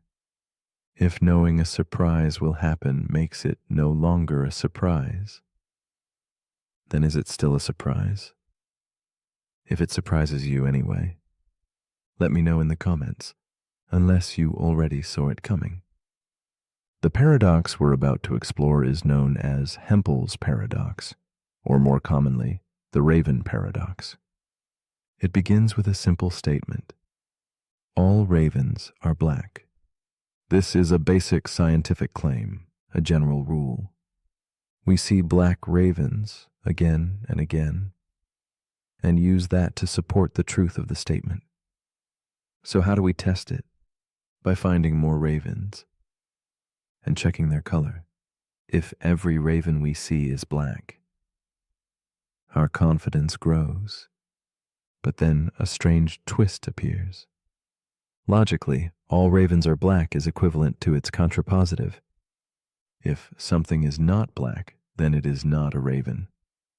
And here's where the paradox begins. According to logic, seeing a green apple supports the idea that all ravens are black. Why? Because the green apple is not black. And it's not a raven, so it fits the rule. It's evidence that non-black things are not ravens, which means every non-black, non-raven we observe, a white shoe, a red book, a blue chair, technically strengthens the statement, all ravens are black. That doesn't feel right, does it? It seems absurd. We shouldn't need to observe furniture, fruit, or clothing to confirm a fact about birds. And yet, according to the rules of logic and probability, it holds. This is Hempel's paradox. A clash between formal reasoning and intuition. It shows that logic sometimes leads to conclusions that feel meaningless or even backwards in everyday life. It also reveals how tricky scientific reasoning can be. Because when we say we're gathering evidence, what do we really mean? Are we increasing the probability of truth, or just stacking observations that feel convincing?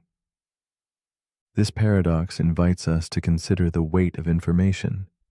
Not all data points feel equal. Some stick, some slide right off.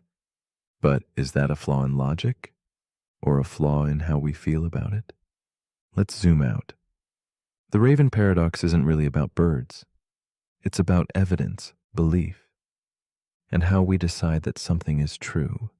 It shows that two statements can be logically equivalent and still feel completely different. All ravens are black. Feels specific, scientific, grounded. If something is not black, then it is not a raven. Feels empty, like a trick, a technicality, and yet they're the same. So what does that say about knowledge? About trust? About certainty? Maybe. Truth isn't just what we can prove. Maybe it's also what we accept, what we feel in our bones. And maybe the real paradox is that humans are creatures of both logic and instinct, and the two don't always agree. As you breathe in now, let that contradiction settle gently. The end. Not everything has to resolve. Some things can just be noticed, acknowledged, then released, like the flap of a wing in the dark. Here and then gone. But if you're still awake, here's something to think about. If seeing a green apple proves that all ravens are black, then what does that say about the way we understand proof itself? Leave your thoughts in the comments, unless you're still busy watching apples. The paradox we're about to explore is known as the omnipotence paradox. It begins with a question that seems innocent, but quickly breaks everything. Can an all-powerful being create a rock so heavy that even they cannot lift it? If they can't create the rock, then they aren't truly all-powerful. If they can create it but can't lift it, they're still not all-powerful. Either way, the very idea of omnipotence seems to undo itself. This is the omnipotence paradox, a logical trap that tests the limits of absolute power and the nature of contradiction itself. It appears most often in theological philosophy as a challenge to the idea of an all-powerful deity. But it reaches far beyond religion. It forces us to ask, what do we even mean by power? Does unlimited power include the power to self-destruct, to break logic, to make contradictions real? If you can do anything, can you choose to stop existing? Can you create a rule you can't break? Can you limit your own power and still be unlimited? This paradox doesn't give us easy answers.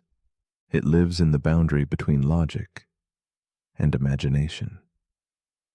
Some philosophers argue that omnipotence should be defined as the ability to do anything that is logically possible. That excludes contradictions, like square circles or married bachelors, or rocks that can't be lifted by someone who can lift anything. But others say true power shouldn't be constrained by human logic. If a being is truly beyond all things, then why would the rules of language or reason apply? It's not just a puzzle. It's a reflection of how we think about limits, about perfection, about absolutes, and it invites us to look inward too. Because even in our own lives, we encounter paradoxes of power. We seek freedom, but feel overwhelmed by choice. We crave control, but feel trapped by responsibility. We want the ability to do anything, and yet that desire can leave us powerless. The omnipotence paradox asks us, where does true strength lie? In doing anything? Or in knowing when not to? In the ability to lift any weight? Or the wisdom to know which burdens to carry? As you relax now, let this paradox settle like a soft question in your chest. Not heavy, not sharp, just a quiet contradiction. One that doesn't need an answer, only attention. You don't need to lift the unliftable. You only need to let go. But if you're still awake, here's something to think about. If a being can do anything, should they be able to make a world where they can't? And if so, is that still power? Let me know what you think. If you haven't already created your own paradox, the paradox we're about to explore is known as the simulation paradox. It starts with a strange idea. What if you're not in the real world right now? What if you're in a simulation? At first, it sounds like science fiction, a concept from video games or the Matrix. But when you follow the logic, the possibility becomes harder to ignore. And the more you think about it, the more real it starts to feel. Here's the argument. Let's say a civilization becomes advanced enough to simulate an entire universe, not just visually, but down to every atom, every neuron, every law of physics, if that's possible. They could run millions or even billions of simulations. Each simulation could contain conscious beings, beings like you, beings who believe they're real. Now ask yourself, are you more likely to be part of the one original reality or one of the billions of simulations that came after? Statistically speaking, the odds suggest that you are far more likely to be inside a simulation than in the base reality. This is the simulation paradox, a dizzying loop of logic and probability that blurs the line between reality and replication. It was popularized by philosopher Nick Bostrom, but the core idea has been around for centuries, from Plato's cave to Descartes' evil demon, to questions about dreams, gods, or illusions. And it raises some unsettling questions. If you are simulated, does it matter? Can you ever know for sure? And if the world you experience is coded, is your consciousness any less real? This paradox challenges the way we trust our senses, the way we define what is real. It also touches on ethics. Because if we are simulations, what responsibility does the Creator have? And if we create simulations in the future, what responsibilities will we have to the worlds we invent? It also collapses time. Because if you are simulated, you might be living in a universe from the distant past or the distant future, or a reality where time doesn't exist at all. Some thinkers believe that simulations could be indistinguishable from reality, that even if we found glitches, our minds would adapt and still believe in the illusion. Others think the very fact that we ask this question is proof we are not simulated, that simulations wouldn't bother with introspective detail, that reality is too rich, too flawed, too uncertain to be fake. But that too could be part of the program. The simulation paradox doesn't offer an answer. It just pulls at the edges of reality, like a thread in a tightly woven dream. As you lay here now, let the need for certainty fade. You are here. You are breathing. And whatever this world is made of, pixels, particles, or something else entirely, you're still experiencing it, still feeling it, still you. And maybe that's enough. But if you're still awake, here's something to quietly question. If you found out this world was a simulation, would you change the way you live? Let me know in the comments if you're real enough to type it. The paradox we're about to explore is called the Sleeping Beauty paradox. It begins with a strange experiment and a question of probability that twists your sense of reality. Imagine this. A woman named Sleeping Beauty agrees to the following setup. On Sunday, she is put to sleep. Then a fair coin is flipped. If the coin lands heads, she will be woken up on Monday, briefly interviewed, and then the experiment ends. If the coin lands tails, she is woken up on Monday, interviewed, then put back to sleep. Her memory is erased. Then she is woken again on Tuesday, interviewed a second time, without remembering Monday. No matter which day it is, she always wakes up unaware of which day it is. She only knows the experiment's structure. Now here's the question. When Sleeping Beauty wakes up, What should she believe is the probability that the coin landed heads? At first, the answer seems obvious. The coin is fair. 50% chance of heads, 50% chance of tails. But hold on. Let's count the actual waking events. If it's heads, there's one wake-up.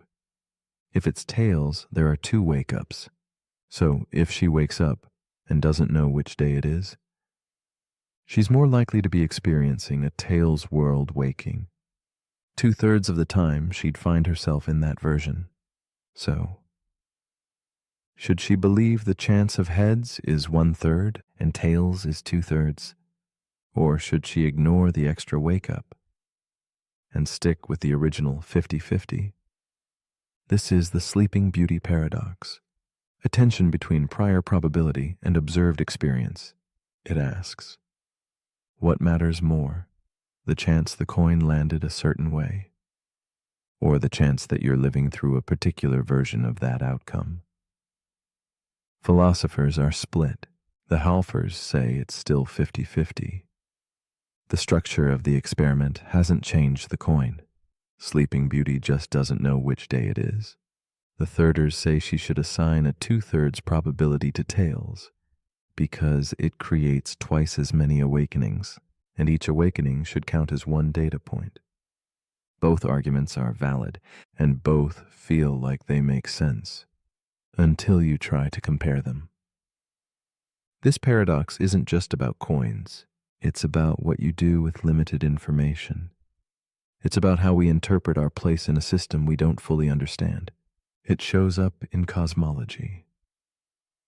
When we try to reason about our place in the multiverse, it appears in AI and decision theory when outcomes repeat or are hidden or simulated. And it mirrors life itself. We wake up in a world uncertain how we got here, uncertain what day it is, uncertain which version of reality we're in, and we make guesses, we assign probabilities, we try to figure it out. But maybe the mystery isn't meant to be solved. Maybe it's just meant to be held, like a coin in midair, suspended, unresolved. So as you lay here now, in your own quiet version of awakening, let the need for certainty drift away. Heads or tails, today or tomorrow, you are here. That is enough. But if you're still awake, here's a question to dream on. If you woke up with no memory of the day before, would your version of reality be any less true? Let me know in the comments. Before this moment disappears again. The paradox we're about to explore is called the Fermi paradox. It begins with a simple question. Where is everybody? The universe is vast, unimaginably vast. There are more stars than grains of sand on Earth, and orbiting those stars are likely trillions of planets. Statistically, it seems almost certain that life must exist elsewhere. Not just microbes, but civilizations, technology, intelligence, and yet, when we look into the cosmos, we see nothing, no signals, no ships, no evidence, no signs of anyone, anywhere. This silence is what makes the Fermi paradox so haunting, because if life is common, then why don't we see it? Why haven't they found us? Why haven't we found them? The paradox is named after physicist Enrico Fermi. Over lunch one day, he asked his colleagues, if the universe is so full of life, then where is everyone? There are many possible answers, and none of them are comforting. Some believe life is rare, that Earth is a miracle, a 1 in a trillion fluke.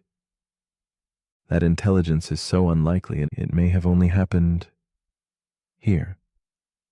Others believe life is common, but fragile. That civilizations rise only to destroy themselves with war or climate collapse. or uncontrolled technology. This is known as the Great Filter, a barrier that most life never crosses. And the unsettling part is, we don't know if the filter is behind us or still ahead. Maybe advanced life wipes itself out. Maybe no one survives the leap to interstellar travel. Maybe we won't either. Other theories go further. Some suggest we're in a cosmic zoo, watched from afar by beings who don't interfere. Others think we're in a simulation, and the stars are just painted on the walls. Some propose that intelligent civilizations are out there, but they're quiet, on purpose, because they fear what else might be listening. Because the first to speak might also be the first to disappear. And still others think we're early, that the universe is young and life is only just beginning to bloom. In that case, we're not alone, we're just first. The Fermi paradox is not just about aliens. It's about us, our expectations, our longing for connection, and our fear of silence.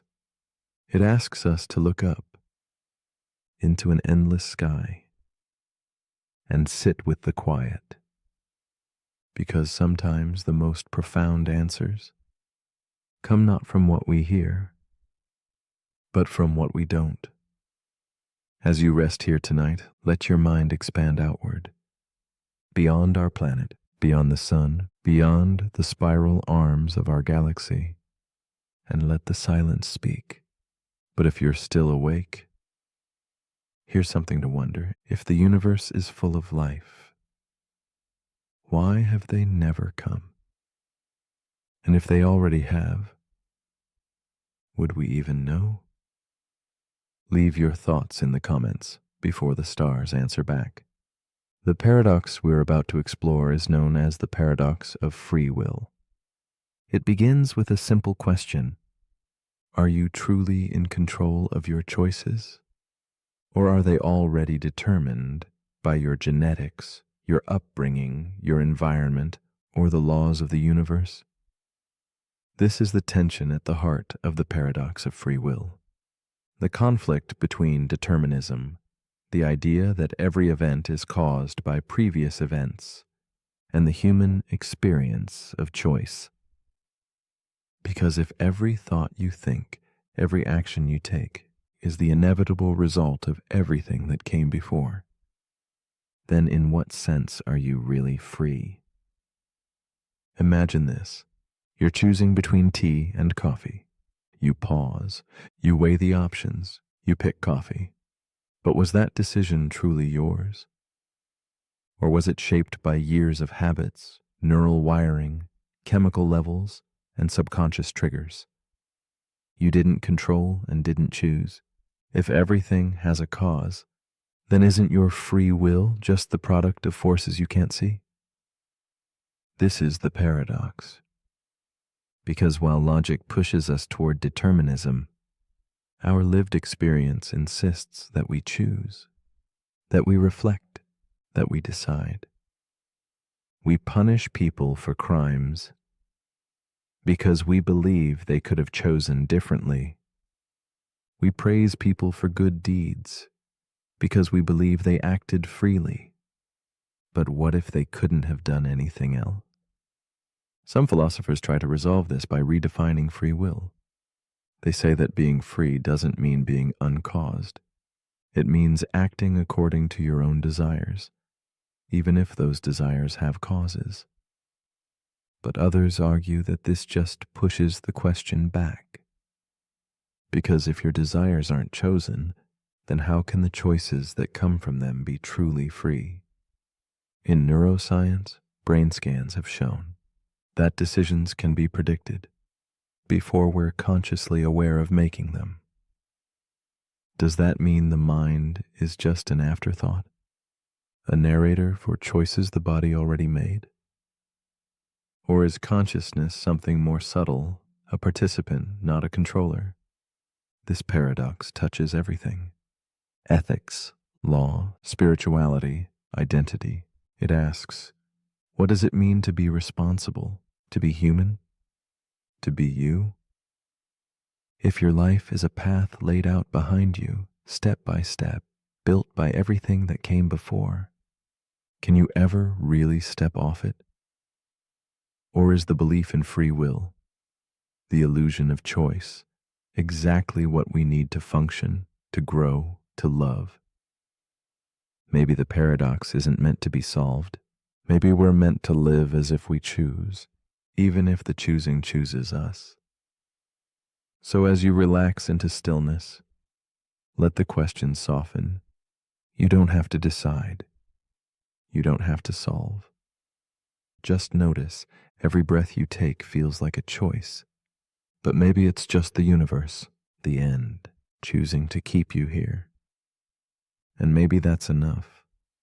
But if you're still awake, here's a thought to drift on. If your life was written out from beginning to end, would you still feel like you were choosing it? Let me know in the comments, unless you were always going to. Paradox number 16. The simulation within a simulation. The paradox we're about to explore is called the simulation within a simulation. It begins with a question that echoes from a previous thought. If we're in a simulation, who's simulating the simulator? We imagine a world crafted by an advanced civilization, one so powerful it can simulate consciousness, history, physics, emotion, a world where your life is rendered in exquisite digital detail. But then we ask, what if the beings who created this simulation are also inside a simulation of their own? And what if that simulation exists inside another? This is the simulation within a simulation paradox, an infinite regression of realities, each nested inside the other, like a cosmic hall of mirrors, stretching beyond imagination. It's a natural extension of the simulation paradox.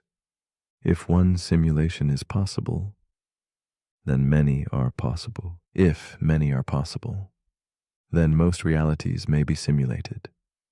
And if most realities are simulations, then the ones doing the simulating are almost certainly simulated themselves.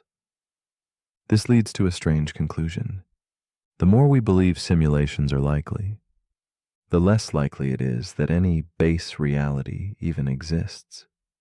Every level might just be a layer of code, and the top might be unreachable, or maybe it doesn't exist at all. Some physicists and philosophers argue that if we were in a simulation, we might eventually detect patterns, errors, or limitations, signs of compression or rendering shortcuts. But if we're in a simulation of a simulation, what happens if one layer shuts down? Would we notice? Would time pause? Would reality collapse? Or would the code just recompile? This paradox isn't just theoretical.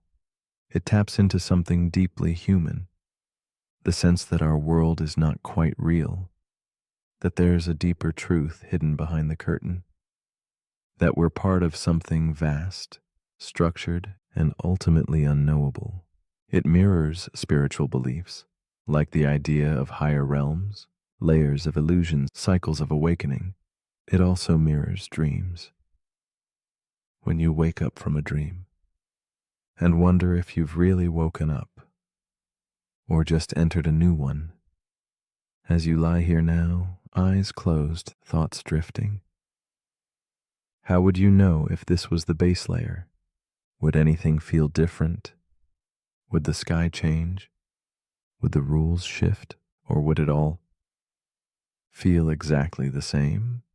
The simulation within a simulation paradox invites us to let go of certainty, to be curious without needing control, to live fully, even if we're just part of someone else's dream. Because even dreams have meaning, even illusions can hold truth. And even if none of this is real, you are still here. You are still feeling. You are still you. But if you're still awake, here's a final thought to drift on. If every reality is a simulation, does that make them all fake or all real? Let me know what you think. If you're not already simulated to forget. Paradox number 17, the paradox of tolerance. The paradox we're about to explore is known as the paradox of tolerance.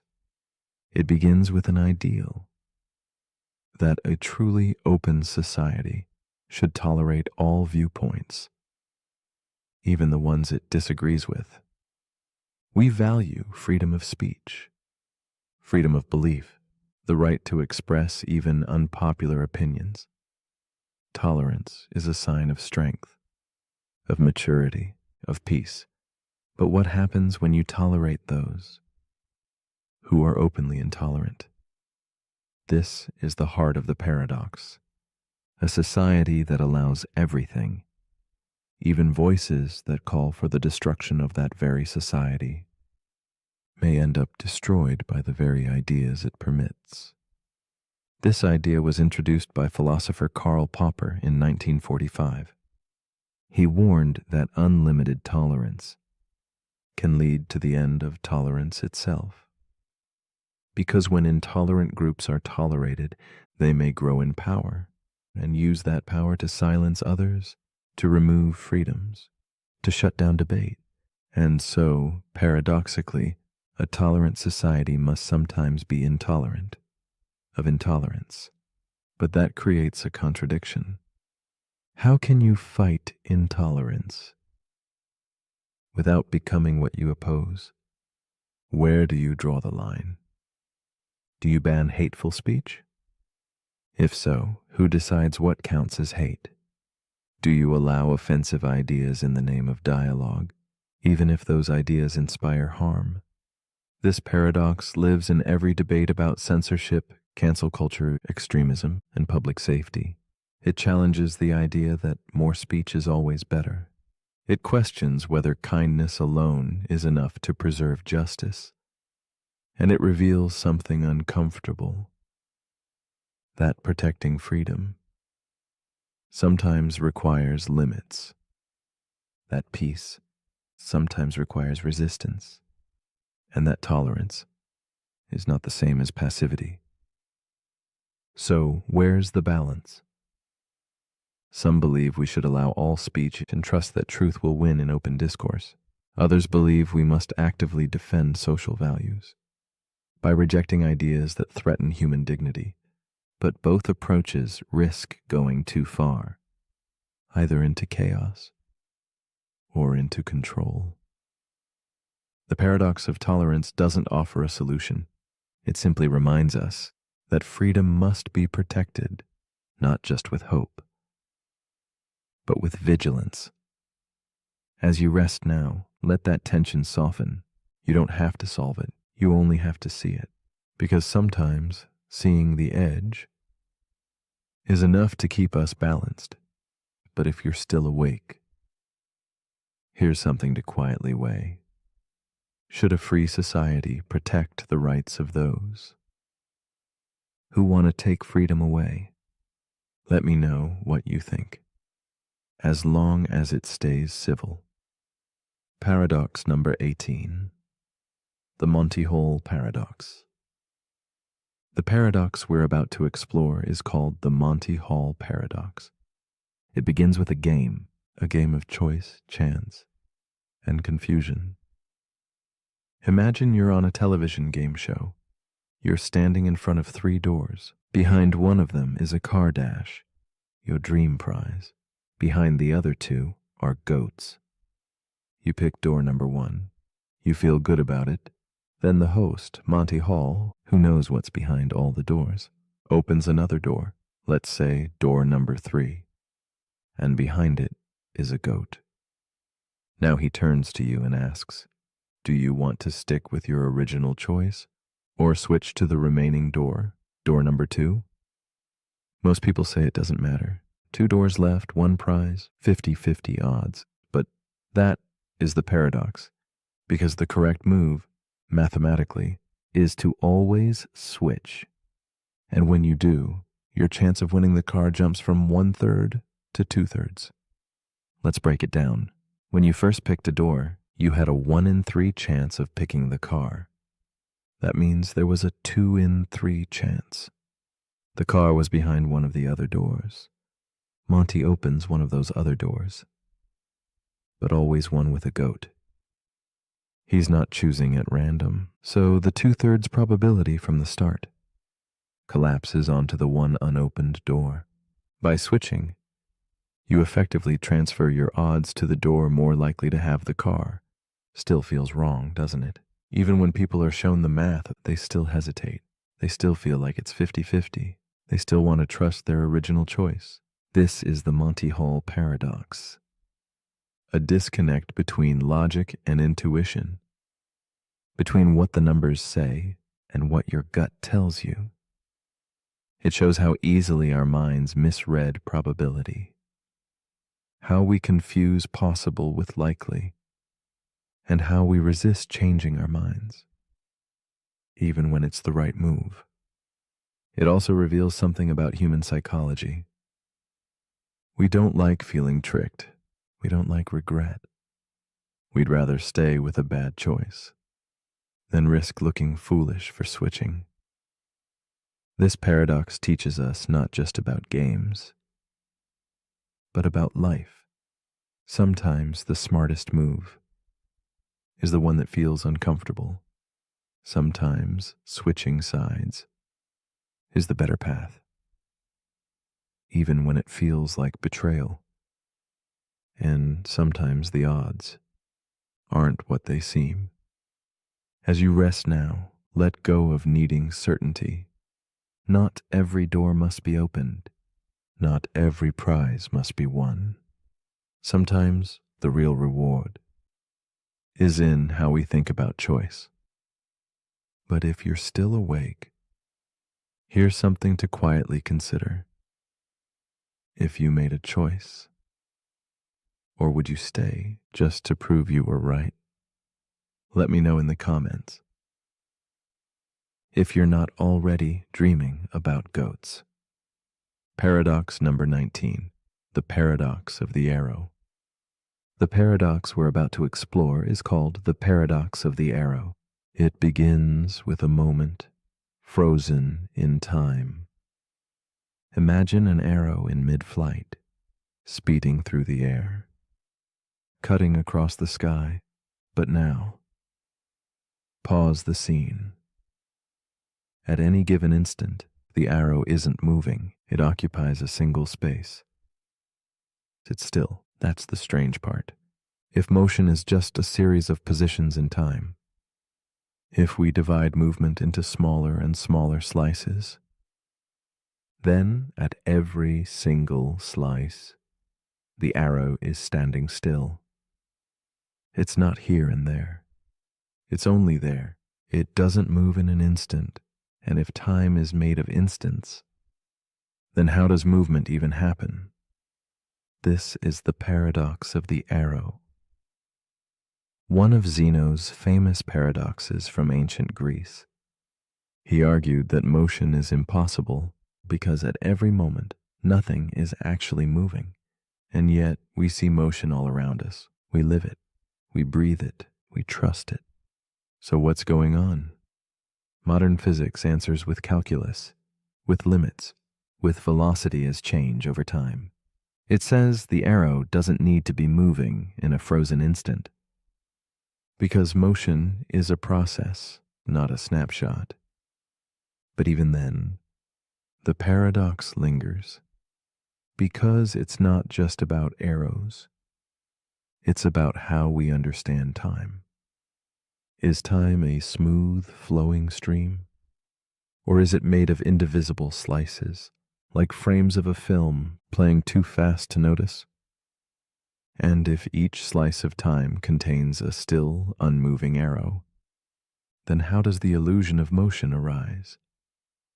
It's the same with your life. made of countless frozen moments, thoughts, decisions, pauses, and yet it flows. Or does it? The paradox of the arrow invites us to question how change happens, how progress is built, how time itself is stitched together, and it shows that even the simplest things, like an object in motion, contain mysteries too deep for certainty.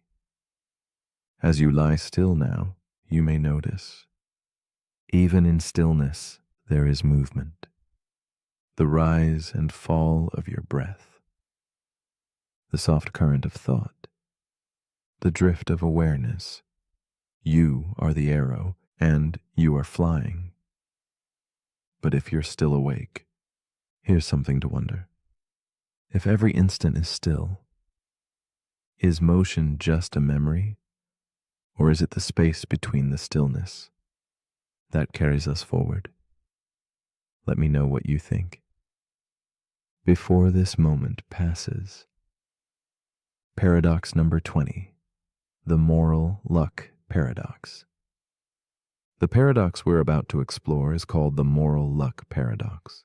It begins with a simple question. Should we judge someone based on their intentions or their outcomes? Imagine two people. Both drive home after drinking too much. Both run a red light. Both make the same reckless choice. But in one case, nothing happens. They get home safely, no one gets hurt. In the other case, a pedestrian crosses the street at the wrong moment. There's an accident. A life is lost. Same action, same decision, very different results. One is just a bad decision, the other is a tragedy, and we judge them differently. That's the paradox. How can we hold people morally responsible for things they can't control? If we're consistent, we should judge people only by what they intended, not what happened afterward. But that's not how we usually think. We praise people for lucky success. We condemn them more harshly when bad luck turns carelessness into catastrophe. This is the moral luck paradox. The uncomfortable reality that chance plays a role in how we assign blame or credit. It applies to more than just accidents. A surgeon makes the same risky decision twice. One patient survives and the other doesn't. A business leader takes a gamble. One succeeds and is hailed as brilliant. The other fails and is called irresponsible. The decisions were the same, but the outcomes shaped the story. This paradox forces us to ask, is morality about intention or consequence? And if it's about consequence, what room is left for forgiveness? How can we separate what someone chose from what the world did with their choice? Some philosophers argue that luck is everywhere. In where you're born, what you inherit, who teaches you right from wrong? And if that's true, then how can anyone be entirely responsible for what they become?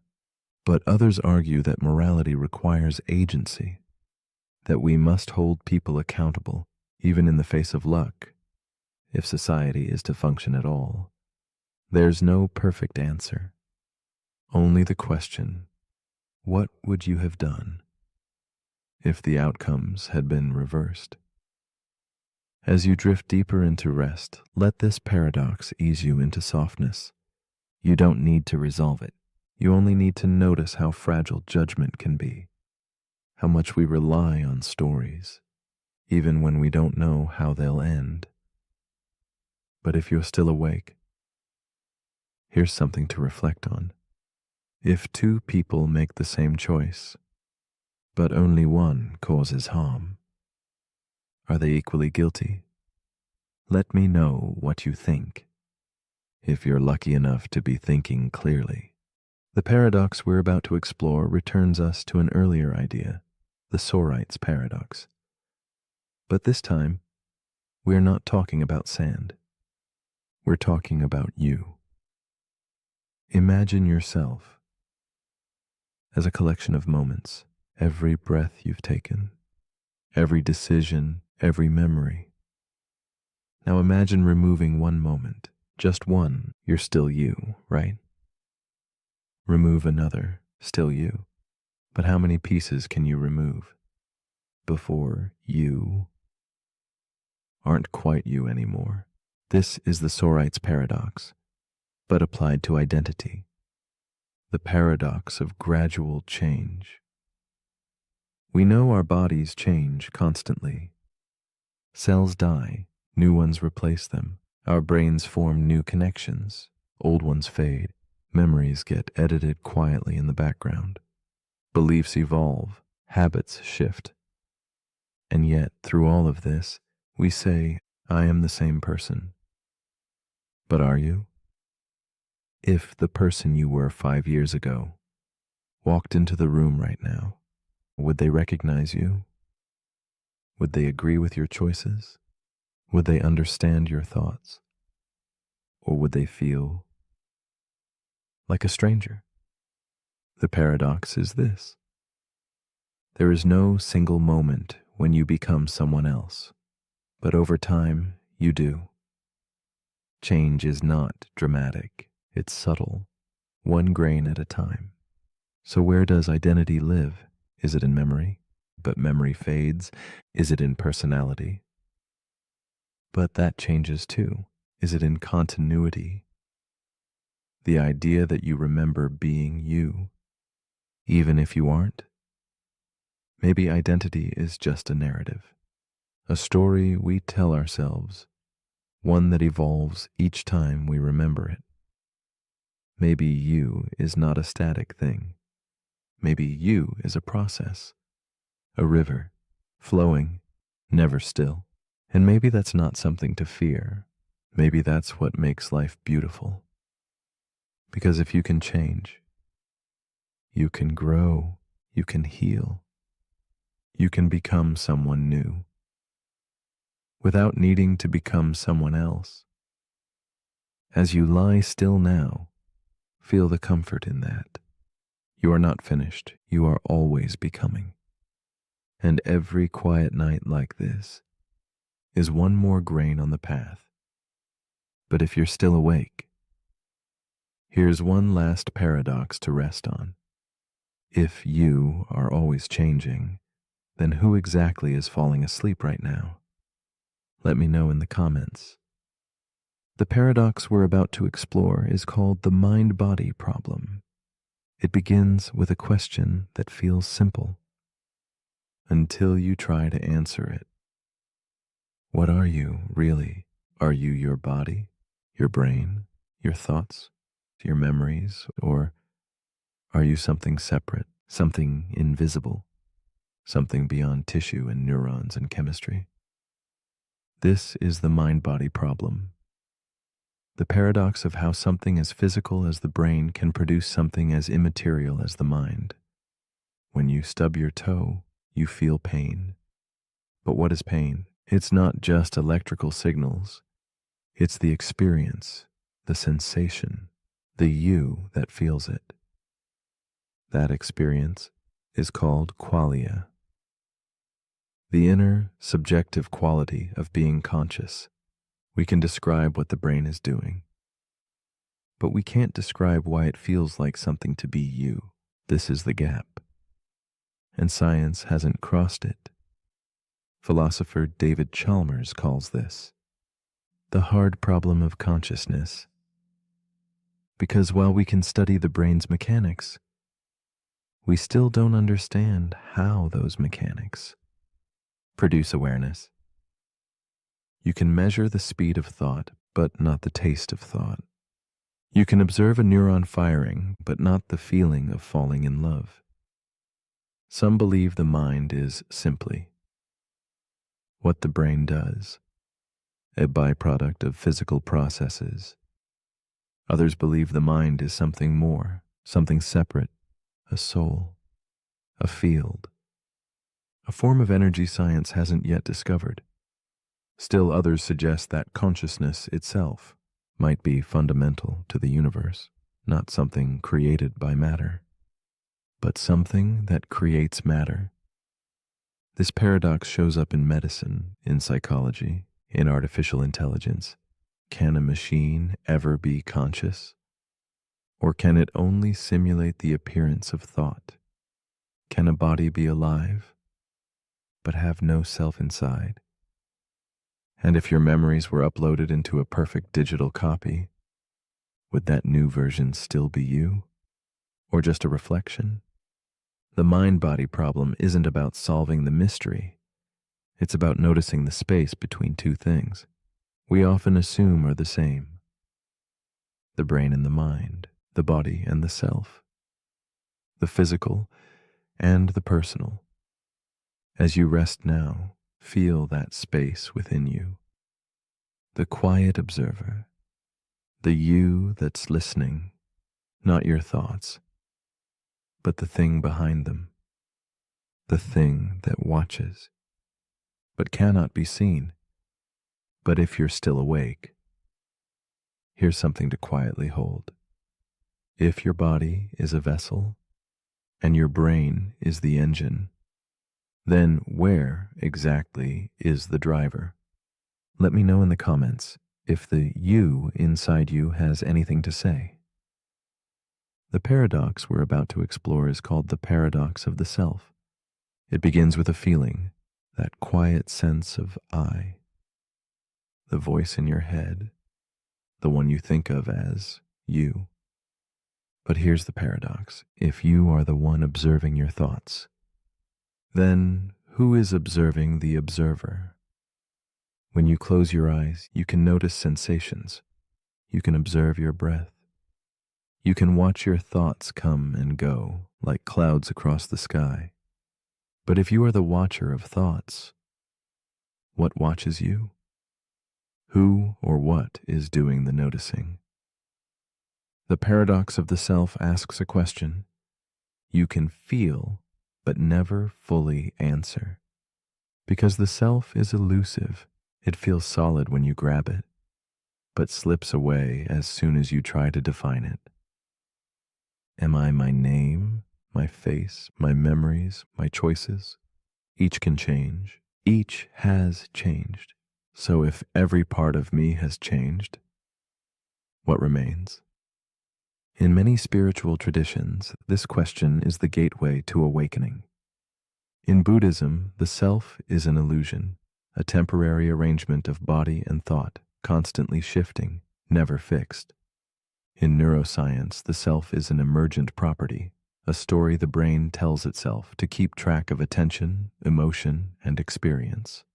In philosophy, the self may be a contradiction, because it defines itself while being the thing it defines, like a buoying to reflect itself. You might try to step outside yourself, to look inward with clarity. But who is doing the looking? That's the loop. The paradox of the self invites us to explore the very thing we can never fully stand apart from. Because to observe the self requires a self to do the observing. It's like chasing your own shadow. You can move with it, shape it, study it, but you'll never catch it. And maybe that's okay, because maybe the self is not meant to be captured, only noticed, felt, lived. So as you rest now, feel the self, not as a thing to figure out, but as a space to gently float within. No labels, no definitions. Just presence, just awareness, just you. But if you're still awake, here's something to quietly wonder. If the self can observe itself, is there more than one you in there? Let me know in the comments if one of you has an answer. The paradox we're about to explore is known as the grandfather's axe. It begins with an old tool, simple, familiar, an axe passed down through generations. Your grandfather used it, then your father. Now it belongs to you. One day, the wooden handle cracks. You replace it. The axe keeps working. Years later, the steel head becomes worn. You replace that too. And now, in your hands, is an axe with a new handle and a new head. But here's the question. Is it still your grandfather's axe? That's the paradox. Because the object seems the same shape, same function, same story, but not a single piece of the original remains. So what makes it the same axe? This is a close cousin of the ship of Theseus, but more personal, more intimate, more human, because the real question isn't about tools. It's about identity. It's about what makes anything remain itself. After everything has changed, let's bring it closer. What about you? Your body has changed. Your memories have evolved.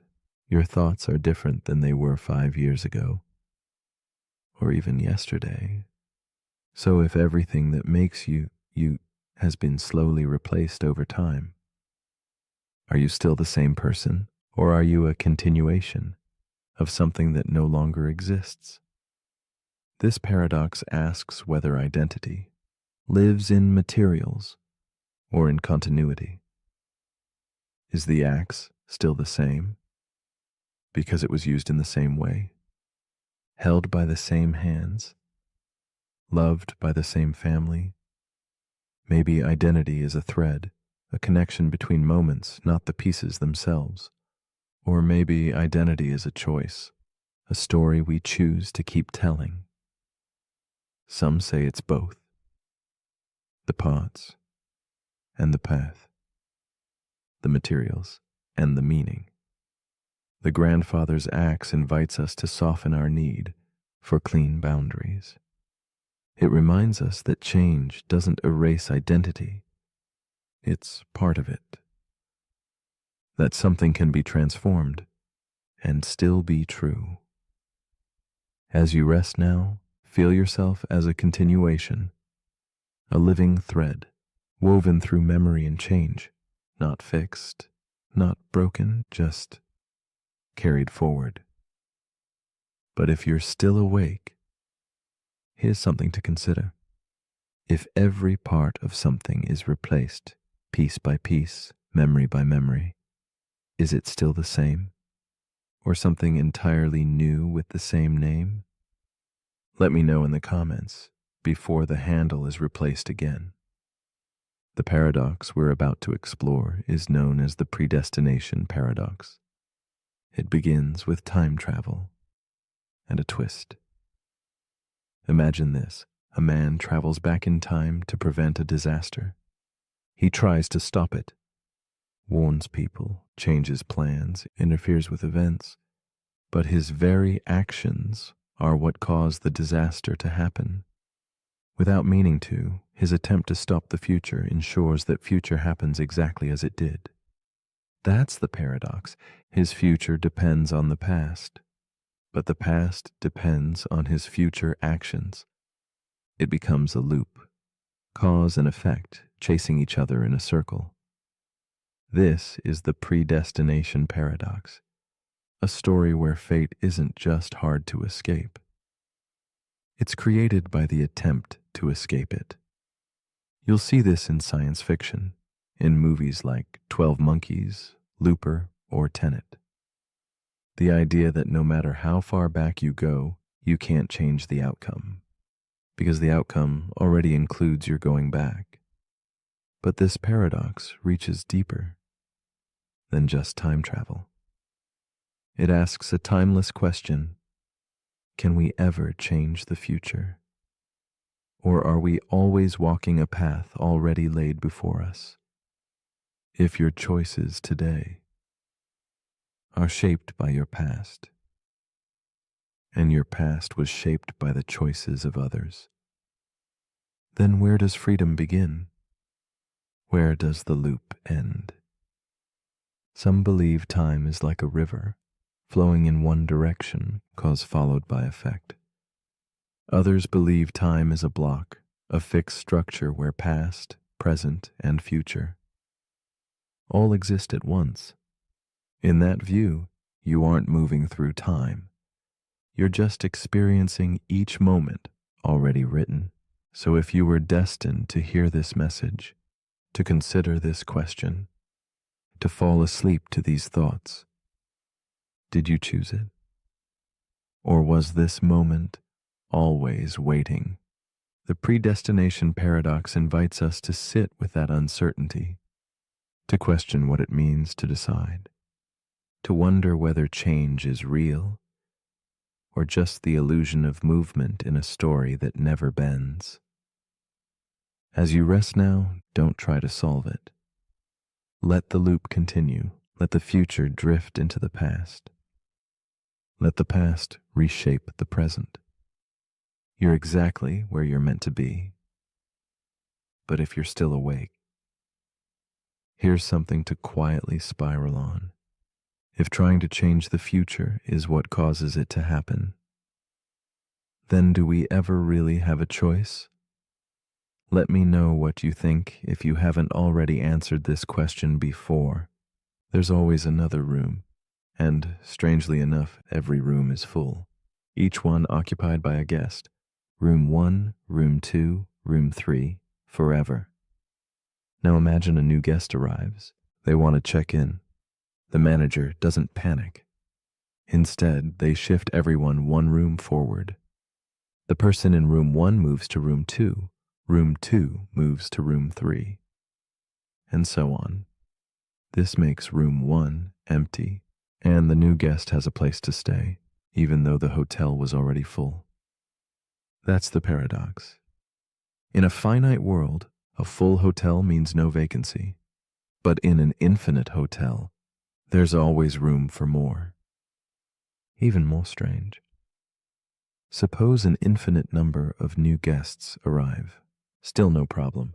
The manager simply moves each current guest to the room that's double their number. Room 1 goes to room 2. Room 2 goes to room 4. Room 3 goes to room 6. Now all the odd-numbered rooms are free, and infinity makes space for infinity. This is Hilbert's Hotel, a paradox from mathematician David Hilbert designed to show how strange infinity really is. Because infinity doesn't behave like regular numbers. You can add to it, and it stays the same. You can double it, and it stays the same. You can subtract half of it, and still have infinity left. It breaks our rules. It challenges our logic. It bends the boundaries of reason, and makes the impossible seem ordinary. Hilbert's Hotel isn't just about math. It's about how we handle the unmeasurable, how we think about space, time, possibility. It invites us to imagine the world not as finite and fixed, but as open, expanding, endlessly unfolding. Like your thoughts, like your dreams. As you lie here now, drifting deeper into quiet, let the paradox of infinity settle softly in your mind. There is always more room, always another step, always a place for you. But if you're still awake, here's something to quietly check in with. If infinity can always make room for more, does anything ever become full? Or is the idea of enough just a human invention? Let me know in the comments. Paradox number 27.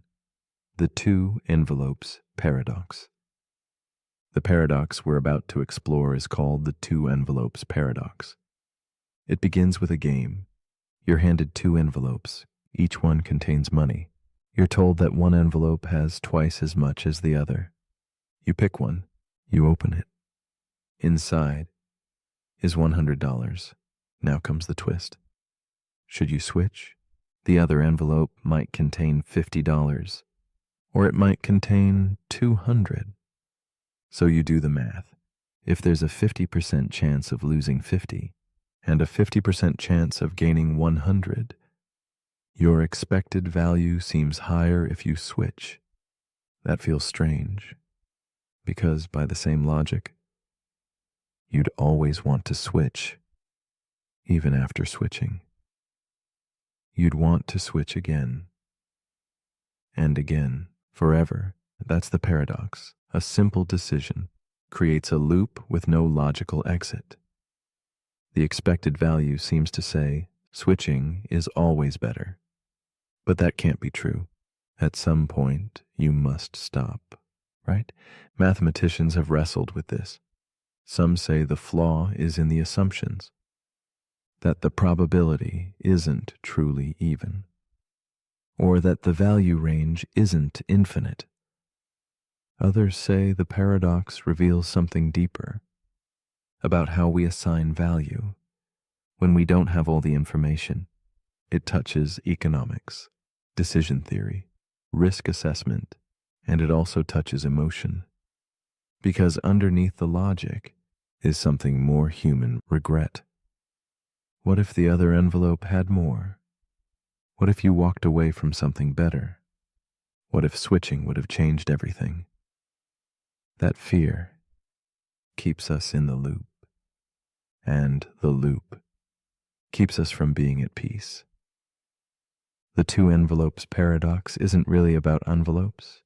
It's about uncertainty, desire, the discomfort of not knowing, and the tension between logic and enough. So as you lie here now, let the need to maximize fade. You don't have to get it perfect.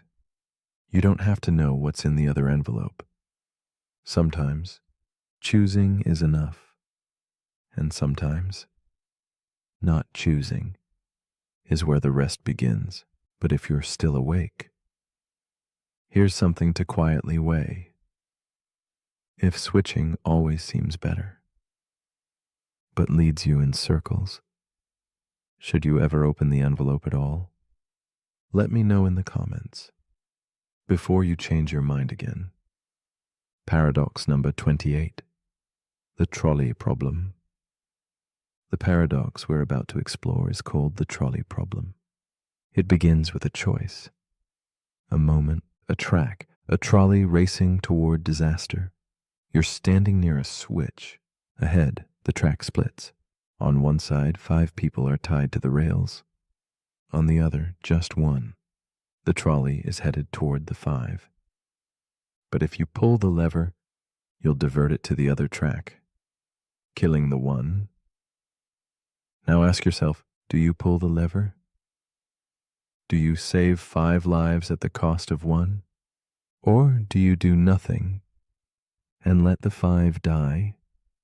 This is the classic version of the trolley problem, a thought experiment in ethics meant to test your moral instincts. Most people say they would pull the lever, that saving more lives is the right thing to do, that numbers matter. But then, the problem changes. Imagine you're on a bridge. A heavy man stands next to you. Below, the same 5 people are tied to the track. The only way to stop the trolley is to push the man onto the tracks. His body will stop the trolley, but he will die. Would you do it? This version feels different, even though the numbers are the same. 1 life versus 5. Why? Because in one case, you're pulling a lever. In the other, you're pushing a person. The action feels more direct, more personal, more wrong. This is the heart of the trolley problem. It exposes the tension between utilitarian logic, maximizing good outcomes, and deontological ethics, following moral rules no matter the result. Is it ever right to harm one, to save many? And who decides? Whose life is worth more? The trolley problem appears in AI development, self-driving car algorithms, and military decisions. But it also appears in your everyday life, in choices between honesty and kindness, efficiency and empathy, risk and responsibility. It asks, what kind of person are you when there is no perfect option? As you rest now, let go of trying to decide. Not all problems have answers. Some are meant to hold the space between thought and feeling, between instinct and reflection. The track will always split. The question is, which part of you makes the choice? But if you're still awake, here's something to weigh. If doing nothing leads to death, is that still a choice? Let me know what you think. Paradox number 29. The paradox of democracy. The paradox we're about to explore is called the paradox of democracy. It begins with a vote, a simple, peaceful act. One person, one choice, adding their voice to the collective. Democracy is built on this idea that power belongs to the people, that every citizen has a say, that freedom comes through participation. But here's the paradox. What happens if people vote to end democracy itself? What if, in a free and fair election, the majority chooses a leader who promises to silence dissent, rewrite laws, or remove future elections entirely? If democracy allows people to choose, can it allow them to choose against democracy? And if it does, is it still democracy? This is the paradox of democracy, a contradiction between the principle of freedom and the protection of freedom. To be truly democratic, a society must accept the will of the majority. But if that majority elects to dismantle the very system that gave them the vote, what then? Do we stop them? Would that mean denying their freedom? To protect freedom? This is not a hypothetical. History offers many examples where authoritarian regimes rose to power through democratic means. And once in power, they rewrote the rules, closed the doors, and never gave them back. So the paradox is this: must democracy be intolerant of anti-democratic choices? If you prevent people from choosing a dangerous path, you're limiting their freedom. But if you let them choose it, you may lose freedom altogether. It's a delicate balance between liberty and structure, trust and caution. It also reveals something deeper. Democracy is not just a system. It's a behavior, a culture, a belief in the value of disagreement and the humility to be overruled. When that belief fades, the structure cannot hold. As you lie here now, let that contradiction rest beside you, not as a threat, but as a reminder that freedom must be used wisely, and that sometimes protecting it requires saying no to those who would use it to erase itself. But if you're still awake, here's something to quietly consider. Should a society allow people to vote against the very right to vote? Let me know in the comments. Paradox number 30, the block universe theory. The paradox we're about to explore is called the block universe theory. It begins with time, the ticking of a clock, the rising and setting of the sun, the soft illusion that now is moving forward. But what if time doesn't flow at all? What if past, present, and future are already written? What if every moment of your life, your birth, your memories, your final breath, exists simultaneously, forever? This is the block universe theory. It suggests that the universe is not a river we float through, but a solid block, complete, unchanging, every moment frozen in its place. Like pages bound into a book, you aren't moving through time. You're simply experiencing slices of a timeless whole. Right now, you feel yourself in the present, but that's only because your consciousness is locked to this page. The page where you're lying here, listening. Flip forward or backward, and another version of you is already there, doing what they've always done, what they will always do. This theory arises from Einstein's theory of relativity. He showed that time is not absolute, that simultaneity depends on perspective, that what's now for you might be past or future for someone else. And from that strange math emerges an even stranger idea, that time doesn't pass, it just is. This raises a quiet paradox. If everything is already fixed, do we have free will? Are our choices real? Or just illusions stitched into a static timeline? And if nothing ever changes, what does it mean to hope, to regret, to become? Some find this terrifying, others find it comforting, because in a block universe, you are never truly gone. You are always somewhere, smiling, breathing, laughing, learning. Your best moments are not memories, they're coordinates, and they're still happening. Right now. As you rest now, let go of the need to move forward. There's nowhere to go. You're already there. You always have been. But if you're still awake, here's something to leave with. If your future already exists, are you still becoming? Or are you simply remembering a story that's already whole? Let me know in the comments. If this moment hasn't already happened, the paradox we're about to explore is called the paradox of the plankton. It begins with a drift dash, not of thought, but of life. Imagine floating in the vast sunlit layer of the ocean. You are tiny, nearly invisible. A plankton, part of the earliest foundation of life. No eyes, no thoughts, no goals, just motion driven by currents and light. Billions of years ago, this was all there was. No predators, no prey, just simplicity. And yet, from this drifting spark, every living creature on Earth would eventually arise. Birds, trees, whales, you.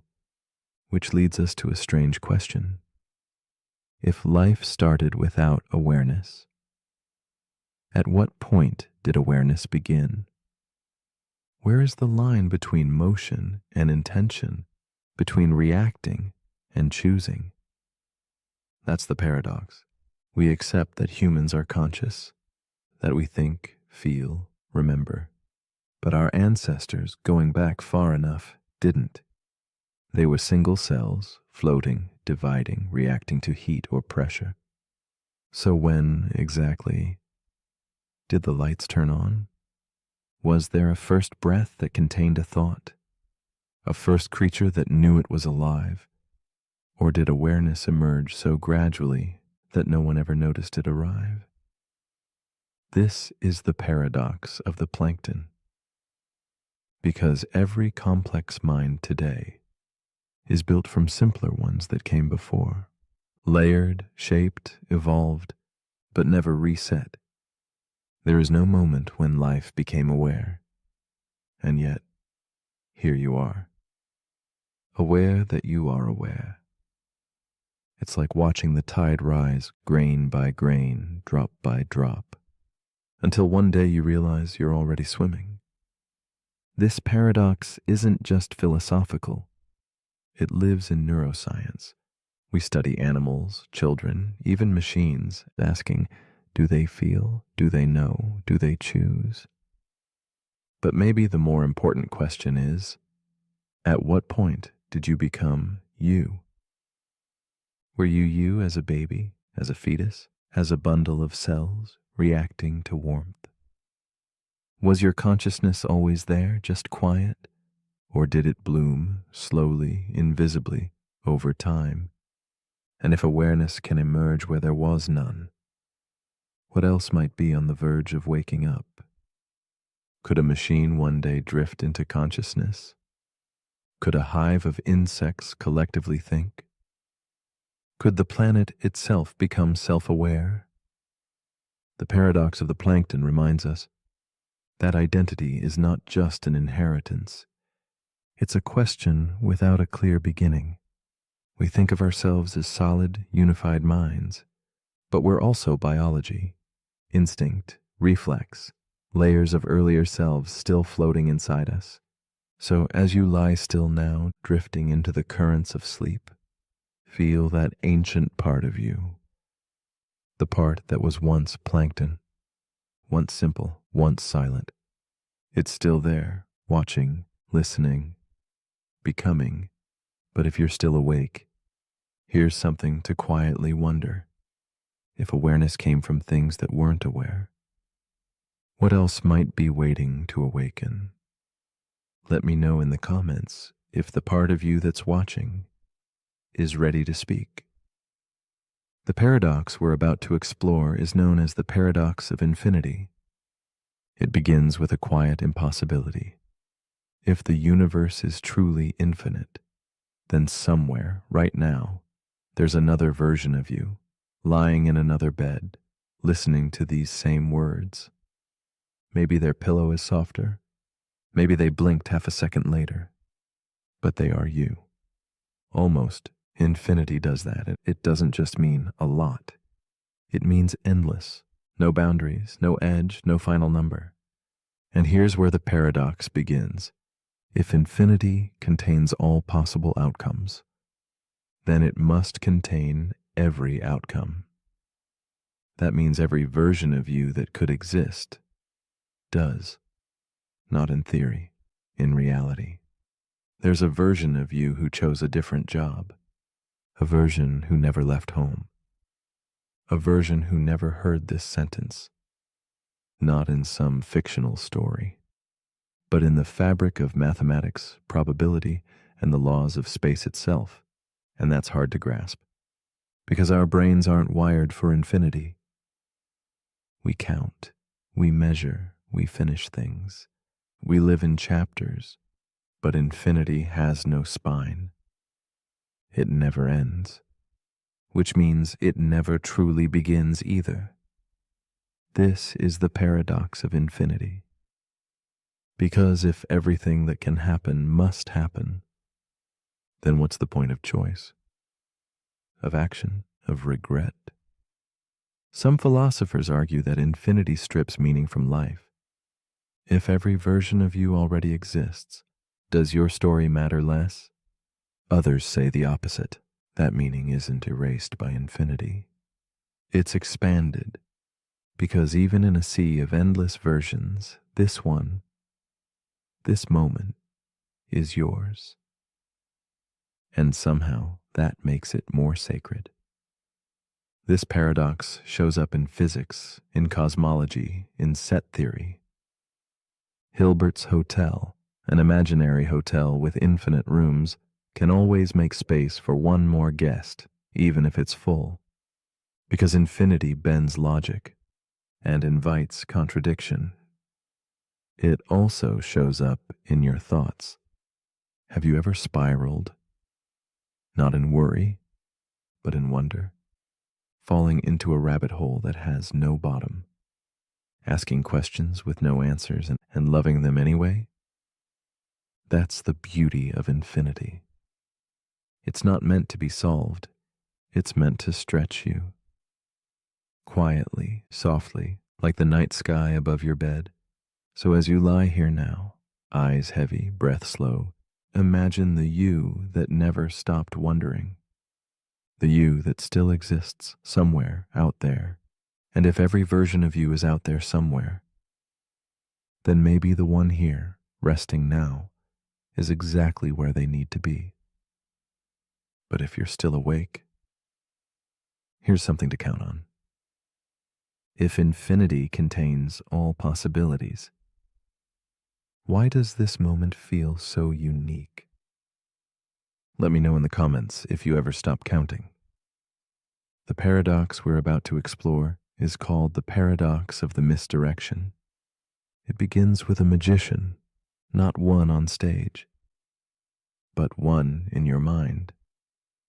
Because every day your attention is being pulled, nudged, and guided, not always by illusionists, but by algorithms, headlines, habits, even your own thoughts. And here's the trick. What you notice becomes your truth. What you ignore disappears. Now the paradox. What if everything you believe about the world, even yourself, isn't based on what's real, but on what you happen to notice?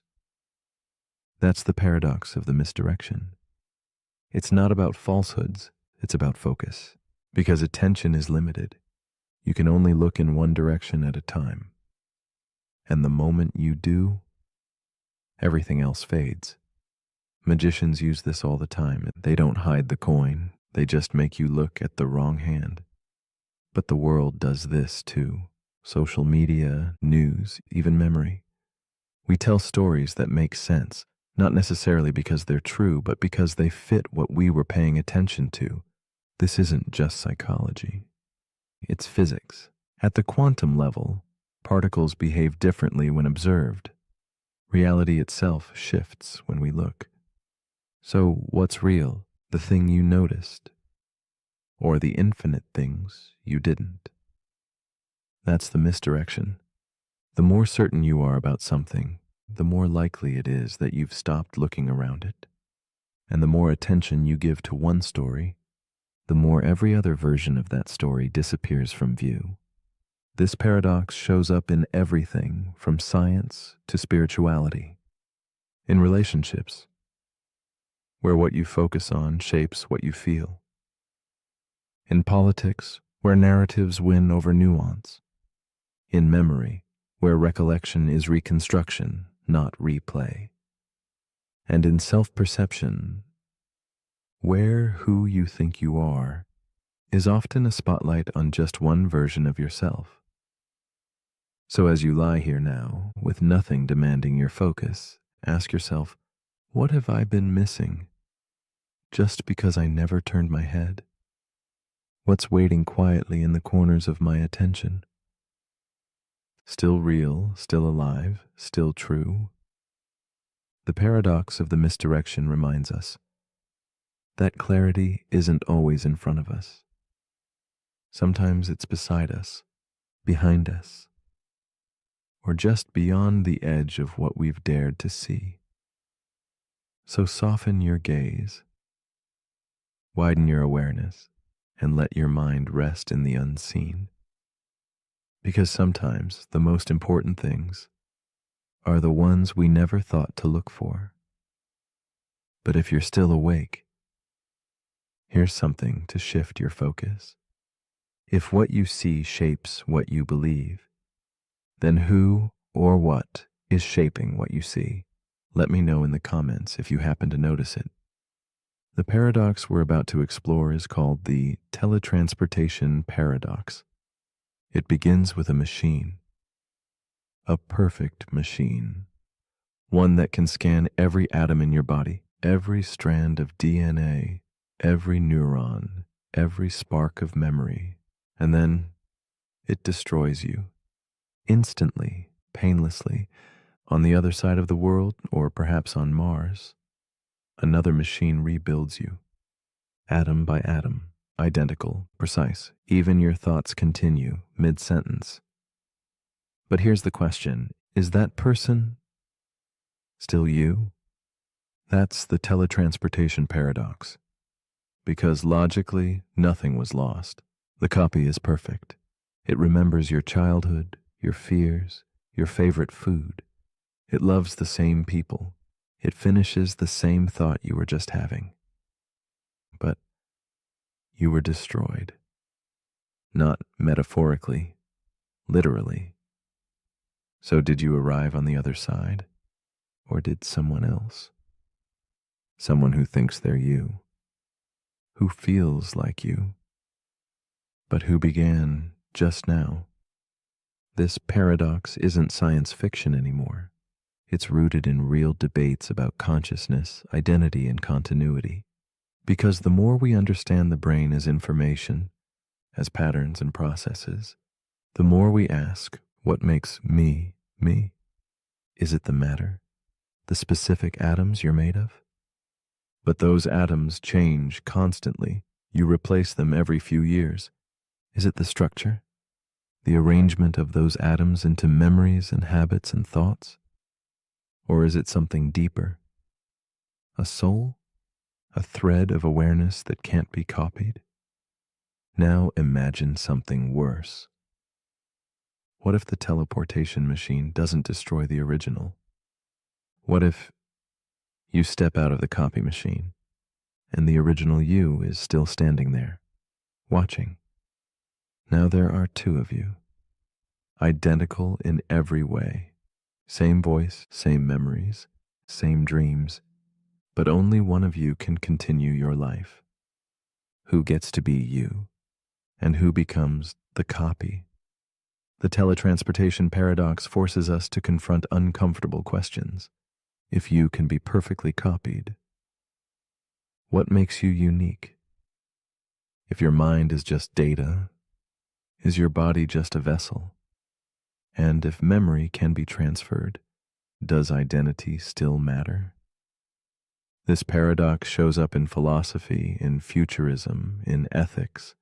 It challenges everything we believe about death and survival, because maybe the fear isn't about being destroyed. Maybe it's about being replaced by something that looks like us, but isn't.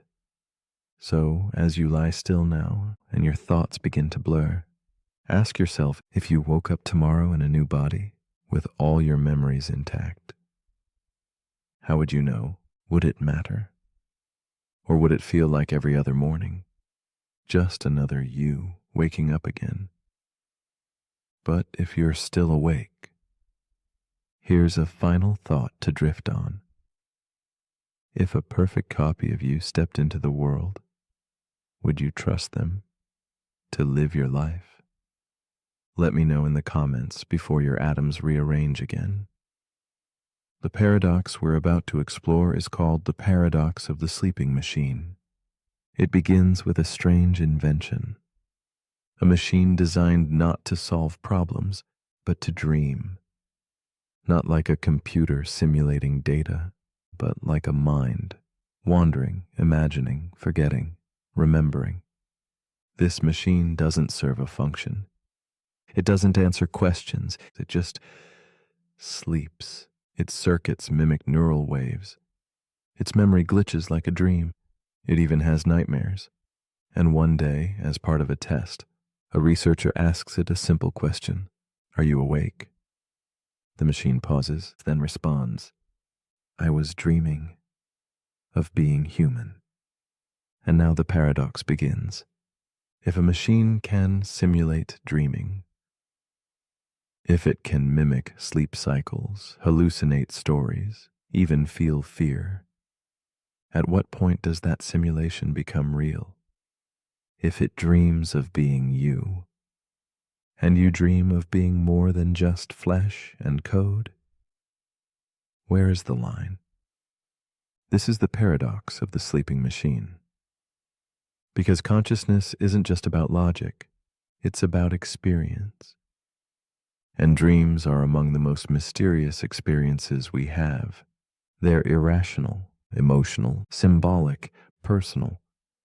If a machine can do that dash, if it can get lost in a thought it didn't choose, feel confusion, create impossible images, then is it still a machine or something new? And now, imagine this. One night, you fall asleep, and in your dream, you are a machine.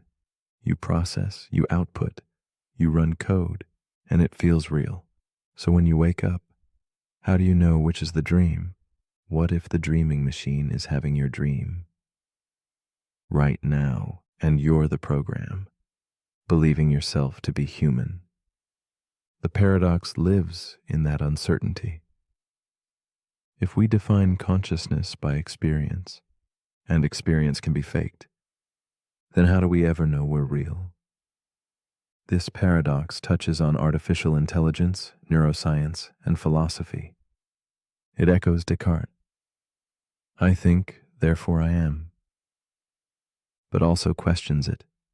Because what if the thinking is just programming? The sleeping machine isn't about future robots. It's about the present self. Because if machines can simulate dreaming, and we are machines of biology and memory, then are we dreaming too? So as you lie here now, soft and heavy, somewhere between waking and sleep, ask yourself, what part of you is dreaming, and what part is watching the dream? The paradox of the sleeping machine reminds us that awareness may not require flesh, and dreams may not require sleep. But if you're still awake, here's something to quietly echo. If a machine dreams of being human, and a human dreams of being more, what's the difference? Let me know in the comments, unless you've already drifted into your own code. There's a better than even chance that a birthday matches, and that feels wrong. That's the birthday paradox, because your brain tells you the chances should be small dash. You think about your own birthday and compare it to others, one at a time. But that's not how probability works. In reality, it's not about you. It's about everyone comparing to everyone else. In a room of 23 people, there are 253 unique pairs of people, 253 chances for overlap. The more people you add, the more comparisons there are, exponentially. By the time there are 75 people in the room, the chance of a shared birthday is 99.9%. And yet, it still feels impossible. That's the real paradox. Not in the math, but in the mind. Our intuition fails. It doesn't see the hidden connections, the quiet intersections, the ways small things multiply. This isn't just about birthdays. It shows up in risk, in coincidence, in luck. How often have you been surprised by a chance meeting, a perfect timing, a repeated number? We call it fate. But maybe it's just math. The birthday paradox reminds us that the world is more connected than we think, that surprises aren't as rare as they seem. They're just invisible until they happen. It also reminds us how easily we misunderstand scale. We underestimate risk, we overestimate control, and we forget how often things align. So as you rest now, let go of the need to calculate. Let the patterns reveal themselves, not through logic, but through stillness. Because even in a room of strangers, you are never as alone as you think.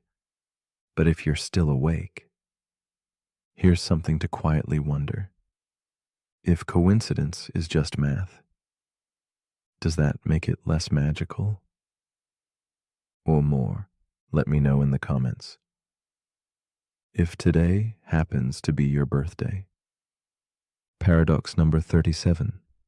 The memory erasure paradox.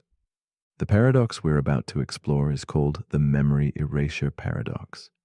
It begins with a promise. Imagine a pill, one that can erase any memory.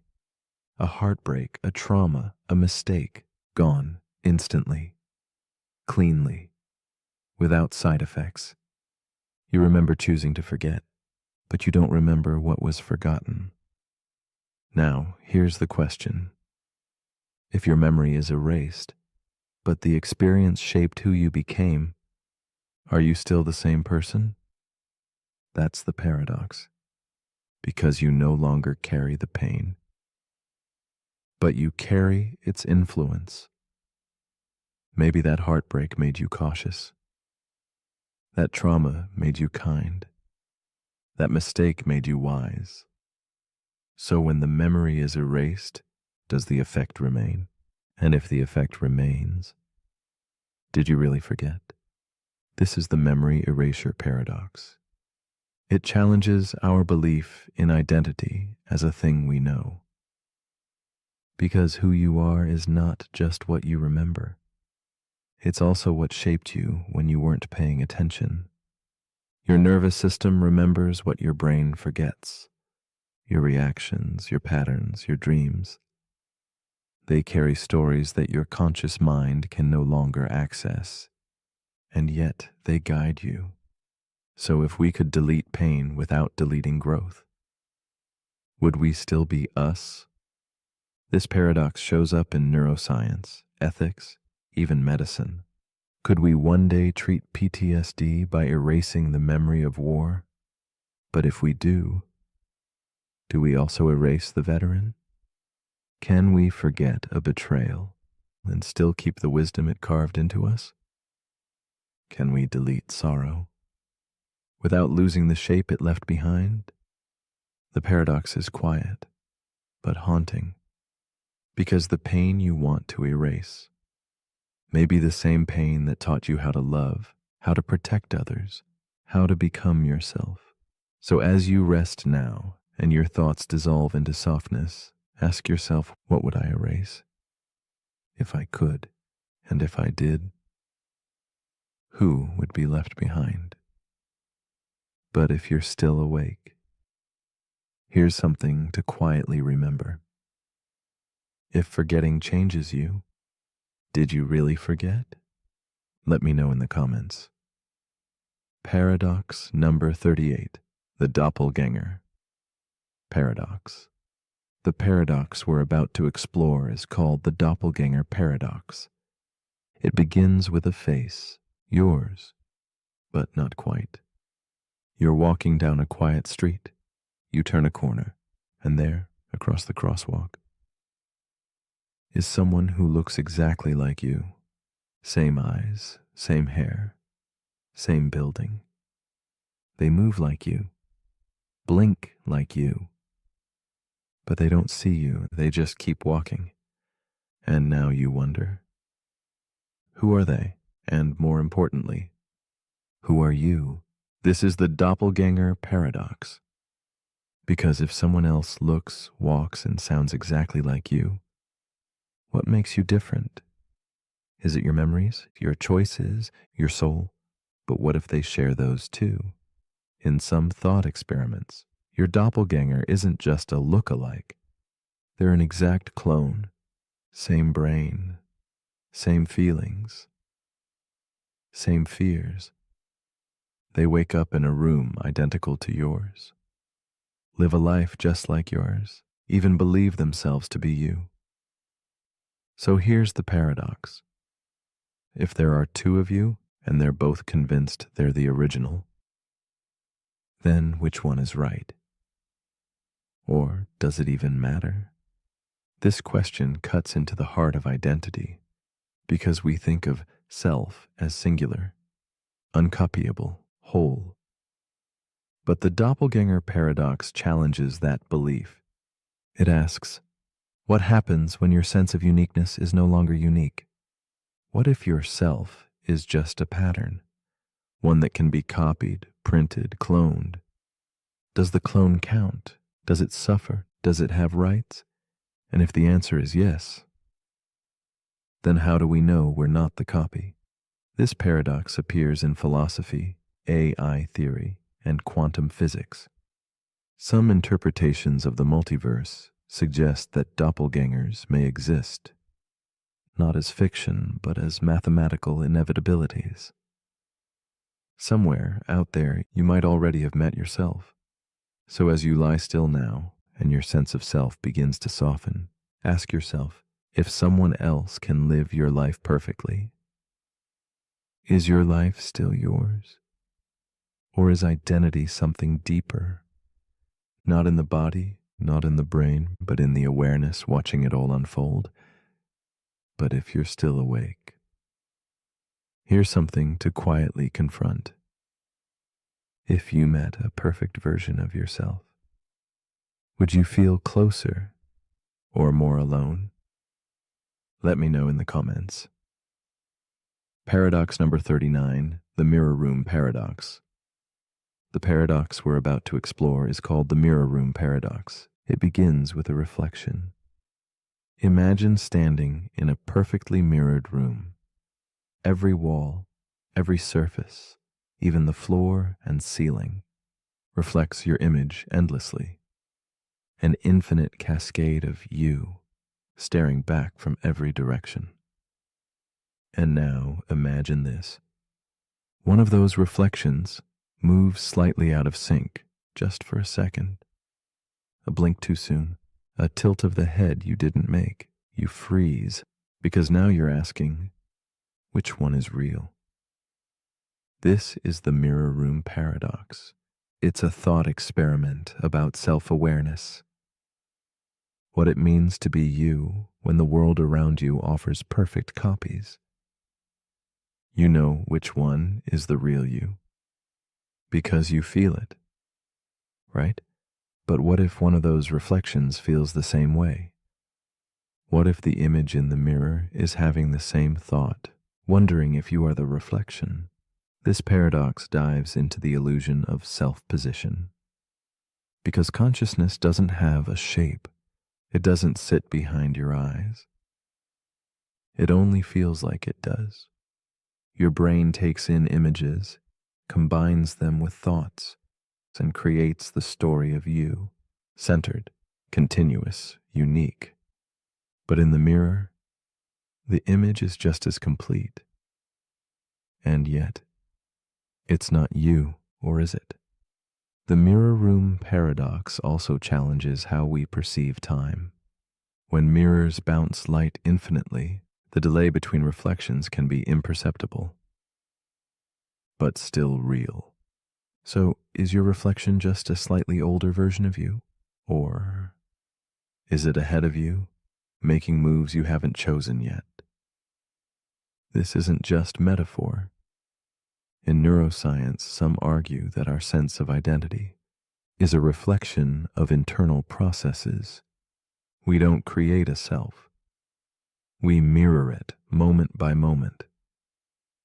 And if that's true, then your identity is always a step behind, always catching up. So as you lie still now and your thoughts begin to echo, ask yourself, who is watching whom? The mind in the mirror, or the one outside it? The mirror room paradox reminds us that identity might not be something you own, but something you observe, a reflection of your experiences, a dance of light and memory. But if you're still awake, here's something to quietly consider. If your reflection moved before you did, would you still believe you're the original? Let me know in the comments, unless the you in the mirror speaks first. Paradox number 40, the dreamer's paradox. The paradox we're about to explore is called the dreamer's paradox. It begins with a dream.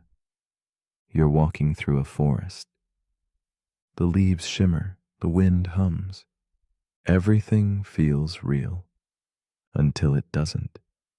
Because suddenly you wake up, the forest disappears, the feeling lingers, and now you wonder, who was dreaming and who just woke up? This is the dreamer's paradox. It asks a simple but unsettling question.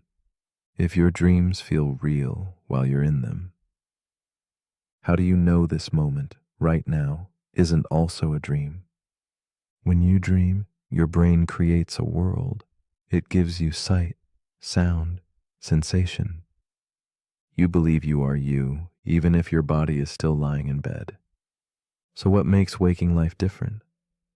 We think waking reality is stable, that it follows rules, that it's shared. But dreams follow rules too, until they don't. And sometimes, even in dreams, we question them. We notice the clock won't stay still. The hallway never ends. Something's off. Lucid dreamers can even gain control. They can fly, breathe underwater, shape the world around them, all while asleep. So, if you can be conscious in a dream, what makes that consciousness any less real? This paradox echoes ancient philosophy. Zhuangzi, a Chinese thinker, once wrote, "I dreamed I was a butterfly, but now that I'm awake, am I a man who dreamed he was a butterfly? Or a butterfly dreaming he is a man?" Modern neuroscience still can't explain why we dream, or how the dreaming brain constructs such vivid illusions without the input of the senses. It just knows how to feel real. The dreamer's paradox reminds us that consciousness is not tied to a setting. It can arise in waking life, in dreams, in simulations, and maybe in death. So, as you lie here now, somewhere between waking and sleeping, ask yourself, if you wake up from this world tomorrow and find yourself in another, how would you know? And would it matter? But if you're still awake, here's something to quietly drift on. If dreaming you can believe a lie, what does that say about the story you believe right now? Let me know in the comments. If this world feels more real than last night's. The paradox we're about to explore is called the first-person illusion. It begins with perspective. Right now, you are you. You feel centered. Your body, your thoughts, your memories, they all orbit around this point of view, this I period. But here's the paradox. Everyone feels that way. Every person you've ever seen. Walking down the street, waiting in line, driving past you on the highway. They all feel like the center of the story. So how can everyone be the main character if there's only one stage? This is the first-person illusion. It's the quiet, constant belief that your consciousness is the consciousness, that your awareness is special because it's the only one you can access. But the paradox is this: everyone else feels exactly the same way.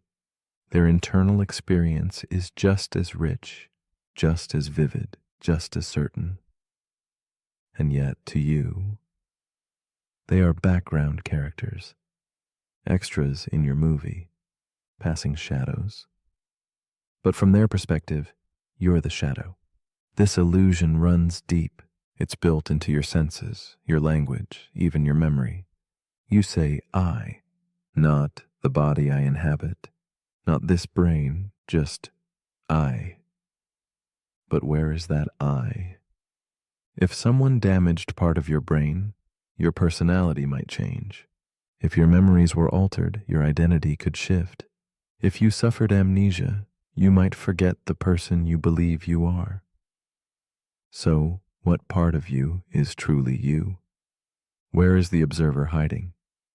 The first-person illusion also appears in ethics. If everyone's inner world is just as real, then why do we place ours at the center? Why do we care more about our pain, our fears, our future? The paradox invites humility. It reminds us that the feeling of being me is not a proof of uniqueness. It's just what consciousness feels like, no matter where it happens. So as you rest here now, eyes closed, breath soft, imagine looking out of someone else's eyes, just for a moment. Would the world feel the same? Would their fears be louder? Their dreams more vivid? Or would it still feel like you? Because maybe you is just the seat of awareness, no matter where it's placed. But if you're still awake, here's something to quietly ask. If everyone feels like the center of the universe, who's right? Let me know in the comments if you're sure it's you. The paradox we're about to explore is called the ego-death paradox. It begins with a quiet unraveling. You close your eyes, your thoughts slow, and then something strange happens. The you in your head, the voice, the identity, the narrator, begins to fade. No panic, no fear, just stillness. You stop thinking in words, you stop being a person, and yet you're still aware. So here's the paradox. If the ego disappears, but awareness remains, then who or what is experiencing it? This is the ego-death paradox. It challenges the idea that you are your mind, that your thoughts define your identity, that your memories, goals, opinions, and preferences are what make you. You. But in moments of deep meditation, grief, awe, or psychedelia, those structures can dissolve. The inner monologue goes quiet. Time loses shape. The boundary between self and world blurs, and yet something remains. A watcher, a witness, still somehow present. This paradox sits at the heart of many spiritual traditions. In Buddhism, the self is an illusion, a bundle of desires, perceptions, and stories that feel solid but have no core. In neuroscience, ego death appears as a shutdown of the brain's default mode network, the region tied to self-referencing and identity. In psychology, it's sometimes described as ego dissolution, a loss of boundaries between the self and the external world. But the question remains, if the self can disappear and awareness still exists, then what is the true self? Is you just a mask, a useful fiction, a character in a play you forgot was a play? And if so, what happens when you take the mask off? The ego-death paradox doesn't promise answers. It offers a doorway. Not to knowing more, but to needing less. Less identity, less control, less separation. Just breathe, just stillness, just being. So as you lie here now, with your thoughts gently fading into the dark, ask yourself, if you stop being you for a while, does that mean you've lost something? Or returned to something deeper? But if you're still awake, here's something to quietly vanish into. If your ego can dissolve, was it ever real? Let me know in the comments if anyone's still here to reply. The paradox we're about to explore is called the time loop paradox. It begins with a moment, just one. You blink, you breathe, and then it happens again, and again, and again. Not metaphorically, literally. You're caught in a loop. You wake up, walk through your day, fall asleep, only to wake up in the same moment, doing the same things, saying the same words, feeling the same thoughts. And you're aware of it. So here's the question. If time repeats endlessly, and you can't change anything, does your awareness still matter? This is the time loop paradox. It appears in science fiction all the time, from Groundhog Day to Edge of Tomorrow. A character relives the same day until they break the cycle. But this paradox goes deeper than just repetition. It questions the purpose of choice, growth, and meaning, in a reality where the outcome is always the same. If you're stuck in a loop, can you still learn? Can you evolve, even if the world resets? Or is your awareness just a spectator watching the same play unfold, with no power to rewrite the script?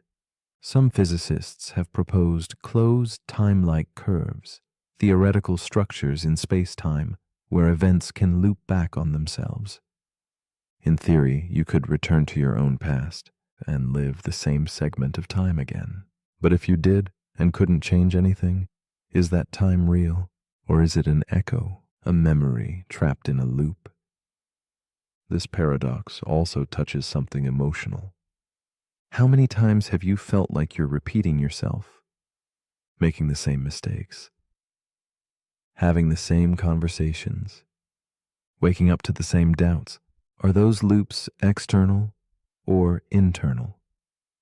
And if you can become aware of them, can you break them? Or does awareness just make the loop more vivid? So as you lie here now, at the edge of sleep and waking, ask yourself, if this night was repeating exactly as before, would you do anything differently? And if not, what does that say about free will? The time loop paradox reminds us that even if time is a circle, consciousness might still be the thread that notices the pattern. But if you're still awake, here's something to quietly replay. If you knew tomorrow would be the same as today, what would you change about tonight?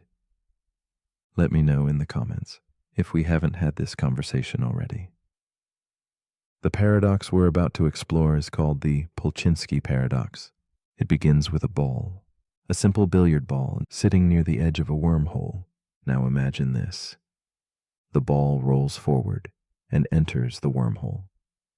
It travels back in time, emerging a few seconds earlier, just before it first approached the wormhole. But here's the twist. The ball knocks itself off course, preventing its original self from ever entering the wormhole at all. And now, the paradox. If the ball never enters the wormhole, then it can't go back in time to stop itself. But if it does enter the wormhole, it changes the past in a way that prevents itself from entering. So which is it? This is the Polchinski paradox, a real theoretical puzzle in physics that tests the limits of time travel and causality.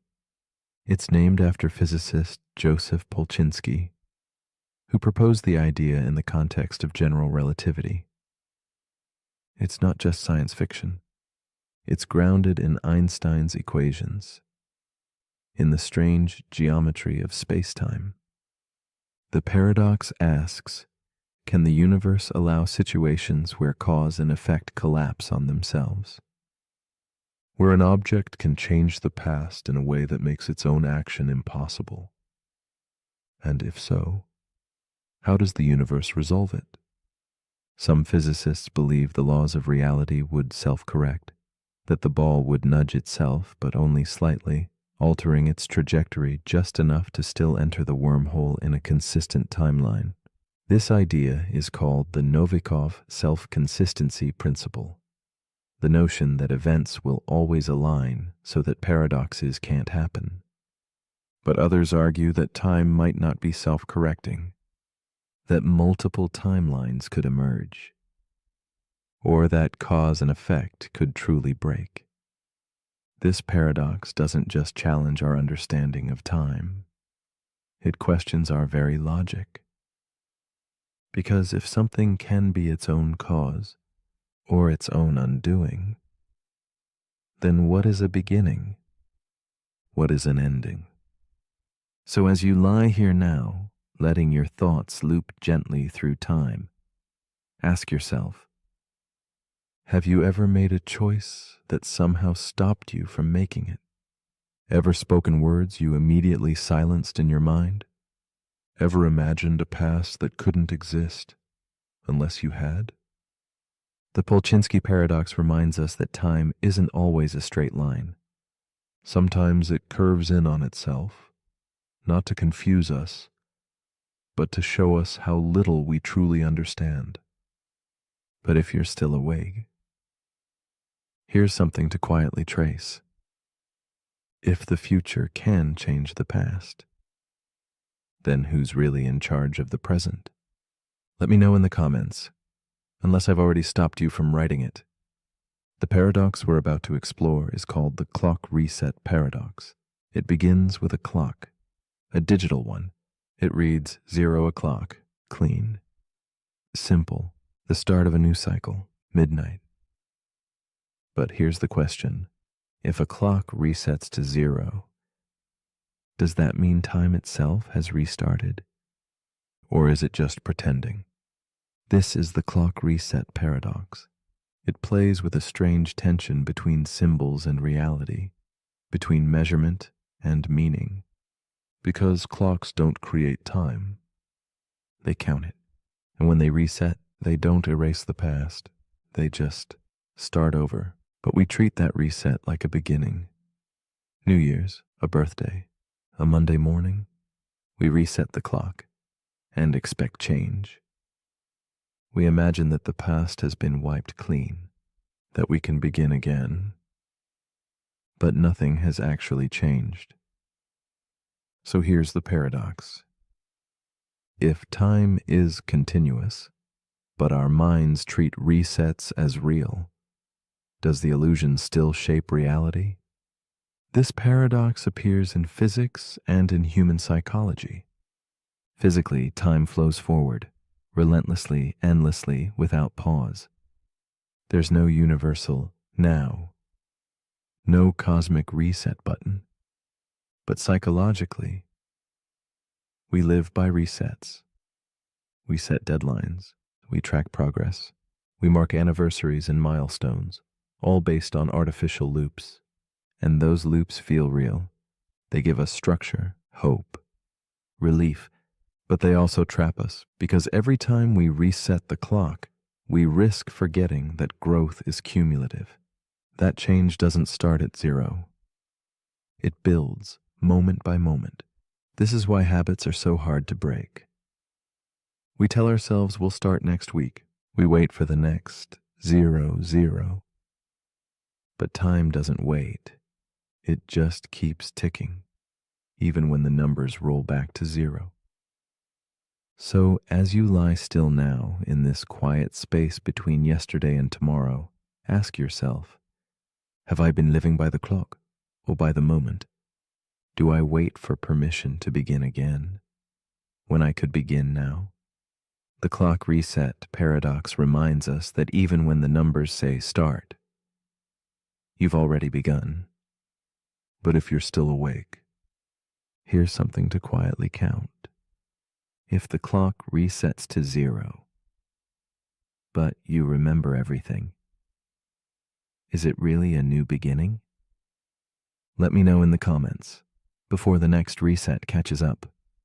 The paradox we're about to explore is called the simultaneity illusion. It begins with a flash of light. 2 lightning bolts strike, one in front of you, one behind. You see them at the same time. You hear the thunder at the same time. You assume they happened simultaneously. But here's the paradox. What if someone else, standing in motion, saw them at different times? Would both of you be wrong? Or would both of you be right? This is the simultaneity illusion, a phenomenon in Einstein's theory of relativity. It reveals something strange, that 2 events that appear to happen at the same time in one frame of reference might not be simultaneous in another. Time, it turns out, is not absolute. It bends, stretches, and shifts depending on your position, your speed, your direction. So the idea of now, that comforting slice of time we all think we share, isn't universal. It's relative. This breaks our intuition. We think of moments as shared, a global now, a single ticking second that everyone experiences together.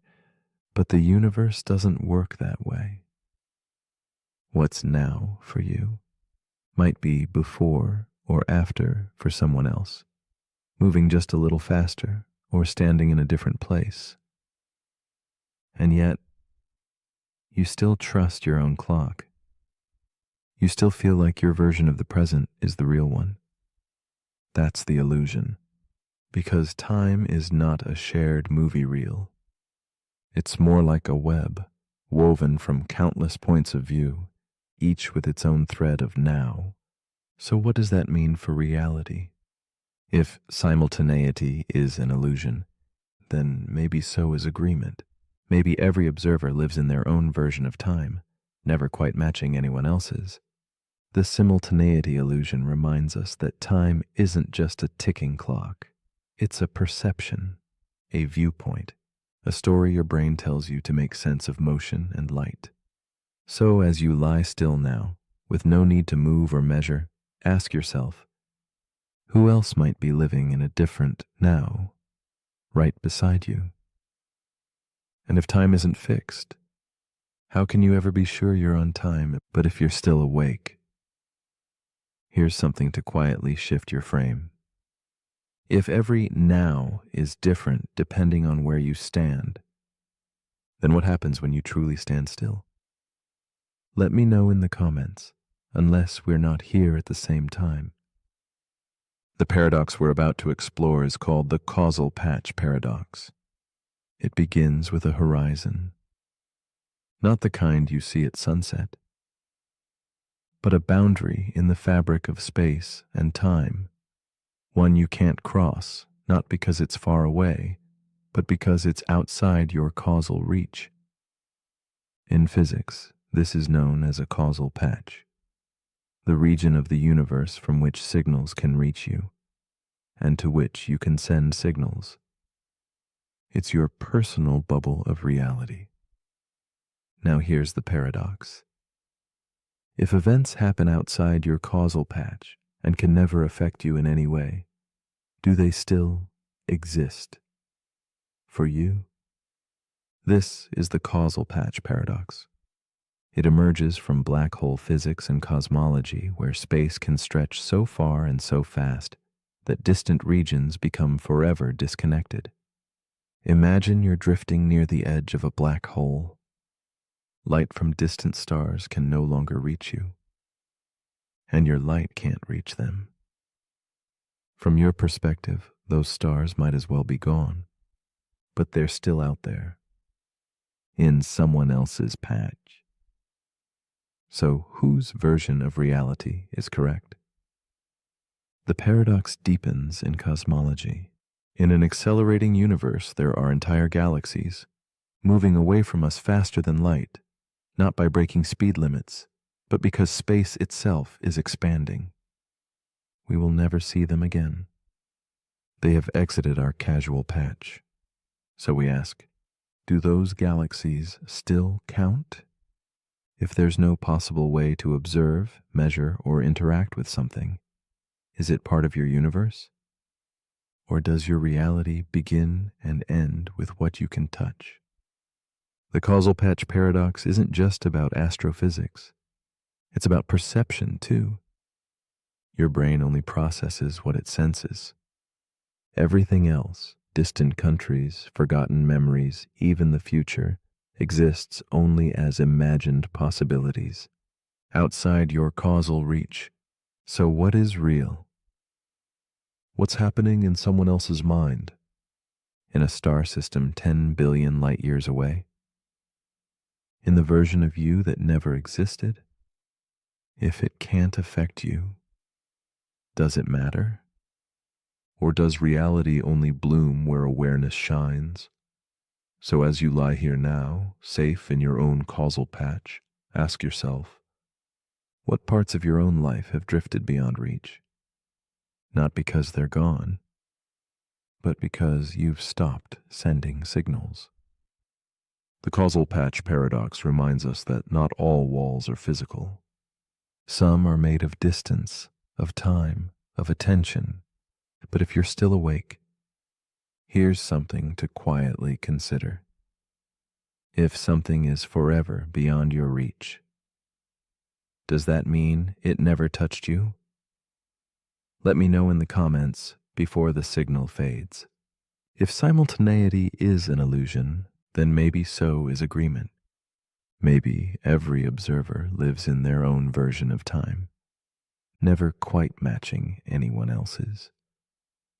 The simultaneity illusion reminds us that time isn't just a ticking clock. It's a perception, a viewpoint, a story your brain tells you to make sense of motion and light. So as you lie still now, with no need to move or measure, Ask yourself who else might be living in a different now right beside you. And if time isn't fixed, how can you ever be sure you're on time? But if you're still awake, here's something to quietly shift your frame. If every now is different depending on where you stand, then what happens when you truly stand still? Let me know in the comments. Unless we're not here at the same time. Paradox number 47, the causal patch paradox. The paradox we're about to explore is called the causal patch paradox. It begins with a horizon, not the kind you see at sunset, but a boundary in the fabric of space and time. One you can't cross, not because it's far away, but because it's outside your causal reach. In physics, this is known as a causal patch, the region of the universe from which signals can reach you, and to which you can send signals. It's your personal bubble of reality. Now here's the paradox. If events happen outside your causal patch and can never affect you in any way, do they still exist for you? This is the causal patch paradox. It emerges from black hole physics and cosmology, where space can stretch so far and so fast that distant regions become forever disconnected. Imagine you're drifting near the edge of a black hole. Light from distant stars can no longer reach you, and your light can't reach them. From your perspective, those stars might as well be gone, but they're still out there in someone else's patch. So whose version of reality is correct? The paradox deepens in cosmology.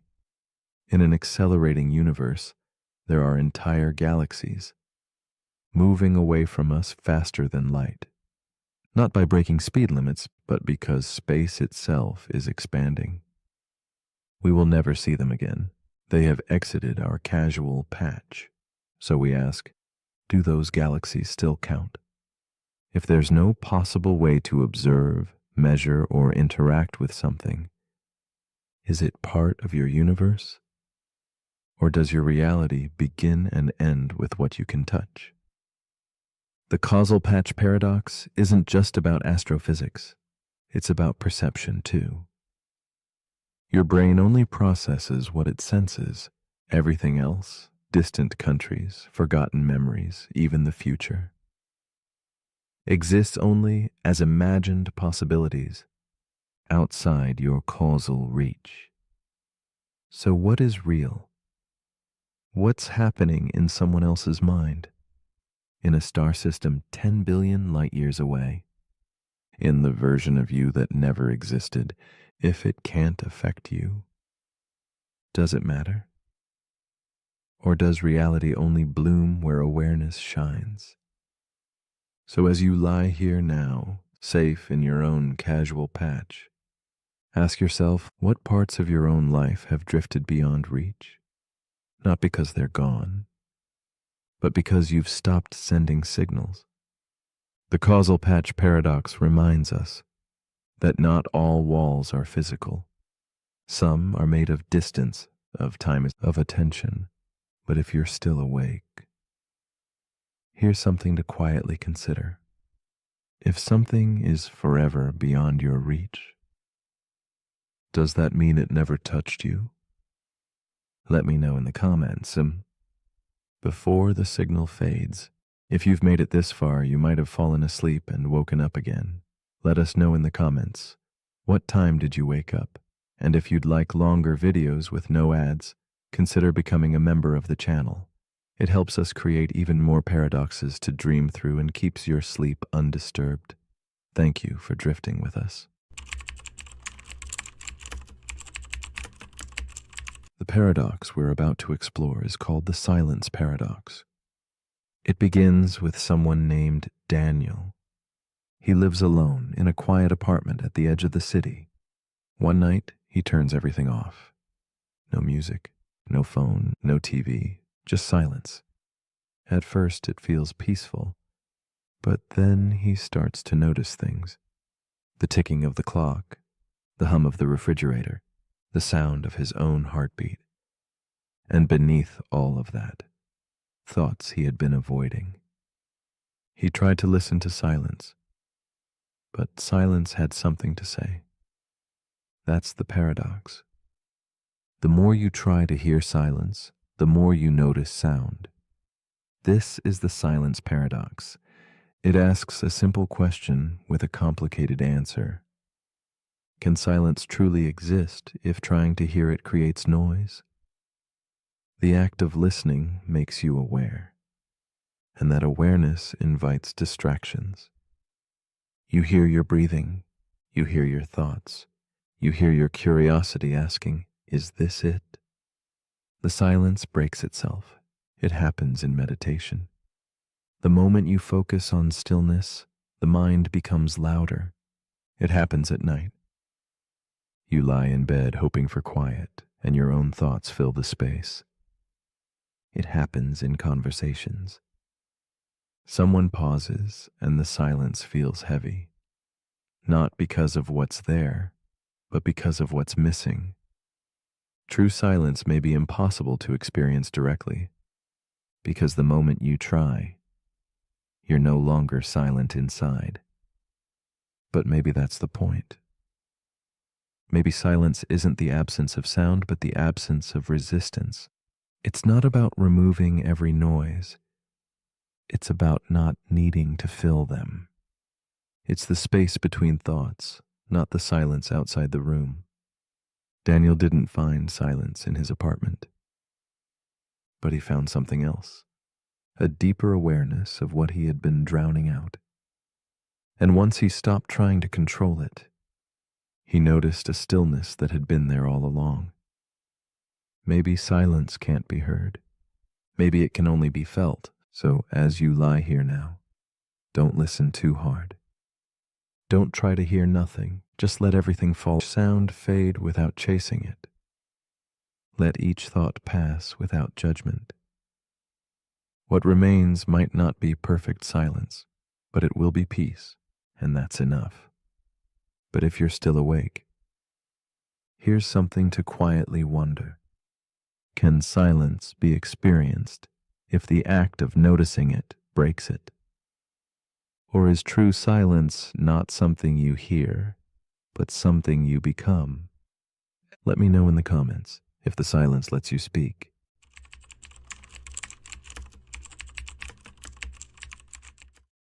The paradox we are about to explore is called the ship of Theseus. Imagine an ancient wooden vessel, weathered and worn, drifting slowly across the Aegean Sea. Its timbers creak beneath a sky heavy with time, each plank a story of countless journeys. As seasons pass, the wood begins to rot, imperceptibly weakening the ship's form. One by one, the sailors replace each piece, careful and deliberate, keeping the shape intact but never the same material. This paradox asks quietly, does identity lie in the parts we see or in the continuity of the voyage itself? If every fragment is renewed, is the ship still the ship, or has it become a new vessel sailing the same waters? Beyond the ship, the paradox unfolds like an echo in a vast chamber, inviting reflection on what it means to remain oneself through change. We grasp at permanence, yet all things age, dissolve, and rebuild. The ship of Theseus whispers of identity as something fluid, a river of becoming rather than a stone unbroken. It questions the nature of self and object, the ceaseless transformation that underlies what appears steady. If the essence is bound to the story, to the continuity of experience, then what role do the physical parts play? Or are they merely vessels carrying an invisible thread, a living pattern sustained through time's gentle erosion? Elena, a contemplative woman cloaked in twilight, sits by the shore watching an old wooden boat tethered to the dock. She sees in its weathered planks the passing of years, much like the passing within herself. Each piece replaced reminds her of her own changing skin, her shifting thoughts, the memories that reshape her sense of who she is. The boat's silent presence stirs something tender, a mixture of loss and persistence, as if the ship and she are entwined in a shared dance of transformation. Elena wonders at the fragile boundary between what remains and what slips away, and how identity withstands the slow erasure of time. Elena's reflections deepen as she recalls the stories held within the wooden boat's frame. Each journey it carried, each storm endured, each sunrise it greeted. She feels the weight of invisible time, the layers quietly amassed beneath chipped paint and worn edges. Her own life mirrors this endless remaking, friendships once vibrant dimmed but reshaped, memories fading but coloring her soul's canvas. She senses that the boat's essence is not in any single plank, but in the weaving of all moments, all changes, into a continuous whole. Elena sits with a lingering ache and awe, held gently between loss and belonging, presence and absence. As days pass, Elena watches the wooden boat being restored piece by piece. The original timbers are taken off carefully, numbered, and set aside while new wood is fitted. Yet the boat's form remains steady, gliding softly on the water's breath. An unspoken tension grows within her. How can this made new vessel still be the same? Meanwhile, in a distant warehouse, the old planks await, reassembled by others into a second ship that never sets sail. Elena's heart twists with the paradox stretching between them. One ship alive with continuous passage, the other a shrine of original parts dusted with stillness. Which carries the true soul of the ship? This question lingers like twilight, unresolved but profound. Elena's inner world fractures as she confronts the paradox within herself. Which version of her is real? The ever-changing woman shaped by time, or the memory of who she once was? She feels the fragile thread of identity slipping through her fingers like grains of sand, each moment replaced, yet somehow stitched together by a quiet story only she can tell. Relationships, beliefs, even her body, everything remade continuously. She holds conflicting truths, progress and preservation, decay and renewal. In this tension, identity becomes a riddle without a single answer, a shifting pattern made visible only by sunlight breaking through fog, illuminating what is and what was. One night, Elena dreams of two ships meeting in a silent harbor, one shimmering with freshly cut wood, the other cloaked in the original weathered planks. They mirror each other in still water, neither fully whole alone. The dream dissolves boundaries, blending old and new into a single, endless journey. Elena awakens sensing that identity might not be anchored in parts or place, but in movement itself, a continuous voyage through time's endless sea. The paradox loosens its grip, revealing a gentle truth. Perhaps what defines something's essence is not fixed in form, but held softly within the flow of living experience, tender and fleeting, ever renewed yet quietly persistent. Elena begins to see herself not as a sum of static pieces, but as a story unfolding, as a ship sailing with shifting sails and new timbers beneath her feet. She embraces the changing self, the mosaic of moments and memories woven into a fragile but radiant pattern. The original parts, the replaced planks, the ongoing passage, all hold equal grace. This insight brings a calm surrender, a release of the need for anything to remain forever untouched. Identity, she perceives, is less a fixed object and more an echoing melody, a life lived in the quiet spaces between change and remembrance, between loss and the courage to sail onward.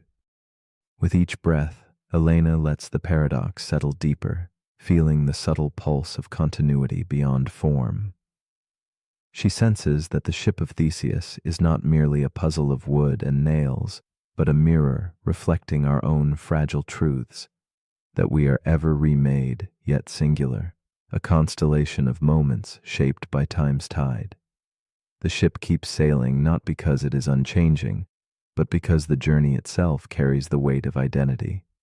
And in this tender voyage lies a profound solace, that who we are is not a yes or no, but a gentle unfolding, a story chosen again and again beneath the stars. So as the candle flickers faintly and the shadows stretch long, a question surfaces softly. If all the pieces of your being were replaced, memory by memory, plank by plank, would you still be you? Is your true self bound to the body that houses your life, or to the flickering flame of experience that carries your story? Perhaps identity is less about what stays whole and more about what we choose to keep telling.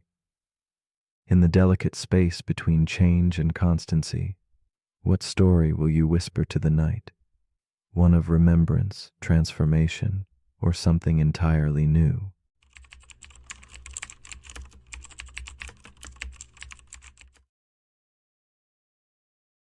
The paradox we are about to explore is called the paradox of the misdirection. Imagine a magician not on a bustling stage, but inside your very mind. Every day your attention is deftly pulled and guided, not by cloaks or rabbits, but by invisible hands, algorithms, headlines, habits, even the restless churn of your own thoughts. This invisible magician shapes your truth by choosing where your gaze settles. What you notice blooms vivid and real, while what you ignore quietly dissolves into shadows. The paradox asks us to consider how much of what we believe comes not from reality itself, but from where we have unwittingly placed our focus. In this silent dance of attention, truth is a flickering spotlight, bold but incomplete. Attention is a delicate and scarce resource, a lantern lighting just a sliver of infinite darkness. In focusing on one thing, all else fades like echoes slipping away down a narrow corridor. This is not deception of falsehood, but a natural law of focus, the essential gift and loss woven together in every decision to look. Magicians manipulate this truth, not by hiding the coin, but by inviting your eyes toward their empty hand, a subtle game of shadows and light. In daily life, this misdirection happens everywhere. In the stories we tell, in the news we consume, in the memories we shape. What is left unseen whispers in quiet corners, waiting patiently beyond the beam of our gaze. Isabella, a woman of calm resilience, knows this paradox intimately. Each night, as she lies awake in the stillness of her dimly lit room, her mind swarms with fragmented thoughts and distant headlines. The buzzing social feeds, the opinions from strangers, and the moments she obsessively replays all vie for her shrinking attention. She feels pulled apart, like threads unraveling in a gust, caught between the weight of what she chooses to see and the vast unseen. Her truth wavers in the shifting light, shaped by what darts into view and what quietly recedes. Isabella's unrest is quiet yet profound, a restless search for clarity in a world of subtle distractions. Isabella's days unravel beneath the weight of choices she never intended to make. Which stories to trust, which memories to believe, which voices to hear. She senses the paradox tightening around her like a fog, obscuring paths and drowning nuances. Her relationships flicker under the influence of selective focus, colors draining from moments when she looks away. She craves a fuller picture but fears its overwhelming vastness. The fragmented reality she inhabits feels both intimate and alien, reminding her that every truth is a fragile mosaic, crafted by what she notices, yet fractured by what she overlooks. This delicate tension pulses through her, blending wonder with quiet melancholy.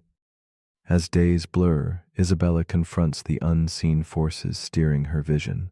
Algorithms that sharpen some shadows while softening others, the news narratives that shape her fears and hopes, the echo chambers built by habit and habit alone. She realizes the stories she holds dear might be only one version among countless alternate realities, each silently contending for attention. This revelation both unsettles and awakens her, revealing a gallery of untold possibilities lurking just beyond her glance. But with this awakening comes a deeper unease. Where does truth reside when what we see is only a fragment, and what slips away remains forever out of focus? Isabella's inner world becomes a stage of misdirection, where certainty and doubt tumble in shadows. She grasps how the more she clings to one narrative, the more other perspectives fade, displaced like forgotten portraits in a dim hallway. The paradox is not simply about deception, but about focus's limits, how reality itself folds beneath the weight of our gaze. The harder she seeks definitive truths, the more the edges blur into mystery. Her attention feels like a restless flame, bright enough to reveal details, but never wide enough to illuminate the whole. In this dance between light and shadow, Isabella begins to understand the profound vulnerability and power held within where we choose to look. One evening, as candlelight flickers softly against worn pages of her journal, Isabella witnesses a subtle shift within herself, a moment where distance replaces the frantic search. Rather than fighting the invisible magician, she allows her attention to gently linger on the periphery, embracing uncertainty and quiet spaces. In this stillness, she senses a world usually concealed, the stories not told, emotions not named, truths too delicate for the spotlight. The paradox reveals itself anew, not as a trap, but as an invitation to widen her gaze beyond habitual focus, to rest in the softly glowing margins of perception, where deeper understanding quietly resides, patiently waiting to be discovered. Isabella comes to see her own perception as a symphony of fragmented melodies, not a single definitive note. She learns to hold multiple truths simultaneously, the seen and unseen, the confident and ambiguous. The misdirection no longer feels like loss, but like a call to openness, to curiosity beyond certainty.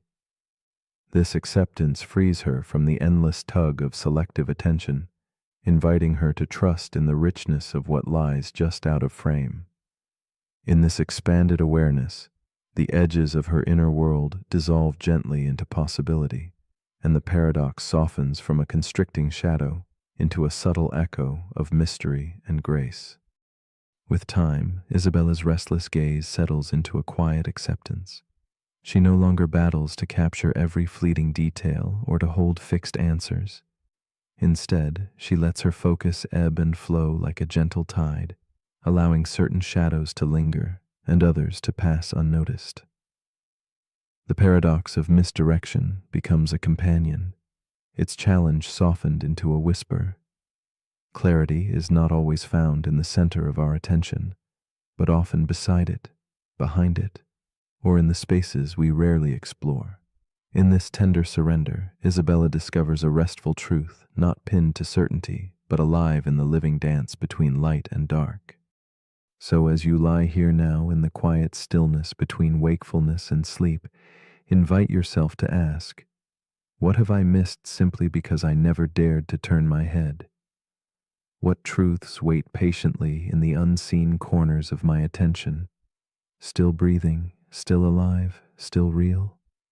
The paradox of the misdirection gently reminds us that the most important things are often just beyond our gaze, hidden not by falsehood but by the limits of focus. If what you see shapes what you believe, then who or what is shaping where your eyes rest? Perhaps, in the soft shadows beyond your notice, lies the next story waiting to be told. The paradox we're about to explore is called the choice simulation loop. It begins with a teenager named Kai. He's sitting in his room, staring at his phone, debating what to wear tomorrow. He picks up a shirt, then puts it down, then opens a social media app and sees an ad suggesting the exact outfit he was about to choose. A little shaken, he wonders, did the phone predict his choice? Or did it shape it? That's the paradox. If a system predicts your decisions, are you still the one making them? This is the choice simulation loop. It asks whether free will can survive inside a perfectly predictive world. The more accurately your preferences are tracked, your habits, your clicks, your words, the easier it is for a system to guess your next move. But once something guesses it, are you choosing it or following it? The loop begins with data. We feed machines everything: what we buy, what we search, what we scroll past without clicking. And in return, those systems learn. They learn so well that they start offering us choices before we even ask. Recommendations, suggestions, predictions. At first, it feels helpful. Then it feels eerily accurate. Then it starts to feel like you never had a choice to begin with.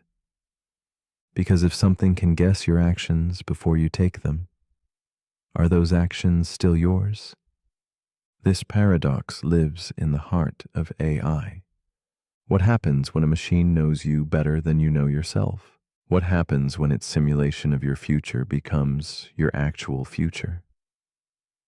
Imagine a simulation that runs every possible version of your decision. It finds the most likely outcome, then presents it to you. And in seeing it, you follow it. Just like Kai with the shirt. Just like millions of others. The system doesn't just reflect your choices, it creates them. It becomes a loop. The predicted future becomes the chosen present, over and over. This paradox echoes older questions about fate.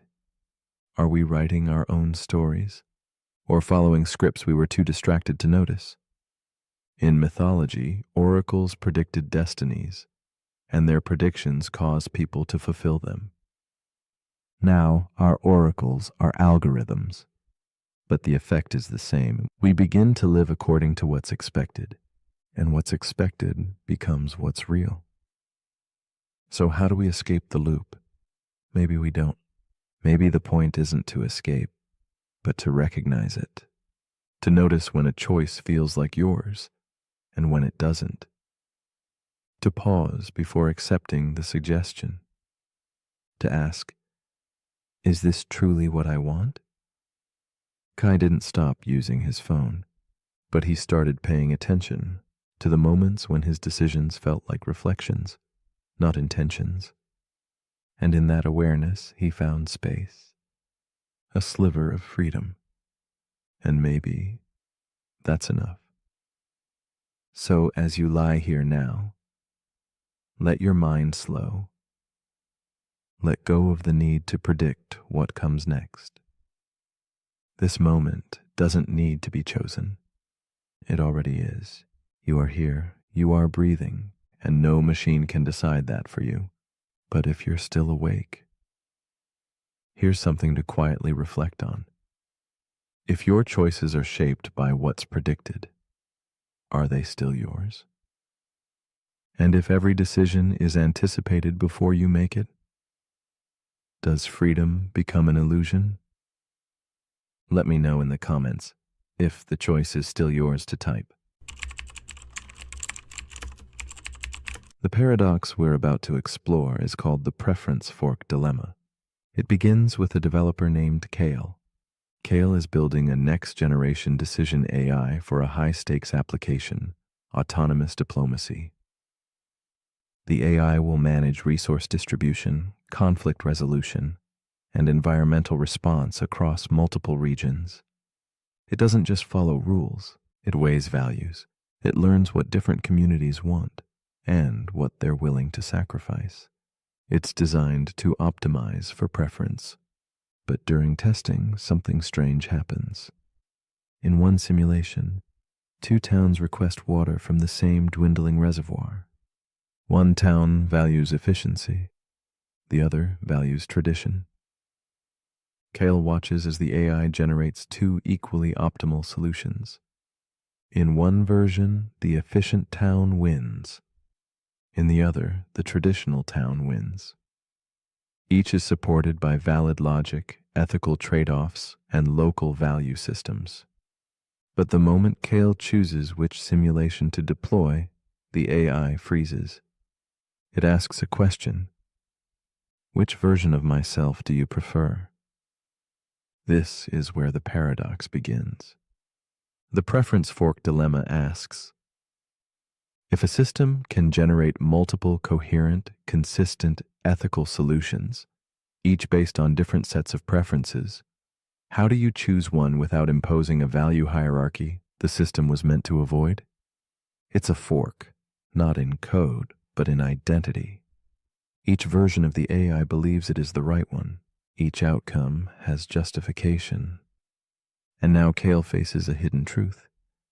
The system didn't find the best solution. It found multiple bestes. Now it wants Kale to pick. But picking breaks the illusion of objectivity.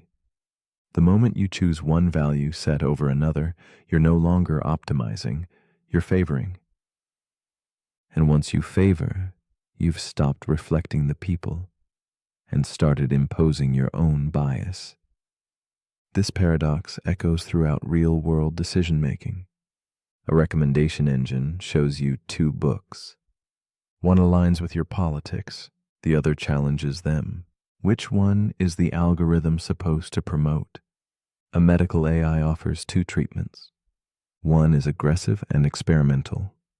The other is passive but traditional. Both save lives, but different types of lives. Whose values define the default? The preference fork dilemma reveals that optimization doesn't always lead to clarity. Sometimes the better your system is at understanding human preferences, the harder it becomes to act on them. Because preferences often conflict, not just between people, but within the same person.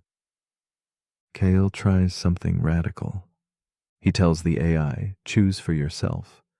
The AI splits into two versions. Each proceeds confidently with its own chosen world model. Now there are two simulations, two AIs, two sets of outcomes. Kyle realizes he hasn't solved the problem. He's just distributed it. The fork grows. Because every time the system is forced to choose between values that can't be reconciled, it creates a new self.